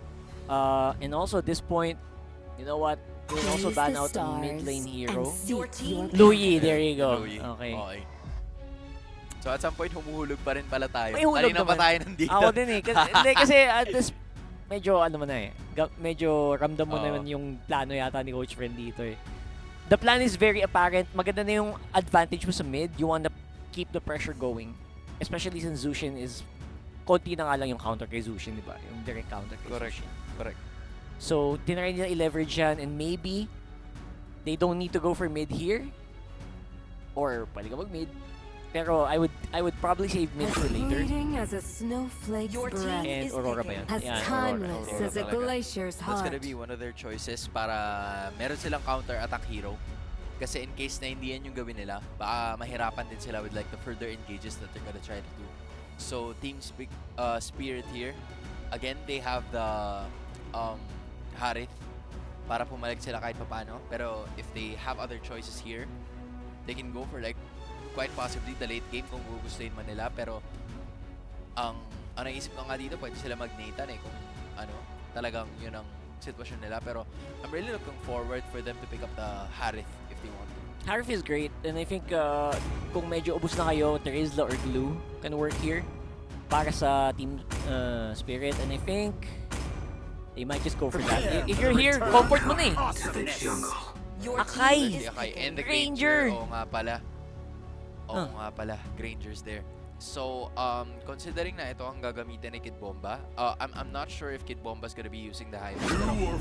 It should most likely be the Hylos, right? Pero ayan na yung glue. Si Dyren ang gagamit ng glue. Si Kid Bomba ang gumamit niyan kahapon. So, that is definitely gonna be the case. It seems like Kid Bomba Akay ito, pare. Which is interesting. Medyo ano siya eh, packet pick na specialty pick din eh, no? Para kay Kid Bomba. So, maganda ang lineup na pinakita dito ng Team Spirit. And I think, for this one, RRQ is medyo konting lamang kasi hindi din gaanong, ang tawag doon? Hindi gaanong, ano ba? Hindi din direct answer yung Akay. Oo, hindi rin. I don't really know what the Akay answers directly here. Kung ano ang gagawin talaga, kung ano main role ng Akay, Diba? Maybe I think it's just to, depending on the tendencies na meron sila dito, okay, they have the glue, they have the chow. Parang more on like the disrupting factor ang gusto gawin siguro dito ni Kid Bomba. Para ano? Para manggulo lang ng plano. Manggulo lang talaga ng plano. Oo. Kasi at this moment, di ba, hindi ka naman makakaipin talaga ng masyadong as clean as you would want to. Yes, Kasi exactly. basing it on like the heroes na meron dito, ang RRQ Hoshi, they have the 1-1, they have the Pro, and they even have the Sulu as well. Yan ang tatlo sa pinakamalilikot na heroes na meron tayo in like the traditional attack. So if you are Team Spirit here, you're gonna have to find a way to just choke out the positions ng RRQ Hoshi, lalo na pag meron silang plano later on. Honestly, maganda pa rin naman yung answer ng Spirit dito with Sawo on that high loss. Actually can really zone out very well. And di basta-basta makakagalaw si Idok dito as much as he wants to on that show. Ang hirap ng pitasan niya dyan. Lalo't Zushin pa, di ba? Yup, exactly. And now, as of this moment, mabilisan na talaga na rekta dito. Pero yung damage si Sutsujin is already gonna be there. So Team Spirit has to be a little bit more careful kung gusto talaga nila maka-atake na tuloy-tuloy. Pero kung tutuusin, Kid Bomba, ito yung sinasabi natin ng mga, you know, clutch heroes na madalas nating makikita mula sa kanya. But dito, kasi probably gonna do the same. Sunset Lover, medyo naipit talaga siya dito sa ganitong klase ng pwesto. Pero si Sawo, papalag din naman. Here comes Sutsujin, and that is obviously gonna be a kill. First blood na mapupunta para sa RRQ Hoshi. Oy, komendo na. Inalay talaga niya. Not my friend! Ako na lang! Inalay niya sarili niya. Just to make sure that Sunset Lover can get out in the nick of time. So, beautiful move here. Pero dahil doon, advantage pa rin ng RRQ Hoshi. 1 kill para kay Sutsujin. And again, hindi ko pa rin ma-imagine masyado yung... I guess mamaya natin malaman yung value ng Akay pag nag-clash na talaga. Siguro mga 3v3, 4v4. Yeah, you're really gonna have to be a bit more patient here. Kung ikaw ang Team Spirit, hindi ka pwede magpadalos-dalos, lalo na suyo yung kalaban mo. Sinusubukan na buti ni Idok yan, pero wala pa naman siyang sipa as of the moment, pero may flicker siya para makatakas sa pagkakataon na yun. And that is going to be at least, you know, battle spells na makukuha dito ng Team Spirit. Pero hindi pa rin naman totally out ang RRQ. Umaaligid pa rin sila sa gilid. And si Suchi din, malapit pa rin naman. And there you go. Frigid Glacier nakas na and paikot-ikot. Pero si one shot pa rin ang makakuha dito ng Pagong. I guess, gumagana yung distraction factor ng akay na ito sa laban. Dikit bomba, no? As in, iwapasiwas mo lang talaga as much as possible. Pero tingnan mo yung Granger ni Hiko. Close to dying. Si Skylar sa pagkakataon na to, will they be able to fight it? Pero hindi pwede mag-asim na sagad ito si Hiko. Kasi nandito naman sila. Sawa with the assistance as well. To prevent what was about to happen, which was a pick-off na kukunin ng RRQ Hoshi Team Spirit with the very first turtle. Pero lamang pa rin ang RRQ in terms of gold. Yes. For sure, hindi mo pa rin may kakailan na magandang ikot dito ni Idok. Pero alam mo, di ba dating-dati pa, like ito yung mga classic na labanan naman, yung counteran yung Akai tsaka yung Cho. Nakakatuwa naman na makita ulit yung mga ganyang interaction. Pero sa ngayon, classic na counteran. Oo. Kasi halimbawa pag may hindi basta-basta makapwesto or di ba kaporma yung Cho. Correct. Kasi pag parang lumalim siya, pwede siya maipit. Instead of trying to go for the kick, pag late yung kick mo, pwede ka pang maipit sa pader.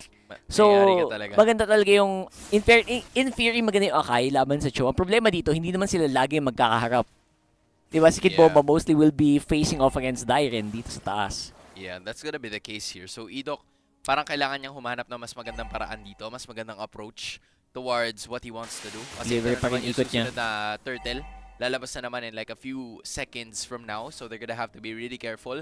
Kuha na ni Skylar yung kanyang unang item, which is the Corrosion Scythe. And in addition, Team Spirit are probably looking for a pick-off here. Pero hindi mangyayari yan because RRQ Hoshi is playing it very, very safe as we speak. Nakakuha na sila ng isang kill na kinakailangan nila. It's gonna be starting with the turtle again. Grabe yung pakayon nila dito sa sa objective. Talagang yung after mo mag-clear, talagang regroup agad tong Spirit sa sa bush And I wonder if that's gonna be enough kasi maganda yung AoE na pinapakita dito ng RRQ. But here we go. War Axe already secured by one shot as we speak. Naghahanap na naman sila ng tamang tempo para makakuha ng turtle na to, pero napapaligiran na to ng kaharian. RRQ Hoshi looking to find a way, and that's gonna be Dairen again. Naipit na naman pero mukhang hindi na siya makakapag-proc pa ng kanyang split using that flicker. Meanwhile, RRQ Hoshi able to get that turtle para sa kanilang kupunan, pero mawawala si Dairen sa pagkakataon na yun. And that is gonna be all she wrote. RRQ Hoshi getting a turtle, pero ang kapalit nun ay ang buhay ni Dairen. I would say medyo worth yun kasi Dairen, he did his job as a glue, diba? Nag-split sa likod and napa-force niya si Kid Bomba na sumagot sa kanya. And that's what you want to do habang busy-busy naman yung team mo na kumuha dun sa objective. Tsaka medyo kulang pa yung damage output dito ng Team Spirit. Ironically so, kasi hindi nila masyadong na-focus si Dairen.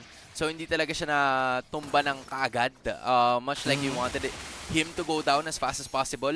Pero hindi yun yung naging scenario. So at this point in time, RRQ Hoshi really capitalizing on that. Nakuha nila yung turtle for themselves. And now, they are the ones na may hawak ng gold lead. Fairness Sunset Lover is still doing a good job in keeping the pressure on. And hindi siya masyado na-punish sa galaw niya as a Zushin compared to sa mga ibang Zushin na nakita natin today. Yeah.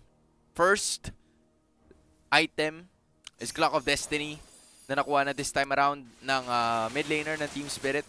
Sunset Lover already with 1 assist. Pero ito talaga yung napapansin ko whenever a lot of people use the Cho, yung mid lane control. Yung river control.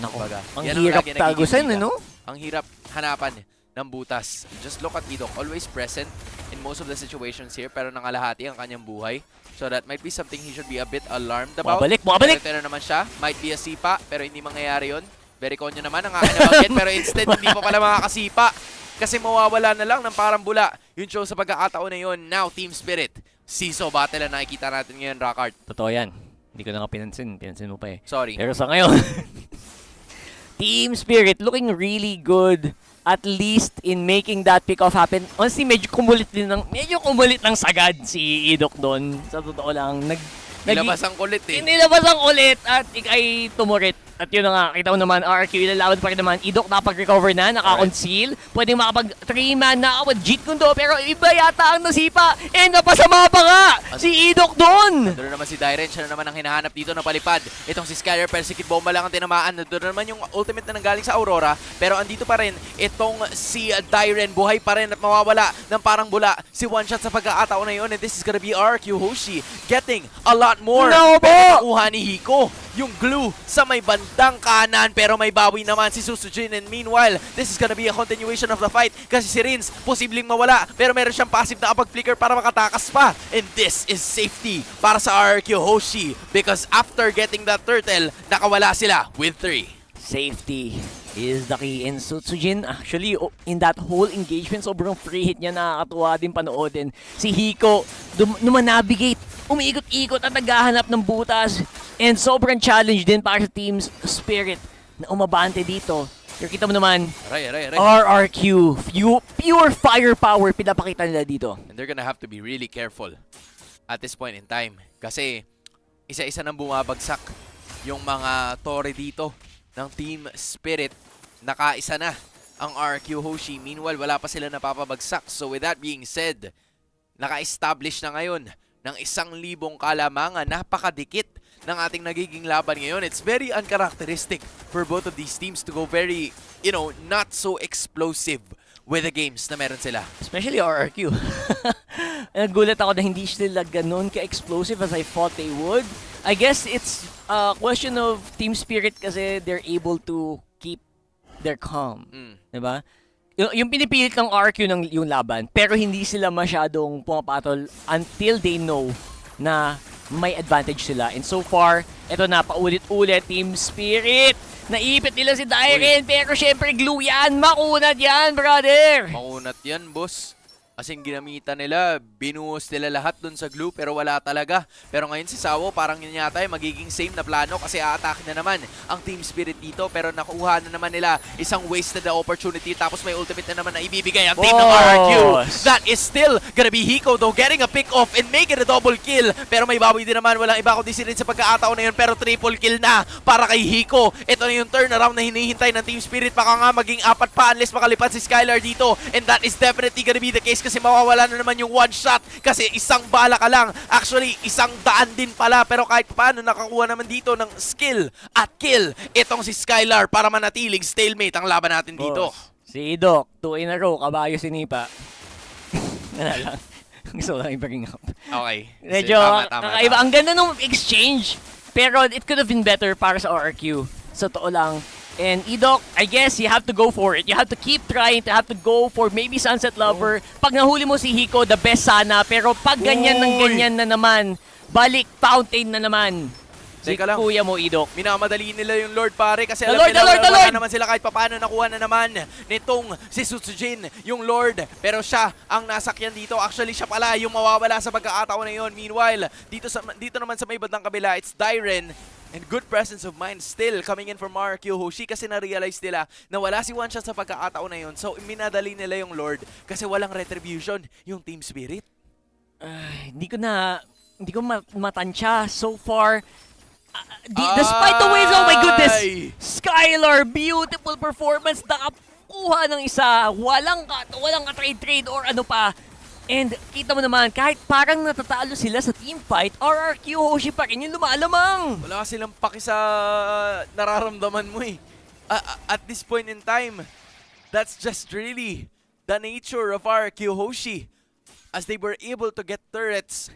Laban lang ng laban. Laban lang ng laban. Kaso wala nang bawi yung Team Spirit sa pagkakataon na to unless na magkaroon sila ng major team fight na hinihintay nila for a while. Pero ngayon, kahit 9-6 yung score, lamang yung Team Spirit ng 3 pagdating sa kills, yung gold lead ay nasa Kingdom pa rin. So yung macro na tinuro sa kanila, andun pa rin eh. Kahit na, you can go for trades over and over again. And kita mo naman, yung stocks dito nung Granger na to is hindi na din biro, pati yung Sky Piercer. Kaya pa rin kakuha ng RRQ ng advantage. Kaya pa rin sa pumunit pag ekonomiya. gusto mo eh. Kaya pa rin pumunit pag talagang gana eh. Pero Team Spirit dito, napapaligiran na naman sila. There goes the Glorious Pathway, pero nasipa dito walang iba kundi si one shot. Ay actually, andun naman yung Winter Crown para at least makatakas siya kahit paano makadeal ng damage, pero buhay pa rin. Ito si Idok, nakalipad na naman si Skylar. Meron naman gagamitin ng ulti dito si Rins. Pero yun lang nata.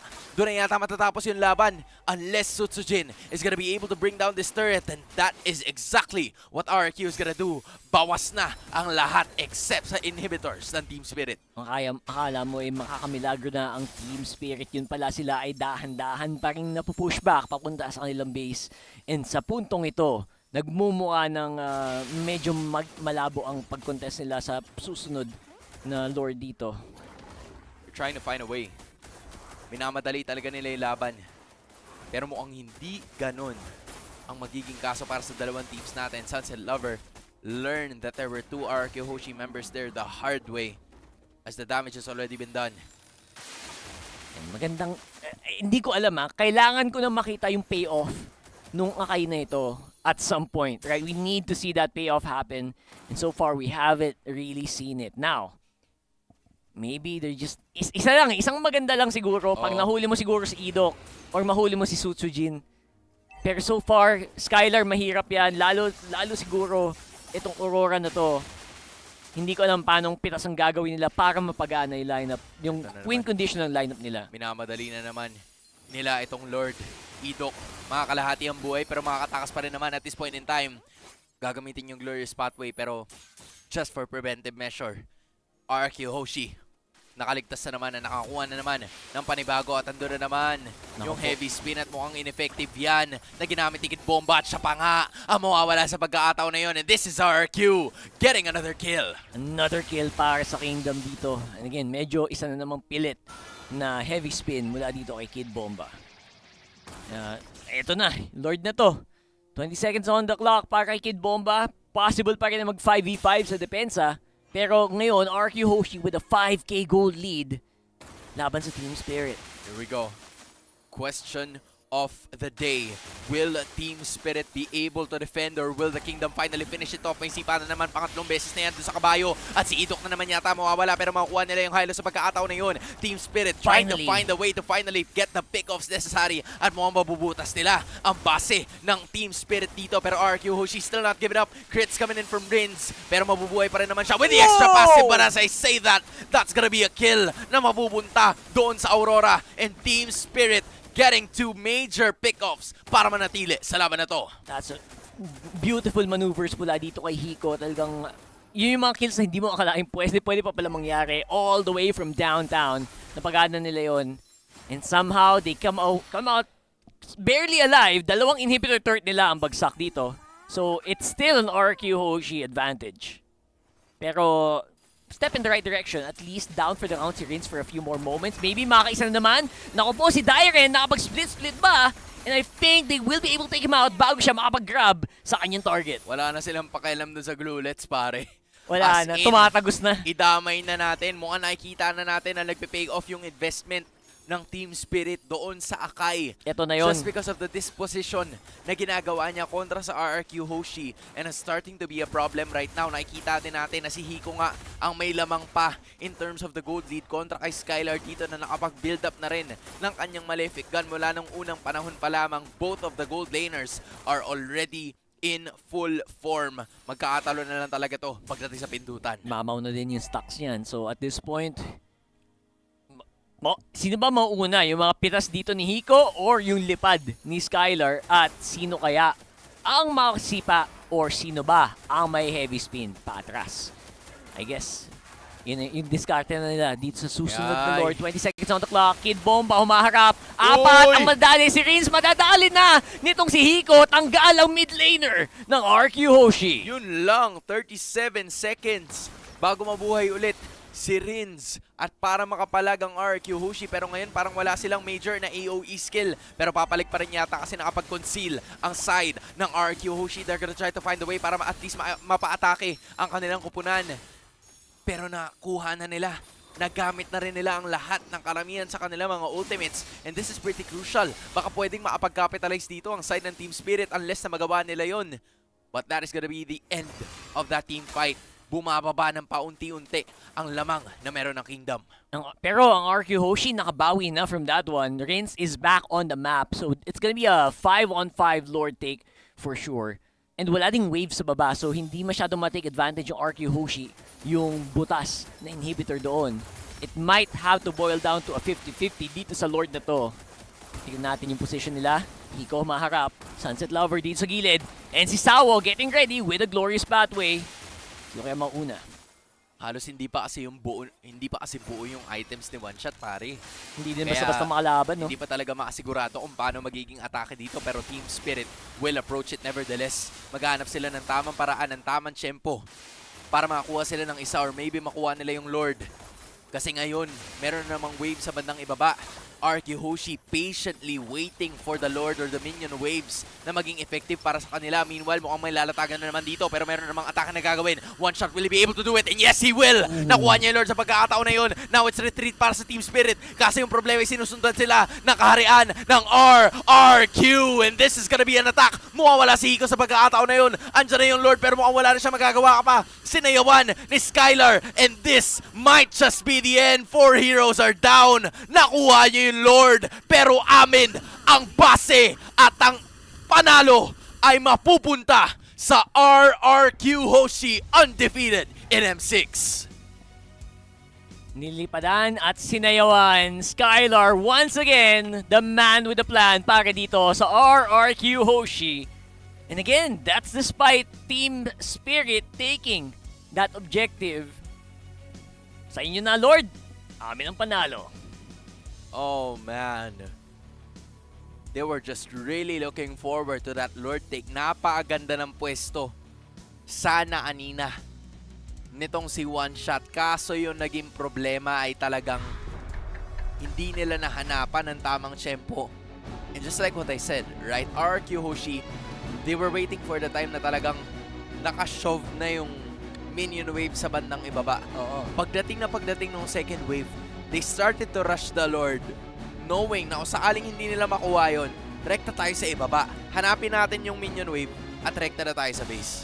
And aware din yung ang talino ng RRQ dito with their awareness na okay, makuha nila yung Lord, okay lang. As long as we can prioritize yung yung post-Lord team fight, di ba? As long as mga 2 or 3 tayo, okay na. And in that scenario, honestly, they got a lot more than they bargained for. Nakadalawa sila plus 3 low members. Which means kahit may Lord pa yan, okay lang. It's still as long as nasa harap si Skylar, makalipad siya, it's all good. Yeah, nakita din natin yung potential ng Granger.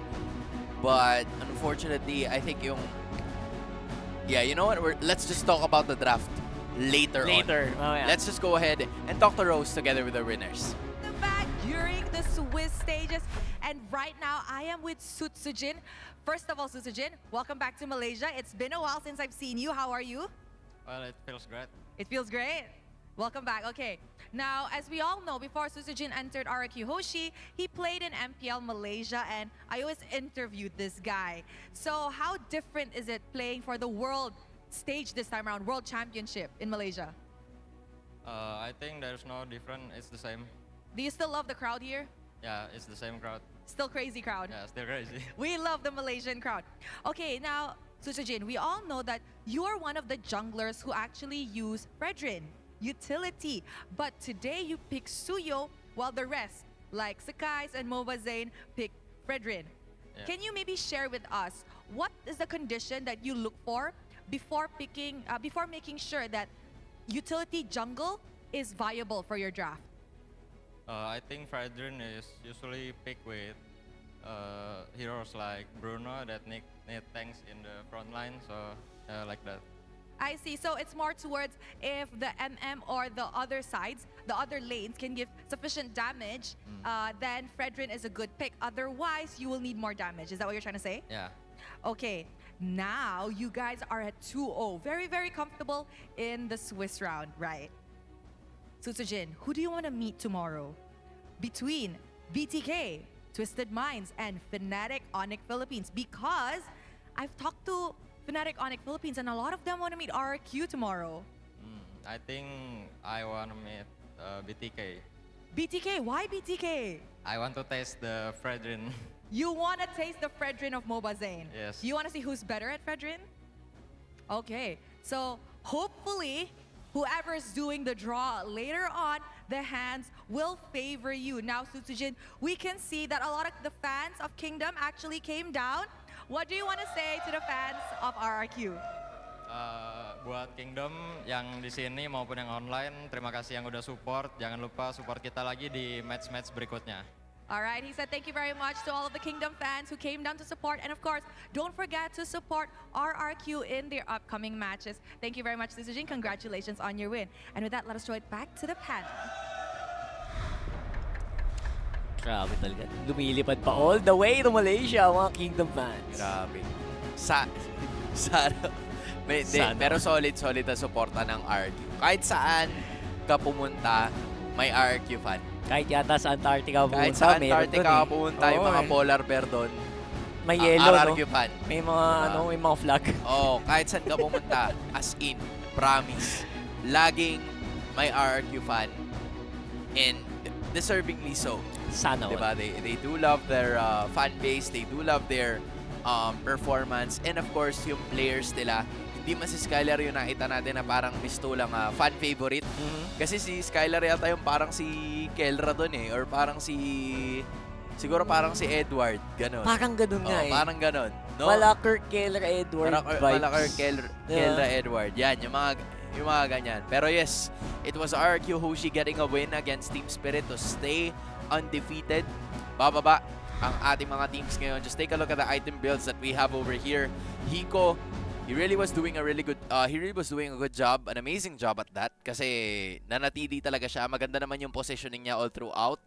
Pero nagkatalo lang talaga dun sa napakaraming mga initiations na dala ni Dairen at saka ni Idok with RRQ getting this victory. Ang lakas ng Granger, pero ang hirap minsan patamain ng skills niya. Sa totoo lang. Instead of a Bruno na, alam mo yun, rekta sa target, i-hero lock mo lang, doon na mapupunta yung atake. Dito may mga minions pa sa harap, may mga ibang kalaban sa harap. Kaya in my opinion, honestly, I feel like the Granger is raw firepower. Pero yung targeting, mechanics mo. Oo, yung mechanics mo kailangan sobrang perfect ng positioning, as in picture perfect. Kasi pag na-off ka lang ng konting degrees sa angulo mo, iba na yung tatamaan mo. Ibang-iba na talaga. Kaya bulilyaso ang plano. Kaya kung mag-Granger ka, make sure na kaya mong sagasaan lahat. Kasi pag nakatago yung target mo behind the target, essentially, kaya niya ma-dodge yung atake mo. Tsaka nagkaroon siguro sila ng idea dito na kunin din yung Akai for their reference. Kasi I think yung Akai, ang role dito ni Kid Bomba is to, mang-ipit lang talaga. Na para mas maging maganda at maayos yung targeting ni Hiko during that time. Pero I don't think it was the best possible hero for them. In this scenario, I'm thinking of like other lockdown heroes. Pero parang RRQ really did a good job in trying to stop most of those. I was actually wondering bakit hindi nag-glue dito ng Team Spirit. Parang baliktad din, no? Sila diba? dapat nag-glue. Na parang kaya kasi nila na mag-pick up ng glue dito and it's gonna be a bit easier. Pero from like my perspective, medyo naiintindihan ko rin kung bakit hindi sila nag-glue. Kasi napakahirap pulihin ng 1-1 tsaka ng Joe. Parang sayang. Sayang. And I think if you want to catch them, it's really best to disrupt their area na parang salubungin mo na lang sila. Kasi hindi mo sila mahahatak, hindi mo sila mahihila.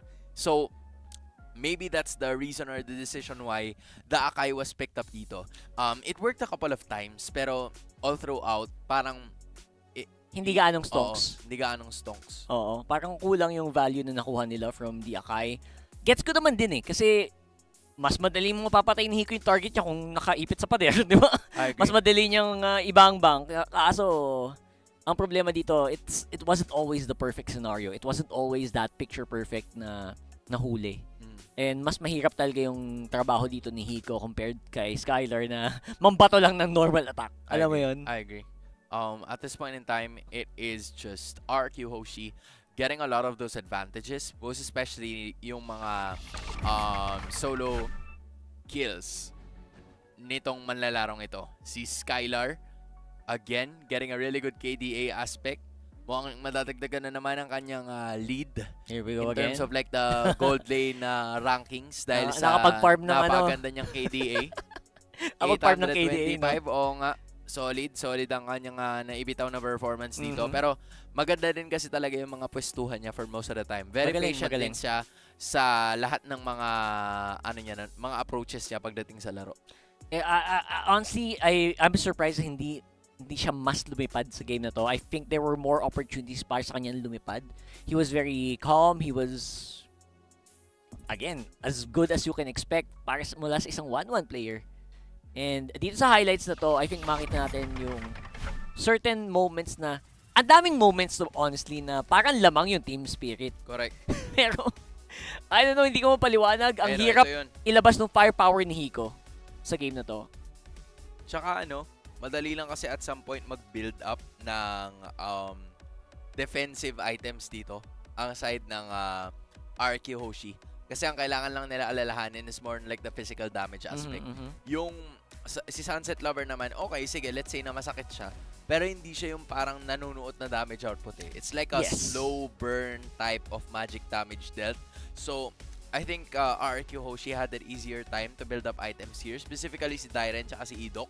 Kaya it takes a longer time than usual para mabura nila yung HP ng mga members ng RRQ Hoshi kasi nakapag-build up sila ng Dominance Ice, Anticuras was also there. So parang yun yung madalas natin makita ngayon. And pansin mo din, di ba, yung Sky Piercer, wala kay Sunset Lover, na kay Hiko. Correct. Nandun sa Granger. So hindi pa sakit talaga yung yung Zushin niya. I completely agree. Yeah, so wala talaga in terms of like the itemization. Na ngayon, medyo na-realize ko lang din. Di ba na parang, oo nga no, walang damage output talaga na to. Si Hiko lang talaga. Si Hiko lang talaga. I would have appreciated if nagharit sila kesa Granger. Gets. Kasi, ewan, parang mas may palag siguro in terms of like the team fight. Tsaka mas madaling itutok. Tsaka may stat line eh. 14-0 eh. Di ba? Sayang. Baka tinatago nila. Pero sayang naman. Di ba? Pwede mo na yun. Yun yung perfect time mo para makapagpakilala. Pero they did decent. Pero malupit lang talaga yung RRQ Hoshi dito sa laban na to. And dahil doon, I believe na more stats and ang taas ng stats Skylar dito. KDA ni Skylar, pare. Medyo may hirapan siguro ang habulin yan. Pero you know what? Decent din yung ginawang performance kanina ng FNOP. I think that should have netted them. Stats na ang labanan, guys. I don't know what to say. May mga naghahabulan sa stats dito eh. Pero for some reason, obviously, it's always gonna be about the win. Yep. Diba? It's always gonna be about the win. And RQ, very, very deserved on that win. Team spirit, muntik na. Konti ba? Alright. I think nabuo na rin natin yung ating 4 na teams na undefeated. It is RRQ Hoshi, Twisted Minds, FNOP, BTK, and Fnatic Onic Philippines. Diba? How unusual or parang how unpredicted, pero still, makikita pa rin natin sila. Here are your top 5 plays na makikita natin sa ngayon para sa naging ganap na araw na ito for your reference in case hindi nyo napanood lahat ng mga ganap natin ngayon.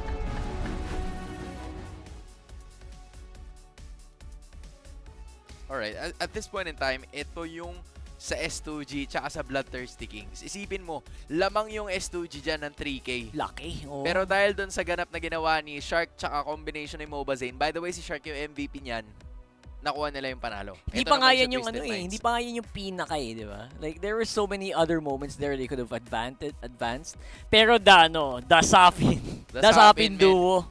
Ito na yun. 37 minutes yata to or 27. 27 minutes lang yata. This time, Aurora MLBB kontra sa NIP Flash. Ito naman, medyo naaurahan ang ating mga pambato dito with the Eve and the high-loss combo na talagang kumunoy na hindi ka na talaga makakagalaw as in. Pag ganyan ba naman yung kalaban mo? So, GG well played sa NIP Flash. Bawi lang tayo, Aurora. Palag-palag pa rin naman tayo dyan at some point in time. And then, ito namang SRG, tsaka Ulfednar, na isa rin sa mga highly regarded pero very calmalicious lang ang nakita natin mula sa Malaysian side. And calmalicious usually does always beat out yung overhype and everything. So I really like what we're seeing here from SRG. Ito na yung SRG na kinakatakutan ng karamihan and deserved on that last one. And para naman dito, obviously, can never really count out the last one. RRQ, inyo na ang Lord. Amin ang base. Diba? Sinama ni Kid Bomba si Dairen. Ayun, pagbaba ni Dairen, stunners malala talaga ang sambayanan ng Team Spirit. At doon natapos ang ating laban. Those were your highlights para sa nangyaring araw na to. It's been an amazing day. Nakita natin 8 long matches ang napansin natin. 4 or 8 teams have won. Another 8 teams have lost. 4 na teams ang undefeated. 4 na teams ang wala pang panalo. At 8 teams ang 1-1. Talagang binilang mo na lahat. Para kasi baka malinaw, baka malinaw. Ba may magtampo eh, di ba? And magiging mas malinaw yan mamaya, lalo at meron ulit tayo draw. May draw na naman, guys. So in case na hindi kayo aware, may mga draw tayong nangyayari right after the broadcast para malaman natin kung sino-sino nga ba ang magiging magkalaban. Kasi ganito rin yung nangyari kahapon. Kung kahapon, ang nag-draw ay walang iba kundi si Dilar. Ngayon naman, ang magdodraw ay walang iba kundi si... Wala, hindi ko alam eh. Malaman natin mamaya. Hindi ko alam Kala nyo naman. Sorry guys. Wala guys eh. Diba? Kala nyo may direct link kami doon. Wala. Chismoso Kailangan lang namin kami. makichismis lang dito. Futurist. Yes, ang futurist. Hindi ko rin alam eh. Kasi paano guys, ba yung mga nagsabi kalma lang ng kayo. future? Yun lang masasabi ko sa inyo. Kumalma lang kayo. Oh. Lahat tayo dito ay very excited. Correct. I know. At kung sino man yun, kung sino man ang napili na mga group to raw, ay isa na masasabi sa iyo. I-activate mo muna ang iyong social media. I-on mo na. At malamang ikaw na naman sisi dito. Oo. Dapat may waiver kaya sila doon na okay, ikaw yung magdodraw dito, pero kailangan handa kang mabash na naman ng mga tao. Sisisihin ka na naman nila pag natalo yung team nila. At may mga ganun dapat. Pero yun nga, no? Pero masaya naman eh. I think in this scenario, di ba, parehas tayo na aabangan natin yung mga matches ng Aurora and Fnatic Onic Philippines. For sure. At kung sino ang makakalaban nila. Kaya huwag kayong aalis, guys. On behalf of Rockart, my name is Sans Galeria. Magbabalik ang M6 World Championship.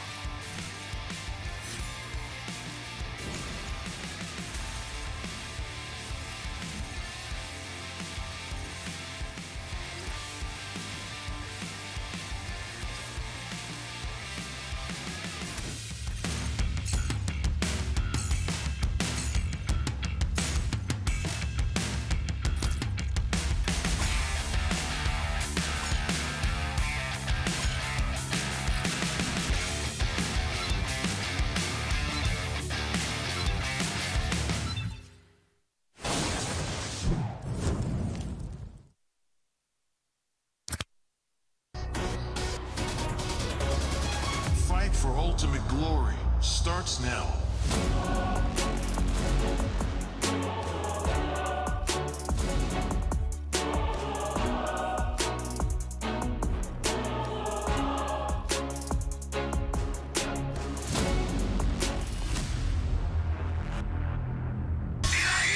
Mobile Legend M6 スイスウォッチ Meiji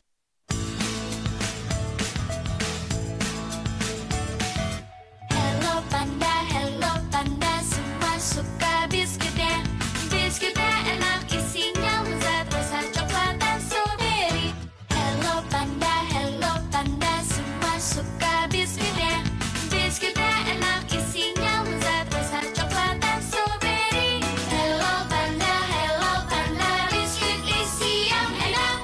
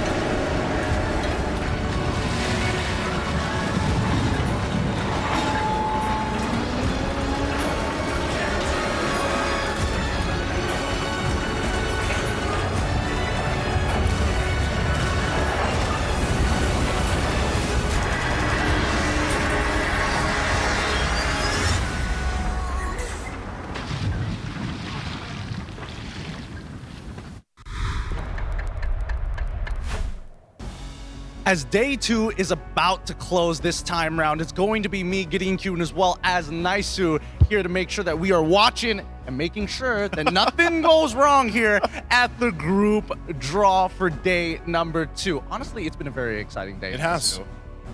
It's been really great, I would say. I think, yes, especially after yesterday. Yesterday was a day of upsets.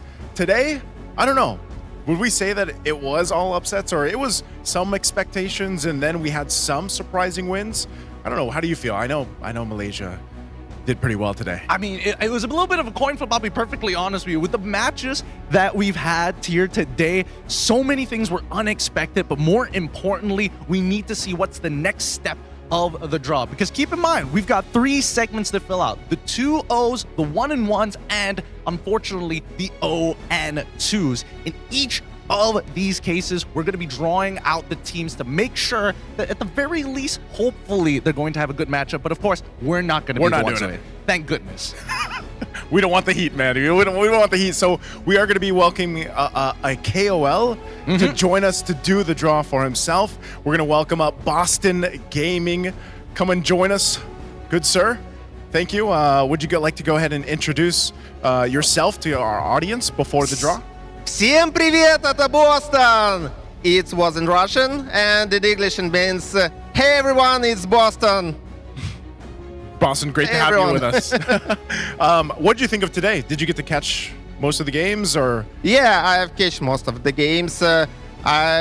Several wins were unexpected. Yeah. That's a pity that Team Spirit didn't make it. They did well, but RRQ were better. Yeah, you know, I think there's still a lot of improvements that we've seen from Team Spirit, and it was just unfortunate. They really brawled it out, but they weren't able to get the win this time around. So still, they have their chances, of course, but we are going to be proceeding with the draw. So Boston, you get to go ahead and do this. I'll take the mic for you, and we will be starting here on the 2-0 squad. There are 4 teams there, so you'll go ahead and draw from there, all 4 teams, until we have that 2-0 bracket filled out. Now, Boston, as you pick these 2-0 teams, who are you hoping to pick out first at the very least, or maybe pair them up together? Maybe BTK and Onic, maybe. BTK and this guy wants the big matches first. All right, let's see this very first one. Let's crack it open and find out who is going to be the first one listed in our first best of 3. Twisted Minds. Ooh, that's going to be a tough one. That's going to be a tough one. All right. No worries here. We'll handle this. You can go paste it up on the wall. Now, Boston, as you mentioned, you wanted to see Fnatic and as well as BTK. I'm curious to see, as we're going to draw our very next ball, who do you want Twisted Minds to face off? Well, he's actually gonna do the bottom one. Yeah. Oh yes. Yep. Not to face Twisted Minds, yeah? Yeah. Some of the balls are cold, some hot. Yeah. I want the hot one. Goes with the hot ball. Yeah. And yeah, that explains it. I mean, that explains exactly why Bloodthirsty Kings going to be in our next row. Please paste it up on the wall. This is going to be interesting, right? Because now our next 2 competitors are going to either first one's going to face off against Twisted Minds, and the next into BTK. You might just get your wish. It's a 50-50. Good luck on the roll. Take a deep breath. Maybe Fnatic Onic. All teams are very strong. Really. He says all teams are very strong, but he's pulling up some really good matchups. These 2 are really strong for opponents. Is this one cold or hot, by the way? This it's cool. It's cool. Okay. Yeah.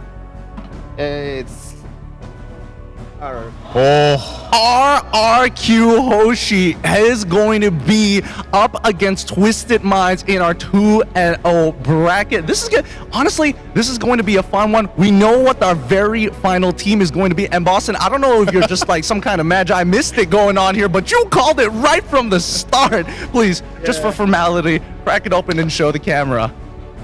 There it is. Onic for BTK. Yeah, Onic for BTK. He called it, man. He called it from the beginning. He called it based off of the temperature of the balls. I don't know. Yeah, we're probably going to have to double check this later down the line. Oh, let's lock that in there. Now, keep in mind, this might not be the match order. We will show the schedule at the very end of it, but that just means you're going to have to pick up the 1-1 matchups, and we've got plenty of teams for you to choose from. What are you hoping for at the very least? At very least, I'm hoping Team Spirit. Of course. Versus any team. I think they will beat any team. So, I will want to pick Team Spirit first. Maybe here. Let's get it off. Yeah, let's see if we can get Team Spirit out of the way early, right? Odds, I have low odds because lots of team. Maybe. No. Hey. I tried. Our very first team is going to be Team Vamos. As we put him on the wall, this could go a bunch of different ways here, especially for the 1-on-1 bracket. The 1-on-1 bracket is spicy, man. You know, there's a lot of, I would say, all the teams that are in the 1-for-1, they're all very close in, I would say, power level. So let's see who's going to be the next team. It seems I can feel only hot or cold or cool. The hottest, this one. Oh. This one, the hottest. Put that mean, all right, crack it open, show it. Let's see. I had no contact with the ball whatsoever, and oh my goodness. Yeah, this is the hottest one. Crazy. That's actually so good. I'm so thankful. Thank you, boss. Thank you. You have no idea. I'm so thankful you pulled that. I was gonna say, I feel like I could hear the crowd too outside. Let's go. Okay.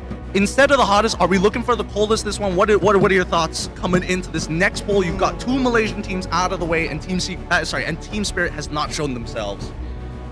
This is the coolest. I don't know what's team inside. Let's check. Oh, this is a good one. Okay. It's going to be S2G. S2G, obviously a team that started the upsets on day 1 against the team that Boston Gaming just drew. So great to see the 3rd team now for the last one on that left side of the bracket. So the last one is the coldest one, I feel. The coldest one. The coldest one. All right. Yeah. There it is. The man is pulling out bangers here. Team Liquid ID is going into the bracket again. Oh man, there's so many ways that this could turn out. Naisu, for you in particular, I gotta ask, what are you hoping for in terms of matchups before I give it over to Boston to start rolling for the next one? I don't know, man. At this point, I've been so surprised with how things have fallen. I think I agree with what Boston mentioned. Any of the teams over here, but I would say I would love to see Team Spirit actually go against Vamos. Do you agree that? Do you think that they can take on Vamos? Yeah, now I want to choose team. I want to find Team Spirit. All right. Yeah. Sense Are they it. cold or hot, Boston? It's cool. Okay. It's cool. And it's somewhere like here. Oh man, no. This one. This one. And no. Ooh, doesn't find Team Spirit, but does find CFU. Again, this is actually going to be an exciting best of one matchup between Vamos and CFU because the two hyper aggressive teams, they love to play around the early game. It's going to be quite a showing. Now he's wondering. He's second guessing. He's like, maybe I should have grabbed that other one because right now it's first ball with this. it's SRG. Who's the opponent going to be for fine. SRG? Let's find out. And it's Falcon. Interesting. SRG will be facing up against Falcons. Woo! This is gonna be. I don't know how to feel about that one because again, Falcons have shown what they're capable of, a very wide tool set as well. But now we have to choose the opponents for S2G. Good luck, Boston. Maybe Team Spirit will be the last. Maybe. Crack it open. There it is. Yeah. All right. NIP Flash. Oh my goodness, here. He's nailing it. I don't know whether he's doing this on purpose or whether or not he is just calling everything absolutely perfectly. You know exactly the last one. You picked every other team. Give it up for Team Spirit. Oh, TLID and Team Spirit. I don't know, but can we ask him? In Russian. Absolutely. Зверя нет сильнее дракона. Spirit, гордость региона. It's for Russian. For Team Spirit. I agree with whatever you say. That's all I in English, there's no stronger beast than dragon. It's going to be the dragon. He has got a point. But now we move on to the very next box here. So we did the 1-1s. We did the 2-0s. It is time for the 0-2s. Good luck, please. You can begin your draw. Okay, let's start with this. And we got... Okay. Become evolved. This is, this is an extremely important matchup, especially... These are crucial because these are elimination matches here. Now let's go for the next pairing. Let's see who potentially could line this up. We still have 3 more teams. It seems hottest one. This is the hottest one? This could mean I have a feeling. It could go both ways. I'm correct. Aurora. Yeah. I mean, it's Aurora MLBB coming in. Now, there are only 2 teams left. What are you feeling, Boston? Who do you want? Again, you are deciding the fate of these teams. Who you want to pair with Aurora? Oh, with Aurora? I want to hear your answer, Gideon. You know what? I've been answering all the questions about the Malaysian teams now. How about this one? Yeah, honestly, I'll take any because as long as the Malaysian team ain't in that bracket, I think I'm okay. Aurora's going to be a tough matchup. I have made my choice. He has made his choice. Crack it open. No, it's going to be Maycom Evolved versus KBG. Ooh, actually, this one might be really interesting. I think that both of these teams, they're pretty evenly matched, but now for the final one, it only means that the Ulfandar experience continues. Oh, that's going to be a matchup, man. Aurora, Ulfandar. In a way, you know, familiar foes, I would say, in terms of playstyle and regions. It truly is. Boss, I got to get some of your opinions on these upcoming matchups here. Let's start all the way from the top. From each of these brackets, pick out some of your favorite teams or favorite matchups.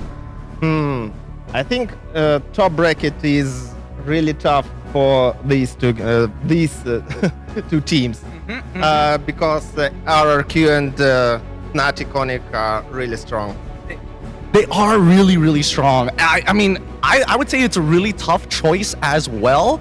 But let's talk about at least the 1-in-1 brackets. At least there are no stakes this time. You know, no pressure whatsoever. What is the matchup that you're looking for other than Team Spirit? Because I know they're going to have a tough time against TLID. For sure, I'm looking for SRG because I like this team, except of Team Spirit. And I think match Team Spirit with Liquid will be very interesting also. Boston knows how to say the right thing. I was going to say he does, but I got to ask you too, Boston, how about the most crucial matches? Because these teams down here at the 0-2, they face elimination. Because as we know, if a team goes 0-3, they are out. How do you feel about these matchups, especially with the first one? Do you side with a team here, KBG or Mayhem Evolve, and then of course Aurora and Ulfendar? Here I'm rooting for KBG and of course for Ulfendar. Because I think Ulfendar could make it. It will be a hard match for them, but I think they will manage to win. Well, I'm gonna say, you know, I hope the opposite happens. Of course, I want to root for both teams, but I'm hoping that Aurora is able to go ahead and rise through the ranks like we've seen teams like that before. But also, I think overall, Gideon, when we look at this in Boston Gaming, we have a great day ahead of us. So far, every single draw has been on point. All the matches have been on point. And like Gideon mentioned earlier, we do want to just go ahead and let you guys know that these matches are all correct. But the scheduling for them for tomorrow, we have to wait for those, and you guys will go ahead and see those online once they're all posted. We're gonna have to wait just a little bit for that schedule to come out, but Boston, this gives us a little bit of time because again, I remember seeing you at EWC as well, seeing, you know, the progression with a lot of these teams. You know so much about Team Spirit. I'm interested to know, you've been following this team for a while. Why or how did they get to this level, right? Because we've seen Ulfendar, we've also seen S2G on that rise. It feels like Team Spirit is on that same trajectory. I've asked myself this question time after time, and I understand that everything is in Sour hands. Sour is a very skillful roamer, and he has a very good strategy. Not only in game, but in real life. I think that's because of Sour. All because of Sour. Thank you so much, Boston. You have decided the fate of our very next round here. Thank you so much for coming down to do this draw. Now, here is the very final schedule set in stone for tomorrow's matchups. We have Mayhem Evolve up against KBG. We have S2G up against NIP Flash. SRG versus Falcon Esports. Twisted Minds versus RRQ Hoshi. 2 hours in between each and every one of these matches. Now, keep in mind that as we are seeing these matches, there is elimination matches as well, and this will be our day 4 schedule. Yeah, ahead of us for day 4, this is what we've got in store. Aurora and Ulfendar, Vamos and CFU, TLID to follow against Team Spirit, of course. And then lastly, to round things out, it's BTK and Fnatic Onic Philippines. Mind you, I know you guys have been seeing a lot of best of 1s the past couple days, but there are some best of 3s that'll be happening for day 3 and day 4 of the rest of our Swiss stages. It's going to be a crazy day. It's going to be a very crazy day for day 3 and as well as day 4 before we even make it into our very next stage to see more teams actually qualify and as well as teams who are going to get eliminated. Boston, I'm going to get your opinions on this because who are you thinking? Make a prediction who's going to be making out of the knockout stage. I know you're going to say Team Spirit, so of course, we're just going to assume straight off the bat Team Spirit makes it. But are there any other teams that are looking or hoping will actually qualify for knockouts? You mean qualify for this bracket? For this. And this. Of course, RRQ Fnatic Onic. It's no doubt. No doubt? Yeah, I think that's. I believe. For me, it's no doubt that RRQ and Fnatic Onic will make it. Of course, Team Spirit somewhere here, and they will go to the finals. And I think KBG. Yeah, and maybe one more. If you could pick one more for us. Team X Flash. Yeah. All right, NIP Flash. That is NIP Flash. Yeah. Yep, NIP Flash. That is Boston's idea here for what's going to move forward. Again, thank you so much for joining us. Is there any last message you want to go ahead and throw out before we close out? I think Russian? Yeah, go ahead. Всем спасибо за просмотр, удачи и пока-пока. Thanks everyone. Bye. Thank you so much for joining us, Boston Gaming. Again, that's me, Naisu, and Gideon. We are going to be wrapping it up here for today. We'll see you guys back here tomorrow for more action for the Swiss stage.